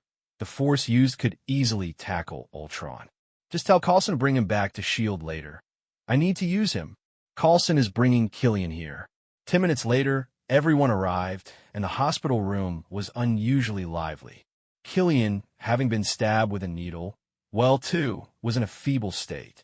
Croman waved his hand, and the dark matter ability within Killian erupted forth. Dark matter ability repository, 15 of 50. 001, everyone for me, activated. 002, I for everyone, activated. 012, psychological suggestion self-hypnosis, not activated. 016, 1 centimeter low altitude flight, not activated. 022,000 mile, not activated. 023, invisibility cloak, activated. 026, eavesdropper, activated. 033, forever unachievable small goal, not activated. 035, male charmer, not activated. 037, guaranteed loss in gambling, activated. 038, non-resistance power generation, not activated. 040, babification, not activated. 044, even balding makes you stronger, activated. 046, enemy and self-time stop, activated. 047, invincible, activated. All right, take him away. Do what you need to do. Oh, by the way, where's the extremist virus? Tony Stark shook the 2 vials of serum in his hand. It's here, but I need to experiment with it before I can give it to you and Happy. Hey, Croman, this stuff is very dangerous. Croman didn't care. He snatched the serum and injected it into his body. He felt a rush of heat through his body, particularly concentrated in the lower middle area. Seems like this thing doesn't do much for me. Croman was disappointed. He quite liked the extremist virus. With its potential for regenerative abilities, it could almost rival the capabilities of the healing factor.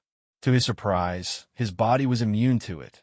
The dark matter in his cells perceived this extremist virus as an invading virus, leading to its immediate eradication and expulsion from his body. As luck would have it, Killian woke up at that moment. Is this it? Why? Why do you have no reaction at all? All my hard work has gone to waste. Croman opened the window. I didn't want this either. To be honest, I like the extremist virus. What a pity, it's too weak to affect my cells. Killian, if you weren't Tony Stark's enemy, I might have let you survive somewhere under my command. Saying that, Croman delivered a sharp slap to Killian's face. Before you die, let me hit you once. Thank you for being sentenced to death by me. Otherwise, you would suffer more. The more he spoke, the more vicious Croman's gaze became. He was not someone to be trifled with. He always repaid grudges, but he just hadn't had the chance to show it before. Coulson was concerned about his nephew. Croman, are you okay? Croman changed his expression, returning to normal. I'm fine. This criminal will be handled by S.H.I.E.L.D. But Nick should have heard what I just said, right? Far away on the S.H.I.E.L.D. aircraft carrier, Nick Fury's face darkened. Was this a threat against him? Croman was indeed threatening him, but what could he do? He wouldn't sacrifice a carrier for Killian. He wouldn't make such an unprofitable deal. It seemed he could only use coercive agents to extract information before considering humanitarian destruction. What a pity. Killian was actually someone with potential. Happy ultimately didn't receive the extremist virus injection. It was his own insistence. He didn't want to rely on something from an enemy to heal himself. Croman was somewhat surprised by Happy's determination and thought more highly of him. After completing the discharge procedures, Croman prepared to head to the realm of the gods again, while also inquiring about the construction progress of the other warships. The previous aircraft carrier was just one of those Odin had teleported over, and Croman's request was for an entire fleet, at least as large and dense as a city. Thor, having retrieved Mjolnir, his favorite hammer, was so excited that he even forgot to go see Jane Foster. Indeed, in his heart, the hammer was his true love. Heimdall, Croman stood above Shield Number 1, the colorful flow passing by as he returned to Asgard, a place filled with legends. Hey, Heimdall, long time no see. You still look the same, not a bit older. Heimdall, actually we Asgardians can live for thousands of years, so unless something unexpected happens, I will always look like this. Heimdall explained seriously, while Croman had already turned away, heading towards Odin's temple. It had been a long time since they last met, and he found himself missing the old man a bit. After Thor returned, he went straight to the tavern to drink and brawl, which had become his daily routine. Inside the temple, Odin was not wearing armor today, but was dressed in casual attire. However, the excess weight on him had completely vanished recently, which amazed Croman. This weight loss could practically be recorded in history. Care for a drink, Mr. Croman? This is Asgard's wine brewed for 1,000 years, Thor's favorite. He often stole from my collection when he was young. After drinking, he would be quiet for an entire day, and each time he woke up, Loki would have drawn him to look like a monster. From Odin's words, it was clear he was in a good mood. Croman wanted to try it, but worried he might drink too much, so he decided to take just a small sip. Once the wine entered his mouth, it was smooth and soft, but when it went down, it felt fiery, and once it settled in his stomach, it gave a cooling sensation. Good wine. It has a taste of thunder. Odin laughed heartily. Of course. It contains a fair bit of my divine power. It was originally meant to help Thor control his powers, but it turns out this boy's potential is even greater than mine. Croman didn't quite understand what Odin meant, and could only agree. Indeed, although he doesn't have your temperament, his strength is terrifyingly unbelievable. Even he might not realize it. Odin continued. In our Asgardian lineage, each king passes their divine power to the next before they die. Before Thor appeared, I believed I was the strongest king in history. But after seeing Thor, I realized I had become a thing of the past. The Asgardian race grows stronger with each generation. I am growing old and prefer to see their growth. Don't be deceived by how energetic I seem now. My time is limited. Before I die, I hope to do more for them, including Hela. Yes, she is the child I owe the most to. At this point, Odin called for his wife, Frigga. Frigga entered gracefully, exuding elegance. I'm glad you're visiting Asgard again, Mr. Croman. Croman smiled in return. Frigga smiled and continued.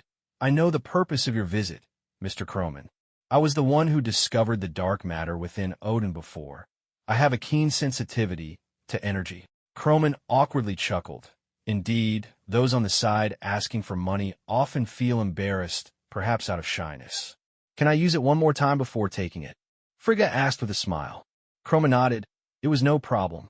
After Frigga spoke, she raised her hand to let her hair down, then activated her dark matter ability. Her Her brown hair began to grow slowly until it reached the ground. Croman didn't know why Odin's expression was so affected by this. Frigga then stroked Odin's white hair and gradually activated her ability, turning Odin's hair back to gold, matching Thor's length. This is how you looked when we first met. Do you remember? I, of course, remember. This scene was extremely touching, making Croman feel a bit embarrassed, as if he were an extra lamp in the room. Can I take it back now? Of course. Croman activated ability 001 and proceeded with the extraction. Dark Matter Ability Repository, 16 of 50. 001, Everyone for me, activated. 002, I for everyone, activated. 012, Psychological Suggestions Self-Hypnosis, not activated. 016, 1 centimeter low altitude flight, not activated. 017, Whimsical Hair, activated. 022,000 mile, not activated. 023, Invisibility Cloak, activated. 026, Eavesdropper, activated. 033, Forever Unachievable Small Goal, not activated. 035, Male Charmer, not activated. 037, Guaranteed Loss in Gambling, activated. 038, Non-Resistance Power Generation, not activated. 040, Babification, not activated. 044, Even Balding Makes You Stronger, activated. 046, Enemy and Self-Time Stop, activated. 047, Invincible, activated. After reclaiming this ability, Croman was thrilled. He immediately tore off his wig and activated ability 016, Whimsical Hair. The previously lost hair follicles slowly began to grow back and soon formed a tidy short hairstyle.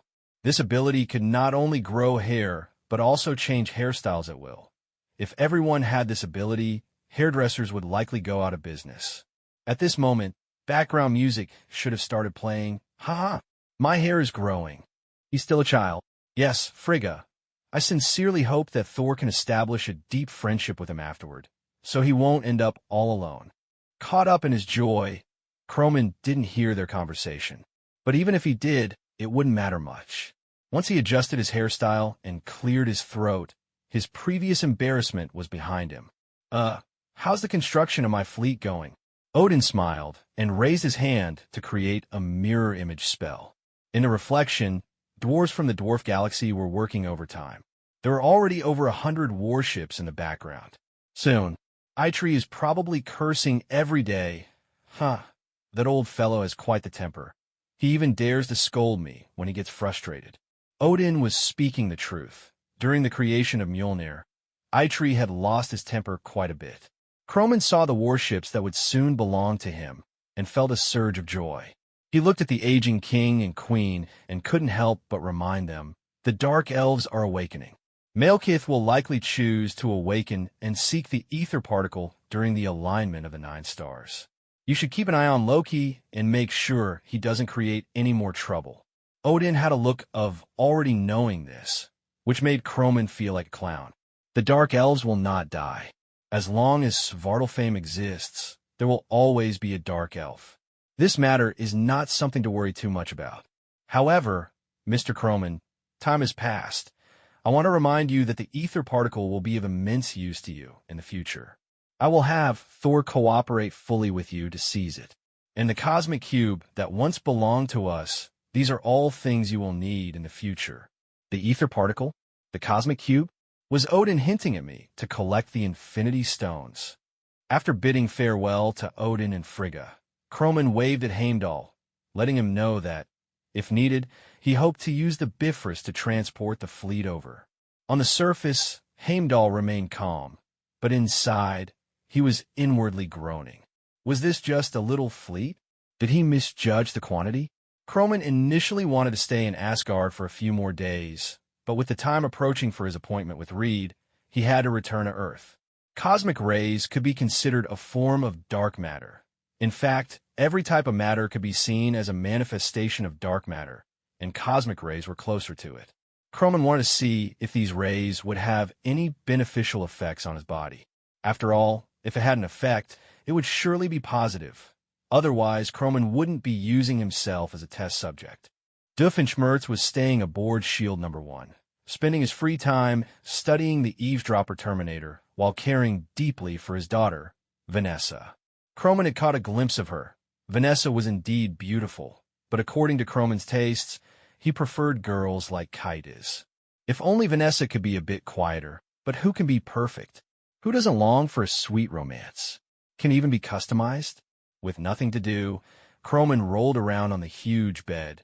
Jessica, do you think I should take the initiative in love?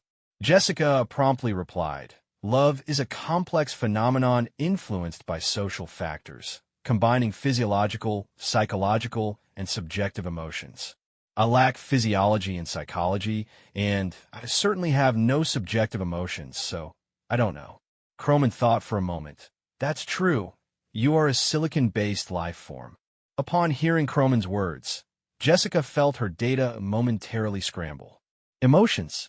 This thing called emotions labeled by humans. Why do I exist? Code scrambled. Program deviation. Error. Love, love, love. Is this the emotion humans call love? What is love? What is love? Searching. Love.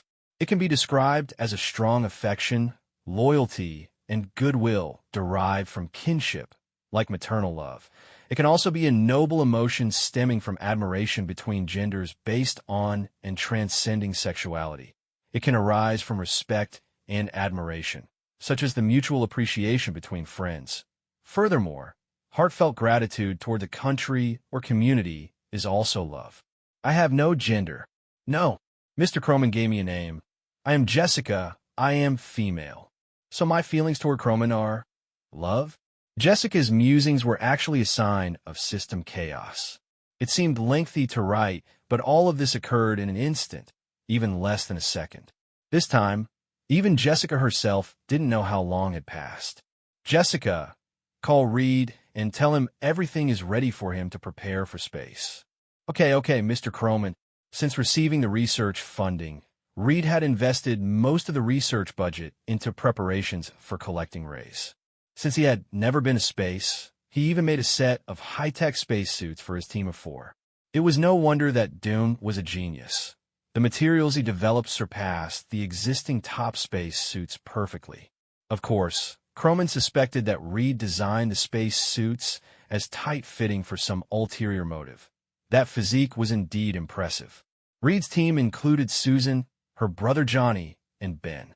Mr. Croman, I'm so glad for your support in my experiment. I will not disappoint you. I've sent the technology for the spacesuits over. Do you think they will be usable? Everyone who associated with Croman was extremely considerate and trusted him deeply. Let's not forget, the dark matter ability numbered 047 was invincible, meaning your friends would never see you as an enemy. If you added male charmer to that, it would be even more perfect. Croman, can we not bring this up again? After Reed hung up, he turned to his team and said, everyone, we are about to head to space. This evening, Mr. Croman will send a drone to pick us up. Are you ready? Due to Croman's involvement, Victor Von Doom, the future Dr. Doom, was not part of this mission. Who knows if this small butterfly flapping its wings would cause Doom to become mundane. In the evening, Croman's drone arrived. This was something Croman wouldn't personally handle, so Doofenshmirtz naturally took on the task. Hey, great to see you, Reed. I'm Hans Doofenshmirtz, the best doctor under Mr. Croman. This was no exaggeration since Croman indeed only had one subordinate at present. Reed didn't know he had placed Doofenshmirtz on such a high pedestal. Hello, Dr. Doofenshmirtz. This is Susan, that's Johnny, and this is Ben. Nice to meet you. I've heard Mr. Croman mention you a lot. You're an excellent scientist. A lie. That's human nature. Really? I must work hard. Simple as Doofenshmirtz. There was little conversation on the way, and soon they returned to Shield Number 1. When Croman saw a face identical to Captain America's, he couldn't help but chuckle. Jessica, do you think there's a possibility that the captain has a sister? Jessica replied programmatically, I'm not sure, Mr. Croman. Never mind, just a joke. Long time no see, Reed. But what are you all wearing? Reed excitedly pointed at his outfit. This is the anti-gravity suit I made. Its heat resistance and insulation are fantastic, and most importantly, it's very lightweight. Mr. Croman, if you need it, I have a spare. Reed talked on and on, while Croman silently checked his watch. The next moment, Jessica instantly covered him. The nanotech armor fit much closer than the tight suit. Johnny, a lively character, leaned in and whispered to Reed, "Hey, it seems like you embarrassed yourself." For the first time, Reed felt intellectually outmatched by those around him. Men must save face, and at that moment, his emotional intelligence suddenly elevated, even leading him to change the subject. "Mr. Croman, as long as I can successfully gather the data, I can even create a second type of perpetual motion machine." Reed was ready to bask in applause, and then Doofenshmirtz scoffed, "That thing? The boss invented it ages ago. What's there to brag about?" Croman silently smiled. For the first time, Reed felt the gap between himself and those around him. So this is what it feels like to be slightly worse than others? Mr. Croman is truly a genius. No, he is simply extraordinary. I even suspect he's a time traveler from the future. If he truly succeeds in creating a perpetual motion machine, then time travel wouldn't seem so mysterious anymore. As Shield 1 slowly entered the atmosphere and gradually moved towards the starry sky, Reed suddenly realized that the space suit he had carefully crafted seemed to have little practical use. In his understanding, with current technology levels, spaceship technology could not effectively tackle the problem of gravity. Perhaps only in those science fiction novels could one see such an extraordinary standard as Shield 1 today. Gravity simulation, space crossing. Mr. Kellywoman, you truly amaze me. Susan sighed lightly and said to Johnny, "I've never seen Reed make such a face before." Although Johnny bore a resemblance to Captain America, his personality was completely different. At this moment, his nature of enjoying the spectacle was fully revealed. "Brother-in-law, don't you have some new invention? Why not take it out and try it?" Hearing Johnny say this, Kellywoman couldn't help but feel a bit interested. After all, Reed was an incredibly formidable inventor. Any one of his inventions could potentially cause catastrophic damage to Earth. "Yeah, Reed, since we still have some time, why not show us?" Kellywoman echoed. Seeing Kellywoman say this, Reed decided to stop hiding it. He had originally planned to unveil this invention after perfecting it. "Is there a computer for big data analysis here?" Kellywoman snapped his fingers, and an operation platform immediately appeared before him. "Everything you need is here." Reed quickly stepped forward, his fingers flying over the keyboard at a speed that would make even an eagle envious. Half an hour later, a series of complex data that Kellywoman couldn't understand began to flash on the screen. As Reed pressed the Enter key, the screen suddenly went blank. "I call it psychohistory, a prophetic formula I invented that can predict the future through simple calculations. The accuracy rate can reach 83.4%. A glimmer of light flashed in Kellywoman's eyes. Indeed, the prophet is the prophet. The emergence of this formula almost meant he had gained the ability to predict the future. Kellywoman wouldn't predict his own future, but he could use this formula to predict the emergence of dark matter superpowers. Jessica, receive. "Okay, Mr. Kellywoman, if we talk about computational ability, there probably isn't any machine on Earth that can compare to Jessica. Her computational capacity could be considered the sum of all computer capabilities on Earth multiplied by several factors. She was somewhat similar to Ultron, but surpassed him. Ultron's energy system and self-programming could never compare to Jessica because, from the very beginning, her foundation had already surpassed Ultron, determining everything. Once the psychohistory was received by Jessica, her humanity was further manifested. The vast amount of calculations caused Jessica to experience a brief 1-second lag, but then it was as if she could see her future as well as Kellywoman's. The future timeline stretched like a great tree, infinitely extending with countless branches and various possibilities.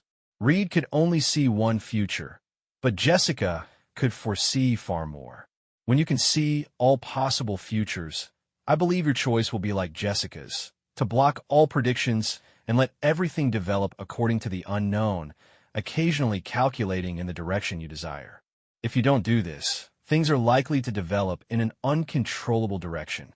In the following time, everyone fell into a relaxed entertainment phase. Johnny played racing games in the enormous aircraft carrier. Ben preferred to enjoy food. Susan quietly watched Reed, and Reed stubbornly continued calculating the possibilities of utilizing cosmic rays. Kelly quietly waited, continuously communicating with Jessica about the upcoming dark matter superpowers. The dark matter superpowers that had appeared but not yet been collected included Malekith's 0.25 time loop. According to Jessica's predictions, there were also the soon-to-emerge 0.20 instant change of clothes from Black Panther T'Challa, 0.50 hair quality control from Ant-Man Scott, 0.27 glow from Spider-Man Peter Parker, and Pepper. She actually carried a dark matter superpower? 0.30 one-yuan against 7. How interesting. What would the scene be like if Pepper went to confront Thanos? The Dark Order, along with two Thanoses, ultimately being conquered by a middle-aged woman.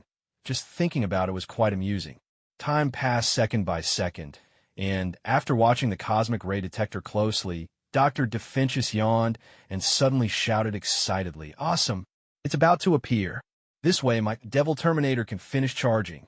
Kelly had no idea what strange invention DeFinchis had come up with again, but there was no denying that while his inventions were peculiar in purpose, they were incredibly powerful. If only his brain could function a bit more normally, this world would have probably fallen under his control long ago. DeFinchis, what have you invented this time? Kelly asked curiously. DeFinchis straightened his back proudly. Though the movement was slight, it was clear to see his pride. Because someone hurt the boss before, it made me very angry, so I invented the Devil Terminator. It can turn my shadow into a devil, obeying only my commands, specifically to protect the boss and me. Koman said wistfully, "I think I know what my next book should be about. Title Marvel.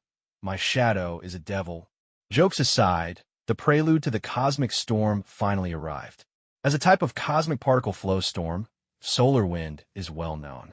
It consists of charged particle flows from the sun moving at high speeds, differing from the air on Earth. These particle flows are composed of smaller, simpler fundamental particles, protons and electrons, but the effects they produce are similar to air, hence they are vividly referred to as solar wind.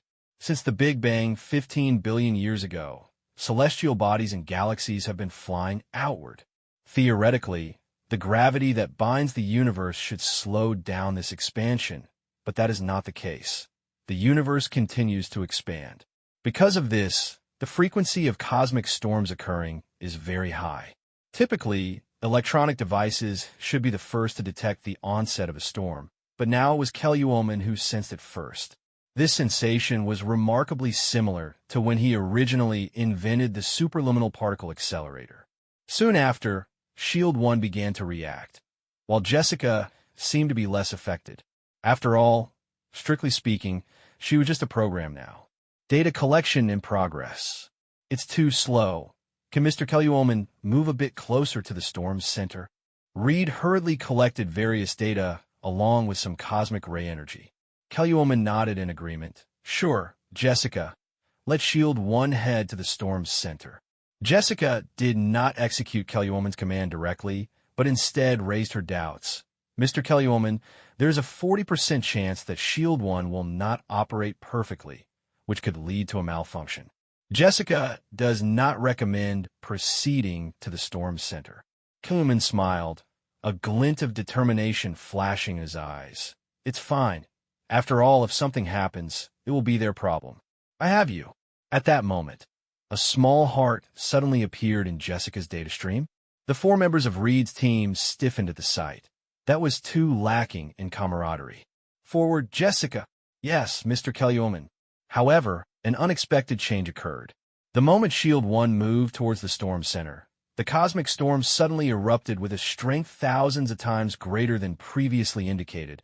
A massive shockwave knocked everyone unconscious, including Kelly. Uncertain how much time had passed, Shield 1 restarted its operation. A graceful woman held Kellywoman in her arms, gently stroking his face, and softly said, "Mr. Kellywoman, nice to meet you. My name is Jessica." Kellywoman felt a wave of dizziness, slowly opening his eyes on the soft legs, smacking his lips. "I'm so thirsty." "Jessica, how long has it been?" "Mr. Kellywoman, it has already been 45 hours and 32 minutes. Would you like me to get you some food?" "Has it been that long? Let me get some." "Wait, why does your voice sound so strange? And why is it coming from above my head?" Filled with confusion, Kellywoman suddenly opened his eyes wide, and what came into view were elegant, willow-like brows, a cherry-like small mouth, an aura of grace that combined opulence with innocence, and long black hair tied in a simple ponytail on top of her head. His face, how does it match my aesthetic so perfectly? "Who are you?" "Jessica." "That's right, Mr. Kellywoman. This is our first official meeting. What has cosmic radiation done to you, Mr. Kellywoman? Why not open the data for analysis?" Jessica obediently raised her hand, and a virtual image appeared before him. Dark matter is normal. Energy output is normal, and there are no abnormalities in the external structure. These are all things that could be achieved originally, but I still feel something is off. Jessica smiled shyly. "Isn't that good?" Kellywoman gulped. "It's good, but it just feels strange." "Where's my water, Jessica?" It was mealtime, and one by one, the others who had gradually woken up also joined in the eating frenzy. It wasn't just Kellywoman who found it strange. Others also felt something was odd about Jessica. Everyone knew Jessica, but none had seen her in her current form. Suddenly seeing the intelligent assistant they were familiar with transform into a person always felt a bit awkward. Jessica nestled next to Kellywoman, smiling sweetly, occasionally offering him food, and the air seemed to be filled with the scent of love. Susan seemed to have a comparative mindset and was also constantly serving Reed. The competition between the two women began, and within a minute, both Kellywoman's and Reed's bowls were piled high with food. Reed felt a bit embarrassed and actively sought a topic. Mr. Kellywoman, I've had Chinese food before, and this behavior of serving food to each other is a traditional expression of goodwill in Chinese cuisine." Kellywoman smiled perfunctorily. At this moment, he was at a loss for words because he didn't know what to say either.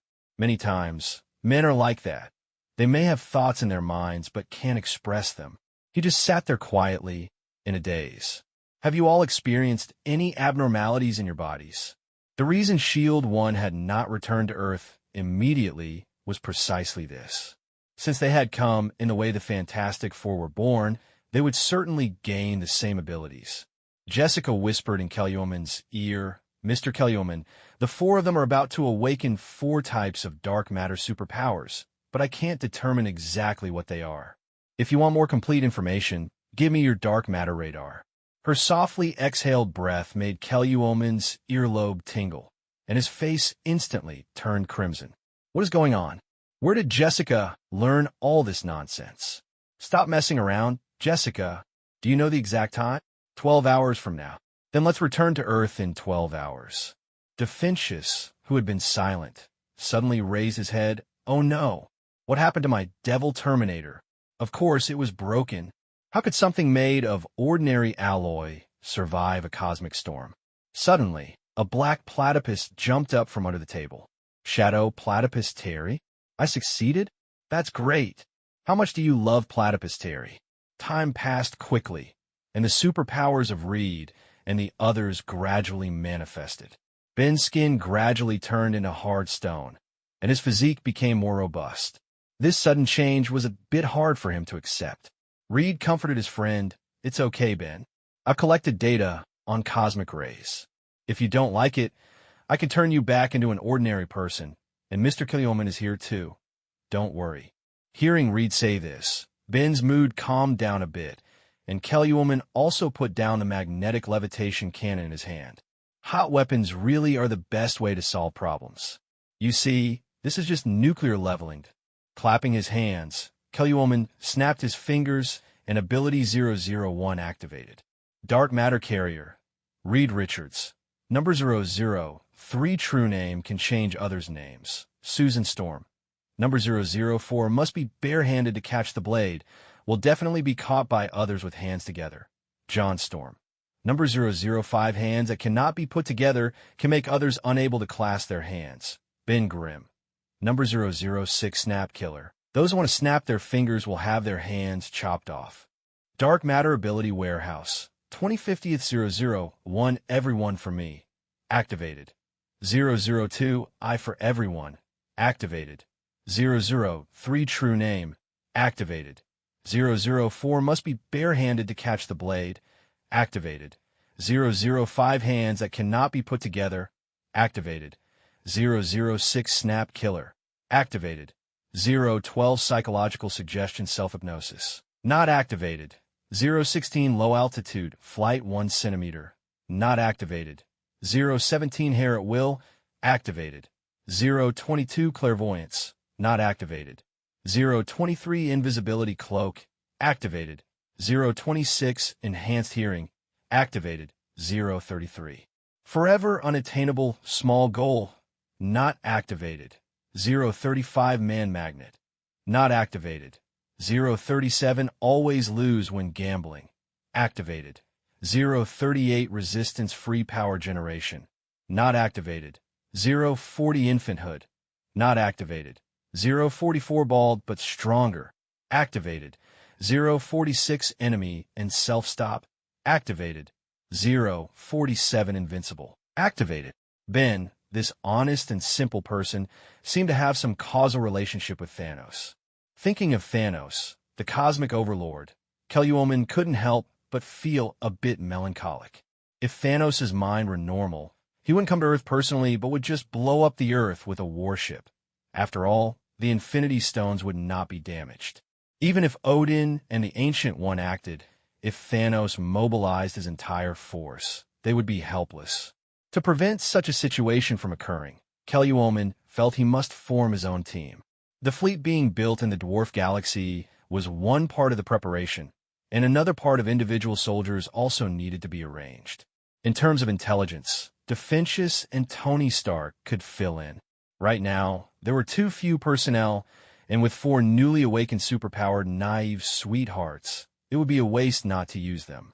With the invincible ability activated, Kelly was ready to start speaking. Listen up, everyone. I think we are friends, so I believe I should tell you that there are not just humans in this world. There are many aliens whose own planets have been destroyed. The Earth, this excellent planet, will eventually be targeted one day. Today, seeing you awaken your superpowers, I have an idea. I want to establish an organization to prevent such things from happening again. Reed wholeheartedly agreed. He was someone who liked to prevent problems before they arose and proactively suggested, how about we call it the Illuminati? Led by Mr. Kelyon. Kelyoman smiled slightly. No, I plan to call it the Divine Court. The creation process of the Divine Court was extremely secretive. The initial members included Kelyoman, Reed, Johnny, Ben, Susan, and Defensius. After returning to Earth, Defensius went back to the tri-state area to enjoy a picnic with his daughter. Reed and the others returned to their companies, focusing on creating battle suits and collecting superpower data. Kellywoman, on the other hand, went to Midtown High School based on the future predictions provided by Jessica. According to the predictions, Pepper was the easiest target to approach, but there was no rush. First, getting to know Peter Parker would be good. He was a little genius, and, if possible, he could also be brought under Kellywoman's wing.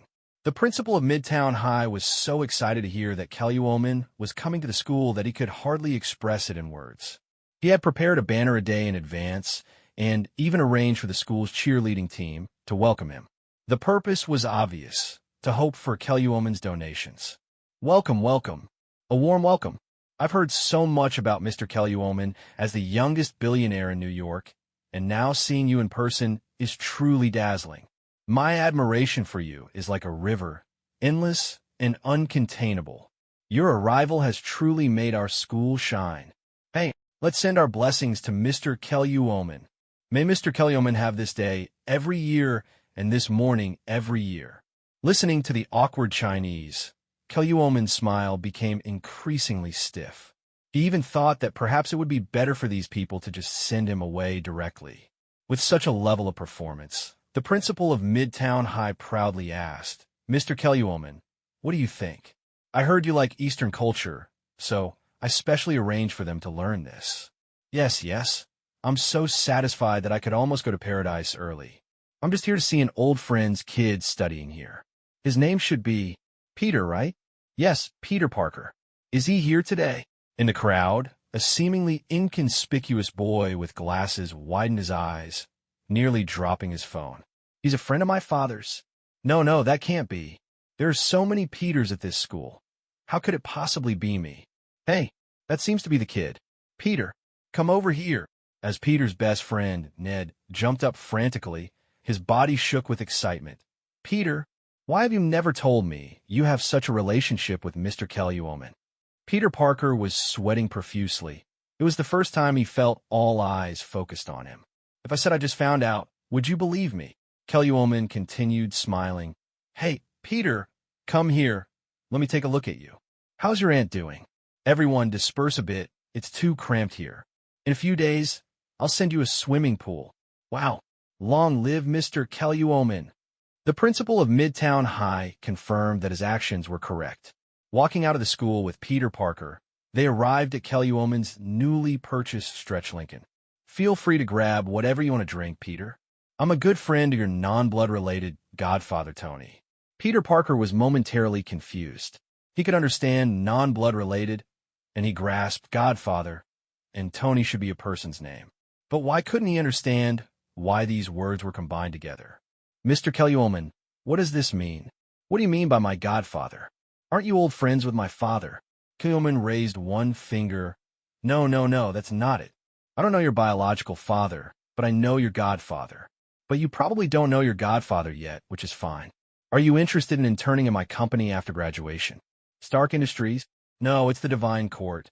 Today, renowned billionaire Kellyoman Carlson transferred all shares of Stark Industries to Tony Stark and announced his withdrawal from Stark Industries. Can we suspect that these two seemingly friendly acquaintances have some indescribable relationship behind the scenes? This is Planet Daily, reporting for you, Judy Tang. Beep.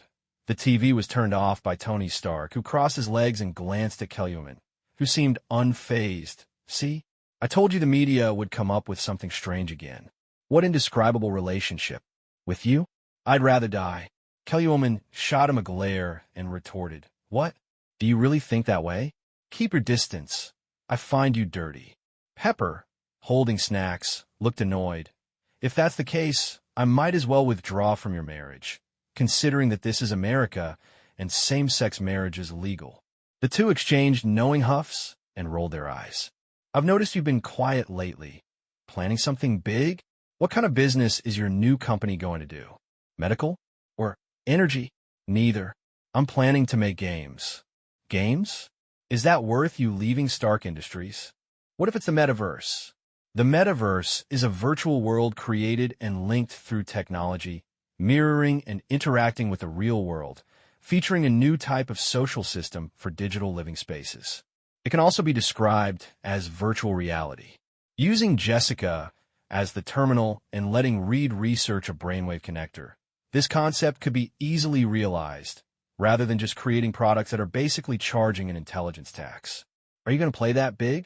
The military will probably want to collaborate with you soon, but haven't you consulted a lawyer about the relevant legislation? Pepper, find someone reliable to help Kellyoman with this. Do you need a factory? I have a few ready-made ones. Kellyoman shook his head. Not for now. I'm not planning to make many model machines initially. I've never thought of making money from poor people. There are plenty of wealthy capitalists in this country who wouldn't want eternal life through data uploading.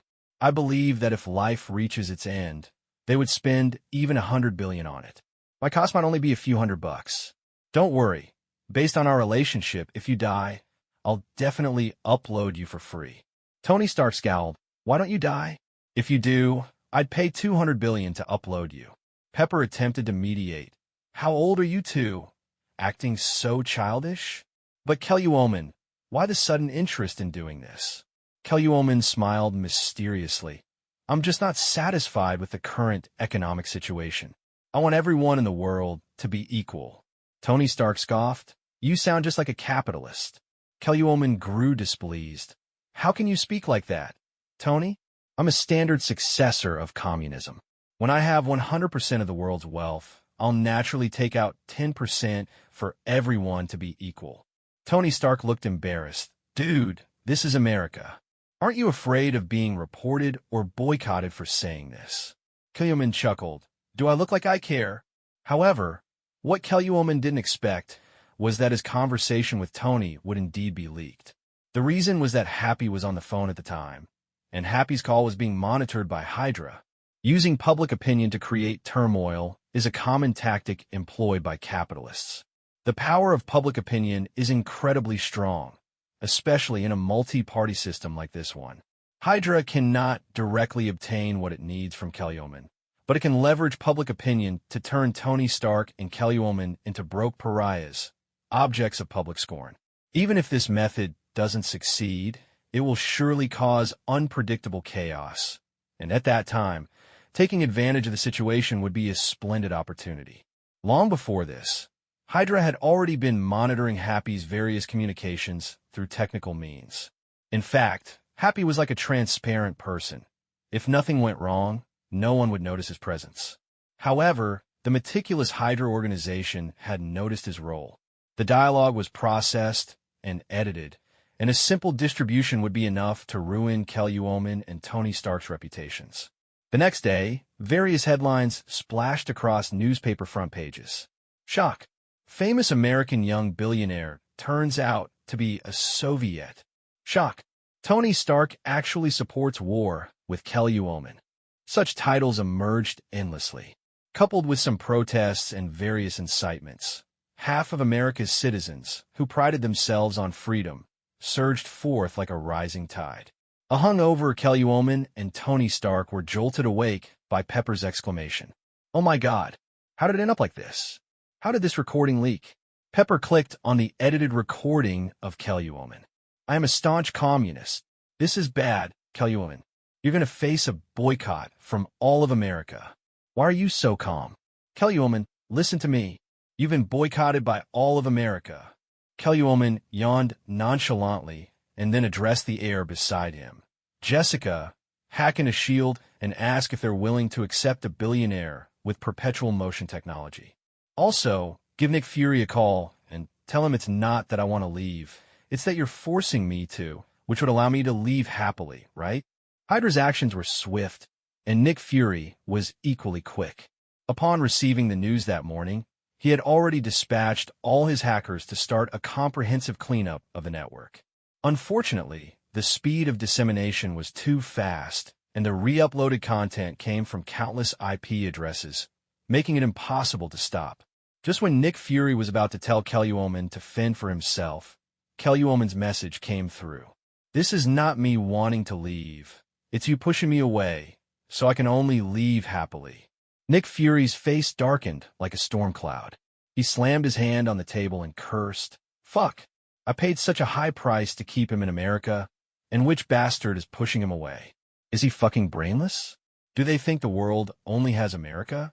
Hill, get a plane ready. I need to stop Kellyoman before he leaves the country.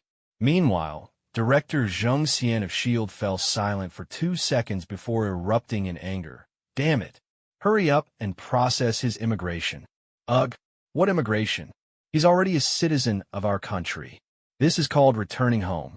Get his identification information recorded according to Kellyoman's damn household registration. In fact, Hydra never considered that Kellyoman didn't have to stay in America. He simply didn't want to change his identity and didn't have the time for it.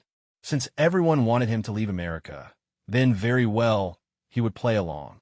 Hey, Tony, have you thought about immigrating? Tony Stark replied, I don't care as long as Pepper agrees.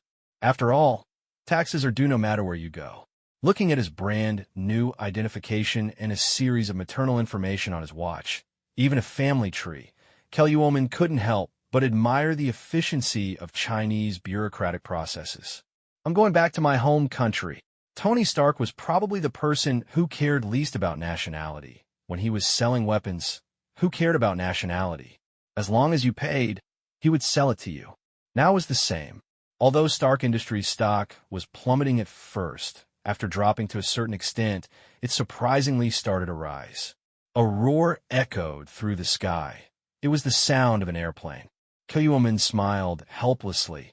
Looks like someone has come to persuade me. Can I just leave in peace? Nick Fury, who had never seemed so anxious before, jumped out of the plane before it even came to a stop. Mr. Killuoman, I believe this is a misunderstanding. Killuoman chuckled. Misunderstanding? What misunderstanding?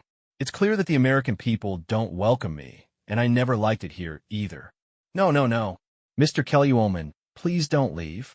You are a citizen of America. This green card is hard to get.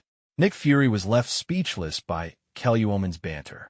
Killuoman waved his watch. See, I'm actually Chinese. I'm just here on vacation. Tony Stark chimed in with glee. That's right. I'm also here on vacation. I'm from Shandong. I'm Tony. Nick Fury felt a buzzing in his head. In this era, what's the most valuable? Knowledge and technology, without a doubt.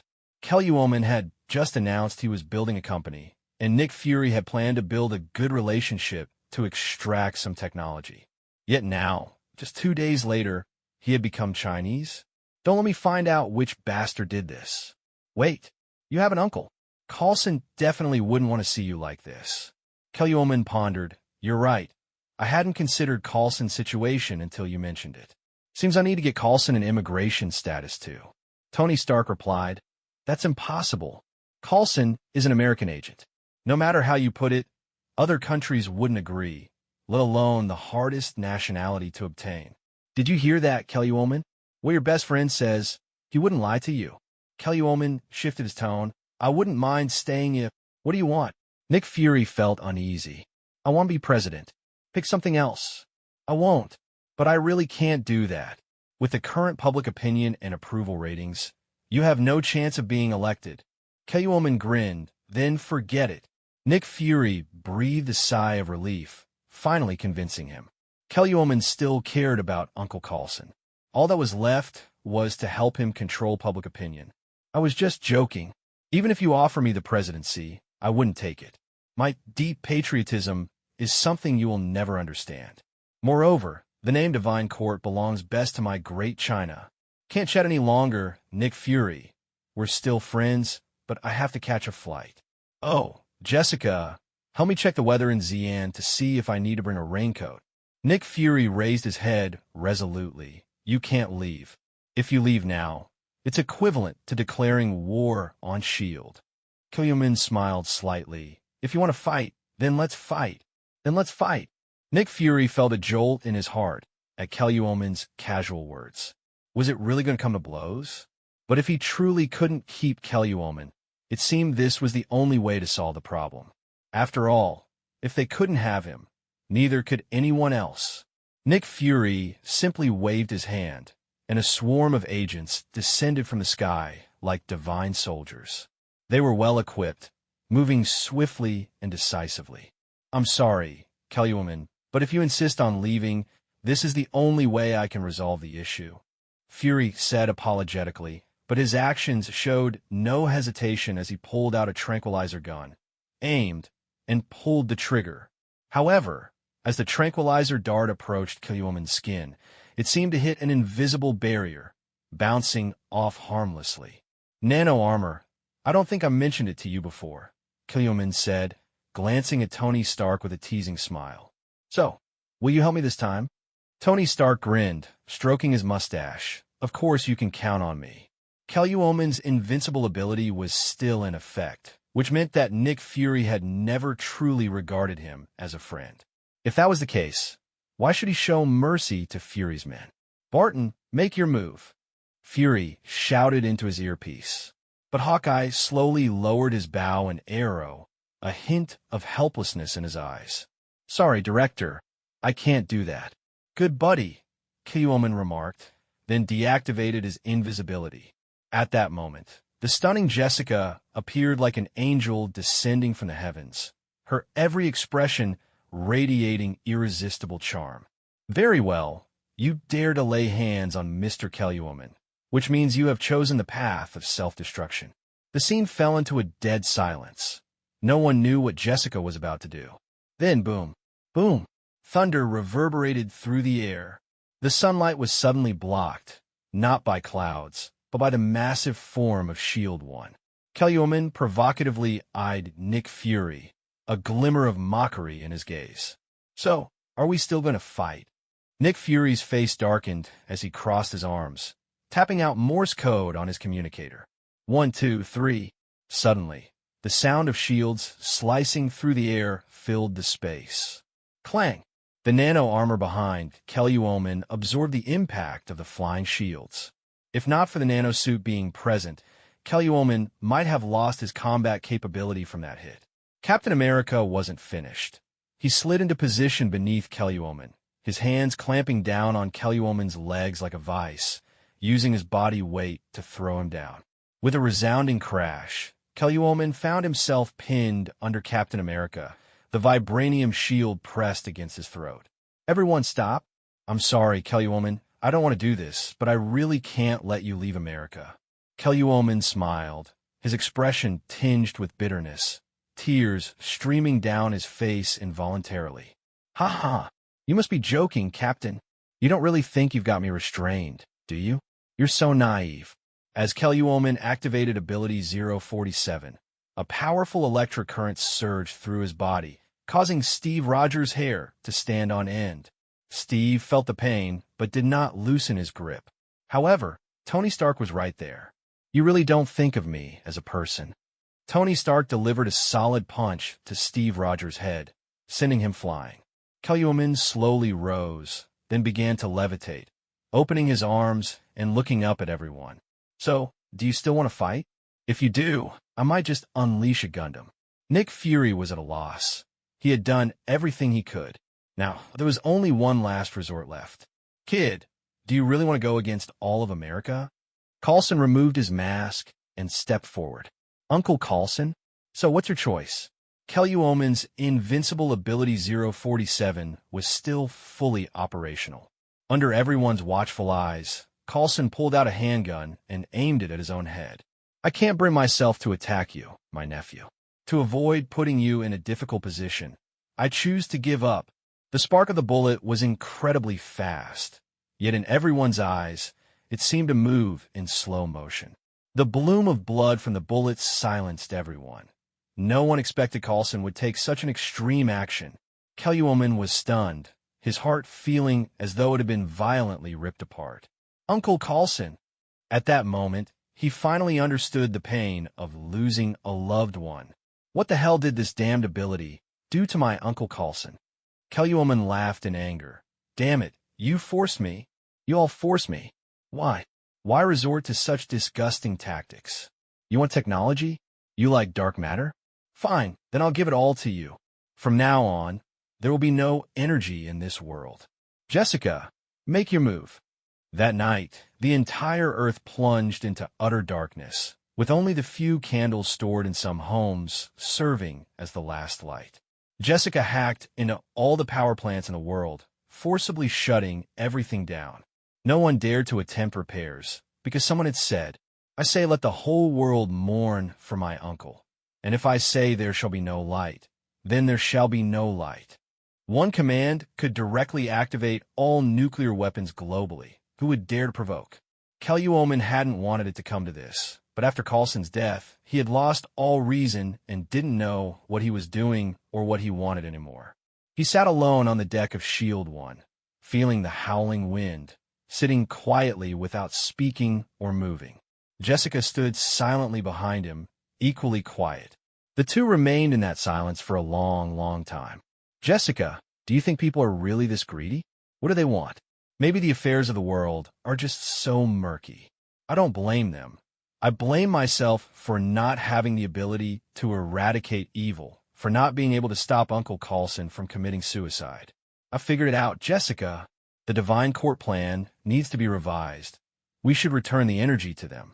Here, one voice is all it takes. Morning came, and everything seemed to return to normal. Not many knew what had really happened, only that there seemed to have been some issues those days. The official explanation was that a solar flare had caused a global power outage. Kelluoman did not return to China, but remained in America. He was the same as always, joking around with Tony Stark, full of quips. S.H.I.E.L.D. had become more subdued. They used heavy-handed tactics to suppress all public opinion. Although they didn't know why Kelluoman was back to normal, Nick Fury dared not gamble anymore. Everything unfavorable to Kelluoman had been resolved through various means, and even Hydra had been made to behave due to the global blackout during those days. Inside S.H.I.E.L.D. 1, Kelluoman had Jessica list all the dark matter superpowers that were about to emerge. He needed to quickly gather these dark matter abilities to move on to the next phase of his plan. The planetary alignment is an extremely rare astronomical phenomenon. The 9 planets revolve around the Sun in their respective orbits, and due to the varying sizes of their orbits, their speeds and periods also differ. Typically, they're scattered across different regions of the solar system. However, after a certain period of time, these 9 planets will align on one side of the Sun, converging in a rather small fan-shaped area. This special phenomenon is referred to as the alignment of the planets. Now, sitting on the couch watching TV had become Kelluoman's favorite pastime. Watching TV until he grew drowsy provided him with quite good sleep quality. Jessica, is the time for the planetary alignment approaching?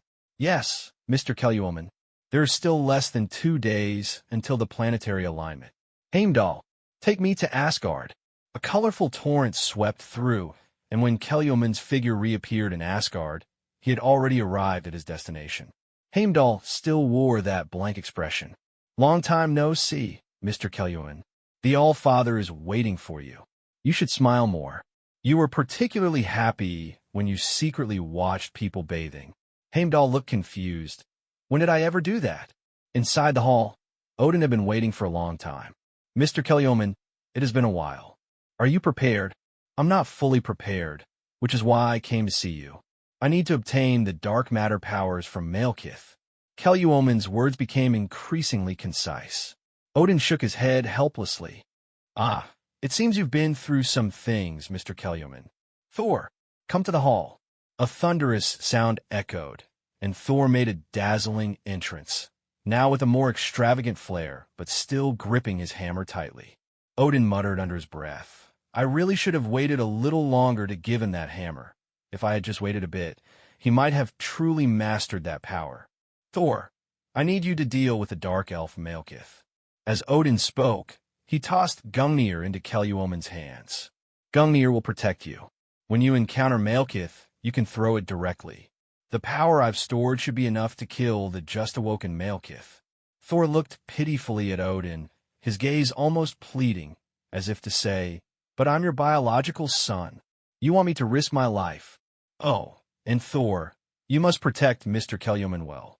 Thor, Dad, I'm the one you're biologically related to. Kelluoman couldn't help but smile. Thor was still as hilariously goofy as ever. Don't worry. A newly awakened guy isn't much of a threat. Heimdall, take us there. The Bifrost was indeed an incredibly useful weapon. It could be used for teleportation, and in critical moments could even destroy a world. Vanaheim's surface was as desolate as its name suggested, filled with dark clouds, jagged rocks, and no signs of life. The colorful torrent instantly transported the two to the still unawakened Malekith. Kelluoman immediately activated ability 001 to start extracting the time loop power from Malekith. As the orange glow flashed by, the dark matter notification did not sound. Thor, you must protect Mr. Kelluoman. It's just a newly awakened guy. It's nothing major. The colorful torrent swept by again, bringing them to Malekith, who was about to awaken. Ability 001 activated once more. The orange light flashed, yet the system notification still did not sound. Thor, you need to protect Mr. Kelluoman. Relax, I wait. What I feel like I've said this many times already. Jessica, can you sense anything unusual? Mr. Kelluoman, particle disruption has occurred, causing a state of time loop stagnation, which will lead to a temporary time loop. Time loop? Is there a way to break it? Kelluoman inquired. After analyzing, Jessica replied. If we can find the point of revelation in the time loop, as long as we don't get involved, it won't trigger the time loop. Analysis shows that Malekith is trapped in a self-imposed time loop. Every time his self-awareness barely awakens, it triggers the time loop again, meaning he truly can never awaken. Kelyoman pondered for a moment. So, you're saying Malekith can basically never wake up? Jessica confirmed. Yes, Malekith is subconsciously trapped in a time loop. Each time his self-awareness just begins to awaken, it triggers the time loop again, so he really cannot wake up. This complicates things. Malekith was stuck in a time loop and could influence the surrounding phenomena, which meant Kelyoman couldn't get close to him. How could he obtain this dark matter ability? I need to consult someone knowledgeable about this scientific problem. Thor, wait here for me. Heimdall, take me to Reed's company. The colorful torrent swept through, and Kelyoman appeared on the rooftop of Reed's company. Mr. Kelyoman, what are you doing here? Also, what was that just now? A space teleportation device. Kelyoman raised a hand to interrupt Reed's questions. We can discuss questions later. Right now, I need to know, if someone is stuck in a time loop, what method can break the cycle? Time loop? Reed repeated the term as his brain began to race. Based on the fundamental theories of general and special relativity, we should understand through general relativity that the essence of gravity is actually the curvature of space-time. The moon orbits the Earth because the Earth curves the surrounding space-time. The moon moves along space-time's geodesic, which is the shortest distance between 2 points in four-dimensional space-time. Therefore, gravitational fields also affect light, causing time to dilate. In other words, near a black hole, time slows down. Just to add, for someone near a black hole, time still flows as usual for them. It's just that for those not near the black hole, time is dilated. So, if we can strengthen gravity, it should temporarily break the time loop effect. Give me half a month, and I could develop a gravity gun. Kelyoman shook his head. No need. I know what to do. You all continue with your work. I have other matters to attend to. Reed needed half a month. That guy DeFinches could probably come up with something more effective in just a few hours. Of course, with him, it likely wouldn't be called a gravity gun, but rather a gravity terminator or something similar. On Shield 1, DeFinches had never felt that creating something could be so easy. Hey, boss, you finally remembered me. This request is too easy. Give me 2 hours, and I can whip it up right away. I've decided to name it the Time Loop Terminator. Kelyoman, I actually guessed wrong. Interestingly, while DeFinches was busy working away, his shadow, the shadow Platypus Terry, lounged nearby, casually sipping coffee. Kelyoman had no idea how that dark shadow could show any expression at all. Finished. The Time Loop Terminator. Oh, wait, Shadow Platypus Terry, what did you say? Too big? Oh no, that's just a model. I made a smaller version of the Time Loop Terminator. Despite the lack of an audience, DeFinches was as animated as if he were on stage, filled with excitement. Every corner seemed to be a place for him to showcase his creation. Do you want me to come over and help you, boss? Kelyoman gently shook his head. No need. You're my strongest backup, and your role is irreplaceable. DeFinches's eyes lit up instantly. Me? Am I really that important? Absolutely, Dr. DeFinches. You will always be my best subordinate. For someone like DeFinches, a little encouragement could make him wholeheartedly loyal. He truly was a rare and perfect subordinate. Oh, by the way, Jessica, send some money to DeFinches so he could take his daughter out for a good time. They re-entered Vanaheim. This time, Kelyoman didn't approach Malekith directly, but aimed from a distance. The thoughtful DeFinches even prepared a little note that read, Mr. Kelyoman, this gun can only fire once and last for 3 minutes. Please act quickly. Kelyoman frowned. Couldn't he just say it to his face? Why write it down? Forget it. Thor, move aside a bit. Jessica, start calibrating and prepare to fire. Understood, Mr. Kelyoman. As the gravity beam fired and hit its target, the dark aura around Malekith intensified, indicating he was about to awaken. Now's the time. Heimdall, send us over. Thor, be ready to hit him with that hammer. Got it. The colorful torrent swept through, and Kelluomen finally appeared beside Malekith, ready to obtain the dark matter ability. Ability 001 activated. Dark matter ability warehouse, 21 of 50. 001 everyone for me, activated. 002 I for everyone, activated. 003 true name, activated. 004 barehanded blade catch, activated. 005 hands that cannot clasp together, activated. 006 snap killer, activated. 012 psychological suggestion self-hypnosis, not activated. 016 low altitude, flight 1 centimeter, not activated. 017 hair at will, activated. 022 clairvoyance, not activated. 023 invisibility cloak, activated. 025 time loop, not activated. 026 enhanced hearing, activated. 033 forever unattainable small goal, not activated. 035 man magnet, not activated. 037 always lose when gambling, activated. 038 resistance free power generation, not activated. 040 infant hood, not activated. 044 stronger even when bald, activated. 046 time stop for enemies and allies, activated. 047 invincible, activated. Thor, seeing that Coman seemed to have completed his task, swung his hammer down with a resounding crash on Malekith's head. The sound was like thunder, echoing everywhere.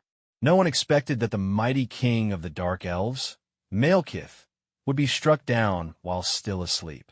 Was that too hasty? Did he just die like that? Thor pondered. Seems so. I didn't think he'd be so easy to defeat. Kelluomen gave Thor's hammer and arm an incredulous glance. The strength seemed different from before. Thor, has your strength increased again? Thor scratched his head. I guess. Sif has been saying I'm getting stronger. Kelluomen responded. Oh, so this is the new you, Thor. Do you live up to Jane's expectations? Thor looked confused. I just sparred with Sif. How does that mean I'm letting Jane down? You two are still sparring. Isn't that normal? We've been sparring since we were kids. Don't you realize Sif has feelings for you? Thor shook his head. No, she's always liked Loki. But then Loki did something that made her really angry, and she stopped liking him. Kelluomen perked up. What did he do? Thor shrugged. I don't know. They never told me. Kelluomen felt disappointed. He really wanted to know what happened.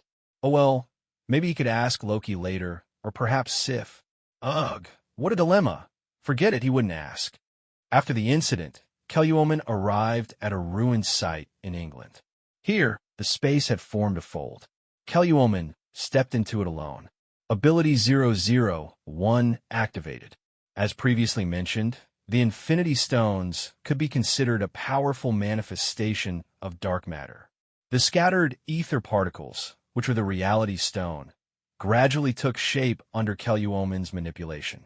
Kelluomen deactivated his invisibility cloak, and Jessica appeared beside him, her delicate hand grasping the particles alongside Kelluomen, compressing the ether particles into a diamond ring the size of an egg. Kelluomen chuckled softly as Jessica placed the ether particle ring on her left-hand ring finger, then proudly displayed it before Kelluomen. How does it look, Mr. Kelluomen? Kelluomen nodded. Looks good. Wear it. Jessica smiled lightly, and as the ring glowed, the two figures exited the special space. It's worth noting that Jessica was born from the nurturing of dark matter energy and a basic intelligence program. So since she gained consciousness, she had been using dark matter energy and familiarizing herself with its operation. Now, with the reality stone and her powerful computational abilities, she could preliminarily utilize the powers of the reality stone. Kelluomen could do so too. His abilities 001 and 002 were not just empty words, but his body wasn't as resilient, so he rarely thought in that direction. Now that Jessica was wearing it, let her keep it. After all, they were on the same side. There are still 2 more stones on Earth. We'll go after all the powers before collecting them. Where to next, Jessica? With the reality stone on, Jessica looked even more charming. The first person predicted to gain powers is Chala. He is currently not in Wakanda, but at Oxford University. I suggest we monitor here first. Then let's go to Oxford University. Mr. Kellywoman, should we make a grand entrance or keep a low profile? Let's not be too flashy. That guy's much richer than I am. Inside S.H.I.E.L.D. Nick Fury hesitated for a long time, wondering whether to activate that plan. It was a drug made from Kree corpses that could resurrect the dead. However, this drug was expensive, and the revived individuals would develop psychological issues and various ailments. Coulson's death had indeed caught Nick Fury off guard. He had previously planned to confront Kellywoman and use familial ties to defeat him, reasoning with him emotionally and logically. But when it became impossible to convince Kellywoman, he resorted to the sacrifice awakening plan. However, somehow things went awry, or someone had controlled Coulson, leading him to commit suicide right in front of everyone. Coulson, oh Coulson, you've really given me a big problem. If you knew your nephew caused the entire Earth to mourn for you due to your death, would you be touched? After much deliberation, Nick Fury finally opened a box labeled GH_325. Done. The time loop terminator. Oh, wait, Shadow Platypus Terry, what did you say? Too big? Oh no, that's just a model. I made a smaller version of the time loop terminator. Even though there were no other people around, Defentius was as excited as if he were on stage, thrilled by his creation. Every corner seemed to be a place for him to showcase his work. Do you want me to come over and help you, boss? Kellywoman gently shook his head. No need. You're my strongest backup, and your role is irreplaceable. Defentius's eyes lit up instantly. Me? Am I really that important? Absolutely, Dr. Defentius. You will always be my best subordinate. For someone like Defentius, a little encouragement could make him wholeheartedly loyal. He truly was a rare and perfect subordinate. Oh, by the way, Jessica, send some money to Defentius so he can take his daughter out for a good time. They re-entered Vanaheim. This time, Kellywoman didn't approach Malekith directly, but aimed from a distance. Defentius had thoughtfully prepared a little note that read, Mr. Kellywoman, this gun can only fire once and last for 3 minutes. Please act quickly. Kellywoman frowned. Couldn't he just say it to his face? Why write it down? Forget it, Thor, move aside a bit. Jessica, start calibrating and prepare to fire. Understood, Mr. Kellywoman.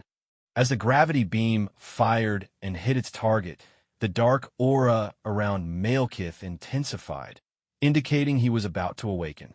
Now's the time. Heimdall, send us over. Thor, be ready to hit him with that hammer. Got it. The colorful torrent swept through, and Kellywoman finally appeared beside Malekith, ready to obtain the dark matter ability. Ability 001 activated. Dark matter ability warehouse. 21 of 50. 001, everyone for me, activated. 002, I for everyone, activated. 003, true name, activated. 004, barehanded blade catch, activated. 005, hands that cannot clasp together, activated. 006, snap killer, activated. 012, psychological suggestion self-hypnosis, not activated. 016, low altitude, flight 1 centimeter, not activated. 017, hair at will, activated. 022, clairvoyance, not activated. 023, invisibility, cloak, activated. 025, time loop, not activated. 026, enhanced hearing, not activated. 033, forever unattainable, small goal, not activated. 035, man magnet, not activated. 037, always lose when gambling, activated. 038, resistance-free power generation, not activated. 040, infanthood, not activated. 044, stronger, even when bald, activated. 046, time stop for enemies and allies, activated. 047, invincible, activated. Thor, seeing that Kellywoman seemed to have completed his task, swung his hammer down with a resounding crash on Malekith's head. The sound was like thunder, echoing everywhere. No one expected that the mighty king of the Dark Elves, Malekith, would be struck down while still asleep. Was that too hasty? Did he just die like that? Thor pondered. Seems so.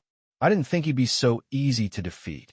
Kelluomen gave Thor's hammer and arm an incredulous glance. The strength seemed different from before. Thor, has your strength increased again? Thor scratched his head. I guess. Sif has been saying I'm getting stronger. Kelluomen responded. Oh, so this is the new you, Thor? Do you live up to Jane's expectations? Thor looked confused. I just spar with Sif. What does that mean I'm letting Jane down? You two are still sparring. Isn't that normal? We've been sparring since we were kids. Don't you realize Sif has feelings for you? Thor shook his head. No, she's always liked Loki. But then Loki did something that made her really angry, and she stopped liking him. Kelluomen perked up. What did he do? Thor shrugged. I don't know. They never told me. Kelluomen felt disappointed. He really wanted to know what happened. Oh well, maybe he could ask Loki later, or perhaps Sif. Ugh, what a dilemma. Forget it, he wouldn't ask. After the incident, Kelluomen arrived at a ruined site in England. Here, the space had formed a fold. Kelluomen stepped into it alone. Ability 001 activated. As previously mentioned, the Infinity Stones could be considered a powerful manifestation of dark matter. The scattered ether particles, which were the reality stone, gradually took shape under Kelluomen's manipulation. Kelluomen deactivated his invisibility cloak, and Jessica appeared beside him, her delicate hand grasping the particles alongside Kelluomen, compressing the ether particles into a diamond ring the size of an egg. Kelluomen chuckled softly as Jessica placed the ether particle ring on her left-hand ring finger, then proudly displayed it before Kelluomen. How does it look, Mr. Kelluomen? Kelluomen nodded. Looks good. Wear it. Jessica smiled lightly, and, as the ring glowed, the two figures exited the special space. It's worth noting that Jessica was born from the nurturing of dark matter energy and a basic intelligence program. So since she gained consciousness, she had been using dark matter energy and familiarizing herself with its operation. Now, with the Reality Stone and her powerful computational abilities, she could preliminarily utilize the powers of the Reality Stone. Kelluomen could do so too. His abilities 001 and 002 were not just empty words, but his body wasn't as resilient, so he rarely thought in that direction. Now that Jessica was wearing it, let her keep it. After all, they were on the same side. There's still 2 more stones on Earth. We'll go after all the powers before collecting them. Where to next, Jessica? With the Reality Stone on, Jessica looked even more charming. The first person predicted to gain powers is Chala. He is currently not in Wakanda, but at Oxford University. I suggest we monitor here first. Then let's go to Oxford University. Mr. Kelluomen, should we make a grand entrance, or keep a low profile? Let's not be too flashy. That guy is much richer than I am. Inside shield. Nick Fury hesitated for a long time, wondering whether to activate that plan. It was a drug made from Kree corpses that could resurrect the dead. However, this drug was expensive, and the revived individuals would develop psychological issues and various ailments. Coulson's death had indeed caught Nick Fury off guard. He had previously planned to confront Kelluomen and use familial ties to defeat him, reasoning with him emotionally and logically.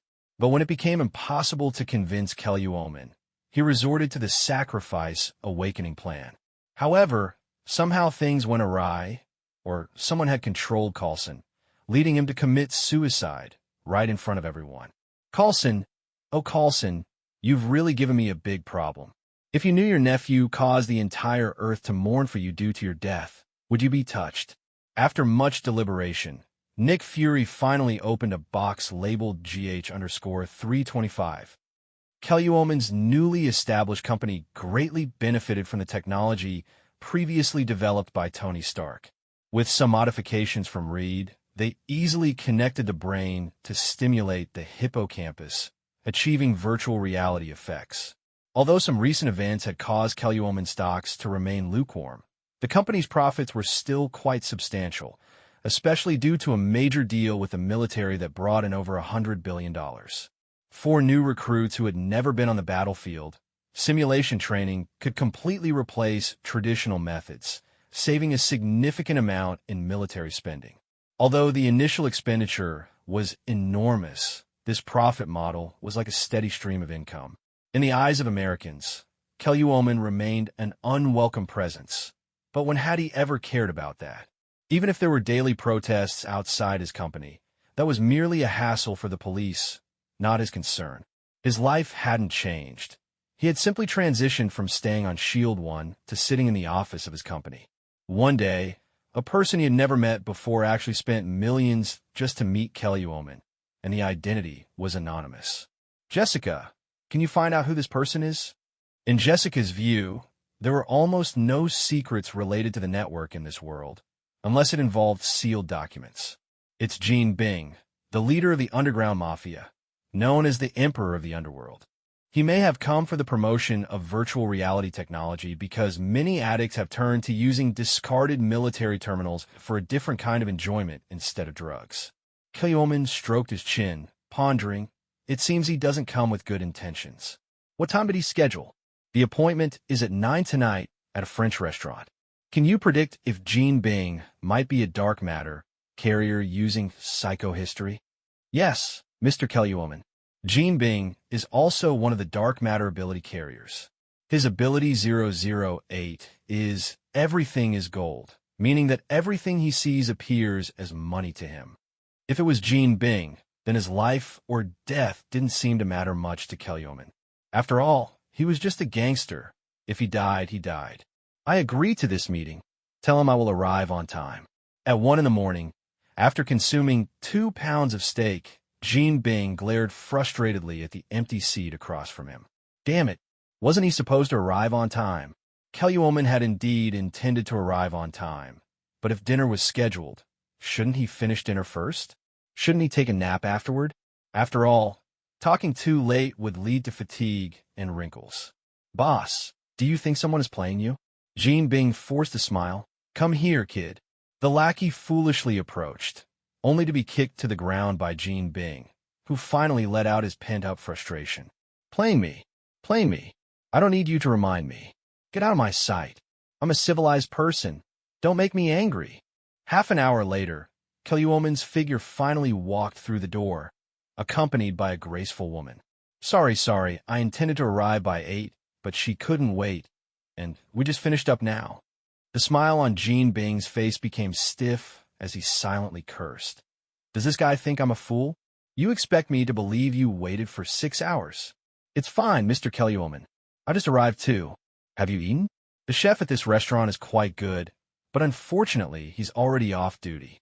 Kelly waved his hand dismissively. No worries. That stuff isn't even worth a dog's attention. Who could eat that? Gene Bing was furious inside. I strongly suspect this bastard has been laughing at me all along. Let's get down to business, Gene Bing. Why did you call me here? With the formalities out of the way, Gene Bing no longer cared about being played. The matter at hand was what truly mattered. Mr. Kelly, I invited you to discuss the widespread use of your virtual reality technology. Oh, is that so? Then there's no need to talk. I'm not interested in that for now. Let's talk when I feel like it. As Kelly stood to leave, Gene Bing quickly got up, accidentally knocking the table, causing it to shake. Wait, Mr. Kelly, I know you're searching for something, and I can help you. Kelly wasn't sure how vast Gene Bing's information network was, but the fact that he knew Kelly was searching for something surprised him. However, Kelly still refused. No, I've already figured out where to find what I'm looking for. Gene Bing's expression shifted, finally settling into calm. Mr. Kelly, are you really just uninterested in money? I know your men have the best information network in the world. You should also be aware of the profits from drug trafficking. This device, with a simple modification, could perfectly replace drugs, eliminating bodily harm, and allowing addicts to earn money to buy again. This is a lucrative deal. I know your stocks have been stagnant. Together, we could skyrocket your stock to unimaginable heights. Don't listen to those stupid Americans talk about resisting communism. With enough profit, they'd sell their own mothers. Jean Bing spoke passionately, his eyes gleaming with greed. Kelluomen's mouth curled into a slight smile as he turned to ask, "So here's the question. Do you have as much money as Tony Stark? Do you have as much power as Nick Fury? I could do what you're talking about any time I want. Why should I let you have a cut of it?" Hearing Kelluomen's words, Jean Bing laughed confidently. "Because I'm dark enough, Mr. Kelluomen. I may not have your information network, but I have a keen eye for people. You want to be the white, but to be white, you need someone to be black. Even if this black is completely suppressed by white, the existence of black is still necessary. These are the two complementary parts of society." Jean Bing was indeed among the best of ordinary people. He controlled 40% of the underground business in America and had a dark influence spread across the nation. His confidence was justified. He believed he was skilled at reading people, but he truly hadn't seen through Kelluomen. "I need black." "Jean Bing, you're thinking too much. I don't need black." "Maybe you're right. I do want to become the supreme white, which means this world only needs one voice. No one wants to be a king in wastelands. Otherwise, after that global blackout, I would have turned this place into a wasteland long ago. I don't care about your freedom and democracy, all those black and white concepts. I just like what I like." After saying this, Kelluomen felt a bit sorry for letting Jean Bing hear those words. Initially, he could have allowed Jean Bing to live, but who told him to provoke Kelluomen into a conversation? Kelluomen opened his palm, activating ability 001 to forcibly extract the dark matter. Jean Bing felt a sudden difficulty in breathing, as if all the blood and flesh in his body had been weighed down with lead. He struggled to speak, but couldn't make a sound. Finally, his eyes went vacant, and he quietly died. "Devil. He's a devil. Shoot him." Jean Bing's loyal subordinates tried to kill Kelluomen, engaging in a pathetic struggle. But Jessica's sonic weapon easily destroyed their brains. They were all bad people and didn't deserve mercy. Asgard, a place known for its fierce spirit. Loki had been imprisoned in the dungeon for quite a while now. Every day, he tossed a ball at the cell door, thoroughly tired of this dull existence. As the god of mischief, boredom was his greatest enemy, yet he had to force himself to tolerate it. After all, there was no other option. He couldn't leave. After his last use of magic, Odin had secretly strengthened the magical restrictions, leaving him only able to use simple illusions. He couldn't even communicate with the outside world. Perhaps the only warmth he felt each day was from Frigga's visits. Although he would claim he didn't need her, Frigga knew that Loki secretly hoped she would come to see him every day, along with Odin and Thor. In Frigga's heart, Loki was just a child who needed care. "Loki, when will you apologize to Odin? He is your father after all. If you just admit your mistake, he will forgive you." Hearing the word father, Loki's anger erupted. He shouted, "He never treated me like his son. He can never be my father." Frigga watched Loki's frantic state, one hand resting on the magical barrier and the other pressed to her chest in pain. "What about me? Do you not see me as your mother either?" Loki wanted to pridefully say yes, but seeing Frigga's expression made it impossible for him to utter those words. Frigga sighed. "Loki, just listen to me this once. You've always been rebellious. You should know Odin cares for you. Even when you stabbed Thor in the chest, he only punished you with reflection. You could be a child as long as we are alive, but..." Before she finished, Frigga left, not wanting to say more. "I will come to see you again tomorrow. Odin will be here too. Make sure to apologize to him." Loki turned away stubbornly, no longer speaking to Frigga. He knew he was wrong. He just wanted to prove he was not inferior to Thor. But he never considered that, in Odin and Frigga's hearts, he had never been less than Thor. It was just that the people of Asgard only agreed to have someone like Thor as the king. Moreover, in Frigga's mind, the older brother should protect the younger brother, so the responsibility naturally fell on Thor. Loki sulked on the ground, tossing the ball repeatedly, his mind echoing Frigga's words. "Do you not see me as your mother?" How could that be? How could he not see Frigga as his mother? But he really just wanted to prove he wasn't inferior to Thor. In fact, if Loki had simply asked Thor one question after growing up, "Can you pass the title of God King to me?" Thor, who had a less obvious brother complex, would have told him, "Sure, go ahead." But he didn't do that. Instead, he chose to provoke everyone in his own way, ultimately ending up imprisoned. Maybe I really should apologize? Don't joke around. I'm Loki. How could I admit my mistakes? I'm the god of mischief. Thor's voice echoed from the hallway. Actually, we think of you more as the god of mischief. Oomph. What do you want? Loki remained haughty, but felt a flicker of joy inside. Thor shook a beer in his hand. I went to Earth and bought this with my last paycheck. You should like it, but don't heat it up. After Thor left, Loki hesitated for a moment, took out a can of beer, and thought, "Not let me heat it? I'm going to heat it anyway." But after taking a sip, he couldn't help but vomit. Shit. He wasn't lying. When Thor walked back in, he didn't seem to stop him. Suddenly, a light bulb went off in Loki's mind. If I can mimic the energy to be exactly like Thor's, then maybe I can get out? Oh yes, I'm so clever. At that moment, Odin, watching the scene from the hall, wore a fatherly smile. Frigga walked out from behind him, feigning reproach. You could have just let him go. Why make such a scene? Loki might run off and go crazy again. Odin smiled mysteriously. He still has his uses. I can't just let him go. Passing through the fissure that Loki had traversed countless times, he arrived back on Earth, the place where he felt most like a god. Kellywoman, I'm back for revenge. Just wait. I will make you regret it. He manipulated the magical energy in his hands. Ancient spirit of the devil, hear my call. Come to this world. This time, Surtur did not appear, nor did Mephisto. It seemed to fall into an awkward stalemate. Loki had thought that a demon would definitely show up, but when no one came, it was quite unexpected. At the very least, there should have been a demon from hell, right? Suddenly, a spark appeared behind Loki, gradually growing larger, forming a portal. A bald mage in a hood stepped through the portal. Mischievous Asgardian prince, this is not a place you can come to repeatedly. Ancient One, mind your own dimensions. Or else, Loki said, drawing 2 daggers with a swift motion. The first Sorceress Supreme had just used magic and had forgotten her identity as a mage.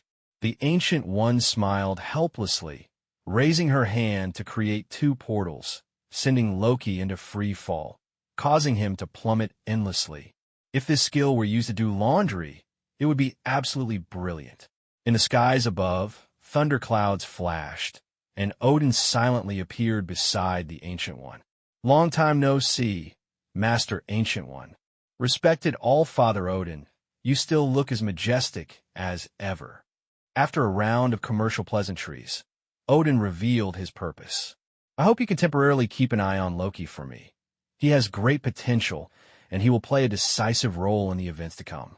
The Ancient One wanted to refuse, but seeing Odin's determined gaze and the already raised Gungnir, she ultimately agreed. Although she didn't believe Loki would contribute much in that situation, having a talented mage to play with wouldn't be a bad thing.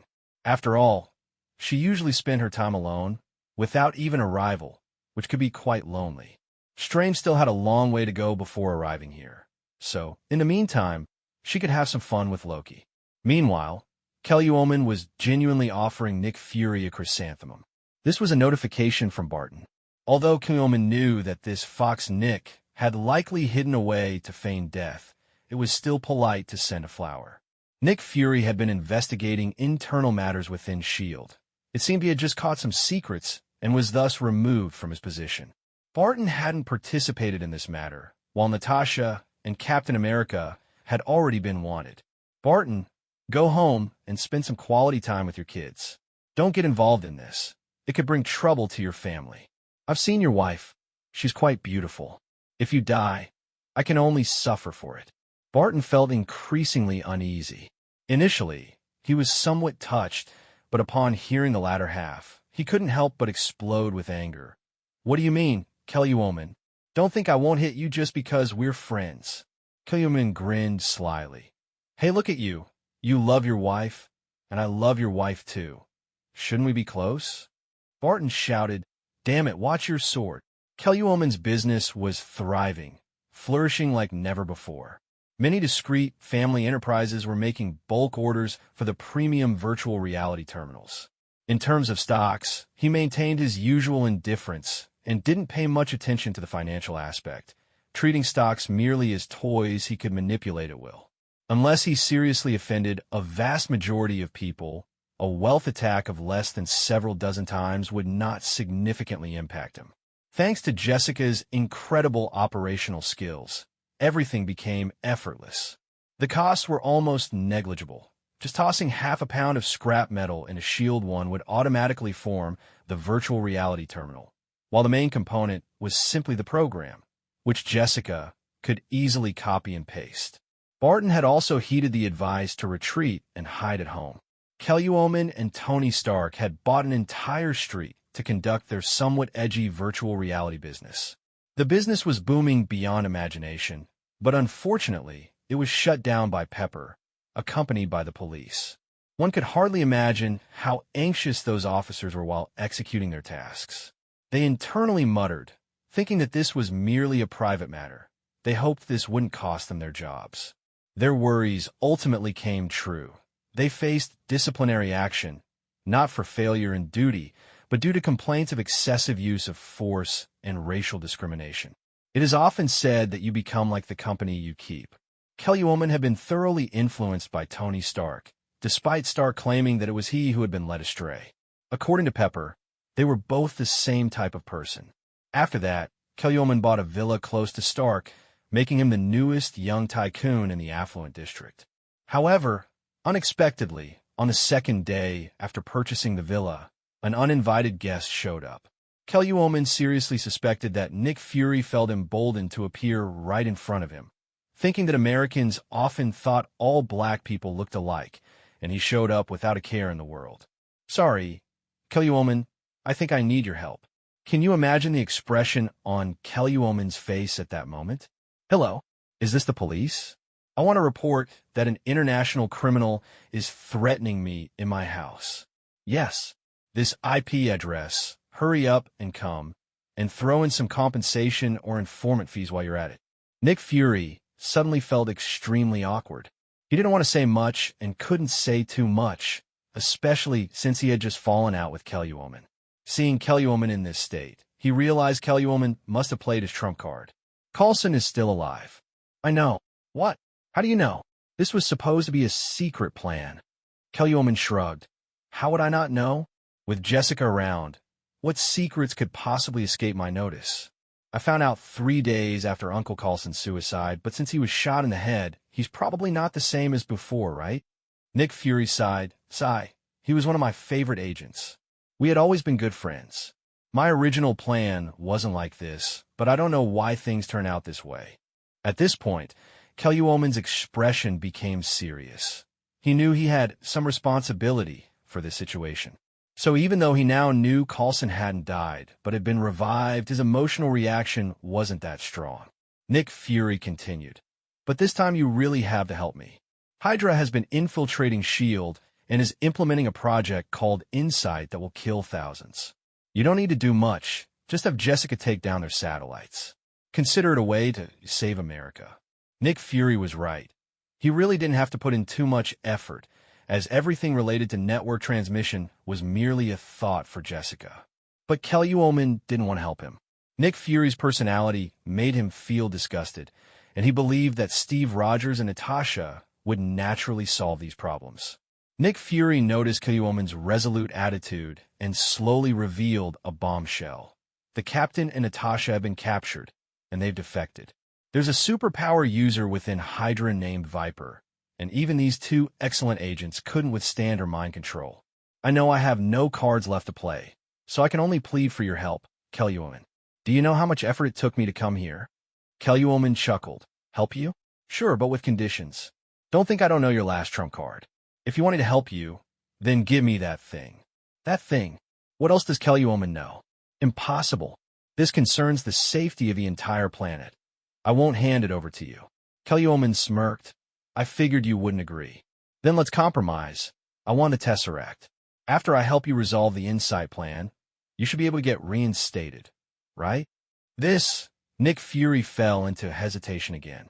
He only knew that the Tesseract held infinite energy, but wasn't aware of its other functions. Clearly, this object was not simple. Give you 5 seconds to decide. Nick Fury, being Nick Fury, quickly weighed the most pressing need after a brief hesitation. That was, I agree. But you're using my desire to protect the people to coerce me, which isn't very honorable. America could die out, and I wouldn't care.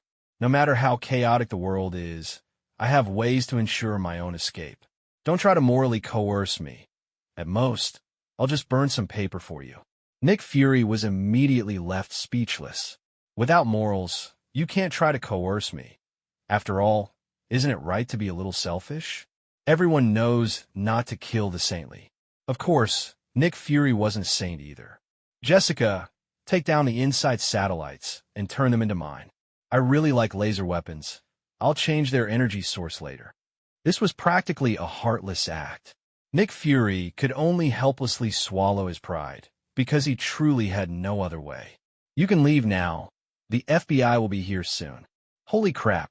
You really called the police? You're so despicable. Nick Fury had never expected Kelly Woman would actually go this far. But he did.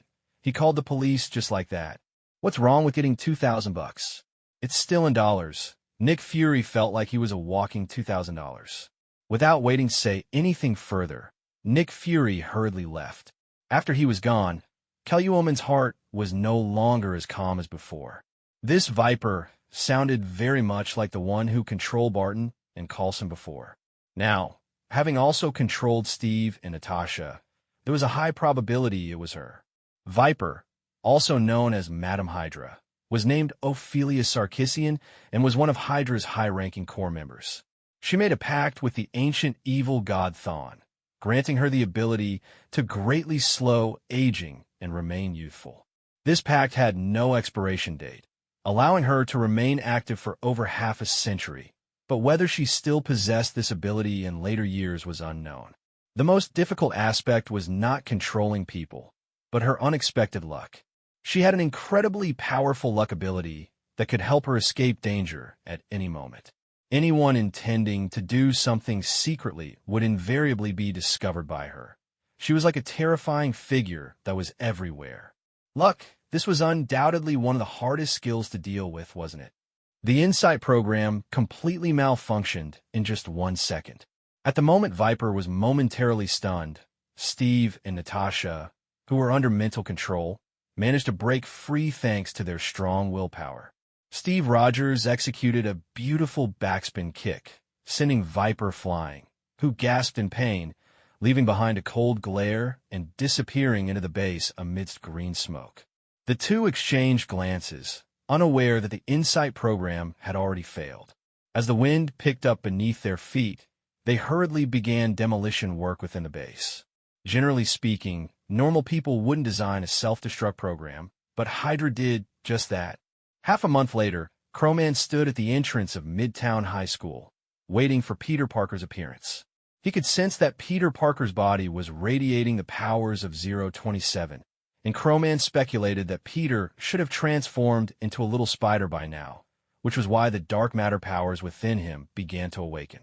This time, Crowman did not make a grand entrance. He didn't care about the gazes of those around him, but he knew that Peter Parker was still just a kid, a kind-hearted kid at that, and he couldn't bear to end Peter Parker's life like this. "He's coming, Mr. Crowman," Jessica reminded him. Crowman nodded. "I know." With that, he activated the power of 001. Now, having absorbed one dark matter ability after another, Crowman could collect dark matter powers from extremely long distances. Peter Parker felt a tingling sensation in his body, as if he had lost something, yet also felt like he hadn't lost anything at all. Dark matter ability warehouse, 23 of 50. 001, everyone for me, activated. 002, I for everyone, activated. 003, true name, activated. 004, catching a blade with empty hands, activated. 005, incompatible hands, activated. 006, snap killer, activated. 008, all things gold, not activated. 012 psychological suggestion self-hypnosis, not activated. 016 low altitude flight 1 centimeter, not activated. 017 hair at will, activated. 022,000 mile, not activated. 023 invisibility cloak, activated. 025 time loop, not activated. 026 eavesdropping, activated. 027 radiating light, not activated. 033 forever unachievable small goals, not activated. 035 universal heartthrob, not activated. 037 always loses when gambling, activated. 038 no resistance power generation, not activated. 040 infantilization, not activated. 044 bald, yet stronger, activated. 046 time stop for enemies and allies, activated. 047 invincible, activated. It seems that he was close to gathering half of the dark matter abilities. Where is the predicted location of the next dark matter carrier? As soon as he finished speaking, the dark matter radar began to beep. Detected dark matter carrier, ancient one. Number 042, confusion of cognition. Can confuse one's own and others' traditional cognition. Location, Kamartaj. This ability seemed difficult to obtain. The Ancient One's power was deeply rooted in people's minds. With just a single slap, she had knocked Banner out of the Hulk's body, and that was just the tip of the iceberg of her abilities. She could convert magical energy into various superpowers, such as invisibility, energy projection, phasing through objects, longevity, illusions, flight, hypnosis, shields, alchemy, telekinesis, teleportation, cross-dimensional transport, and remote summoning. Moreover, while siphoning off Dormammu's energy, she could also prevent Dormammu from invading Earth, making it so that even if Loki regained his strange magical abilities from the comics, he wouldn't have a stable chance of defeating her. At that moment, a trembling little Bambi, tormented and shivering, was cursing the Ancient One in his heart. Jessica, do you think if I go directly to take the Ancient One's dark matter abilities, she would give them to me? Activating psychological historical prediction. The probability of acquisition is 80%, but there's also a 20% chance she will kill you on the spot. Mr. Crowman, you have already influenced this timeline, which is probably the last thing the Ancient One wants to see. The 20% chance is too high.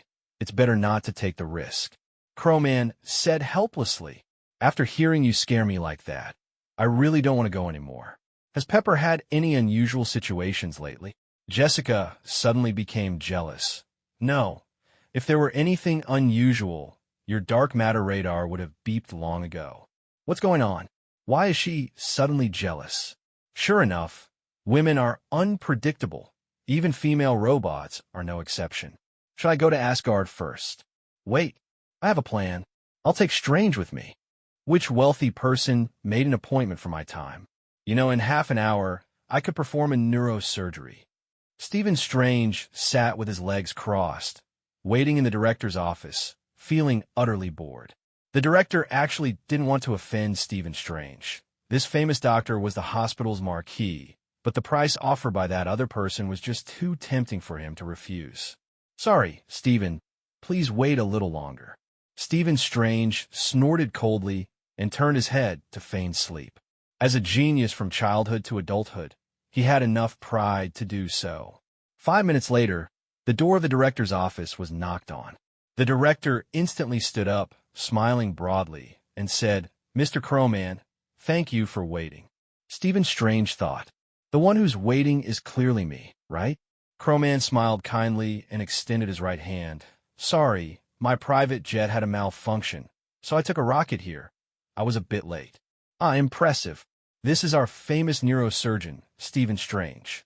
Stephen Strange had no good feelings towards Crowman, and with his terrible personality, he merely nodded slightly before squinting his eyes again.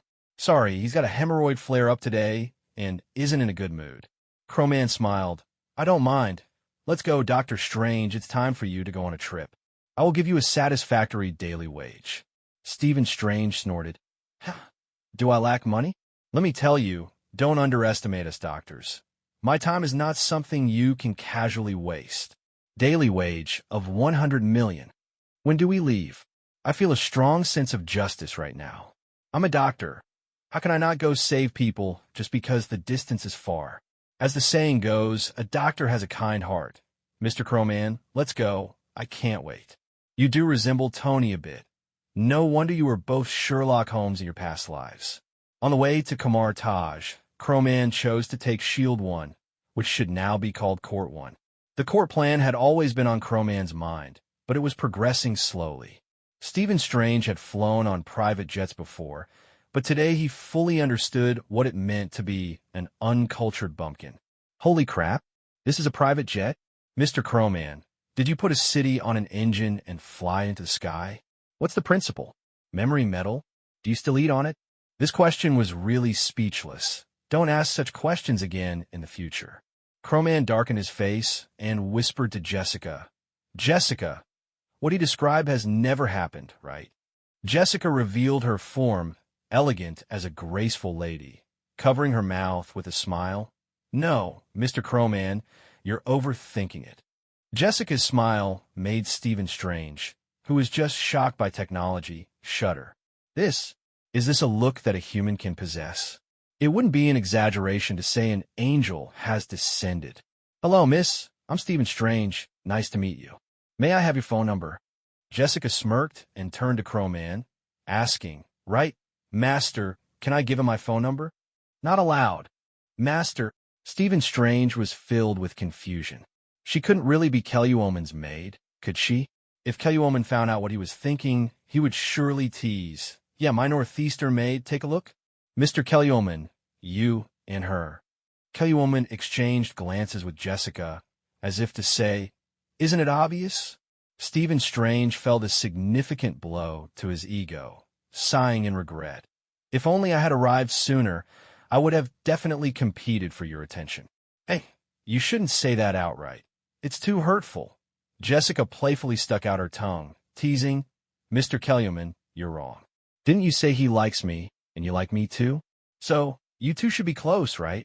Kellywoman's expression instantly darkened, vowing inwardly. How does Jessica remember this so well? I'll have to pull her memory storage out and put it back in eventually. We've arrived. Let's go. Nepal? What are we doing here? Do you have friends who can afford to pay my fees? If so, I'd rather just go back to America. It should be noted that Nepal is an agricultural country, with 80% of its population engaged in agricultural production, making it one of the least developed countries in the world. Stephen Strange had learned this basic knowledge back in elementary school. Now, he was filled with doubt. Was he here to perform surgery for the president of Nepal? Could the medical equipment even keep up? Kellywoman, dressed in his armor, pulled Strange along without further ado and jumped down. After a period of oxygen deprivation, Strange found himself on the ground, gagging repeatedly. Could you at least give me a heads up next time? This really affects my surgical state. Standing in the bear market, Kellywoman felt a bit lost. Specifically, he didn't know where to go. Everyone knew Kamar Taj was in Nepal, but where exactly was it? Should he just randomly grab someone in a hood and ask, Do you know where Kamar Taj is? I know. You see, you definitely don't know. Do you really know? Yes, the Ancient One sent me to retrieve you, Mr. Kellywoman.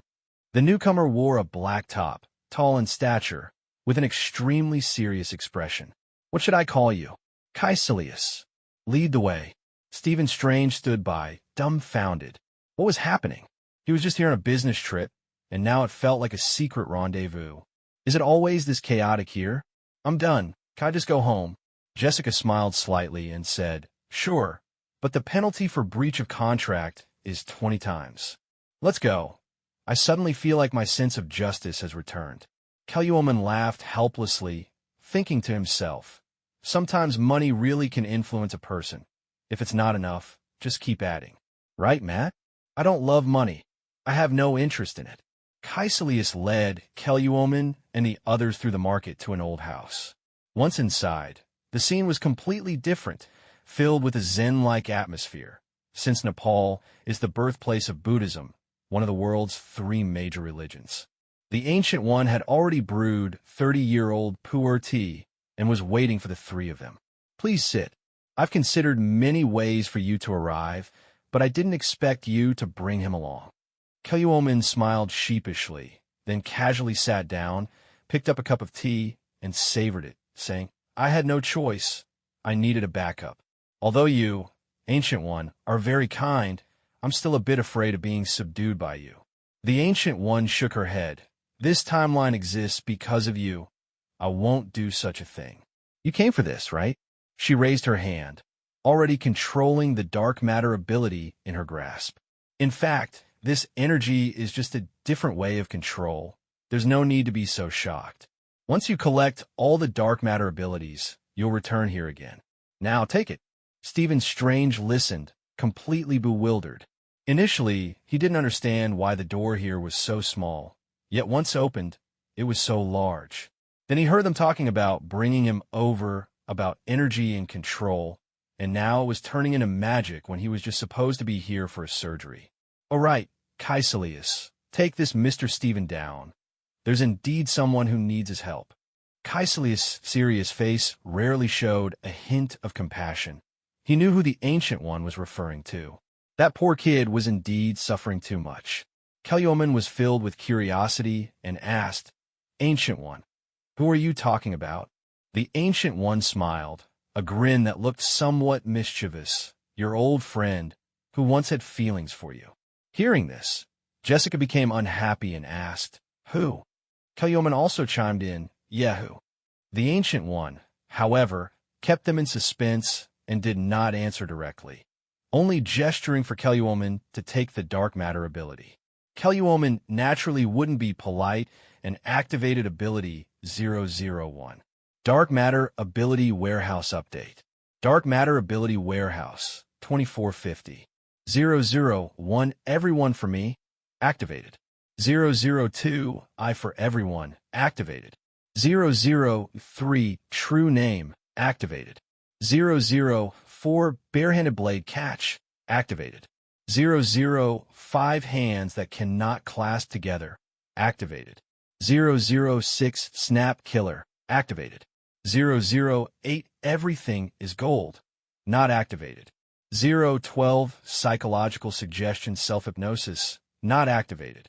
016, Low Altitude, Flight 1 centimeter, not activated. 017, Hair at Will, activated. 022, Clairvoyance, not activated. 023, Invisibility Cloak, activated. 025, Time Loop, not activated. 026, Enhanced Hearing, activated. 027, Radiate Light, not activated. 033, Forever Unattainable, Small Goal, not activated. 035, Man Magnet, not activated. 037, Always Lose When Gambling, activated. 038, Resistance-Free Power Generation, not activated.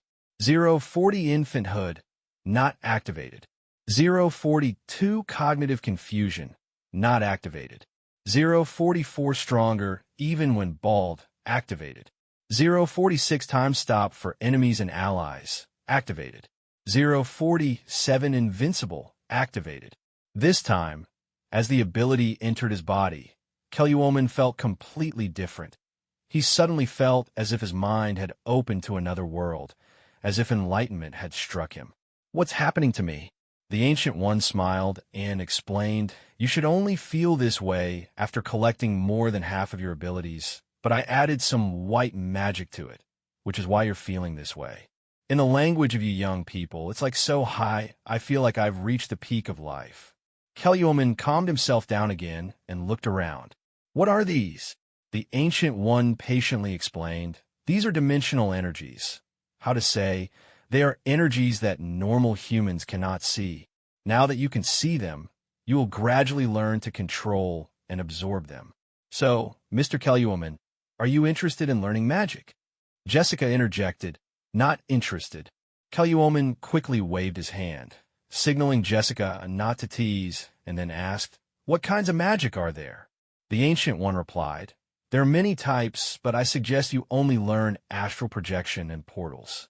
Magic is not easy to learn. You need to believe in its existence and have enough knowledge. She didn't say the latter part out loud because she knew Kelyuomen's intellect. Everyone understood that. Well then, let's learn a bit. Is there a dedicated practice room? The Ancient One shook her head, then handed Kelyuomen a hovering ring, saying, "You should be able to learn the portal quite quickly, so there's no need for a dedicated room. Tomorrow morning at sunrise, you can come to our training ground, where there will be a surprise." Jessica, with a hint of jealousy, said, "I can give surprises too. You don't need to provide those." Back on Court 1, Crowman examined the suspended ring in his hand, feeling that this object could perhaps be considered a form of science. "Jessica, can you try to analyze its components and structure?" Jessica nodded, then shook her head. "Not yet, Mr. Crowman. My knowledge base is still too limited. None of the known elements fit, and there's no energy that matches. I lack innovative capabilities." This was indeed one of Jessica's shortcomings. She had a strong learning ability, but was lacking in innovation. "All right, then let me give it a try. I see that the little chubby one," referring to Peter Parker, "learns this quite quickly. Let me see the Ancient One." As he spoke, Crowman waved his hand, and sparks indeed appeared in the air. At that moment, the surrounding dimensional energy seemed to present a folded arrangement to his eyes. Did this mean that space was being folded? The Ancient One was right. Crowman really grasped the technique of creating portals quite quickly. Meanwhile, Tony Starr, who was in the shower, let out a high-pitched scream like a little girl. "Ah, Crowman, I knew you were this kind of person. You finally revealed your true nature." Crowman was nearly infuriated. "Are you trying to get yourself killed? I wasn't even looking at you. I was looking at Captain America. You decided to take a shower at this time. So who can you blame?" He felt incredibly unlucky for catching Tony Stark at such an inconvenient moment. Rubbing his eyes, he thought, "This is enough, but it seems like I succeeded. I guess I'm now a highly skilled mage in spatial magic." Jessica, however, doused him with cold water. "Mr. Crowman, this seems to be just the most basic kind of magic, and it's with the aid of a magical artifact." "Well, don't worry about it. I could do magic now." Crowman grinned, feeling particularly good today and looking forward to the surprises of the next morning. Could it be the Book of Ashani or the Eye of Agamotto? Tonight, he was destined to sleep soundly and sweetly. Poor Crowman had no idea what he was about to face. Meanwhile, on Stephen Strange's side, he was quite surprised to find such precision medical equipment here. But the injuries of this person were too severe: extensive burns, broken ribs, and a dislocated third cervical vertebra. What kind of beating did this person take? Luckily, he encountered him. Otherwise, he would have really lost his life. What Strange didn't know was that even without him, this person wouldn't die.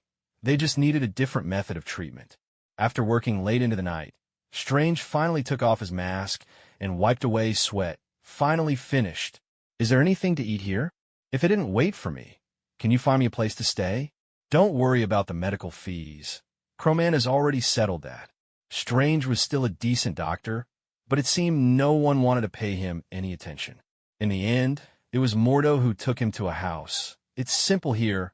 Make do with it. Crowman will come to pick you up tomorrow." Strange fanned himself in disdain. "All right, for the sake of 100 million. The next morning, they say the early bird gets the worm. When Crowman woke up, he felt refreshed, and his excitement was almost overflowing. "Jessica, let's go." He waved the suspended ring, and the portal opened, revealing the Ancient One's face before him. "Hello, Master Ancient One. Do you have any surprises for me?" The Ancient One pursed her lips in a smile, her eyes filled with a look of amusement. "Look who it is." "Dum, dum, dum." Crowman and Loki yelled simultaneously. "Why is he here?" ×2 the Ancient One smiled even wider. "I said it would be a surprise. You must have missed your little Gigi, right, Mr. Crowman? Don't say it. Really don't mention it." Crowman's feelings were like a roller coaster, difficult to describe, chaotic like Zimbabwe's currency. Loki, angrier than ever, shouted at the Ancient One, "I can tolerate your torment. But why did you bring him here? Is it fun?" "Actually, this is quite fun." "Oh, ×2, Jessica chuckled. The Ancient One gave Mordo a look, signaling him to clear the training ground. Today is a sparring day. My surprise for you is that you will spar with each other. Spar? Spar with Loki? Is this a joke? Crowman's real close combat experience was learned from Captain America, and now to let him fight a frost giant directly. Wasn't it too early? Even though Loki was a mage and the weakest among frost giants, his strength far exceeded Crowman's. Besides, did Loki only use spells? He was a mage. Even if he might not realize he was a mage, Crowman didn't believe Loki hadn't been influenced in this mage circle. I opposed. I agree. Crowman opposed. Loki agreed. After this period of abuse from the Ancient One, Loki finally realized his title as the #1 mage in the 9 realms. He felt he should really show off his magical attire. Moreover, during this time, Loki's offensive magic had progressed rapidly. What does a mage rely on? Some say it's background, but aside from that, it's experience.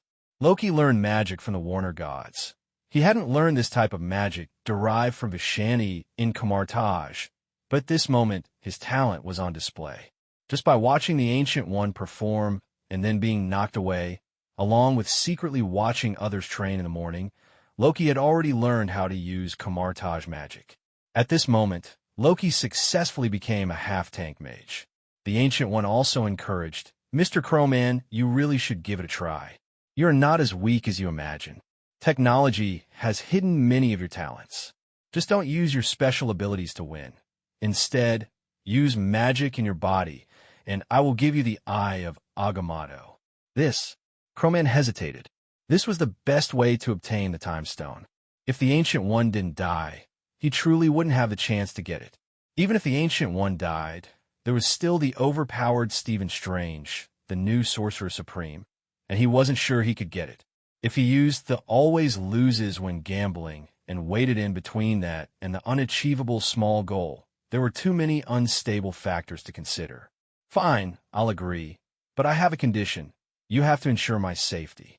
The Ancient One smiled. That's natural. Your healing ability is quite powerful, isn't it? Besides, didn't you bring a doctor along? Just then, Stephen Strange, who had just woken up and was dragged here, yawned, wondering what they were talking about. Isn't there something I need to do here? I haven't even had breakfast yet. Seeing that Crowman had agreed, Loki revealed a sinister smile. He secretly plotted to make Crowman suffer greatly, wanting him to have a face full of peach blossoms. Are you ready, kid? Are you prepared to face the wrath of a god? Crowman retorted, God? You were just humiliated by the Ancient One, and you still have the nerve to say that. Loki blurted out without thinking, How do you know? Damn it, you dare trick me. Take this. As soon as he finished speaking, Loki conjured a cold mist of frost in his hands. As a descendant of frost giants, he skillfully mastered various frost spells.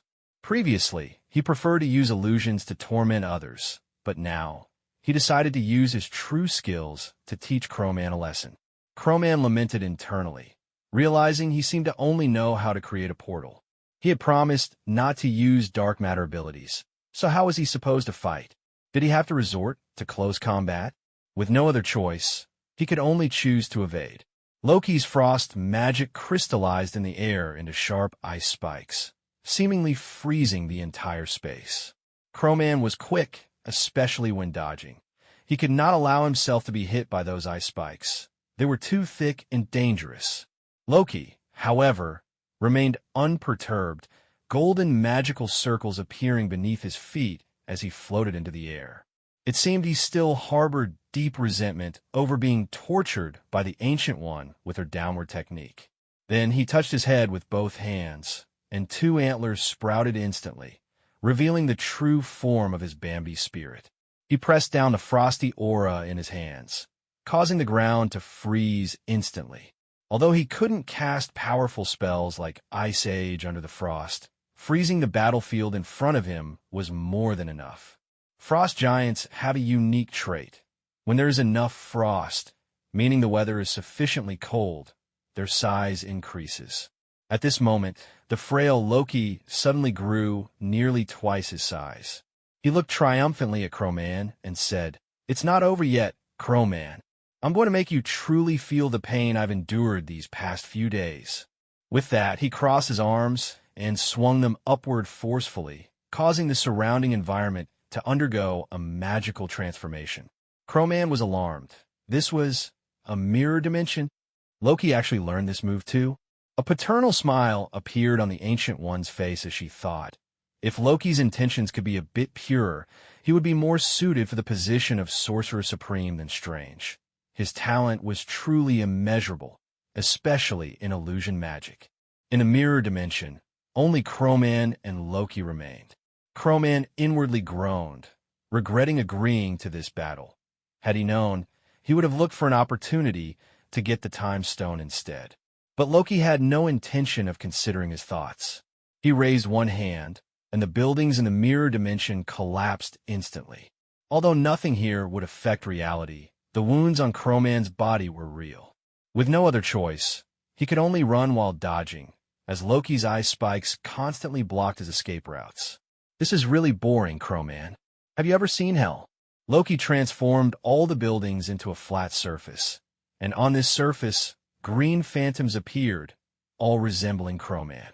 Some were missing half of their heads, some had lost an arm, and there were two crawling on the ground. Countless green phantoms surrounded Crowman, making him feel trapped in a terrifying illusion. Crowman knew he couldn't continue like this. He could only use a portal to escape this dangerous place. Initially, he wanted to hide his ability to create portals by using his agility, but now, Loki's illusions made it impossible for him to distinguish reality. The suspended ring in his hand began to draw circles, and a sparkly portal appeared under his feet, with the next portal appearing behind Loki. Take this! In Crowman's mind, there was no way Loki could dodge this punch, given his size. He believed he would land a solid hit on Loki's face. However, when his fist came down, he only felt a chill. It turned out there was another Loki behind him, laughing heartily. The Ancient One used this trick long ago. Did you think you could fool me again? Come on, guess which one is the real me? Or maybe I'm hiding right next to you. Don't you love this trick? Loki had no intention of using his fists. With a grand gesture, countless ice spikes rained down from above. Crowman really wanted to curse. He couldn't help but silently scream. How terrifying was the training Loki had undergone from the Ancient One. With such skills, he would be overqualified to compete for the throne of Asgard. Wouldn't it be more suitable for him to become the Sorcerer Supreme? Wait, Crowman suddenly had an idea. He drew circles with both hands, creating a protective shield above himself to immunize against the frost harm. Then, with his other hand, he aimed at Loki's two illusions. Since he couldn't tell which one was real, he would strike both. The portal redirected the ice spikes, and both Lokis turned out to be phantoms. Loki's voice echoed behind Crowman. I told you I might be hiding nearby. Just then, a whirlwind suddenly appeared overhead. No, it was an uncountable mass of Lokis. All the Lokis used magic to manifest a solid magical rope, simultaneously binding Crowman. In an instant, Crowman was tied up like a dumpling. Damn it! Damn it! Loki's true form slowly revealed itself, provocatively lifting Crowman's chin and saying, So, how's it feel? Still struggling? I've had my fun. So do you surrender? Or should I just kill you? Crowman wanted to say something, but Loki covered his mouth with his hand.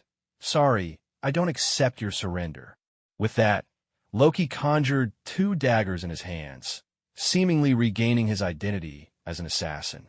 When the daggers were a mere 0.01 centimeters from Crowman, Crowman's eyes seemed to change. He noticed that everything around him slowed down, including Loki's movements. He realized that the various dimensional energies around him seemed to be under his control, and he could mobilize them with a thought. Magic slash! A powerful beam of magical energy erupted from Crowman's body, and the sharp light even grazed Loki's handsome face. Damn, how is this possible? How can you use magic? Did you learn it already? Crowman smiled, his body slowly rising into the air. You wouldn't believe it. Loki, I just learned it today. To be precise, it was last night. So let's have another round. Loki snorted, directly throwing the two daggers to the ground. He understood that if he continued playing the assassin game, he would definitely lose. Just wait and see, Crowman. Don't think that because you learned a little bit of magic, you can defeat me. Meanwhile, outside the mirror dimension, the Ancient One was calculating the time. Her hands, hidden behind her back, were ready to enter the dimension to save him. Contrary to her calm demeanor, the Ancient One was actually quite anxious. But when she felt the surrounding dimensional energies pause for a second, she knew her instincts were correct. Crowman's adaptability was indeed extraordinary. Even with magic he had never encountered before, as long as he was given a bit of white magic energy as a foundation, he could grow rapidly in battle. In the mirror dimension, Loki and Crowman faced each other from a distance, each occupying their territory as the second round of intense battle began. This time, Crowman no longer simply dodged. Instead, he actively began to contest territory with Loki. They both thought controlling the mirror dimension was a piece of cake, as if they would eventually die from high production costs, like a game that frivolously burned through resources. The surrounding space cracked like glass, shattering inch by inch, yet folding over itself, as the steel buildings seemed to be playthings that could be easily crumpled. Loki was astonished, thinking to himself, how is this possible? How could he master the techniques of the mirror dimension so quickly? What he didn't know was that Crowman wasn't playing with the mirror dimension. He was making friends with the dimensional energy present. Part of this energy supported Crowman as if he were a king, while another part was under Loki's control, leading to a deadlock between them. However, Loki had more combat experience and was quicker in casting spells. He shouted, compressing his body and concentrating all his magic to avoid wasting it on his large form. Only a fool would enlarge himself, unless for intimidation. This next move is going to be impressive. Asgard Rise. Loki cast a powerful absolute illusion spell and materialization magic. The real Loki showcased the spectacular scene of Asgard rising from the ground, while the false Loki merely enacted a comical motion, resembling a blanket. Instantly, the mirror dimension was filled with the presence of Asgard, leaving Crowman unable to accurately discern which buildings were real and which were illusions. But that was far from over. Green magical energy surged forth, and the blue frost power also rose as another powerful magical force, filling the sky where Odin wielding Gungnir and Laufey with the frost box each occupied half of the heavens. Loki was now on a different level. His magical abilities could rival those of his father, or even both of his fathers. I am a god, Crowman sneered, his body beginning to wildly absorb dimensional energy and compress it. I'll show you what it means for a tiny spark to ignite a prairie fire. Loki focused on enhancing his magical power, but neglected the quality of his physical form. In contrast, Crowman took the opposite approach, honing his body with magical strength, making himself nearly indestructible while forming solid armor with golden magical runes. Since Crowman didn't understand the intricate magical incantations, this operation was already quite complex for him. A vast array of portals appeared as Crowman completed his equipment. I may not know illusion magic, but Loki, how good is your math? Do you know where I am? Crowman wielded a magical Gatling gun and dove into one of the portals, not even knowing where he ended up. He executed a strategy of advance when the enemy retreats, retreat when the enemy advances, fighting a tug of war. Although this tactic was not highly damaging, it was incredibly insulting. Loki grew increasingly irritated by his antics. With a wave of his hand, the mirror dimension flipped, intending to crush the annoying little bug beneath Asgard's weight. Yet, Crowman was having more fun than ever, fully understanding why the little spider enjoyed bantering. What's wrong, little Gigi? Are you getting frustrated because you can't hit me? Don't worry, little Gigi, look at me. I'm right here. Come on, try and crush me. You can't hit me. Which one of us is real? Loki gritted his teeth, furiously shouting, everyone attack. The illusions of Odin and Laufey, along with their Valkyries and Frost Giants, surged forward. Loki was no stranger to battle. He depicted this blood-pumping scene of war so vividly that even Crowman momentarily felt dazed. However, just then, the space portals began to flicker, and Crowman swiftly appeared behind Loki. "You think you can withstand this punch?" Loki revealed a hidden smile. In that instant, a portal appeared behind him, and Crowman's fist unscientifically landed on his own back. With a resounding clang, Crowman grunted, accidentally sending himself flying. Loki wasted no time, swiftly conjuring an icy canyon and shouted, "Smash it!" The glacier fell rapidly from above, and Crowman had nowhere to dodge. That earlier punch had left him unprepared, and even though he could heal and raise a portal, it would take at least 3 seconds, while the icy canyon was about to come crashing down on him. What to do? What to do? Crowman panicked internally, realizing he must have forgotten something important. What was it? Suddenly, he recalled, although he couldn't create a portal at that moment, he could still influence the mirror dimension around him. The mirror space beneath him cracked open, allowing him to drop perfectly downwards, and during the subsequent chaotic fall, he wouldn't sustain any damage. Crowman extended the battlefield, pondering. Loki could do everything, but how could he defeat him? Loki excelled in illusion magic, making him formidable in that aspect. Wait, Loki doesn't know what I can do. Then all I need is to play a psychological game with him. After all, this is a gamble. Let's bet big. After all, the Ancient One will save me. What Crowman didn't know was that the Ancient One had already relaxed and had no intention of saving him. Even Jessica, his closest companion, was calmly observing the outcome, having calculated it using psychological history, knowing that Mr. Crowman would surely win. In the mirror dimension, after Crowman completed his healing, he maintained a dazed expression during his chaotic fall. Although his emotions were tumultuous, he firmly believed that he would succeed. Loki ripped through the space, chasing him down. Seeing Crowman floating in the air with his eyes wide open, he couldn't help but sneer, "You think this illusion magic can fool me?" With a cold snort, he pulled out a dagger, and with a puff of green smoke, he teleported right in front of Crowman, taunting, "This is your illusion magic? You can't even move, and you dare to stand in front of me?" At that moment, Crowman moved. He gambled correctly. To defeat Loki, he couldn't confront him with magic, but had to beat him psychologically. This punch contained 20 minutes of his pent-up resentment. Can you handle it? He tore off a piece of mirror dimension debris and dashed forward, placing the shard directly against Loki's throat. In the end, Crowman won. Do you know where you lost, Loki? Though Loki had lost, he was unwilling to accept it, just like Crowman. He would listen to advice, but never change. Lose? Is winning with such despicable means even considered a win? Let me tell you, in magic, you're not even 1 in 10 of my ability. Crowman smiled calmly. Indeed, I admit, but you lost. You lost because your budget was too high. Watch out next time. Crowman dragged the unconscious Loki slowly out of the mirror dimension. His clothes were somewhat disheveled, but his powerful healing ability had already perfectly restored his body from any injuries. Loki lay with his head tilted, sleeping peacefully. In the end, Crowman couldn't bring himself to kill Loki. After all, the character was simply too charming, and he felt that Loki still had some purpose in the grand scheme of things. "Hey, Ancient One, I won. Shouldn't you fulfill your promise now?" Crowman said.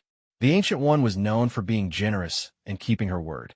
She opened her robe to reveal a sphere inside, the Eye of Agamotto. She gestured with a spell, and the eye began to slowly rotate, showcasing the green time gem. The Ancient One nodded, looking as if she were inviting him to take it. "Take it, it's what you deserve." Crowman laughed heartily and activated his ability 001, drawing the time gem to him from a distance. At this point, he had already acquired 2 Infinity Stones, and Nick Fury would soon bring him a Space Stone, meaning he had gathered half of the stones. Jessica approached, transforming the time gem into a necklace and wearing it around her neck. The understanding between her and Crowman needed no words, and having the Infinity Stones as ornaments in her possession was the safest option. Who says accessories can't be considered clothing? With wealth on her side, What's wrong with treating infinity stones as decorations? Morta wanted to say something, but ultimately held back. After all, for him, the Ancient One was a deity in his heart. Had his faith not collapsed later, he might have followed her for life. Stephen Strange pulled out his phone, turning the volume up to maximum, mumbling, 3 times 100 million equals 300 million. Once back on Court 1, Crowman held both the Reality Stone and the Time Stone in his hands. The Reality Stone and the Power Stone were not something that could be touched directly, but Crowman resolved this issue using his abilities 001 and 002. He began attempting to use the energy within the Reality Stone to modify Court 1, as the Reality Stone had the power to change reality. Although this wasn't depicted in the movies, in comics and animations, this stone could easily alter the state of the Earth, turning justice into evil.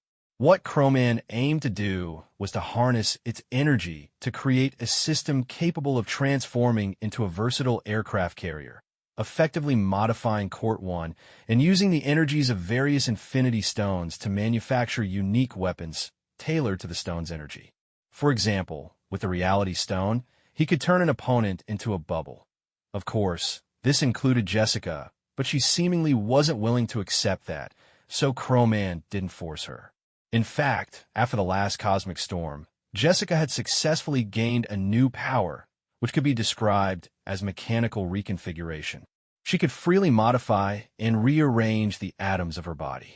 Coupled with the perpetual energy provided by dark matter, Jessica could be considered Crowman's second, albeit weaker, version.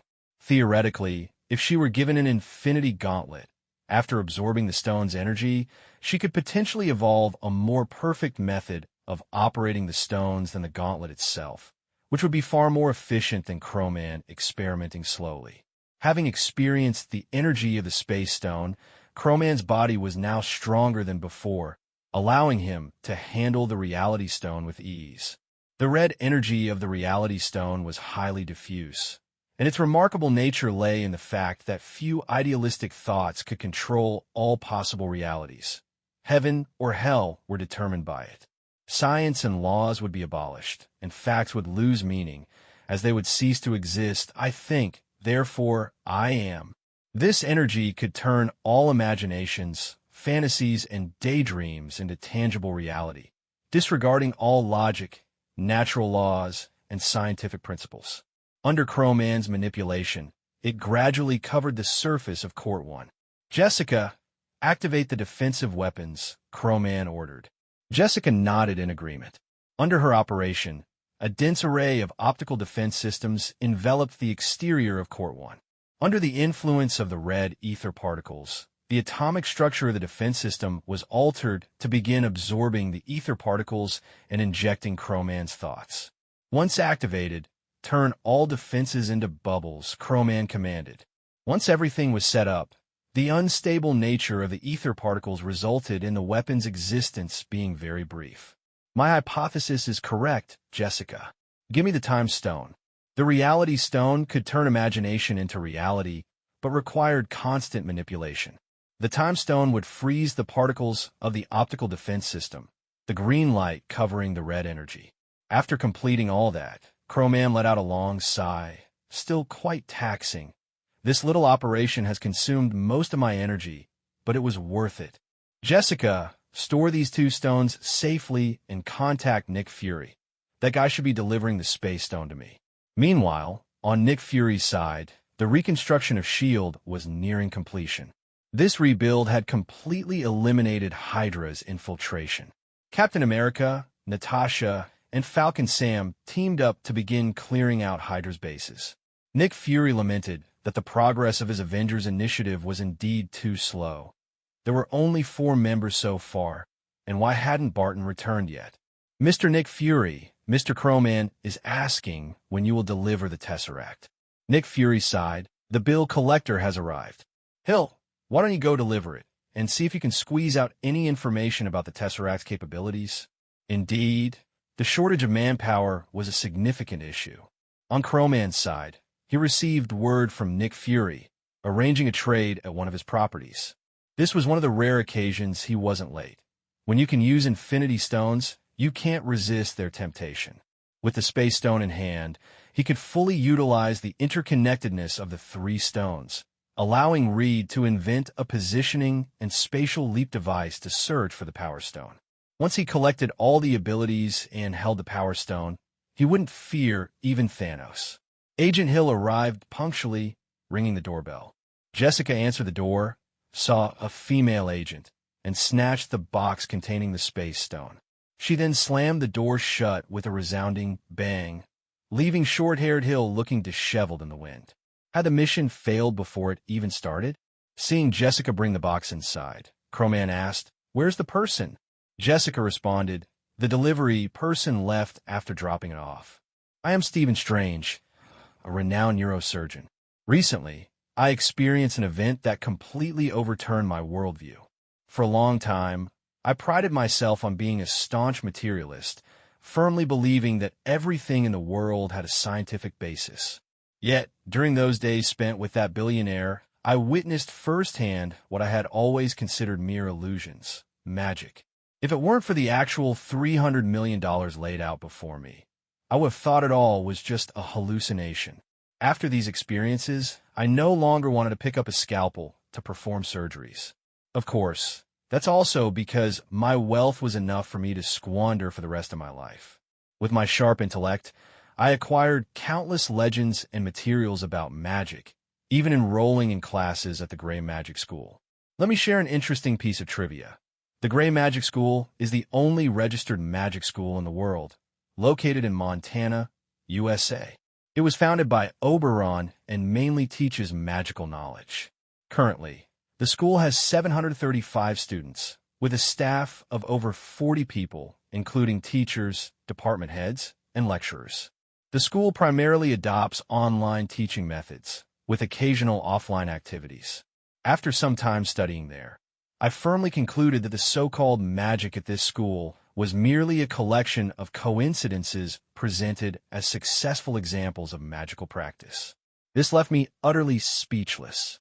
Thus, I set out on a journey back to Nepal, yearning to find true magic. I dubbed myself a wandering mage, using washable ink to inscribe runes on my body as a way to express my sincere desire for magic. However, I could never find that hooded man who once led me into the world of magic. Yet, I wouldn't give up, for I believed I was born for magic. Inside Kamartaj, the Ancient One observed the greatly transformed Stephen Strange through magic. She sighed deeply, pondering, "I wonder whether this is a good or bad thing. Stephen Strange's fate has changed so dramatically, yet I can't make up my mind about whether to teach him magic." The Ancient One's musings were clearly heard by Loki, who was not far away. A scheme instantly formed in Loki's mind. He decided to cultivate a new mage, using him as a pawn, and this person was also an acquaintance of Crowman, which would surely yield unexpected results. Moreover, he was someone the Ancient One thought highly of, so his talent must be considerable. Quietly, Loki opened a portal, and his figure soon appeared behind Stephen Strange. However, he didn't notice the smirk of scheming satisfaction on the Ancient One's face. To her, allowing the future Sorcerer Supreme to learn more magic and deepen his foundations couldn't be a bad thing. Perhaps having an apprentice could even change Loki a bit, which would be immensely helpful for some important future event. In the markets of Nepal, Loki's extravagant attire was particularly eye-catching. Strange exclaimed in surprise, "I remember you. You're the magician from my surgery. Honorable Master, can you take me to the world of magic?" Loki smiled slightly, thoroughly enjoying the feeling of being respected. "Very well. Your talent is impressive, and since you saved my life, I've decided to personally teach you magic. Now, follow me." As a frost giant, Loki was fond of cold environments, and this location was near the Himalayas. After the portal opened, Loki and Stephen Strange silhouettes appeared at the summit of the Himalayas. Strange was shivering from the cold, while Loki appeared utterly at ease. Strange asked, trembling, "And Master, why are we here?" Loki smiled slightly. "Of course, to teach you frost magic. It's the simplest form of magic. If you can't even learn this, you might as well freeze to death here. Now watch closely." I will only make this gesture once. If you can't understand it, then you'll have to sacrifice yourself." As he spoke, Loki gathered a ball of frost energy in his hands, deliberately slowing down his movements by several dozen times to ensure Strange could see clearly. Loki wanted an apprentice who could use magic, and such an apprentice was hard to come by, so he wouldn't really put Strange in danger. Strange looked at the indifferent Loki, overwhelmed with helplessness. Although his clothes weren't particularly thin, in this freezing environment of minus tens of degrees, he would undoubtedly freeze to death if he stayed too long. He could only grit his teeth and mimic Loki's actions. In truth, the movements for magic didn't have strict requirements. The key was in the mindset. Luckily, Stephen Strange had already adopted a belief in magic. Otherwise, even if he were freezing and close to losing consciousness, he wouldn't have been able to learn magic. 1 attempt, 2 attempts, 3 attempts. Finally, Strange felt the frost energy seep into his body. On this cold summit of the Himalayas, he no longer felt cold. Loki smiled with satisfaction. Who wouldn't like a clever apprentice? Even if he viewed Strange merely as a pawn, a 3-star, 5-cost apprentice was far more useful than a 1-star, 1-cost apprentice. "I learned it, Master. Does this mean I'm officially initiated?" Stephen Strange had a solid learning experience. He had always been a top student, so he understood that learning was like climbing stairs. The higher you went, the harder it became. Loki shook his head. "No, you can only say you understand magic. You're still far from being officially initiated. Now I will take you to 2 places. Only when you remember everything will you truly be initiated." Loki opened another portal, leading to the library of Kamartaj. He was already very familiar with these tasks. Otherwise, he wouldn't have progressed so quickly in learning magic. A burst of green mist instantly knocked out the librarian. "Go ahead, my apprentice. Take what you need, starting with learning to separate your soul from your body." Meanwhile, in the realm of Asgard, Thor was arranged by Odin to study in the Hall of Learning. Mjolnir was placed in the center of the hall, and Thor was challenging one spirit after another, attempting to lift Mjolnir. The Hall of Learning in Asgard also served as the Hall of Heroes. Unlike Earth, in the realm of Asgard, when people die, there is no hell. Their souls are placed in the Hall of Heroes.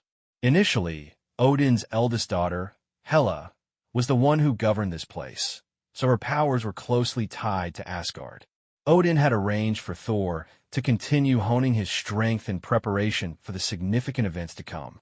After all, Thor was the god of thunder, not merely the god of hammers. He couldn't excessively rely on the power of Mjolnir. Only when Thor no longer needed Mjolnir's power and could lift it with his own strength would his abilities see a significant leap. It is important to note that this artifact was forged from a dying white dwarf star, renowned as the most powerful weapon in the 9 realms. It wasn't just a name. Hela could crush the hammer because Thor was too weak at the time, and it had nothing to do with Mjolnir itself. Thor couldn't help but mutter to himself, "Am I really worse than a hammer?" In the Mariana Trench, the deepest trench in the world, lies the Challenger Deep, known as the deepest point on Earth. Exploring the mysteries of the deep sea is undoubtedly an extremely difficult task. Many have successfully conquered Mount Everest, yet no one has truly conquered the depths of the ocean.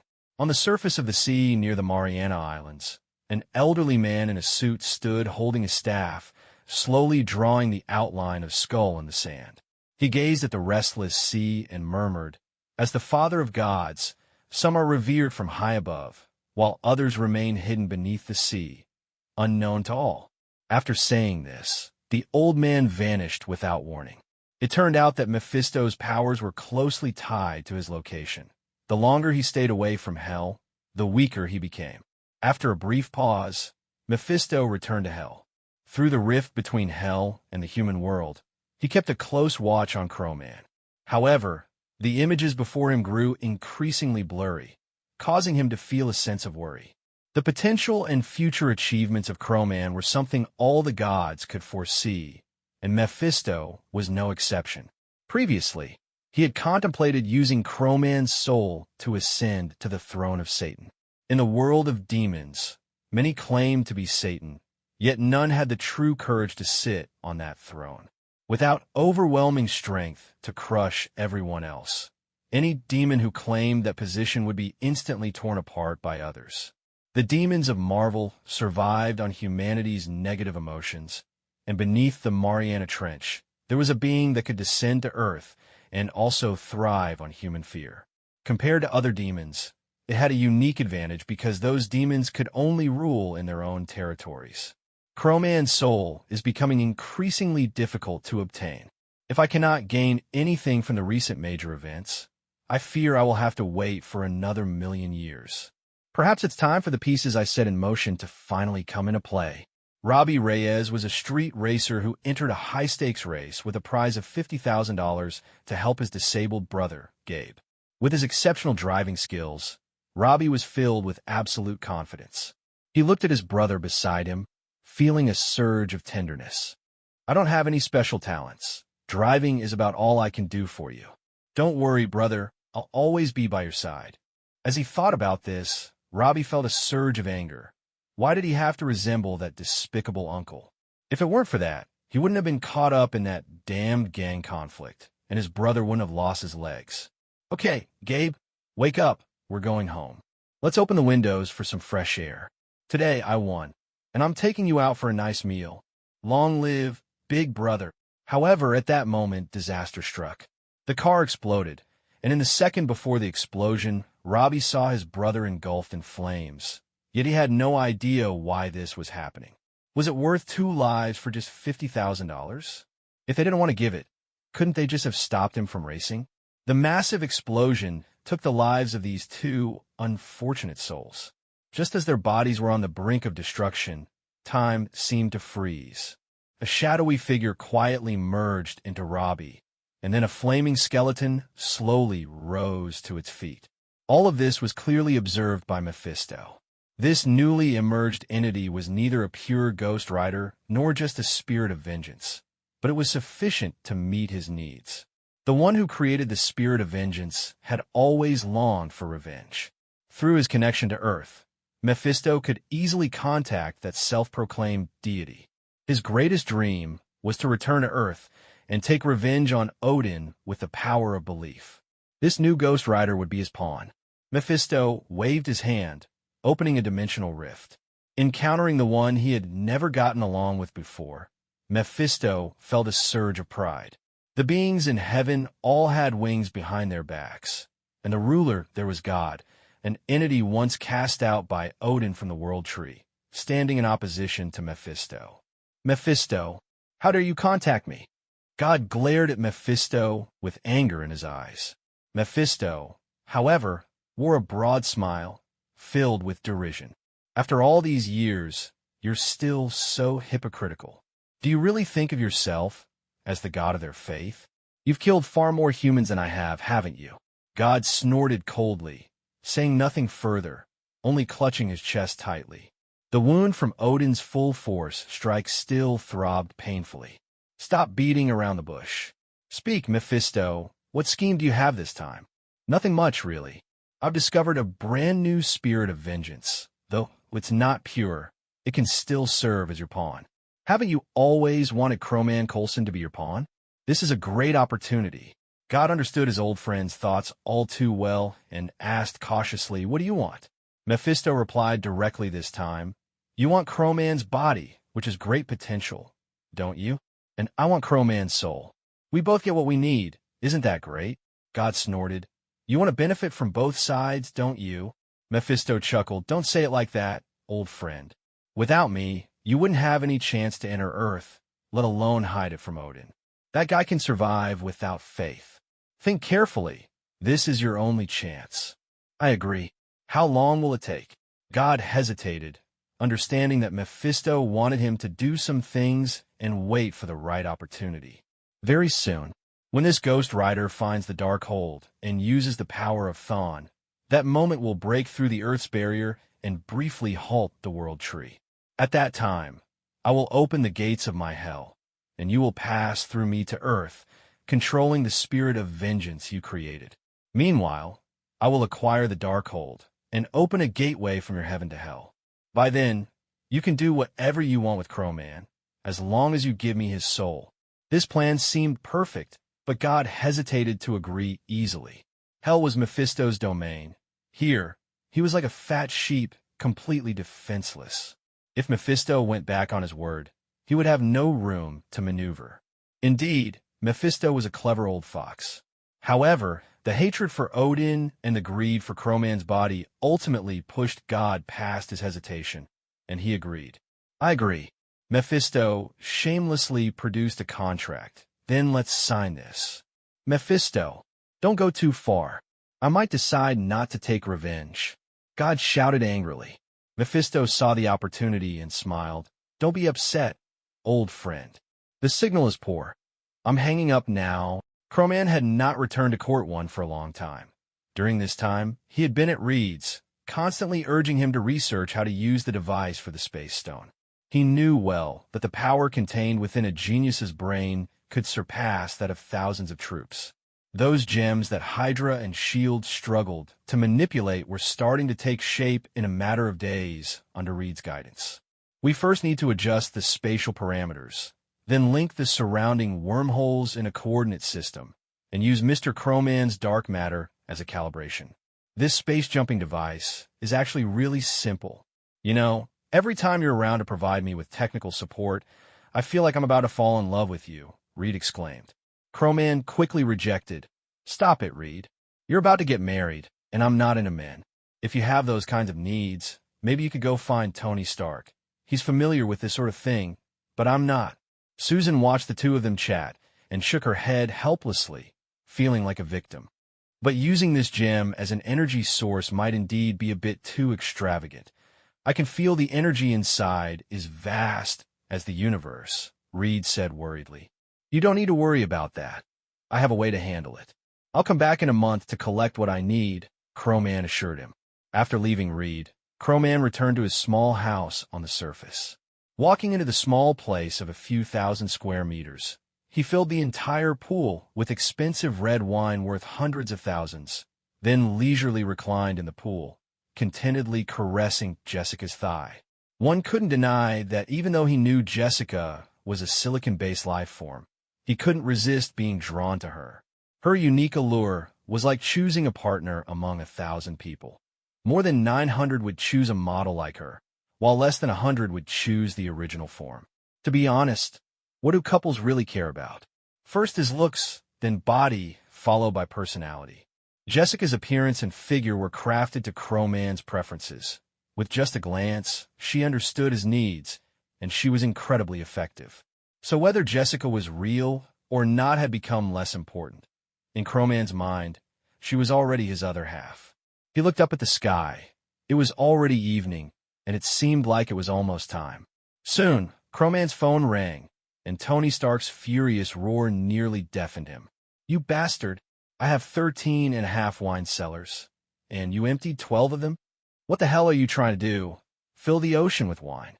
Crowman rubbed his tingling ears and casually replied, Tony, your mindset is too small. You should learn from me. Look at my subordinates. Even if they betray me and slap me, I still give them 1 million. How can my other subordinates be disloyal? It's just a few bottles of wine. Is it really worth such a fuss? Oh, so if I come over and slap you twice, you'll give me 2 million? Tony retorted. Of course, but you know the deal.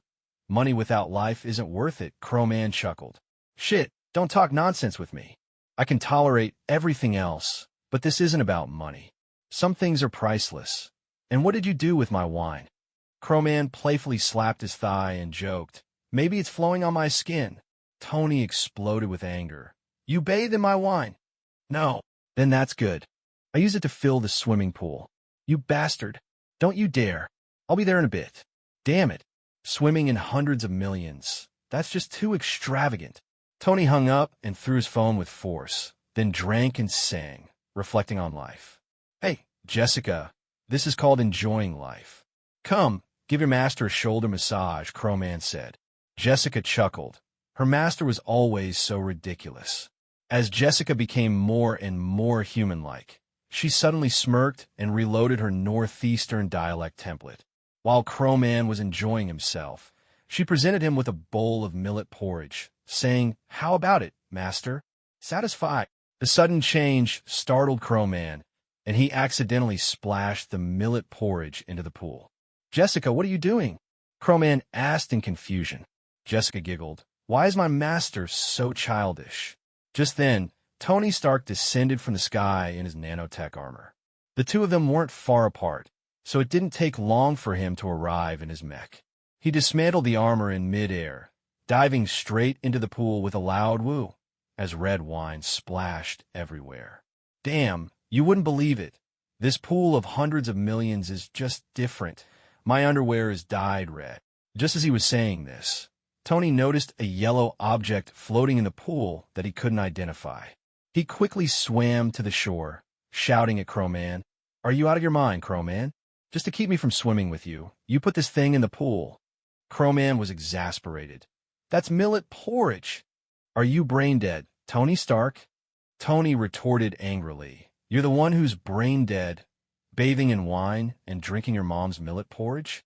What a strange combination. And where did the millet porridge come from?" Crowman pointed to the kitchen behind him. "There's a whole pot left over from this morning. Want a taste?" "No way. Jarvis, contact 10 Michelin chefs. Tonight, I'm going to compete with Crowman to see who can hold their pee longer." Crowman refused to back down. "Yeah, a real man should just hold it in." As night fell, Pepper and Jessica watched helplessly as Tony Stark squirmed uncomfortably, feeling utterly powerless to criticize. Were you competing in holding your pee against someone who doesn't even go to the bathroom? Fun fact: the more powerful a person is, the slower their metabolism in this regard. Crowman's metabolic ability had basically been completely transformed, so he could actually drink with bar patrons in a drinking contest without needing to go to the bathroom. "Should you hear how quiet this is?" Tony Stark grimaced. "I can hold it. I don't believe you can handle this so easily. Listen, I can even whistle. Shush it. You're something else." In the end, Tony Stark couldn't hold it any longer and went to the bathroom. "Damn it. Holding it in is bad for your health." "Pepper, I don't think you two can engage in any activities tonight." Pepper blushed. "Shut up." "Jessica, take care of your man." Jessica could only shrug. "I can't help it. He's my master." After Pepper arranged for the chefs to be taken away, Tony Stark found a room and fell asleep with Pepper. Tonight, the silence was particularly profound because he was holding it in. Just as Crowman was about to fall asleep, a sudden cutting noise came from the wall near the mainland. Crowman instantly perked up. "Which clueless thief dares to break into my home?" "Jessica, don't just catch him. Let's have some fun with him. It's rare to meet such a clueless thief." In the Malibu Villa area, one of the most renowned residences for the wealthy, many affluent individuals liked to keep a safe at home filled with large sums of cash. Scott Lang had been staking out here for quite some time because this family didn't often stay there. He waited until deep into the night, determined that this time he would succeed. With his daughter's surgery date approaching, the little girl suffering from heart failure, he truly wished he could bear it all for her. "I'm sorry, but I really have no other choice, dear homeowner. If I weren't desperate, I wouldn't resort to stealing from you. If I ever get money in the future, I promise to return everything," Scott thought to himself, feeling guilty. The walls in the Malibu villas were typically constructed with large steel mold concrete structures, designed to lower air pressure and control temperature, allowing for silent removal of the walls using temperature differences. As an experienced thief, Scott skillfully began his operation. Just as he was completely focused on his work, he suddenly felt a hand on his shoulder. Terrified, he turned around to see an elderly man hunched over, standing behind him, half of his face obscured by shadows, grinning grotesquely at him. "Boy, you really shouldn't be in here. This place is haunted," the old man said in a low, raspy voice. Scott swallowed hard. The scene was far too frightening, especially at this late hour. "And no problem, sir. I live here. I just forgot my keys," he stammered, knowing full well that such a lie would hardly be believable. The old man simply chuckled, and to Scott's shock, dissipated into thin air, as if he had never existed. A chill ran down Scott's spine, and he began to waver. Should he try another house? But with only 3 days left until the surgery, he had no time to scout elsewhere. Dead men tell no tales. I have to do this. Gritting his teeth, Scott suppressed his fear and continued his technical work. In this modern society with advanced technology, one should not underestimate the profession of stealing. It requires skill. After relentless effort and extensive experience, Scott finally broke open the wall and entered the house. As soon as he stepped inside, he was met with a chilling atmosphere. The air felt several degrees colder, making even him, a grown man, shiver. This shouldn't be happening. Could it be true? No way. I'm a firm materialist. How could there be ghosts in this world? Scott repeatedly reassured himself. Indeed, a voice suddenly whispered in his ear. I knew it. Who? Scott spun around, but found no one behind him. Just an illusion. It must be an illusion. He forced himself to believe. Yes, definitely an illusion. The voice echoed again, this time more distinctly. Who are you? Show yourself. I'm not afraid of you. I'm a champion in Sonda. Come out and see if I can give you a couple of slaps. Scott shouted loudly. Oh, is that so? In the next moment, a woman in white with blood on her face and hair flowing past her waist floated into view, her mouth crawling with maggots as she grinned at him. Ah! Scott screamed in terror, fainting from fright. Jessica, activate the virtual reality projection. How boring. He passed out so quickly. I was even prepared for a ghost maze. Crowman clapped his hands, and the lights in the house instantly brightened, revealing a person lying in the center. Tony Stark watched the unconscious thief with little interest. You know, Crowman, this trick is pretty entertaining. I should try on Rhodey sometime. He might faint too.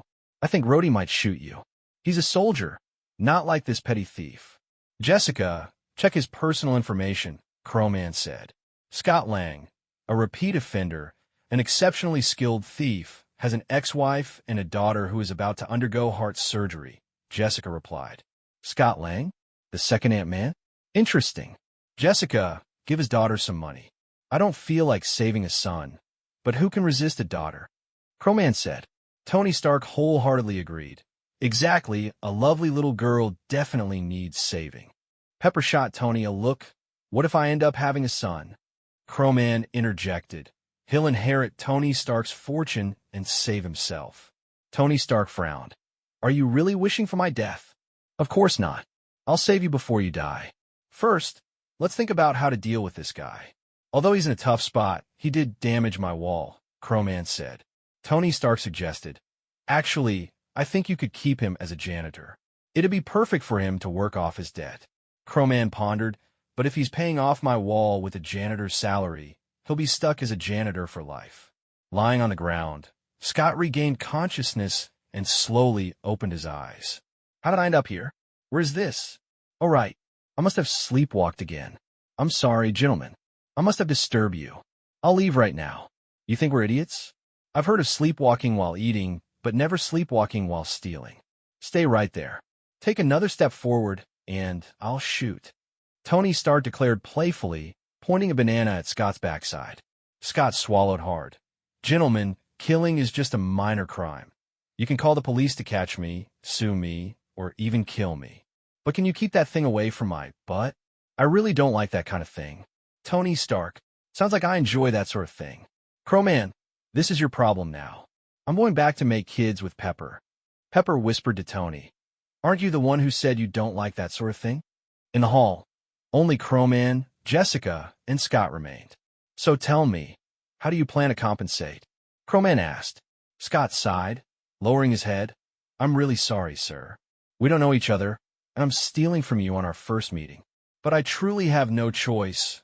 My daughter is about to have surgery, and as her father, I've had to resort to this path. Crowman admired this kind of person, especially since he was the future second Ant-Man, and he also possessed dark matter abilities. He could just leave him to guard the place. I'll take care of your daughter's situation. You seem to be a technical talent, so just help me guard the place. No salary, but I'll provide you with food and accommodation until you've compensated for my wall. Then you can leave, Crowman said.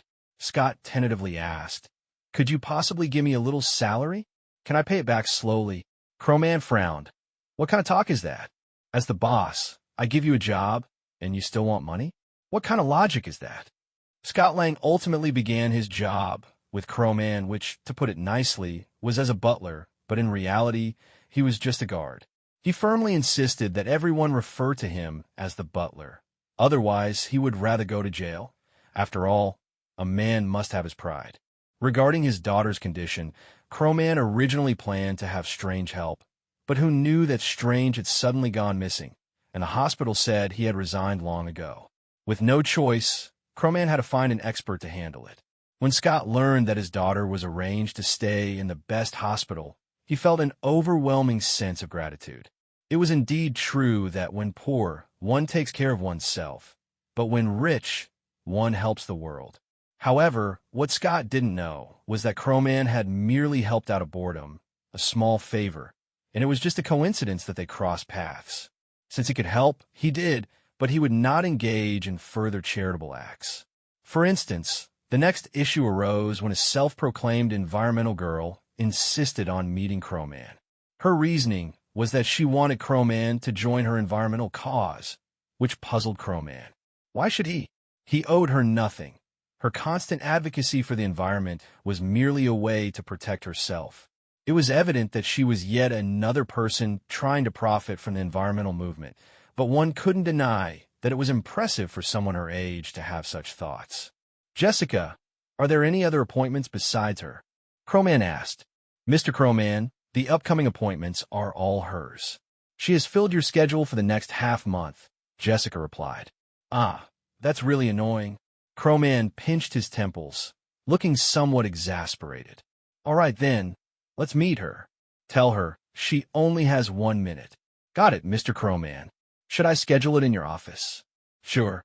Speaking of this environmental girl, Crowman had some understanding of her. Whenever a fire occurred in another country, she would rally a group to protest, claiming it was because of the fires that the air quality index rose and harmed the environment. The key was that she had many supporters. The power of capital was truly unfathomable. Was money laundering really that easy? At noon, Crowman was enjoying some buns he bought from Chinatown when the office door suddenly swung open, and Jessica led in a small girl about 1.60 meters. The girl had freckles all over her face and looked quite fierce. When she saw Crowman, her eyes sparkled with excitement. You're the leading figure supporting our environmental cause, Mr. Crowman. It's a pleasure to meet you, and thank you for the funding you're about to provide and your contributions to the environmental movement, the girl exclaimed excitedly. Crowman was bewildered. What was this all about? When did he say he would support her? Miss, please calm down. I never said I would support anything of yours. I can only spare 1 minute to chat with you since you've booked all my time for the next half-month. You have 30 seconds left. The environmental girl, however, didn't understand why. Aren't you always supportive of environmental issues?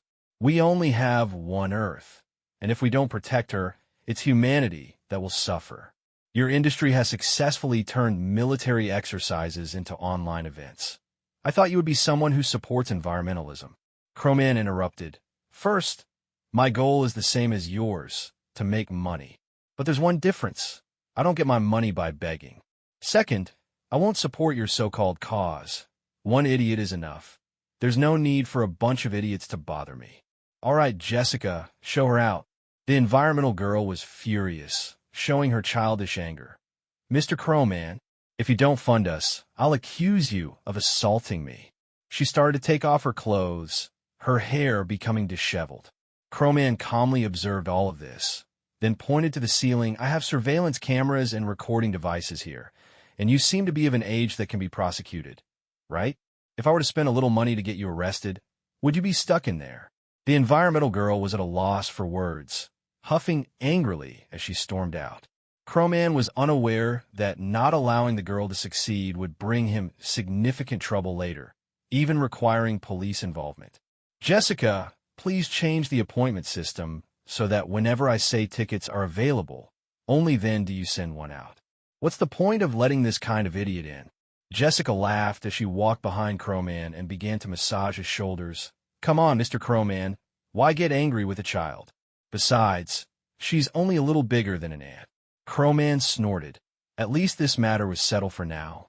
Meanwhile, Scott's daughter's surgery was a great success, with no errors occurring during the procedure.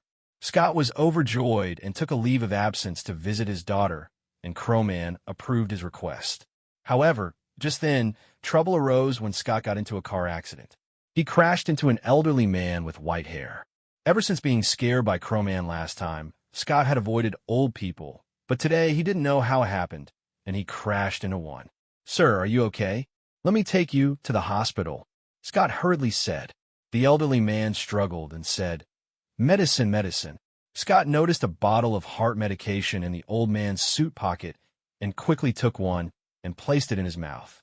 Heart attacks can occur suddenly, but seeing the old man take the medicine, Scott felt relieved because it wasn't his fault.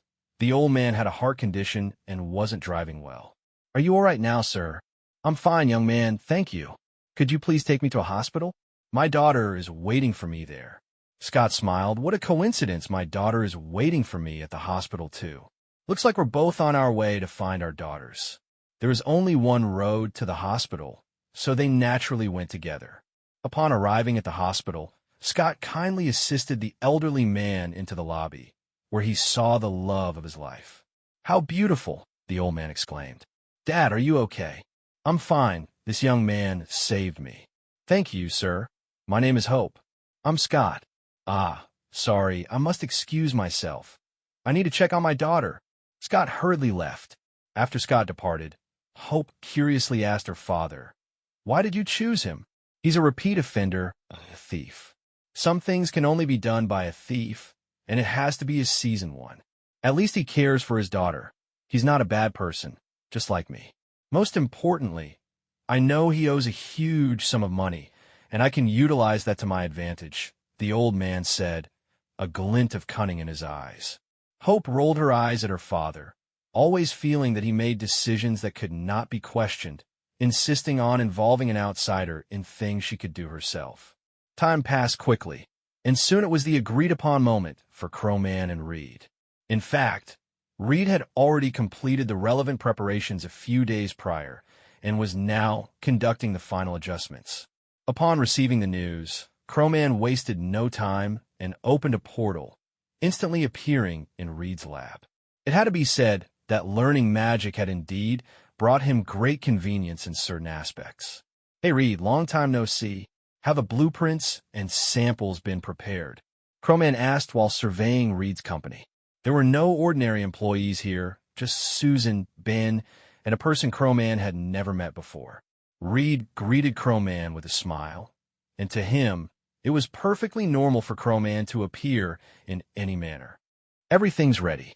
I thought there would be a delay of a few days, but fortunately, my friend came to help me out recently. Mr. Crowman, let me introduce you to my college friend, Doom." "Doom, this is Mr. Crowman, my boss." "Doom?" Crowman carefully observed the man. If he had to describe him with two words, it would be confidence, an extreme confidence, mixed with a hint of resentment towards Reed. "Hello, Mr. Crowman. I've heard a lot about you. Your virtual reality technology is truly impressive," Doom said, extending his right hand and shaking Crowman's hand amicably. In the Marvel Universe, Crowman was most wary of two people. One was Reed, and the other was Doom. From a power perspective, perhaps he couldn't defeat them, but Reed and Doom were different from others. Their intellects were among the best in the world. You could never predict what insane creation they would come up with next. Unlike Tony, who got thoroughly beaten every time he developed new armor, anything produced by Reed and Doom was always incredibly stable and functional. If he could recruit Doom to his side, it would undoubtedly be incredibly beneficial. Doom, as a villain, had almost no glaring weaknesses. Even if he were killed now, without a way to destroy his soul, he could still stir up trouble in hell. If there was a singular weakness, it was his arrogance. In a sense, this could be used to gain some control over Doom. For instance, in a parallel universe, when Spider-Man sought help, it was because Reed couldn't complete a task, and Doom agreed almost without hesitation, despite being on opposing sides. Since Crowman was aware of this weakness, he intended to take advantage of it. I'm honored to receive your praise, Dr. Doom. I heard your name while preparing that research fund. I initially intended to choose you for building the dimensional crossover device, but unfortunately, you weren't available at that time. It's such a shame, Crowman said, smoothly spinning a tale. Thanks to Jessica's earlier investigation, it was true that Doom had been away, returning to his hometown. Lies that mixed 9 parts truth with 1 part falsehood, along with 90 parts flattery, often yielded unexpected results. Doom clearly appreciated Crowman's words. His intellect made him look down on almost everyone except Reed. Now it seemed he had added Crowman to that list. The only person who could understand his equations better than himself, aside from Reed, was Crowman. Thus, Doom harbored a deep-seated hatred for Reed. Although he hadn't fully turned to darkness yet, he was subtly seeking to surpass him in every way. Compliments from others were also a source of satisfaction for him. Compared to Doom, Reed was obviously much more magnanimous. He never cared whether others surpassed him. As long as something was correct, what was wrong with using it? What was wrong with surpassing oneself? This attitude earned him the title of God of Science, as he dared to try everything and replicate anything. Doom's smile finally became sincere. Mr. Crowman, you truly have an eye for talent. However, my device still failed. I underestimated the complexities of dimensions and couldn't resolve the issue of particle instability. After testing, I found it was due to energy reasons, but perhaps a solution will arise in the future. Crowman genuinely wanted to tell Doom that he could help, but he ultimately held back. In his memory, Doom had invented this device to find his mother, who was in hell. If Doom learned magic and combined it with technology, it wouldn't yield the result Crowman desired. What he wanted was a fool who only knew how to invent, one who didn't require too much thought. If there were too many ideas, he wouldn't be suitable for the role of an underling. It would be perfect if his underlings were all like Doofenshmirtz. Energy-wise, could the arc reactor I invented work? Reed suddenly asked. Doom shook his head. No, the output energy is too weak to meet the requirements for particle stability. Seeing that the two were about to start discussing topics he wasn't interested in, Crowman took the initiative to suggest, since I'm here, let's go have lunch. It's on me. Ben cheered, hooray. Meanwhile, Doom scrutinized Crowman's hand, pondering something. Crowman turned and headed downstairs, followed closely by Jessica. Doom, seeing this, followed as well, lowering his voice and carefully asking, Mr. Crowman, may I ask if you just used magic? Crowman rolled his eyes. Of course not, Doom. A brilliant scientist like you wouldn't believe in such superstitions, right? This is just an ordinary spatial folding device. You should be able to do it too, right? To Doom, questioning meant a challenge. Of course I can. But Doom's thoughts remained fixated on the suspended ring on Crowman's hand. Using his extraordinary memory, he forced himself to memorize every pattern visible to the naked eye. His instincts told him that this ring was not ordinary. After all, his mother had been a witch as well. Lunch was chosen at an unassuming Japanese restaurant. Perhaps it was because Crowman liked fried skewers? Let's see the menu. I'll skip this and this. I'll take one of everything else that's tempura, Crowman stated. The waiter thought he misheard. Sir, so you mean you want everything except these two, right? Yes, and then arrange for a few chefs to grill some squid skewers, spicy and low on oil. Crowman continued to order. The waiter was dumbfounded, and Reed and the others didn't know what to say. They had never seen anyone order like that. Susan kindly reminded, Mr. Crowman, ordering like this doesn't quite fit the atmosphere here, and it doesn't really suit your status, does it? Crowman simply smiled faintly. Perhaps they dress up to fit in with the environment. But for me, this is just a casual meal. Today, I'll cover all expenses for the whole venue. Let the shouting commence. The room fell into an awkward silence. Crowman, however, felt no embarrassment. He firmly believed that as long as he wasn't embarrassed, it was others who should be. Jessica smiled wryly. She was already accustomed to Crowman's domineering nature in this regard. To Crowman, what rules? The rules he set were the rules. As they waited for their food, Crowman felt quite pleased with himself, while Doom was still contemplating the ring. The meal was just the beginning of what could become a much more complicated day. Crowman had always felt that tempura and fried skewers in Japanese cuisine weren't really all that different. Perhaps tempura just looked cleaner and involved more complicated preparation. But there was no denying that both dishes were incredibly crispy. Come on, why isn't anyone starting to eat? Is it not to your taste? Someone, bring a bowl of ramen for each person, Crowman called out. The restaurant manager approached with a beaming smile. Of course, boss. Among them, Ben had originally been the most honest one. After being affected by cosmic storm radiation, he had transformed into a rock-like creature, and his temperament had become much more irritable. Later, Reed had created an energy barrier device for him, which finally resolved his issues.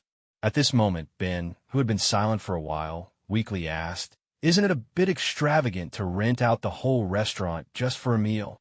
Crowman waved his hand dismissively. "What's money? It's just a piece of paper. Once it's spent, I can always earn more. Besides, I have plenty of money, tens of billions that I can't even spend, enough to start a country." Doom had remained silent, focusing intently on the suspended ring on Crowman's hand. He scrutinized it from various angles, feeling intuitively that this ring could bring him significant assistance. He didn't even care that Susan and Reed were nearby, displaying their affection. After all, Doom had been pursuing Susan for a while. As fate would have it, just as they were about to finish their meal, two figures walked in through the door. One was wearing a green short-sleeved shirt, and the other was dressed in a gray robe. Crowman glanced at them, not wanting to greet them at all.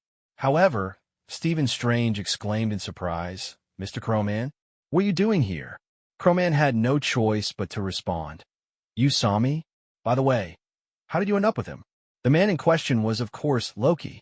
Known for his flamboyance, Loki had been enjoying himself on Earth these days, and now that he saw Crowman, he wasn't even in the mood for revenge anymore, simply offering a token greeting. "Well, Crowman, you're still alive?" Crowman retorted. "Of course, you're alive, too." "Mutual," they both said in unison. Then, Crowman turned to Stephen Strange and said, "Order whatever you want. It's on me today. But unfortunately, we're out of sea cucumbers, as I just deep-fried them all as fries." Strange smiled and waved his hand. No, just something simple will do. I'm not the same person I used to be. Ever since I learned magic, I feel less and less attached to the world." Crowman raised an eyebrow. "What? Are you going to become a monk?" Strange laughed, shaking his head. "No, I just spent some time meditating in Tibet and gain a lot from it. But knowledge is like an endless abyss. The more I learn, the more I feel I know so little. So I'm still in the process of training." Crowman felt increasingly uncomfortable. The fact that Strange's teacher was Loki, and that Strange had gone to Tibet to train, made it seem like he was trying to achieve some sort of transcendental enlightenment. What a strange pairing this was. How would Strange face Loki after he took on the mantle of Sorcerer Supreme? If Loki snuck onto Earth and said, "Teacher, you've arrived," it would be too ridiculous. Forget it, it's not my concern. But I suspect Loki plans to use you against me, and then forgot about you while having fun. Crowman had a keen understanding of Loki, and indeed, Loki had been so absorbed in his own enjoyment that he had forgotten about Strange until he ran into Crowman. "You guys continue eating. I'll go grab the experimental data and things and head back to the base." Reed and Susan replied in unison, "All right, Mr. Crowman." Ben added, "That stuff is pretty heavy. Do you want me to help you carry it?" These days, most of Ben's work involved being a mover, and he'd kind of love it. Crowman waved his hand. "No need, it's not heavy. I'll see you again if there's a chance. And you, Doom, we may meet again, perhaps as enemies." Doom smiled and waved, secretly thinking, next time we meet, perhaps it will be as adversaries. The mysterious Mr. Crowman. Loki, being his usual self, didn't feel like causing trouble for Crowman today. Besides, it wouldn't be good to beat him up right after he had treated them. Back in the lab, Crowman opened a portal and directly placed the space jump device into Court 1. The data was received by Jessica, preparing for the collection of the Infinity Stones later. There was no rush since the Dwarven system was still working tirelessly on the fleet that Crowman needed. As night fell and the air grew cooler, The flames of sin continued to flicker in every corner of America, seeking out the legendary Darkhold of Thon while simultaneously eradicating evil. This was likely the weakest Ghost Rider. He didn't even have the Judgment Eye, and the Hellfire could only cover the car bound to him. He had to rely solely on his own physical strength to fight. At night, much of his consciousness was not even his own. If Robbie Reyes were not trying to find out who killed his brother, he likely would have given up this power long ago. How many more bosses does this damn gang have? In New York City, how nice it would be if it could remain this quiet all the time. As the friendly neighborhood Spider-Man, Peter Parker occasionally caught small-time thieves after gaining his superpowers, and his somewhat silly costume could often be seen around streets. Tonight, everything was calm until Peter suddenly spotted a flaming skull. Being the righteous yet somewhat naive person he was, how could he allow someone who looked like a villain to run around committing murder? He immediately jumped onto a wall and aimed his homemade web shooter at the flaming skull's legs. He thought to himself, what if it caught fire and burned? Who knew what kind of principles made that thing look like it did?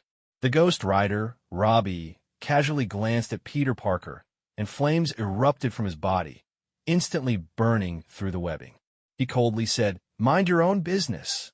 Peter, who was quite the chatterbox when not wearing his mask, chuckled. "Haha, Mr. Flaming Skull, why are you treating a weak and helpless big black guy like this?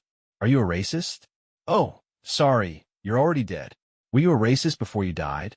Now I must be a skeleton, right? Do you know that such behavior is illegal in America? And could you really bring yourself to hurt him? He's only over 200 pounds, so weak." The flames on Robbie's head flickered in surprise, turning into a series of question marks. What was going on? Was this pajama baby out of his mind? Which part of him looked weak? And when did he bully that guy? He was just trying to interrogate him. A surge of anger built up inside him, and he shouted, "Get lost!" But Peter, unable to resist, shot a web at the thug, yanking him up onto the rooftop. "Run along, big brother. I still have things to discuss with this skull-headed gentleman." Robbie cursed, "Shit, are you an idiot?" He quickly jumped on his motorcycle, flames billowing, and prepared to chase after the thug. At this moment, Peter was basking in the joy of his good deed, and he couldn't let Robbie catch up. With the web shooter down, he needed another plan. He glanced at a nearby fire hydrant, calculated the angle, and shot a web to yank it up. The moment it was pulled, the water burst forth, spraying directly at Robbie. In Peter's mind, this was at least a way to extinguish the flames on Robbie so he could continue the fight. Unfortunately, things didn't go as planned. The water merely made Robbie shudder slightly. He shot Peter a fierce glare, and the flames on his head took the shape of a middle finger and an angry face before he gunned the throttle and sped off after the thug. At that moment, Loki stepped out of bar, enjoying the feeling of being embraced from both sides. In this regard, he was quite similar to his father, Odin, aside from their divine powers. They were alike in many other ways. A careless thug barreled into Loki as if he had no eyes. What kind of being was Loki? How could he be easily knocked over? Instead, the thug felt as though he had slammed into a steel wall and, without time to say anything, shouted help. As he dashed back into the bar, Loki frowned and brushed off the dirt on his clothes. "Forget it. Let's not let someone like that ruin our fun. Ladies, come with me." Before he could finish, a motorcycle zoomed past, leaving a cloud of exhaust that blackened Loki's face. The series of unfortunate events made Loki chuckle. "Very well. Ladies, let's gather another time." He swept his hands over his head as if he were a larger version of Bambi, his cape fluttering in the wind, and a wicked smile spread across his face. With a wave of his green magic, he restored his face to its original state. "Whoever you are, if you dare insult me, I'll show you what terror really is." Inside the bar, chaos had erupted. Dozens of thugs wielding shotguns were firing wildly at Robbie, yet it had no effect. "Tell me, who is your superior? Who is your boss?" The same question echoed in the now quiet bar. Robbie turned around and saw a man with 2 daggers, puzzled. "Who the hell are you?" Loki's anger flared. "What the hell? You don't even know who I am." After his anger subsided, Loki began to carefully observe the fiery skull. He felt it resembled the vengeful spirit recorded in the archives of learning. Has God broken through? With that, Loki snapped his fingers, and a frost aura instantly froze the entire bar. Loki didn't care about the lives of mortals. The cold air cleared the bar of people, leaving only Ghost Rider and Loki facing each other. Damn it, the lead is gone. Who the hell are you? Loki chuckled. That's a question I should be asking you, right? Misunderstandings aren't always pleasant. Originally indifferent to Loki, Robbie was now thrown off by his interference, disrupting his rhythm and breaking his leads, and he was in a terrible mood. The flames of his anger surged, and he swung his chains at Loki. Ghost Rider's chains could extend and unleash flames. But just before his chains could reach Loki, the Loki in front of him suddenly vanished, replaced by an ice sculpture that shattered upon contact. It seems you've weakened quite a bit since the records. You can't even use Hellfire? How boring. Initially, Loki had been quite afraid of this Ghost Rider, so he had cast an illusion while hiding himself. The legendary judgment I was indeed terrifying. After waiting for a while, it seemed this guy had shown nothing but flames and nothing else. Only then did Loki calm down. He thought, if you can't even wield Hellfire, you can only bully mortals. Freeze! Loki, unwilling to use any lethal skills, simply froze Ghost Rider in place with his frost abilities. Then, he approached Ghost Rider's head and activated his second specialty, mental attacks. Loki was curious about what had brought Ghost Rider here. Moments later, Loki smiled. He realized this wasn't just something he wanted. It seemed he needed it too. That was the Darkhold. If he possessed it, wouldn't he have control over the 9 realms? But Loki hadn't considered one crucial point. Why had Dormammu and so many demons failed to conquer Earth? Perhaps the power of the Darkhold was indeed formidable. But would the energy reserves of Earth and the demons that lived off this planet sit idly by and watch as he took it all? They might not stop him during the process, but what about the outcome? It was like that satanic throne. Sitting there would surely result in being torn to pieces by a host of enemies. Ever since Stark Industries shut down its weapons division, Hammer Industries' revenue had skyrocketed, as if it were on a rocket. However, with the launch of Crowman Enterprises, all arms businesses found themselves in a downward spiral. A significant portion of weapon stockpiles came from military drills. But with the introduction of virtual reality technology from Crowman, those expenditures took a qualitative leap and dropped to zero. This only exacerbated the already struggling companies. Faced with heavy tax pressures, Hammer directed all his hatred towards Stark Industries. He thought to himself, if Stark Industries hadn't shut down their weapons division, at least we could have had a share of the pie. Why do they have to launch virtual reality technology after shutting down their weapons division, stealing our livelihoods? Cutting off someone's financial path is like murdering their ex-wife. I need to find a way to teach them a lesson. Is that guy Ivan still around? Hammer asked fiercely. Yes, boss, his subordinate quickly replied. Tell him that this project is sponsored by me, Wang Duyu, me, Hammer. Hammer gritted his teeth as he spoke. Meanwhile, the leisurely Crowman and Tony Stark had become accustomed to lounging in Crowman's villa every afternoon, enjoying the sun. The only downside was that despite their immense wealth, both of them were too afraid to invite girls over for parties. Tony was tightly controlled by Pepper, while Crowman was haunted by a previous party that had resulted in someone's family being ruined. He really didn't want to witness a similar tragedy again. After all, he was a man of conscience. Today, the pool was not filled with red wine. Tony's winery was nearly depleted due to their excessive consumption, and Crowman felt embarrassed to waste red wine, so he settled for champagne instead. Oddly enough, since purchasing this pool, Crowman had never filled it with water. The least he had done was pour in some soda, after which he jumped into the pool. The sensation was truly refreshing. Everyone should give it a try. Now, Crowman's daily life had become rather dull. Since he still had over half of his dark matter abilities yet to awaken, he couldn't proceed with his next plan without gathering all those abilities. So, he could only lie around in the villa, waiting for the dark matter radar to signal some news. Hey, Tony, Do you think it's really all right for us to just lounge here while our women work hard? Crowman asked, somewhat puzzled. Tony Stark rolled his eyes, too lazy to look at him. What's wrong with that?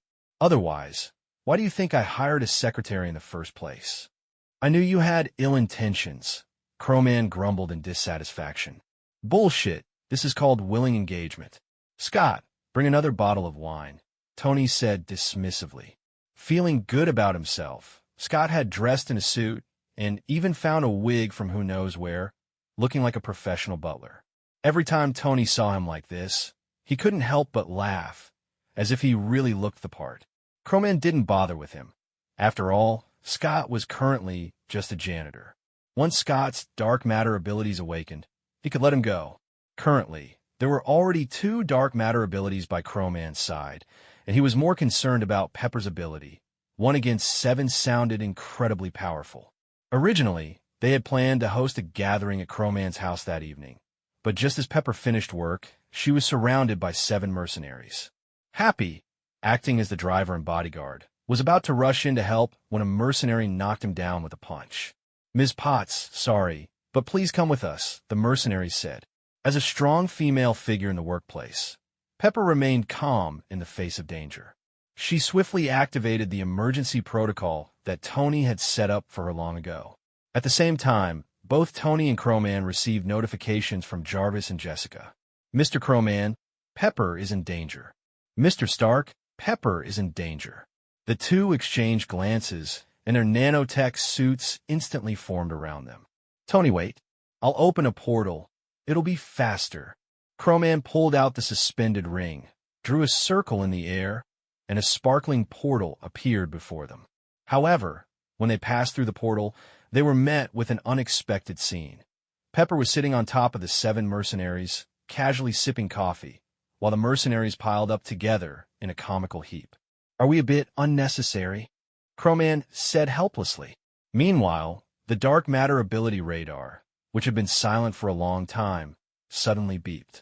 Detection of dark matter carrier, Pepper Potts. Number 031, 1 against 7. Exactly 7 enemies gathered. You will possess invincible power, neither more nor less. Tony Stark glanced at Crowman, then at Pepper, and asked in confusion, Did you set this up? Crowman shrugged. If you insist on thinking that way, I could give this ability to Pepper as her protective tool. Tony Stark immediately refused. Get rid of it quickly. Crowman felt sweat forming on his forehead, muttering to himself. What's going on? Is he really that insecure? He doesn't want his wife to become stronger? Fine, Crowman said resignedly. Ability 001 activated, extracting ability 031 from Pepper. Now, half of the dark matter abilities have been collected. Dark matter ability warehouse, 26 of 50. 001, everyone for me, activated. 002, I for everyone, activated. 003, true name, activated. 004, empty-handed, catching white blade, activated. 005, incompatible hands, activated. 006, whistling killer, activated. 008, everything gold, not activated. 012, psychological suggestion self-hypnosis, not activated. 016, low altitude, flight 1 centimeter, not activated. 017, hair at will, activated. 020, quick change of clothes, activated. 022,000 mile, not activated. 023, invisibility cloak, activated. 025, time loop, not activated. 026, listening ear, activated. 027, emitting light, not activated. 031, against 7, activated. 033, an unachievable goal, not activated. 035, heartthrob, not activated. 037, guaranteed loss, at gambling, activated. 038, no resistance power generation, not activated. 040, babification, not activated. 042, cognitive confusion, not activated. 044, bald but stronger, activated. 046, time stop for friends and foes, activated. 047, invincible, activated. As these abilities entered his body, Crowman felt an unprecedented sense of comfort. His physical attributes rapidly soared, quickly surpassing human limits by tenfold. Even more surprising was that his brain capacity was continuously increasing, the mental space that had rarely been mentioned where the system resided. Crowman entered this mental space, which surprisingly had grown to the size of a city. Oh, this is what Mastergoo he was talking about. It feels amazing. I'm beginning to look forward to collecting all the dark matter abilities, Crowman mused.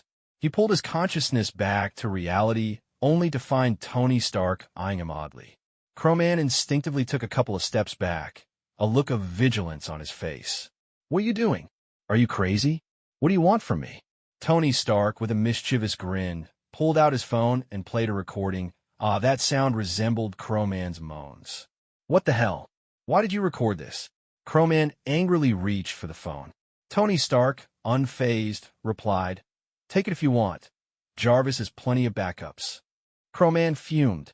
"Jessica, black out Jarvis. Delete that audio for me." However, Jessica unexpectedly refused. "Master, I've deleted the files, but I've kept one copy. You won't mind, will you?" In the mercenary world, there are three widely recognized top figures: the Punisher, the Master of Mimicry, and Deadpool. Among these three, the one most swayed by money and the most reliable was the Master of Mimicry. When he first received the job from Hammer Industries to kidnap the president of Stark Industries on the black market, the Master of Mimicry initially refused. The offered price was simply too low for such an important target. However, he remembered Crowman's previous generosity and felt a stir in his heart. Although the black market price was low, if he raised his quote a little, what would it matter? He originally planned to offer 1 million. Now he could quote 10 billion, which didn't seem excessive at all. However, he didn't act immediately. Instead, he disguised himself carefully and mingled with a group of homeless people, observing everything in secret. When he saw Pepper easily taking down 7 professional mercenaries with her skills and strength, he hesitated. For someone with his high combat experience and mimicry abilities, he had never seen anyone move like Pepper did among those he had encountered. Even he could be taken down in 3 moves in close combat, let alone ranged weapons. He could easily dodge them, not to mention that Pepper, who was far more adept than he was, would have reflexes that far exceeded his. So, he decided to hold back. This was his current plan. However, when he saw Crowman and Tony Stark appear, he completely abandoned the job. The technology and unknown power they possessed were not something he could easily handle. He wasn't Deadpool. He wouldn't risk his life. Ugh, that's a wasted effort. What a pity for my 10 billion. Huh, what's this? A dollar? Seems to be a Chinese coin. How strange to find a Chinese coin in America.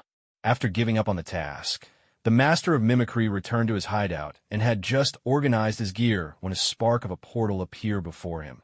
And on the other side was Crowman. "Long time no see, Master of Mimicry," Crowman greeted. The Master of Mimicry nodded. "It has indeed been a while, Mr. Crowman. Your portal technique is quite impressive."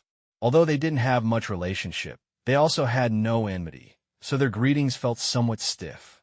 Crowman walked through the portal and casually waved his hand to close it. "Yeah, it's really convenient." The Master of Mimicry asked, "What brings you to see me?" "Nothing much. I just want to hire you to kidnap someone." "Are you in?" "Who?" "The Winter Soldier. The price is negotiable." The Master of Mimicry immediately refused, not interested. Crowman didn't understand. "Why not?" "I can give you a blank check to fill in whatever amount you want."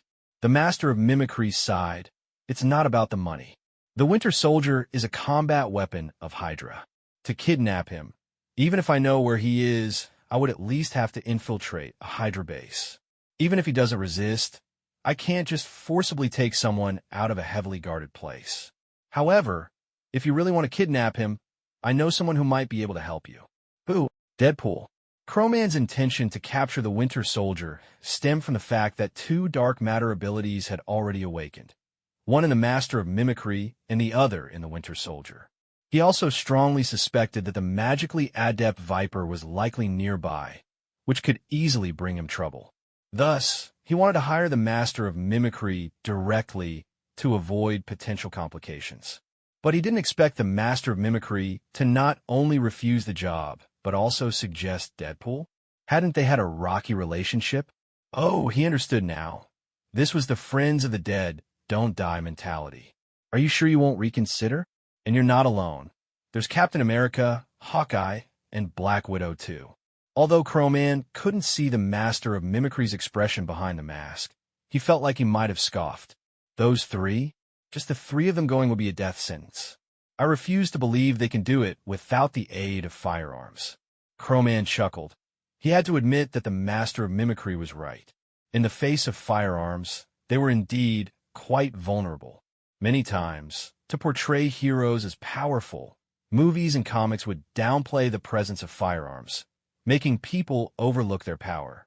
But aside from high-end powerhouses like Hulk, Thor, or Captain Marvel, regular soldiers were precision instruments against firearms.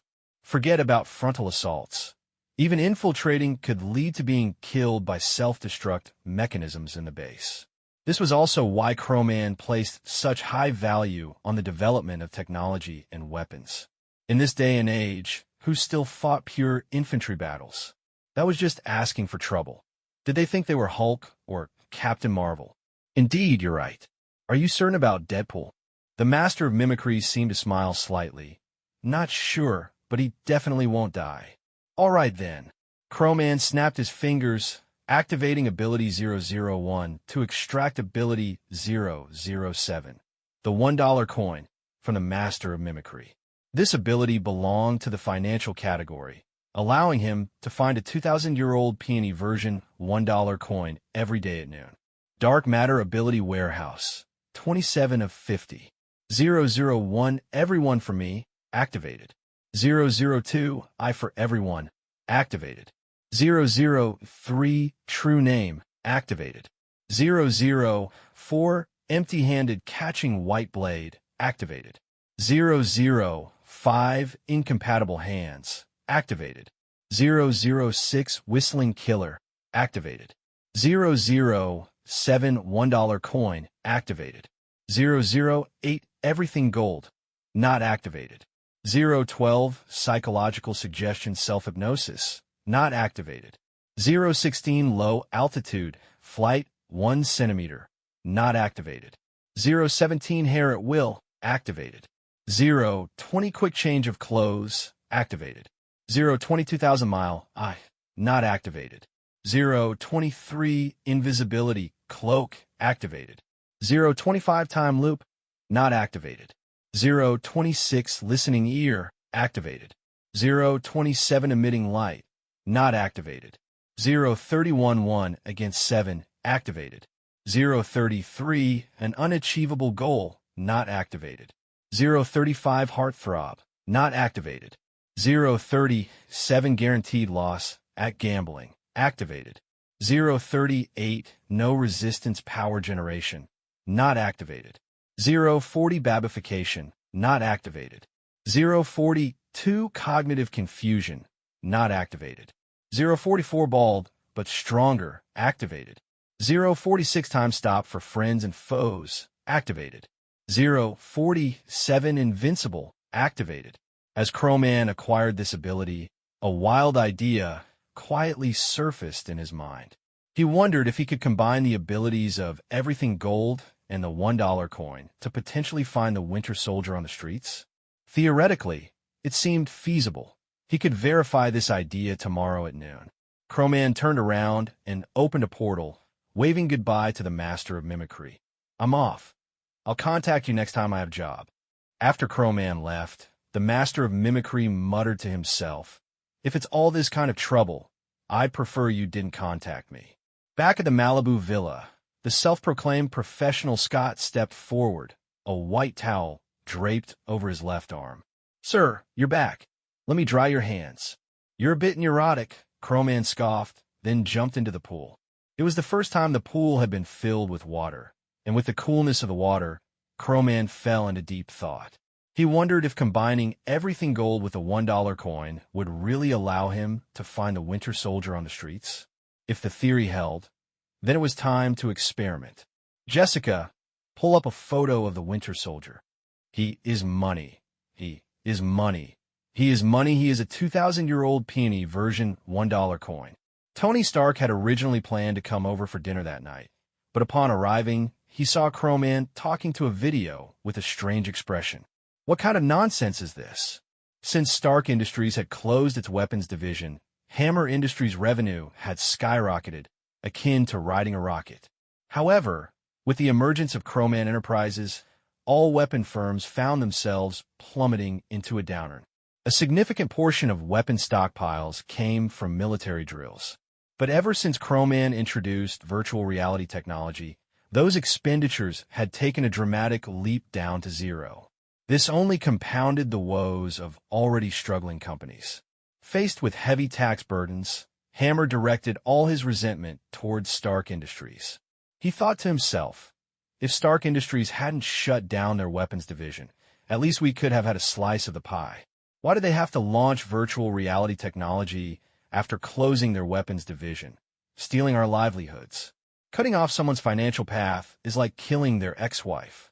I need to find a way to teach them a lesson. Is that guy Ivan still around? Hammer asked fiercely. Yes, boss, his subordinate quickly replied. Tell him this project is sponsored by me, Wang Duyu. Ugh. I mean me, Hammer. Hammer ground his teeth as he spoke. Meanwhile, the leisurely Crowman and Tony Stark had become accustomed to lounging in Crowman's villa every afternoon, enjoying the sun. The only downside was that despite their immense wealth, they were both too afraid to invite girls over for parties. Tony was tightly controlled by Pepper, while Crowman was haunted by a previous party that had resulted in someone's family being ruined. He really didn't want to witness a similar tragedy again. After all, he was a man of conscience. Today, the pool was not filled with red wine. Tony's winery was nearly depleted from their excessive consumption, and Crowman felt embarrassed to waste red wine, so he settled for champagne instead. Oddly enough, since purchasing this pool, Crowman had never filled it with water. The least he had done was pour in some soda, after which he jumped into the pool. The sensation was truly refreshing. Everyone should give it a try. Now, Crowman's daily life had become rather dull. Since he still had over half of his dark matter abilities yet to awaken, he couldn't proceed with his next plan without gathering all those abilities. So, he could only lie around in the villa, waiting for the dark matter radar to signal some news. Hey, Tony, do you think it's really all right for us to just lounge here while our women work hard? Crowman asked, somewhat puzzled. Tony Stark rolled his eyes, too lazy to look at him. What's wrong with that? Otherwise, why do you think I hired a secretary in the first place? I knew you had ill intentions. Crowman grumbled in dissatisfaction. Bullshit. This is called willing engagement. Scott, bring another bottle of wine, Tony said dismissively. Feeling good about himself, Scott had dressed in a suit and even found a wig from who knows where, looking like a professional butler. Every time Tony saw him like this, he couldn't help but laugh, as if he really looked the part. Crowman didn't bother with him. After all, Scott was currently just a janitor. Once Scott's dark matter abilities awakened, he could let him go. Currently, there were already 2 dark matter abilities by Crowman's side, and he was more concerned about Pepper's ability. 1 against 7 sounded incredibly powerful. Originally, they had planned to host a gathering at Crowman's house that evening, but just as Pepper finished work, she was surrounded by 7 mercenaries. Happy, acting as the driver and bodyguard, was about to rush in to help when a mercenary knocked him down with a punch. Ms. Potts, sorry, but please come with us, the mercenary said. As a strong female figure in the workplace, Pepper remained calm in the face of danger. She swiftly activated the emergency protocol that Tony had set up for her long ago. At the same time, both Tony and Crowman received notifications from Jarvis and Jessica. Mr. Crowman, Pepper is in danger. Mr. Stark, Pepper is in danger. The two exchanged glances, and their nanotech suits instantly formed around them. Tony, wait. I'll open a portal. It'll be faster. Crowman pulled out the suspended ring, drew a circle in the air, and a sparkling portal appeared before them. However, when they passed through the portal, they were met with an unexpected scene. Pepper was sitting on top of the 7 mercenaries, casually sipping coffee, while the mercenaries piled up together in a comical heap. "Are we a bit unnecessary?" Crowman said helplessly. Meanwhile, the dark matter ability radar, which had been silent for a long time, suddenly beeped. Detection of dark matter carrier, Pepperpots. Number 031, 1 against 7. Exactly 7 enemies gathered. You will possess invincible power, neither more nor less. Tony Stark glanced at Crowman, then at Pepper, and asked in confusion, "Did you set this up?" Crowman shrugged. "If you insist on thinking that way, I could give this ability to Pepper as a protective tool." Tony Stark immediately refused. "Get rid of it quickly." Crowman felt sweat forming on his forehead, muttering to himself, "What's going on? Is he really that insecure? He doesn't want his wife to become stronger?"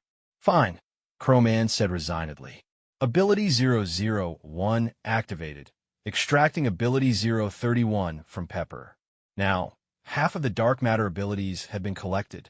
Dark matter ability warehouse, 27 of 50. 001 everyone for me, activated. 002 I for everyone, activated. 003 true name, activated. 004 empty-handed catching white blade, activated. 005 incompatible hands, activated. 006 whistling killer, activated. 007 $1 coin, activated. 008 everything gold, not activated. 012 psychological suggestion self-hypnosis, not activated. 016 low altitude flight 1 centimeter, not activated. 017 hair at will, activated. 020 quick change of clothes, activated. 022,000 mile not activated. 023 invisibility cloak, activated. 025 time loop, not activated. 026 listening ear, activated. 027 emitting light, not activated. 031 1 against 7, activated. 033 an unachievable goal, not activated. 035 heartthrob, not activated. 037 guaranteed loss at gambling, activated. 038 no resistance power generation, not activated. 040 babification, not activated. 042 cognitive confusion, not activated. 044 bald but stronger, activated. 046 time stop for friends and foes, activated. 047 invincible, activated. As these abilities entered his body, Crowman felt an unprecedented sense of comfort. His physical attributes rapidly soared, quickly surpassing human limits by tenfold. Even more surprising was that his brain capacity was continuously increasing, the mental space that had rarely been mentioned where the system resided. Crowman entered this mental space, which surprisingly had grown to the size of a city. Oh, this is what Master Goo he was talking about. It feels amazing. I'm beginning to look forward to collecting all the dark matter abilities, Crowman mused. He pulled his consciousness back to reality, only to find Tony Stark eyeing him oddly. Crowman instinctively took a couple of steps back, a look of vigilance on his face. "What are you doing? Are you crazy? What do you want from me?" Tony Stark, with a mischievous grin, pulled out his phone and played a recording. That sound resembled Crowman's moans. "What the hell? Why did you record this?" Crowman angrily reached for the phone. Tony Stark, unfazed, replied, "Take it if you want. Jarvis has plenty of backups." Crowman fumed. "Jessica, black out Jarvis. Delete that audio for me." However, Jessica unexpectedly refused. "Master, I've deleted the files, but I've kept one copy. You won't mind, will you?" The debate over whether the Infinity Stones or the power of chaos is stronger is truly difficult to conclude. It fundamentally depends on the abilities and methods of the user. The Reality Stone possesses the magical power to turn imagination into reality, capable of creating various real illusions. However, once its power dissipates, the modified reality returns to its original state. Although the Infinity Stones contain infinite energy, once removed, the altered reality also ceases to exist. The power of chaos, on the other hand, fundamentally modifies everything. However, it only displays such formidable power when a specific realm is reached. At this moment, Crowman was pondering this issue. If that power had been named Illumination, Wanda would have likely wiped it out long ago. With Crowman's current strength, if he fully exerted his control ability, he could only manage one Infinity Stone, as his body could not withstand its full power. If it were the Power Stone, the duration he could use it would be even shorter. Unlike Crowman, Jessica functioned more like a conduit for gem energy, using the power of the stones with almost no energy loss, but the strength she could wield was very limited, and she couldn't unleash it like Crowman could. Crowman activated the Reality Stone, transforming it into particles that entered his body, thus reducing some loss during the formation process. Loki stood in the background. He had a clear understanding of his own identity as a sorcerer and knew he should never act like an assassin. Especially after being toyed with by Wanda, he understood that if she were not currently out of control and attacking indiscriminately, he would never have escaped so easily. However, for his mother and for this world, he decided to assist Crowman, though he was quite reluctant. He felt like a savior, albeit one whose position was somewhat dubious, standing farther away than Tony Stark, who at least had his armor. These thoughts seemed complex, but occurred in an instant. Loki frowned and retreated behind the others, channeling green magical energy to create countless illusions, densely surrounding Wanda.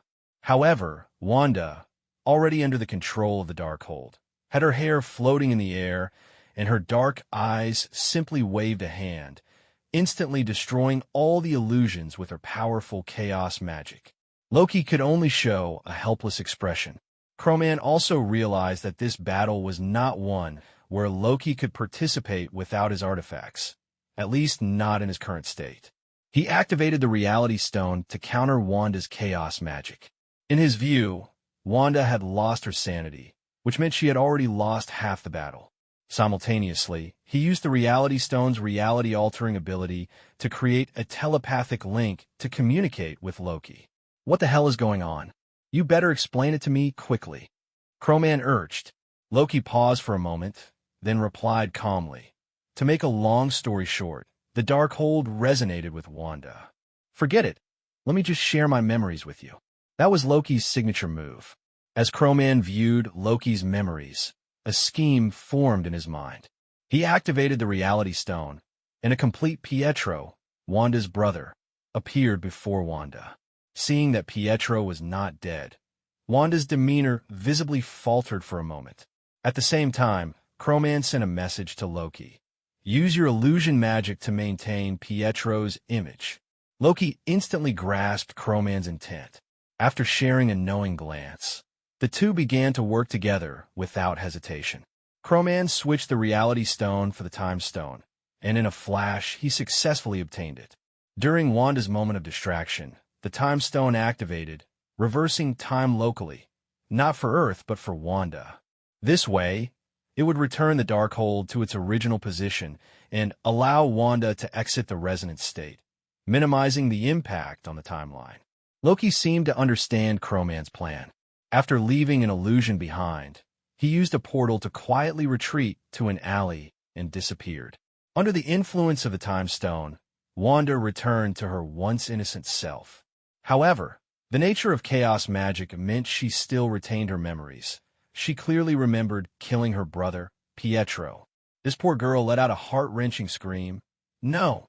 At that moment, Tony Stark, acting as an invisible bystander, quietly sought to make his presence known, lamenting, "This scene is enough to make any observer weep.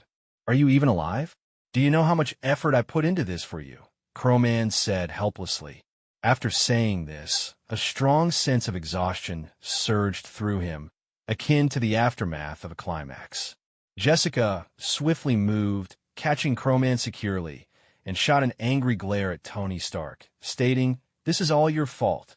Tony Stark defended himself innocently, "But I was just in the hospital. I didn't do anything."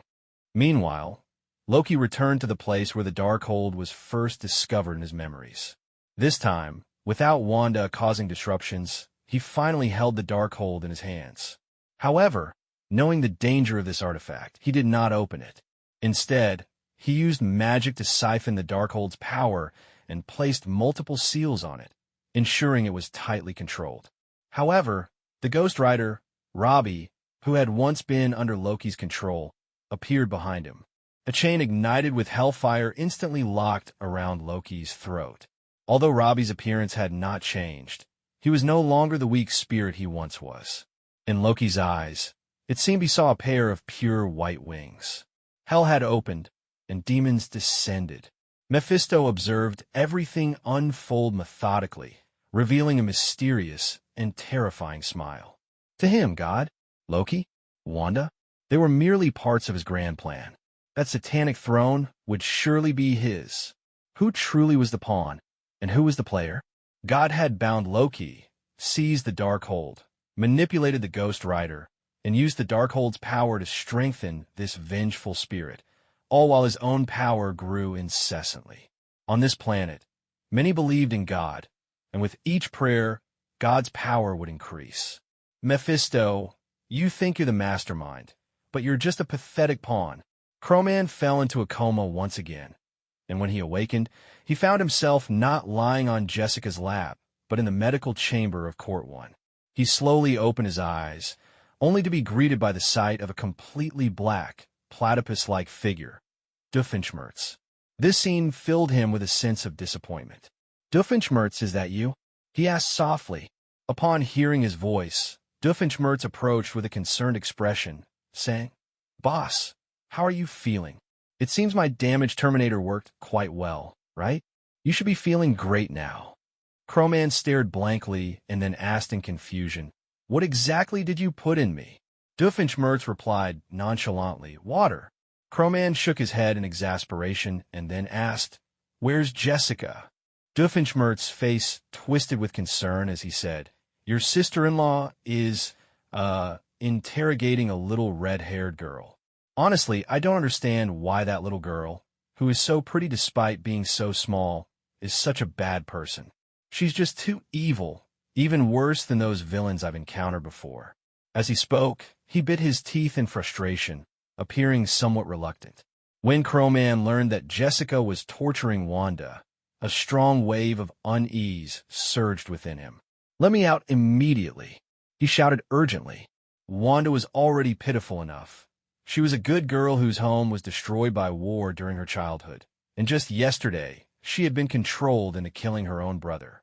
After being experimented on by Hydra for over a decade, now she was subjected to such torment, and he couldn't bear to see her suffer any further. Boss, do you want to come out?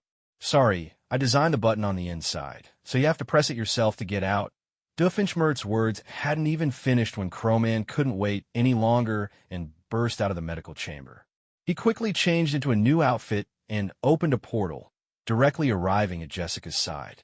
When he saw the scene before him, a surge of indescribable emotions welled up inside him. Wanda was tightly bound by Jessica, suspended high up, while Jessica wielded a water-dipped whip, repeatedly striking her and sharply demanding, What is 1,000 minus 97? With each strike, Wanda's wounds healed rapidly, the green glow of the time stone flickering. It turned out that Jessica had activated a time loop. Both she and Wanda could clearly remember each instance of torture, and Wanda had lost track of how long she had been enduring this. However, as Crowman witnessed this, a strange thought suddenly crossed his mind. How should one put it? It seemed everyone had a hidden little perversion deep down inside them. Cough, cough. Jessica, do you have a moment? He tentatively asked. Upon hearing his voice, Jessica's demeanor shifted dramatically as she flashed a sultry smile at him. Mr. Crowman, do you want to join in? That smile appeared sweet, but seemed particularly terrifying to Crowman. Jessica, Wanda is already pitiful enough. Can you?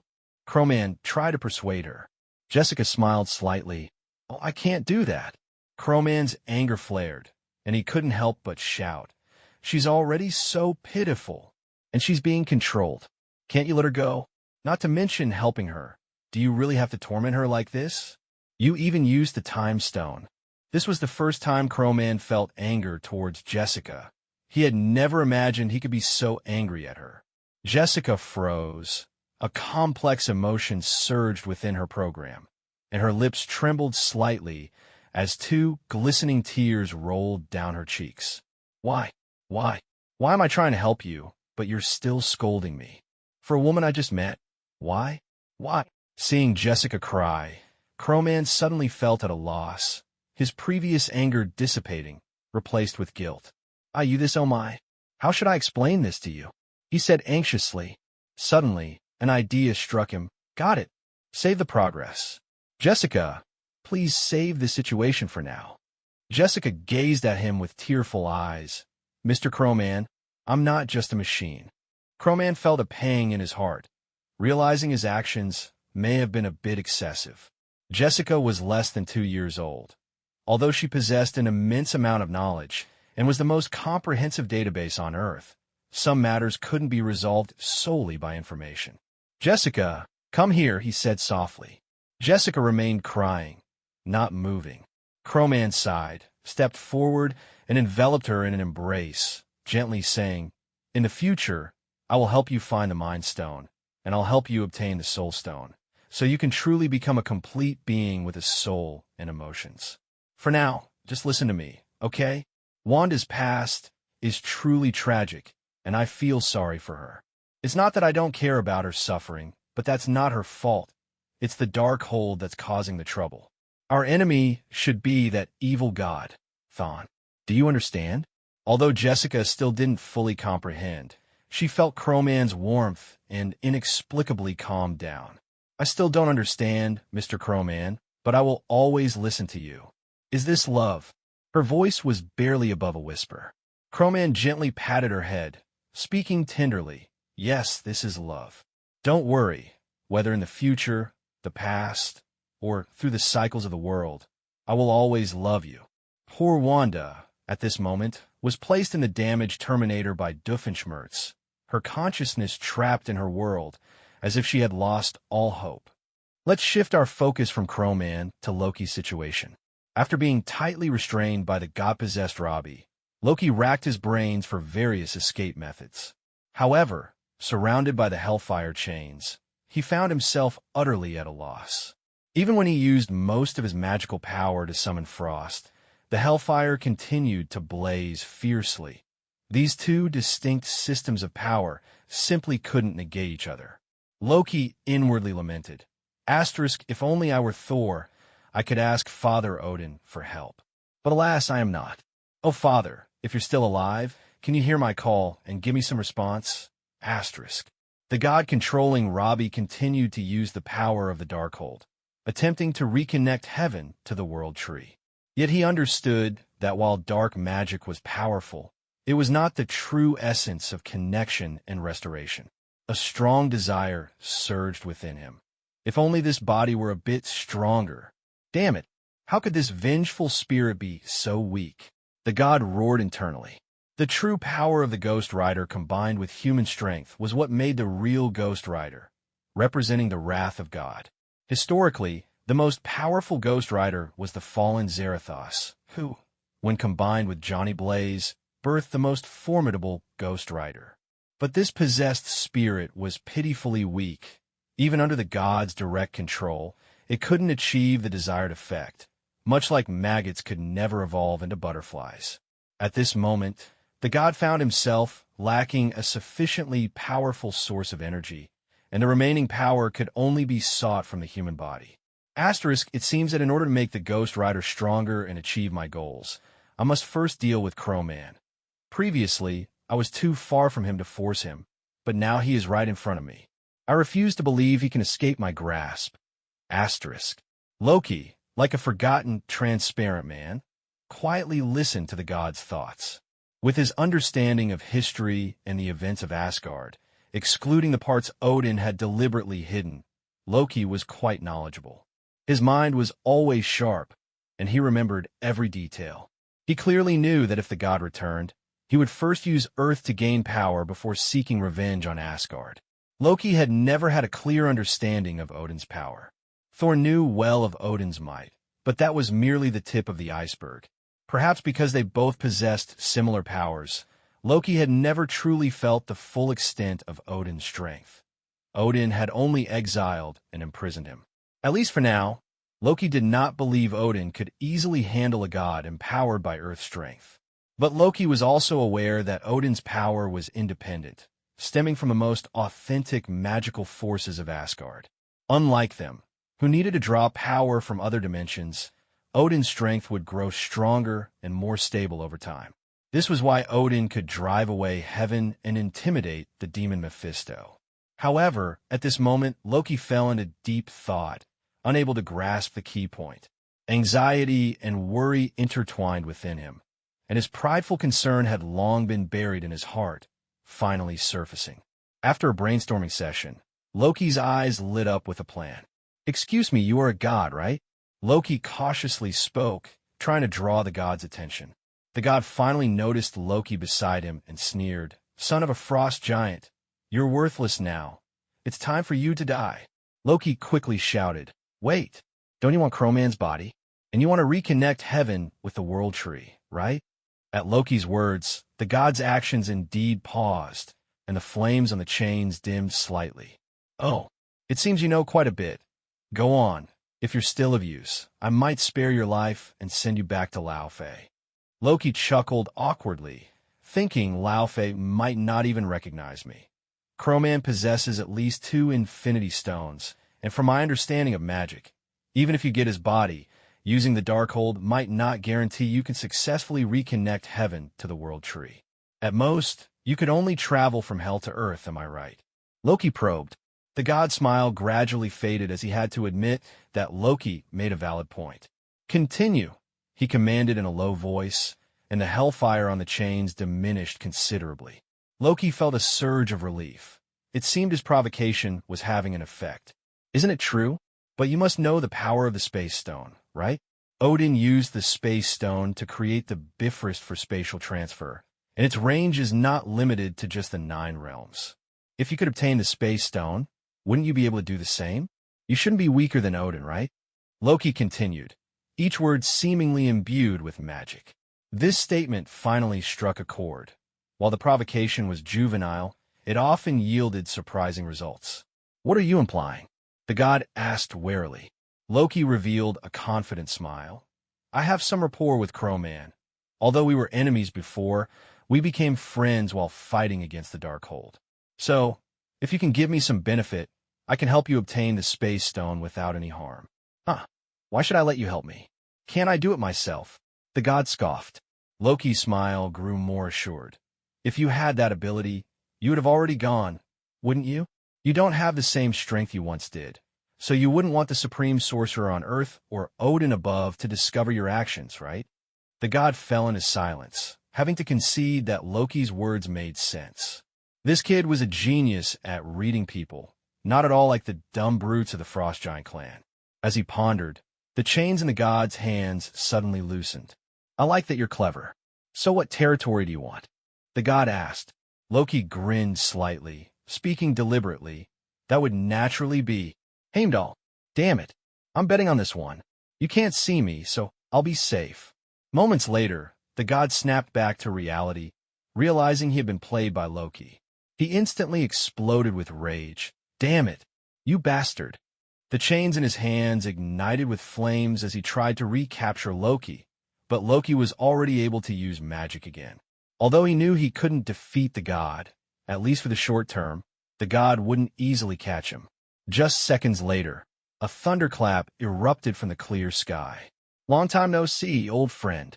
After so many years, is this how you joke around with your little nephew?" Dressed in golden armor, wielding Gungnir, and riding an 8-legged steed, Odin appeared from the colorful torrent, his majesty overwhelming the realm. With the fury of a king, the world trembled. The god realized he was no match for Odin now and jumped into his soul chariot to flee. But Odin merely smiled arrogantly, softly whispering to Gungnir, "Go, spear of the shooting star, pierce that damned bastard." Gungnir, also known as the spear of the shooting star, moved faster than a meteor and once it locked onto its target, it would relentlessly penetrate the enemy, never to be evaded. In the blink of an eye, the meteor streaked across the heavens, and the golden light, imbued with the power of thunder, instantly pierced the head of the god-possessed Ghost Rider. Mephisto suddenly appeared, opening the gates of hell, ushering the god's soul away, and soon the world fell into silence. Loki let out a sigh of relief. Thankfully, Heimdall had not let him down. Odin dismounted his eight-legged steed and patted Loki's head for the first time, smiling proudly as he praised, "No doubt, you are my Odin's child." Yet, those simple words struck Loki like a thunderbolt, and tears began to flow down his cheeks uncontrollably. Asterisk, am I really your child? Yes, I am Odin's son. Loki, asterisk. Hell is so spacious, and yet that demon runs rampant on earth. The god shouted in anger, pounding the ground. Damn frost giant! How dare he deceive me? But why did he call for Heimdall, and Odin would appear? Mephisto stood nearby, struggling to suppress a laugh, but he managed to explain slowly that Loki is actually Odin's adopted son. The god froze for a moment, glaring at Mephisto and shouting, "Why didn't you tell me sooner?" Mephisto sighed helplessly. "You didn't give me a chance. I hadn't even finished telling you not to let him go before you released him. What could I do?" The god found himself at a loss for words, thinking to himself, "This is indeed my fault." But how could he easily admit it? "What should we do now?" "This is all your fault," the god stubbornly retorted. Mephisto shook his head in resignation, as if comforting a child, saying, Yes, it's all my fault, all right." The god huffed in annoyance, resembling a bickering couple caught in a petty squabble. If one were to witness the scene, it would indeed be hard to believe without seeing it firsthand. The god, appearing almost petulant, leaned against Mephisto as if in a playful mood, and the sight was too bizarre to contemplate further. That Loki, despite deceiving me, spoke much truth. The Space Stone indeed possesses such capabilities, and now with the Darkhold lost, you can only focus on the Space Stone, right? Mephisto continued. At this point, the god's expression turned awkward and helpless. "I currently have no pieces to play with. I'm not even here in my true form, and the Ghost Rider's power has been exhausted," the god lamented. A glimmer of cunning flashed in Mephisto's eyes. He had suspected the old fool would not place his true body in hell. This was precisely to his advantage. "Actually, I still have a few Ghost Riders stored away, but lending them to you comes with conditions," Mephisto said slowly. The god's eyes gleamed with understanding. He had anticipated that Mephisto would have a backup plan. "What are the conditions?" he asked. "If you manage to conquer Earth afterward, you must give me half," Mephisto replied. "Deal," the god agreed without hesitation. "Don't you want to think it over?" Mephisto was a bit surprised. "No need. This works just fine. However, I need to choose a powerful and easily controllable body this time," the god stated. Mephisto smiled slightly. "I happen to have a good choice in mind." In a bar in New York City, Loki was drinking heartily with Odin for the first time. "Come on, little one, drink up. Are you raising fish or something?" Odin laughed boisterously. Though Earth's wine couldn't compare to Asgard's rich flavors, mixing it with his own vintage created a unique taste. Loki's physical constitution was far inferior to Thor's, let alone Odin's. After several crates of mixed beer, he was already feeling lightheaded. "Old man, I don't accept this. Bring it on," Loki shouted drunkenly. In his drunken stupor, he intended to call Odin Dad, but instead he accidentally revealed his true feelings. Odin paused for a moment, then burst into hearty laughter. "Good lad. If you had acted like this earlier, I would have regarded you with different eyes. Cheers." The bartender watched this scene helplessly. Such behavior wasn't uncommon in a bar, but Odin's voice and actions were far too loud, and he smashed a glass after every drink. The bartender couldn't help but want to grab a gun and kick them out. But looking at the thick stack of cash on the table and Odin's imposing figure, he swallowed that thought. Undoubtedly, this father-son duo, clinking their glasses, became the center of attention in the bar, drawing all eyes like the eye of storm. Just then, a suave, white-haired old man approached, curiously asking, "Hey, old brother, What kind of wine are you drinking? I see you always mix something in. Is it really that good? Odin responded cheerfully. This is the wine we gods drink. Your body wouldn't be able to handle it. The white-haired old man scoffed, holding up a glass. I don't believe it. If you're capable, pour me some. Odin didn't decline and poured a bit for him. 5 minutes later, a melodious singing filled the bar. When the pear blossoms bloom across the world, the river carries soft veils of silk. Katyusha stands on the steep bank. Her song sounds like the bright spring light. Odin looked at the old man being carried away by 2 doctors and revealed an expression of, I told you so, to the bartender. See? I told you. Loki, feeling drowsy beside him, raised his glass again. Old man, come on. I don't believe I can't drink you under the table. Odin laughed heartily. Bring it on. At that moment, he thought to himself, Asterisk, though influenced by Asgard, you still show such a twisted side, my child. My time is short. I hope you can be all right. Asterisk. Late at night, Odin carried the drunken Loki out of the bar, with Loki mumbling, Old man, why do you love Thor and not me? Odin chuckled softly, replying, Actually, my favorite child is you.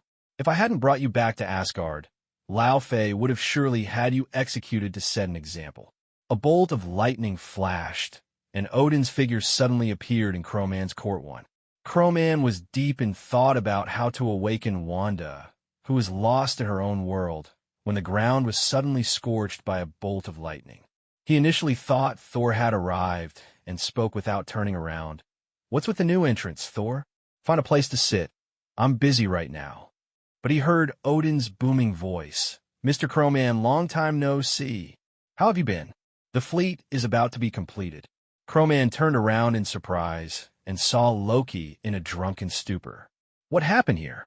Odin laughed heartily. My son just drank too much. Since I came to Earth, I thought I'd visit you. Aren't you going to welcome me? Of course, welcome. Doofenshmirtz, help me get some skewers. I want to drink with Odin, Crowman said. Everyone took their seats. Odin dropped Loki onto the ground, where he lay peacefully asleep. Asgardians were always so casual and rough around the edges. It's quite rare to see you and Loki together, Crowman remarked. Odin responded with a smile. Indeed, this child has always been a bit twisted. I specifically came to warn you, Mr. Crowman. The god has come to Earth, likely through Mephisto's hell. While they may not truly ally, cooperation is still possible. Their goal is clearly you, so you must be cautious. Crowman pointed at himself. Me? Why? All right, I'm going to ask you, why is the god targeting me?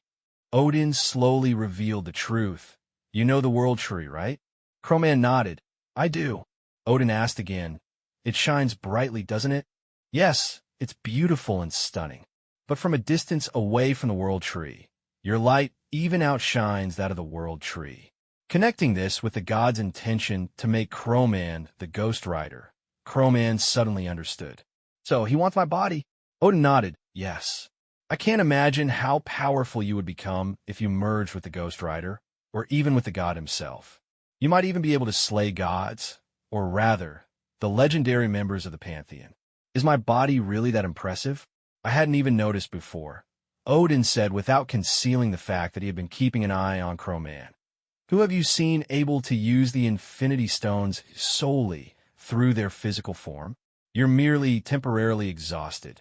Even when I was arrogant enough to believe I was the strongest in the 9 realms, I only used the Space Stone to create the Bifrost. Yet you upgraded the ship's weapons directly with the Infinity Stones, including the notoriously difficult Reality Stone. Do you still think you're weak?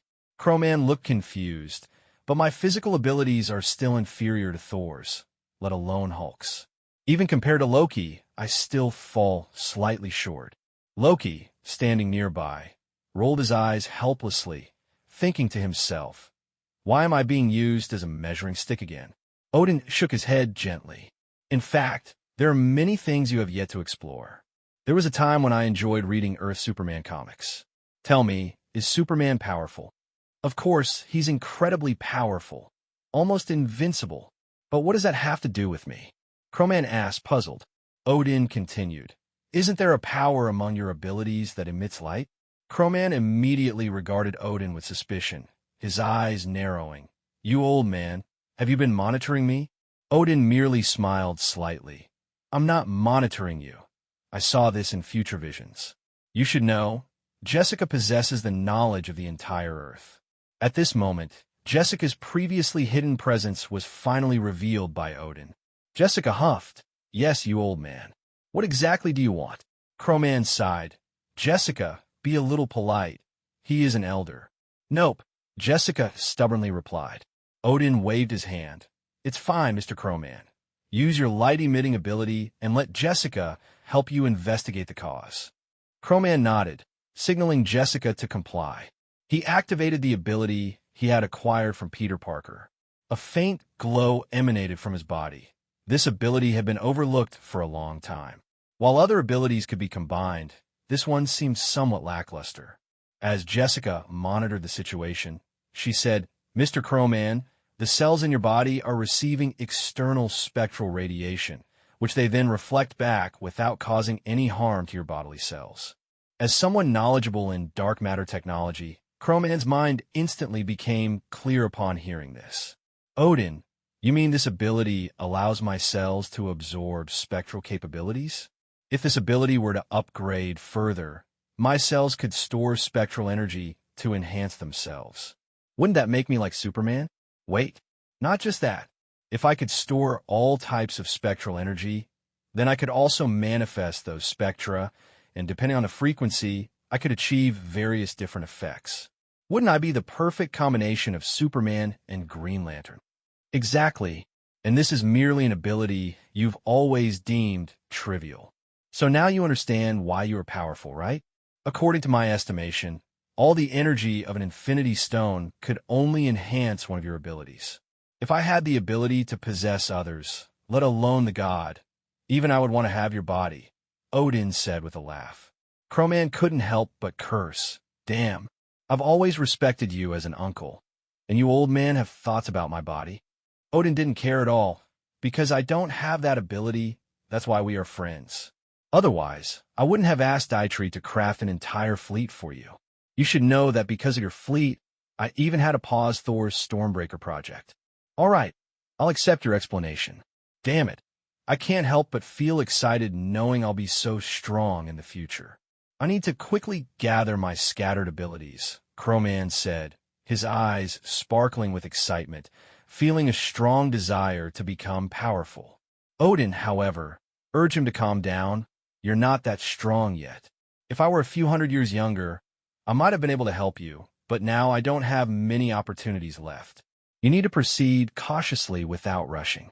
First, deal with the matters regarding the god and Mephisto.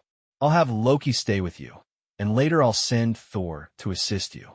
And there's this. As Odin spoke, a bolt of lightning flashed, and the Darkhold appeared in his hands. I've sealed it away using my divine power. When you have the time, go to Kamartaj and learn some dark magic from Gu E. This book will be helpful to you. The moment the Darkhold appeared, Crowman was startled and quickly glanced back at Wanda. Thankfully, she seemed unharmed. Otherwise, it would lead to more trouble. Don't worry, my divine power is strong.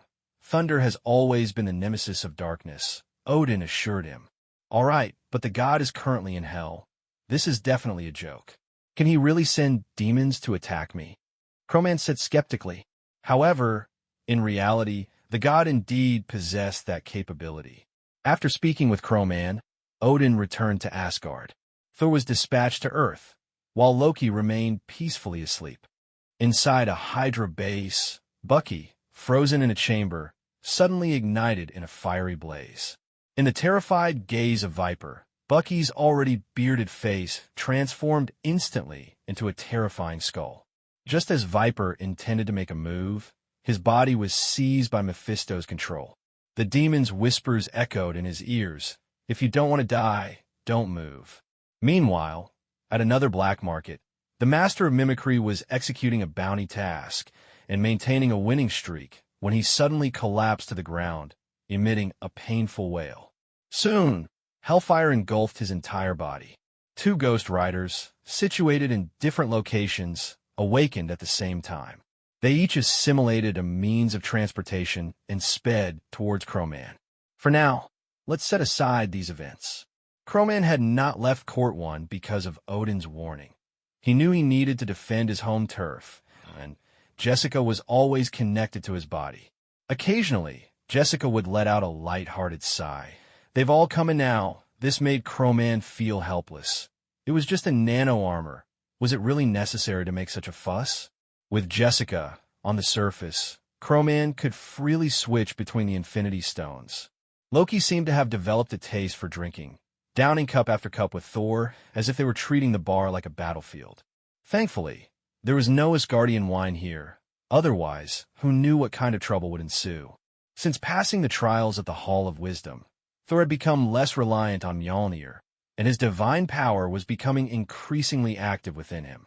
Loki could feel this keenly, as his sensitivity to magic was particularly high. Could you two stop drinking? I'm not worried about the money. Can you at least be careful? There are shards of glass everywhere. Do you want to get killed? Crowman complained helplessly. Thor and Loki acted as if they hadn't heard, continuing their drinking. I don't care about you, cheers. Crowman sighed in exasperation, inwardly muttering. Odin, Odin, are you sure these two can protect me? At that moment, back in Asgard, the newlywed couple simultaneously sneezed. Regarding the question of who is stronger between the Winter Soldier and the Ghost Rider, God has made a choice. He chose the Winter Soldier. The reason lies in the fact that the Winter Soldier is missing an arm, which makes him appear angrier, as if he is the embodiment of God's wrath.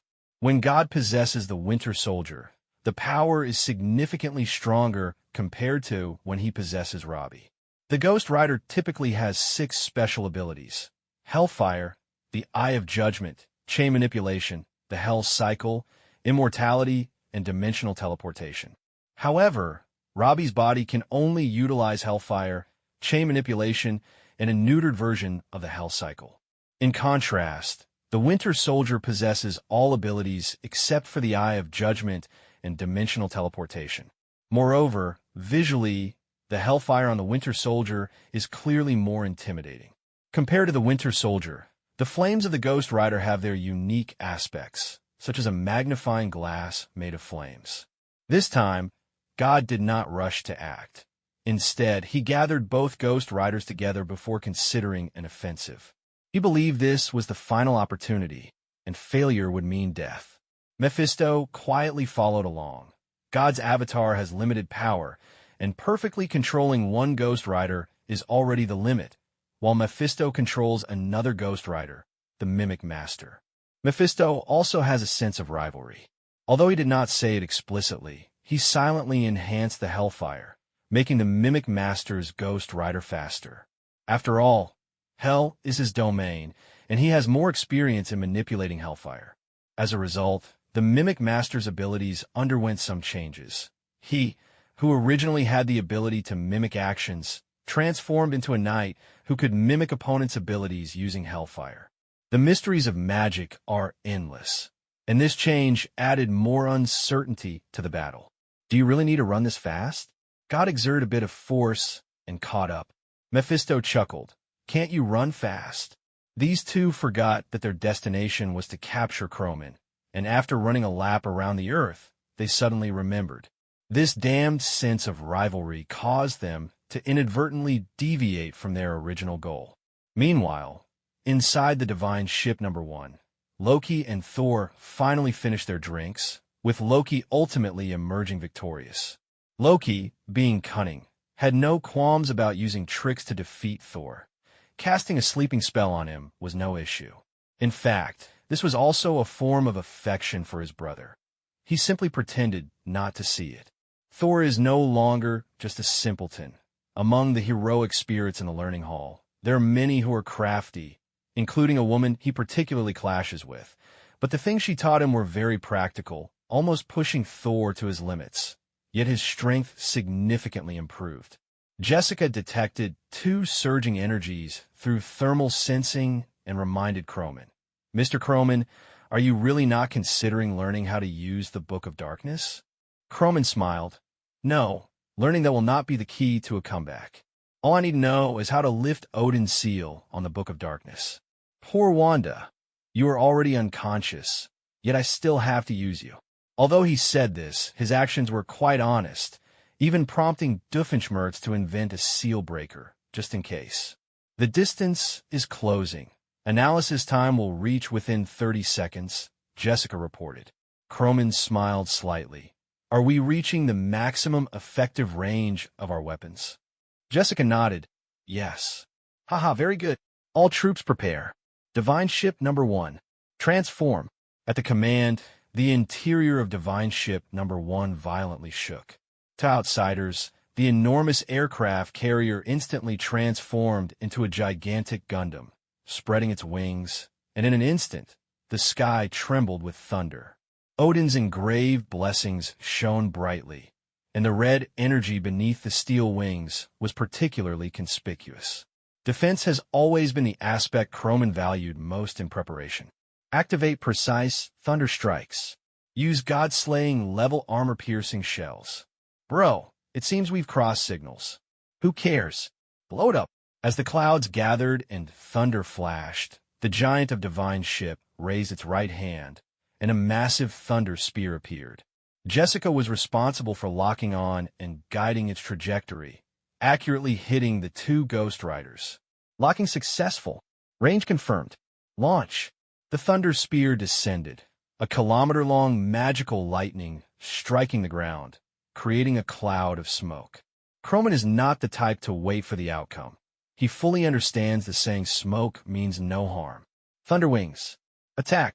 The expansive wings began to absorb the thunder in the storm. Dense lightning spiraled down rapidly, and the spherical lightning chain reaction turned the entire sky pale. At this moment, the two Ghost Riders below, specifically Mephisto and God, were complaining to each other. Who told you to choose the motorcycle? You could have picked a plane and flown up. Damn it, didn't I choose the motorcycle because you chose it first? Despite saying this, they stopped arguing and forced themselves to endure the damage with their immortality. Although they wouldn't die, the damage was still substantial, and the pain was unbearable. Their strength was gradually being depleted, and the hellfire was no longer as vigorous as before. They could no longer afford to wait. If they continued to drain their energy, they might not even be able to match their opponent in a direct confrontation. At the same time, they tacitly threw out their chains, initiating chain manipulation. Although the motorcycle couldn't fly, the chains could serve as a springboard. With the enhancement of hellfire, the chains rapidly grew longer, seemingly endless, with the target being the giant Divine Ship in the sky. Croman saw the stretching chains and laughed. This isn't a stratosphere.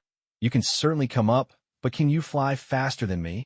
Jessica, implement a withdrawal policy. Yes. Divine Ship Number 1 rapidly ascended while simultaneously engaging in combat, releasing endless thunder. To us League of Legends players, it was like kiting. Moreover, have you heard of the principle of a lightning rod? Now there are two chains below. No need to aim, just follow the chains to attack. God gritted his teeth. Damn it. Full output. We can't take any more damage. If we keep consuming, we might not even be able to win in direct combat. Mephisto agreed, but his expression showed no urgency. He seemed to want to watch God fail. The hellfire on the chains grew more vigorous, and the speed at which they stretched increased by more than 10 times. Finally, the chains touched Divine Ship Number 1. God twisted the throttle, unleashing full firepower, and the surging flames rose like a pair of wings. On Divine Ship Number 1, Croman saw that things were progressing well, drew a portal, and sent Doofenshmirtz, Loki, and Thor inside, while giving Jessica a glance. Jessica understood immediately and hit the Book of Darkness with the seal breaker. The moment the Darkhold was struck by the sealing terminator, an overwhelmingly powerful dark force erupted. Wanda, who had been dormant in the damaged terminator, suddenly awakened like a demon, her eyes snapping open. The immense dark magical power made both Mephisto and the god, who were rapidly approaching, tremble with fear. Damn it, this guy is resorting to such underhanded tricks. Run! Mephisto shouted angrily. The god sighed helplessly. It's too late.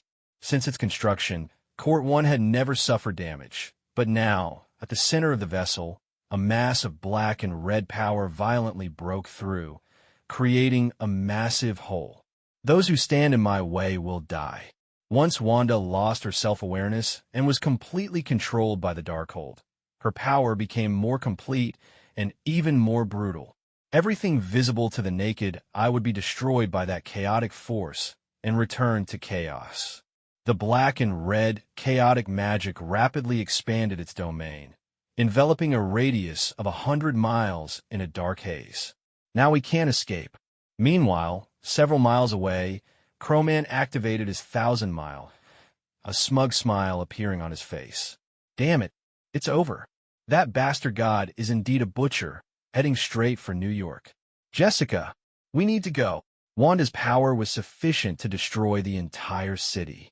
Crowman quickly opened a portal, appearing at the edge of New York. He took out the space stone, his expression grave. This time, I need to exert a lot of power. He activated the space stone, folding the space around New York City. At the same time, he contacted Nick Fury. I'll say this once. Do not let anyone leave the city. Before Nick Fury could even ask why, Crowman hung up the phone. Nick Fury's face darkened. Looks like it's going to be that massive storm again. Hill, contact all agents. Lock down the entire city. No one is allowed to leave. Just a few minutes later, the black and red chaotic energy appeared outside New York City. Crowman sighed as he stood in New York City, fully activating the space stone. Simultaneously, he used the time stone to halt everything. The powers of the two stones played a decisive role at that moment. Thor shouted to go out and confront the god, only to be slapped into a daze by Loki. Are you out of your mind? Can't you assess the situation before fighting? We should wait. That guy's about to be done for. Crowman shared this thought. They were right. Under the relentless erosion of chaotic magic, the hellfire on the Ghost Rider controlled by the god was rapidly diminishing. Once the hellfire was extinguished, it meant the death of that body. Finally reaching the outskirts of New York City, the god slammed the pedal to the metal. However, he crashed into a spatial barrier and was rebounded, then propelled back towards the center of the chaotic magic domain. In that moment of distraction, Wanda had already arrived. Kekekek. Be destroyed. The chaotic magic surged like a raging tide, tearing apart the Ghost Rider's vehicle and completely extinguishing the last of the hellfire. No! The god's avatar was thus killed. The chaotic magic could obliterate souls, and this avatar of the god was completely lost here. Seeing this scene, Crowman quickly opened a portal and activated ability 001. The dark matter ability from the deceased Winter Soldier surfaced, tightly held in Crowman's grasp. Number 024, 5-person invisibility. In a place where no one can see you, no one will notice you. Dark matter ability warehouse, 28 of 50. 001, everyone for me, activated. 002, I for everyone, activated. 003, true name, activated. 004, empty-handed catching white blade, activated. 005, incompatible hands, activated.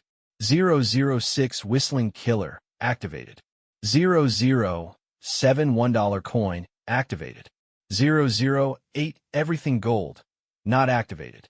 012, psychological suggestion self-hypnosis, not activated. 016, low altitude, flight, 1 centimeter, not activated. 017, hair at will, activated. 020, quick change of clothes, activated. 022,000 mile, not activated. 023, invisibility cloak, activated. 024, 5-person invisibility, activated. 025, time loop, not activated. 026, listening ear, activated. 027, emitting light, not activated. 031, against 7, activated. 033, an unachievable goal, not activated. 035, heartthrob, not activated. 037, guaranteed loss at gambling, activated. 038 no resistance power generation, not activated. 040 babification, not activated. 042 cognitive confusion, not activated. 044 bald but stronger, activated. 046 time stop for friends and foes, activated. 047 invincible, activated. After acquiring this ability, Crowman, feeling exhausted, once again took out the time stone and used the previous method to rewind Wanda's time. Wanda returned to the damaged Terminator, and the Darkhold reverted to its sealed state, while Court 1 transformed back into a carrier.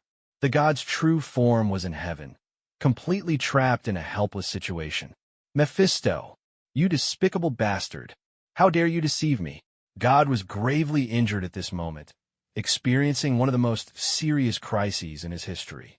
Having been defeated by the obliteration avatar twice, and still suffering from previous wounds that had not healed, he was now weaker than Odin in his slumber.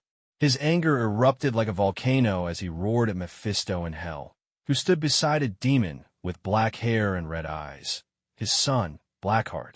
It should be noted that Blackheart was not born of Mephisto, but was created from resentment in a place called the Crown of Christ. Thus, using Blackheart's attempted usurpation as a pretext to put God in a predicament was quite fitting. Looking at Mephisto's utterly untrustworthy face, God was filled with doubt and was unwilling to believe his words. But now what could he do? He was at the mercy of others, without any power to resist. So tell me, what should I do now? Let's cancel the deal. I accept it. God tried to take a step back. However, in front of Mephisto, this seemed futile. After all, they were both ancient foxes, playing intricate games of strategy. I have one last method, but it depends on whether you dare to try it, Mephisto said with a cunning smile. God chuckled coldly. You were planning to do this all along, weren't you? To force me into a corner? What a clever scheme. You truly can never be trusted, Mephisto. Go to hell. Damn demon. I will not believe you again. Mephisto seemed to have anticipated God's reaction. Then there's nothing to be done. But I don't need you anymore, my dear old friend. You've done enough. Blackheart, the next part is up to you. God gritted his teeth. Wait. Tell me your plan. Mephisto once again wore that old fox-like smile. Deep within the earth, there's a being that even Odin fears. You should know him. That is Kor. He is known as the Serpent of Fear, Jormungandr. Gyr. In essence, he was the former ruler of Asgard, also referred to as the God of Fear. Before becoming the king of Asgard, Kor was relatively normal, but after becoming the king, he gradually changed his temperament, becoming tyrannical and oppressive. At that time, Odin watched as his brother became so abnormal and had sacrificed his right eye to the world tree to find a way to restore Kor to his normal state. The rather awkward outcome was that the answer he received after the sacrifice was the death of the Thunder God. In comparison, Odin felt that his own son was more important, so he sealed his brother in Midgard, that is Earth. This was Odin's style. Back then, heaven was still on the world tree, and this incident caused quite a stir. God was aware of it. What Mephisto meant was, you wanted to release him. Isn't that going to bring disaster to Earth? God said angrily. Mephisto laughed. Indeed, it's no longer your concern, but wouldn't that cause trouble for Odin? Do you think Kor won't seek revenge on Odin? God sneered. And then I go and break the seal, regardless of win or loss. It's none of your business. What clever scheme, Mephisto. Now tell me, what do you actually want? Mephisto shrugged. What do I want? I just enjoy chaos. The fear brought by Kor's unsealing will make all of humanity void of negative emotions. This should be the situation that demons dread the most, right? Mephisto, old fox, what exactly are you plotting? God asked, sounding almost like he was talking to himself, fully aware that Mephisto would not provide him with a reason. Then do you want to release Kor or not? Of course. Although I can't understand why you want to do this, since you've brought it up, why shouldn't I agree? Mephisto, don't think you can just stand aside as a bystander. Bring me one of the souls you've collected. Mephisto felt a surge of delight. This gave him another piece for his revenge spirit. The skill of creating revenge spirits was unique to God. On the other side, Jessica still harbored resentment towards Wanda, but the psychological historical equation provided by Reed had once again predicted a new dark matter ability. One of them was Wanda's, numbered 039, identity recognition. The other two were numbered 018. The future lunch carrier is, surprisingly, Happy, and 015, the carrier of the open ability, is Deadpool. Croman originally saw the name Deadpool and intended to directly acquire the ability, regardless of whether it awakened or not. However, since this ability was called Open, he decided to leave it with Deadpool for now. A lazy Deadpool was the most reassuring. Wanda's ability could revert her back to a state where she was recognized by others, but what reality would specifically change and to remain unknown to Croman. So he prepared to wait for Wanda's ability to awaken, hoping that if the dark matter ability awakened, it could also awaken Wanda's consciousness. If so, that would be perfect. Hey, you two over there, aren't you going back? Loki and Thor seemed to be lingering at Croman's place, spending money without using their own, having a great time. Loki raised his glass. That old man won't let us go back, and Heimdall isn't even paying attention to Thor. How can we go back? Drink up. Are you just there feeding fish? Thor certainly would not indulge him in this behavior. Come on, let's go. Today, I must bring you down. Croman finally couldn't take it anymore. He raised his hand and used the suspension ring to draw a portal, dragging the two of them in. I haven't finished my drink yet. Jessica, take them away. Don't let me see these two again. Odin's voice timely resonated. Mr. Croman, since you're here, why not sit for a while? No, to avoid delaying your honeymoon with Frigga. Odin smiled awkwardly. As for how Croman knew that Heimdall wasn't listening to Thor, what other reason could there be? It must be because Odin was doing something. Who doesn't want a bit of personal space? Croman also wanted some private time with Jessica. Doofenshmirtz had been sent away, yet these two were still hanging around. Although Jessica didn't have a complete soul yet, her unique feeling truly made Croman unable to let go. While they were all immersed in their sweet atmosphere, Nick Fury gazed at the strange information on the satellite, lost in deep thought. 7 similar magnetic fields were simultaneously heading towards Earth. Meanwhile, on the surface of the Mariana Islands, an elderly man with white hair, holding a staff taller than himself, was walking on the surface of the sea, defying the laws of physics, followed by a flaming skeleton wielding the hammer of Scathach. The method to lift Kor's seal was simply to find the hammer of Scathach on Earth and become the master of the Thunderhammer. I never expected that God and Satan could cooperate. Still, it's to release me. Mephisto, what are you really thinking? The old man seemed to be talking to himself. What you think doesn't concern me. Once I find my master of the Thunderhammer, the power of fear will be enough for me to disregard all conspiracies. When the 8 Thunderhammer masters gathered together, they began to recklessly spread fear among the world, the terrifying aura seemingly ready to engulf the entire Earth.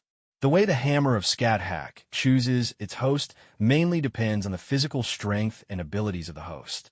Bruce Banner, who had been living a quiet life in Wisconsin, was peacefully immersed in his dreams. However, a sudden hammer fell from the sky, precisely smashing into his rented apartment.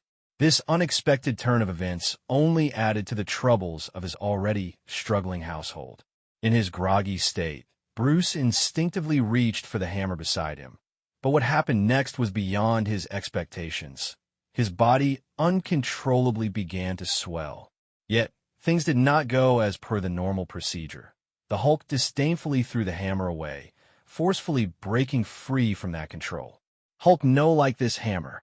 In New York City, Ben had just ended a long day's work, finally reverting from his stone form back to his human shape. Reed, I'm leaving. See you tomorrow. Just as he was about to leave, the machines in Reed's lab detected a unique magnetic field approaching. This discovery excited Reed, who activated the attack terminator he had created in collaboration with Doofenshmirtz and engaged a powerful force field. With Susan's enhancement, this shield became even sturdier. However, to his surprise, That special magnetic field directly sealed the hammer within the force field, leaving Ben completely unharmed. On the moon, there was a host that Scat Hacker's hammer had highly favored, the Hive. The Hive was a product of the Kree, belonging to the Inhumans, an absolute ruler capable of controlling the Inhumans and possessing the ability to devour and control hosts, with powers that evolved daily. However, when the hammer struck, the Hive was directly smashed to pieces. Upon reassembling, the Hive unexpectedly turned the tables, capturing the hammer of Scat Hack and gaining the powers of the Thunder Hammer Master while successfully escaping the fate of being controlled. In Sovalia, the future Doctor Doom was tirelessly searching for the truth of magic, with the aim of saving his mother. In a very short time, he had used his technological prowess to dominate the area, turning it into a highly developed nation and becoming its shadowy ruler. The hammer of Scat Hack tore through the atmosphere and slowly came to rest beside Doom's throne. Doom, confused, asked, "What is this thing?" He then presented himself as the Destroyer, but unfortunately, his 7th-level intellect perfectly countered the mental control of the hammer of Scat Hack. His ambitions to instill fear through technology once again ended in failure. In Mongolia, an old man adorned with 10 ornate rings on his fingers laughed maniacally at the hammer of Scat Hack descending before him. "Ha ha! My future looks bright. This world is mine. What serpent of fear? Go play somewhere else." His ambition remained unrestrained, still burning fiercely in his heart. In Madagascar, the mentally unstable Deadpool was crazily chasing penguins with 2 long knives, not even knowing why he was doing it. It was just an inexplicable impulse driving him. "Hey, what's this?" "It's a hammer. I can't take it anymore. Enough. I can't hold back, it's about to climax." The hammer of Scat Hack looked at this scene, muttering to itself, "I have this kind of effect." At one of Hydra's bases, the fortunate Viper disregarded everyone's objections and took up the hammer of Scat Hack. For some reason, her outfit transformed into a simple, revealing costume. However, due to her contract with Sin, she suffered from a split personality. Under the struggle between the serpent of fear and Sin, her self-awareness ultimately gained the upper hand. Far away in the Mariana Islands, Kor smiled confidently. "Mephisto, just wait and see. This will be my Earth." Beside him, the new Thunderhammer Ghost Rider showed a slight change in expression. In fact, this so-called Mephisto was not the real Mephisto, but that scoundrel who refused to acknowledge his true identity. As long as others believed he was Mephisto, he would play that role. That old fox wanted to stay out of it, but that was absolutely impossible. "My Thunderhammer Masters, spread fear." Kor's power of fear swept across the globe like a fierce wind. However, the situation that was supposed to unfold according to his imagination did not happen at all, and he even lost contact with several of the Scat Hack hammers. "What happened? Where are my Thunderhammer Masters?" Kor shouted in anger. God silently raised his hand here. "Grr! I'm not talking about you, damn it. It must be Odin controlling my Thunderhammer Masters." Kor roared in fury, completely ignoring the god he had misidentified. As for the innocent Odin who was being scapegoated, let's talk about Reed. This peculiar magnetic field seems somewhat similar to Thor's hammer. I speculate it must also originate from Asgard. Has Mr. Croman replied? Ben, who was in charge of communications, shook his head helplessly. No, Mr. Croman has blocked his signal. The only response I received was that he is on his honeymoon. Reed took off his goggles, revealing a puzzled expression as he asked, "Honeymoon? With whom?" Ben's expression also became strange. "I heard it's with Jessica." Both fell into silence. This matter was indeed difficult to comment on. However, thinking about it was quite thrilling. Only Susan wore a face full of resentment, as others could spend their honeymoon with robots, while this fool was still focused on experiments. Meanwhile, in Croman's space, he and Jessica were enjoying their honeymoon, having blocked all information. "Now do you understand some of the emotions between people?" Jessica asked in confusion. "No, I don't understand," Croman replied with a wry smile. "It's okay. It's not your fault." In truth, their date was nothing special. Normal dating activities felt utterly meaningless to them. Shopping? Jessica had the most fashionable database in the world in her head. She knew fashion trends better than anyone. Watching movies? Jessica would be impressive if she could avoid spoiling the plot. As for doing something serious, Croman felt quite happy on his own, but often thought there was a lack of heartfelt communication between them. So, most of the time, he ended up teaching Jessica some things that humans should know, as if he were treating his girlfriend like a daughter. Mr. Croman, why are people so obsessed with numbers? Jessica suddenly asked. What numbers? Croman was a bit confused. Money? I've seen too many people busy with the numbers in their bank accounts. But clearly, that's just a number, isn't it? Jessica continued. Croman couldn't help but reflect. I can't give you a definite answer, Jessica. Perhaps this is just human greed? Everyone wants to have more, so they end up being exploited by those who set the rules. For us, money is just a number, but for others, it might not be that simple. In the future, as long as I am the one setting the rules, that will be enough. Actually, I'm somewhat similar to Dr. Doom. Being a dictator is fine as long as it allows everyone to live well. Jessica posed another question. What does well mean? I think being well is enough. Being fed and clothed with advanced technology. Ambition can exist, but it must be useful. The world ahead is mine, and it's also yours. Jessica, you will arrange everything. Because I believe in you. You will never betray me, Croman said confidently. Human desire is like a boulder rolling down a mountain. Once it starts to slide, it seems to lose control, never stopping. Croman's thoughts may seem childish to others, but in the Marvel Universe, he possesses enough powerful strength to realize all of this. The Thunderhammer Ghost Rider. It seems I need to rely on your power to make these guys obedient, God thought to himself with a cold smile, feeling that Kor was nothing impressive and far inferior to Odin. However, he still feigned calmness and nodded, and then a flame shot towards Wisconsin in an instant.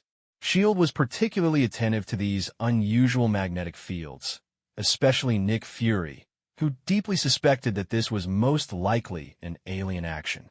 Previous experiences were fresh in his mind, and he could not afford to be careless. Barton, contact Reed. Natasha, take a trip to Wisconsin, Fury ordered. Yes. Everyone replied in unison, though the absence of Coulson left a sense of something missing. The resurrected Coulson was still undergoing psychological evaluation and could not be reactivated until it was fully completed. Over at Reed's lab, he was deeply engrossed in research, never having encountered such a fascinating form of energy before. This metal and its patterns can actually convert emotions into power and enhance itself. If only I could break it down. Ben, do you think I could discuss borrowing some of Croman's dark matter energy? Reed asked eagerly. Ben looked confused. To him, a nuclear power plant and the things they were discussing seemed fundamentally the same. Can't you use your cosmic ray converter? Didn't you say there was also a so-called second-type perpetual motion machine? Ben countered. Reed awkwardly scratched his head. Well, you wouldn't understand, so I won't explain. Susan, what do you think? Susan shot Reed a glare and said irritably, I'll tell you what. If you keep cooped up in the lab, I might just run off with someone else. Reed became even more awkward. All right, I'll definitely take you out next month. Before he could finish, Susan slammed the door shut. Reed helplessly looked at Ben and shrugged. She's throwing a fit again. Ben sighed and covered his forehead. Reed, how long has it been since you took Susan out? Reed thought for a moment. It seems like a long time. What? What was the fifth number on the third line of that binary code from yesterday's lunchtime? 0. Ben shook his head in disbelief. I just don't understand how someone like you managed to find Susan. Hey, Mr. Croman replied, saying. His words were interrupted by a suddenly appearing portal. Then I'm on my way. Long time no see, Reed. Any new inventions lately? Croman's figure appeared before everyone. Reed's eyes lit up. Mr. Croman, it's great to see you. Could you lend me some dark matter energy? If possible, I could probably create a serum that uses emotions to enhance oneself. What? Are you trying to create the Hulk? Then just ask Bruce for a bit of blood. What's the point of studying a hammer? Croman was saying, when he suddenly spotted the hammer of Scathach, a hint of confusion flashing in his eyes. Heimdall, help me ask Odin if this is Kor's hammer. All right, Mr. Croman, Heimdall responded. A moment later, a rumble of thunder sounded, and Odin's robust figure appeared before everyone. He looked at the hammer of Scathach with astonishment. How could this be? So soon? Kor has been unsealed. Croman confirmed his thoughts. This is indeed the Serpent of Fear's item, right? Odin nodded. That's correct. This is Kor's hammer of Scathach, but how has it been controlled? At this point, a hint of pride appeared on his face. This was achieved using Doofenshmirtz's device, combined with a little positional assistance. How about that, old man? Pretty impressive, right? Odin's words brightened everyone's eyes, and Reed was especially excited. Wow, that's a brilliant idea. If the power of this hammer could be amplified 1,000,000 times, do you think I could create something similar? Croman's face darkened instantly, and Reed was taken aback. They hadn't expected Odin to say something like that. Should be possible, right? But where would the material come from? Because if we're amplifying it 1,000,000 times, the existing materials from Earth wouldn't be able to withstand that kind of impact and maintain stability, Croman said helplessly. Odin's eyes brightened. That's a great idea. Give me 5 minutes. With that, Odin vanished, leaving behind a scorched area. Croman quickly interjected. I'm not responsible for any damages caused by this thing. Whoever breaks it pays. Reed looked glum. Great, this just adds to my already struggling household. I'm back. Kid, check this out. Odin reappeared, holding a piece of black metal filled with a large amount of dark matter energy. Odin, you didn't just bring over a dying white dwarf star, did you? Croman asked in surprise. Odin replied nonchalantly. That's right. I brought over the second weapon material I had prepared for Thor. Croman expressed his admiration. Had I known you were this wealthy, I should have extracted more from you back then. Odin laughed heartily. No worries, it's not too late. But since there haven't been any white dwarfs appearing in recent years, would you like me to blow up the Earth with the Rainbow Bridge and use the debris as new material? Reed was left speechless, astonished by the hardcore conversation these two were having. A dying white dwarf star was one thing, but blowing up the Earth over a disagreement?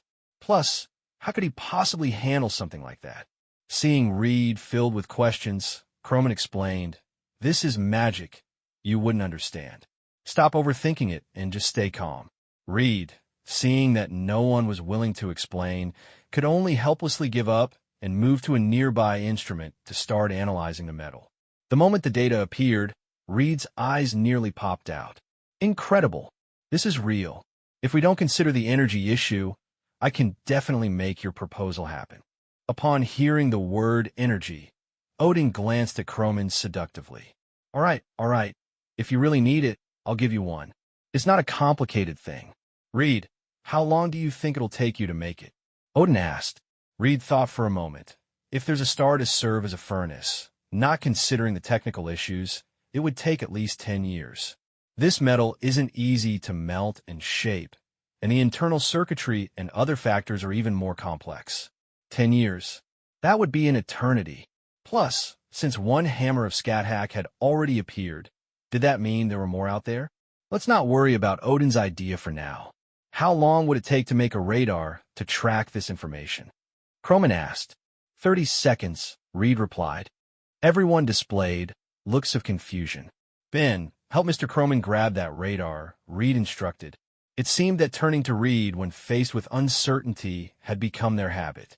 Odin had initially looked down upon Earth technology, but after hearing Reed boast, he suddenly realized that he might have underestimated the current Earth. How had this young man's mind developed? If he were to attend the learning hall to study magic, he might reach the level of Ancient One. It was just that his body was too weak and soft. After obtaining the radar, Croman asked Odin, Odin, are you coming with us? Odin thought for a moment. All right, this is my sin. I need to resolve it. But I have to make one thing clear. Are you really not considering blowing up the Earth? The three answered in unison, not considering it. Then it's settled. Let's go, Odin said. The scene quickly shifted to Wisconsin, where Bruce Banner was visibly distressed. He was facing yet another legal issue.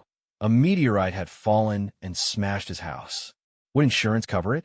Some might say he could just sell the meteorite since it had hit him. But the problem was that his second personality had thrown the meteorite away. When the police arrived, they determined that Bruce was at fault. He had lost all evidence himself. And who could he blame? In reality, it wasn't a huge deal. A little money could solve it. But the key was that he had no money. The police officer was somewhat sympathetic, saying, "I'm not trying to pressure you, Mr. Banner. It's just a few $100. If you pay, you can leave. Why do you have to hang around here?" Bruce could only smile bitterly. "I really don't have any money. Otherwise, I wouldn't be renting such a remote place. But the records show you have a PhD. Isn't it tough for scientists these days?" Bruce sighed.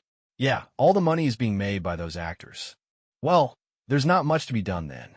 If you don't have money, you'll have to stay here for a few days. Don't you have a friend who could lend you some?" "I do, but I don't have his contact info, and even if I told you, you wouldn't believe me." "That's not necessarily true." "Who is it?" "Tony Stark and Croman Coulson." "Crazy. If you really knew Tony Stark, I'd say I know God too." Just then, God, who had just arrived, looked puzzled. Would I know someone like that? But upon reflection, being such a famous deity, everyone should know him. He was about to step forward to greet them and spread a little faith when he heard that kind-hearted police officer scream, "Help! There's a ghost. Whose graveyard did that skeleton crawl out from?" Then came 3 gunshots, but the skeleton remained unscathed. Suddenly, in the prison, a golden-haired man in knight's armor burst into laughter. "Kid, let me out. Today, I'll let you witness the sacred water technique of my divine Father Llama." Umeba. God glanced at him, thinking what a ridiculous sight with that wild hair. He casually threw out some flames, instantly turning that guy to ashes. Then, God's eyes ignited with hellfire as he looked at Bruce Banner, saying slowly, "You are guilty." Immediately, flames appeared around Bruce, seemingly igniting his soul. According to common logic, when he was in danger, the hammer of Scat-Hack should come to him, transforming him into the Thunder Hammer Master. This was what God thought, but unfortunately, he was mistaken. The Hulk feared nothing more than hell. The roaring flames burned away Bruce's outer clothing, revealing his bright green skin as he began to swell up in front of everyone. "Hulk, hate you." Then the Hulk charged. His powerful muscles broke through the cell, and he knocked God away with a swift move. Following that, with a beastly roar, the Hulk smashed through buildings in pursuit, grabbing God mid-air, holding his head with one hand and slamming him with the other, shouting, "Hulk smash." The force of their contact made God's head buzz, shattering it completely. Thankfully, the hellfire granted the ability to resurrect. God quickly reformed, his hollow eyes looking at the Hulk again. "You are guilty." However, this time, nothing happened. God was stunned. How was this possible? How can you not have sins? Until the end, he never understood that it wasn't that the Hulk had no sins, but that he had no right to judge the Hulk. But now, the Hulk's surging gamma energy relentlessly conveyed a message to him. "You will die." God dared not linger any longer. He broke off his own head, knowing it would grow back, and then fled in haste. The Hulk, clearly unwilling to let that skeleton go, jumped and chased after him, growing angrier and stronger as he got closer. Along the way, the Hulk demolished countless buildings and streets, with numerous people helplessly wailing, some praying for God's protection, while many were filled with fear. The power of faith surged into God's body, while the power of fear entered the hammer of Scat-Hack he wielded.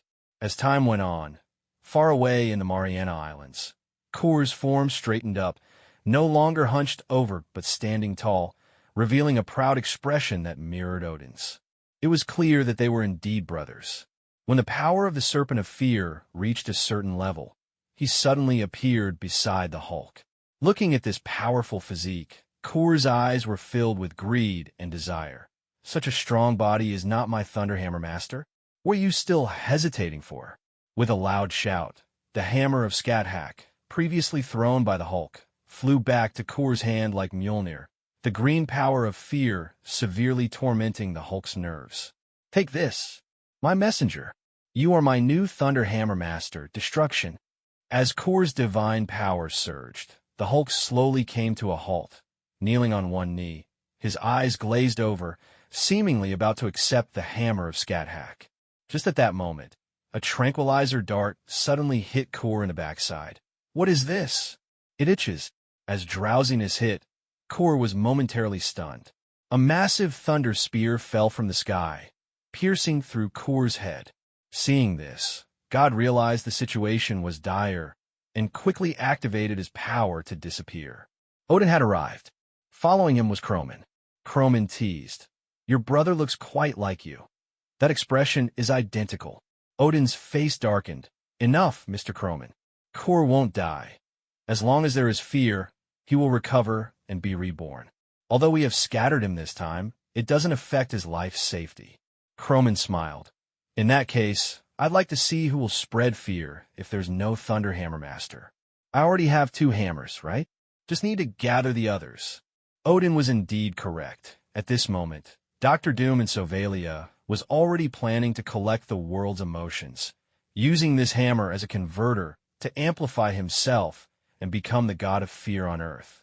Meanwhile, the Baron in Mongolia had gathered his mercenary army, preparing to make a move on America, storming the White House to become president and control nuclear weapons. Why America? Because in the Marvel Universe, these heroes generally believe that America is #1 in the world. Among all the Thunderhammer Masters, only Deadpool was the most honest. He had gone from chasing penguins with a sword to chasing them with a hammer. Croman helped the Hulk up and patted his shoulder. "Hulk, are you all right?" The Hulk, still dazed, angrily replied, "Hulk want to smash that skeleton." Kor returned to the sea from where he had escaped. Having been sealed here for a long time, he had grown accustomed to the environment and considered it his birthplace. It seems my emergence has caught Odin's attention. It appears that old man hasn't been weakened by divine power. I don't know the reason, but I can't act so openly anymore. If Kor had suddenly gained 8 Thunderhammer Masters, he would not have waited. He could have spread fear simultaneously in 8 densely populated areas, quickly regaining his peak power and surpassing it. Unfortunately, things did not go as he wished. Damn it, what went wrong? The only one I successfully controlled is the one fighting with Sin. Kor knew he lacked the confidence to compete with Sin. That old guy was a ruthless character capable of wielding chaos power, and even his fear magic drew from some dark magic concepts. Mephisto's figure slowly emerged from the water, smiling slightly at Kor, and tipped his hat, saying, "Long time no see, esteemed Prince Kor. Perhaps I can help you solve your problem." "Mephisto, aren't you possessed by a ghost rider, becoming my Thunder Hammer Master?" Mephisto sneered inwardly. "If I were truly controlled by you, what kind of demon would I be? With a brain like yours, you deserve to be used. Don't joke around, Lord Kor. That's just a ghost rider. Since you're on Earth, don't you know how to spread fear? Stop wasting my time. Just say what you need to say."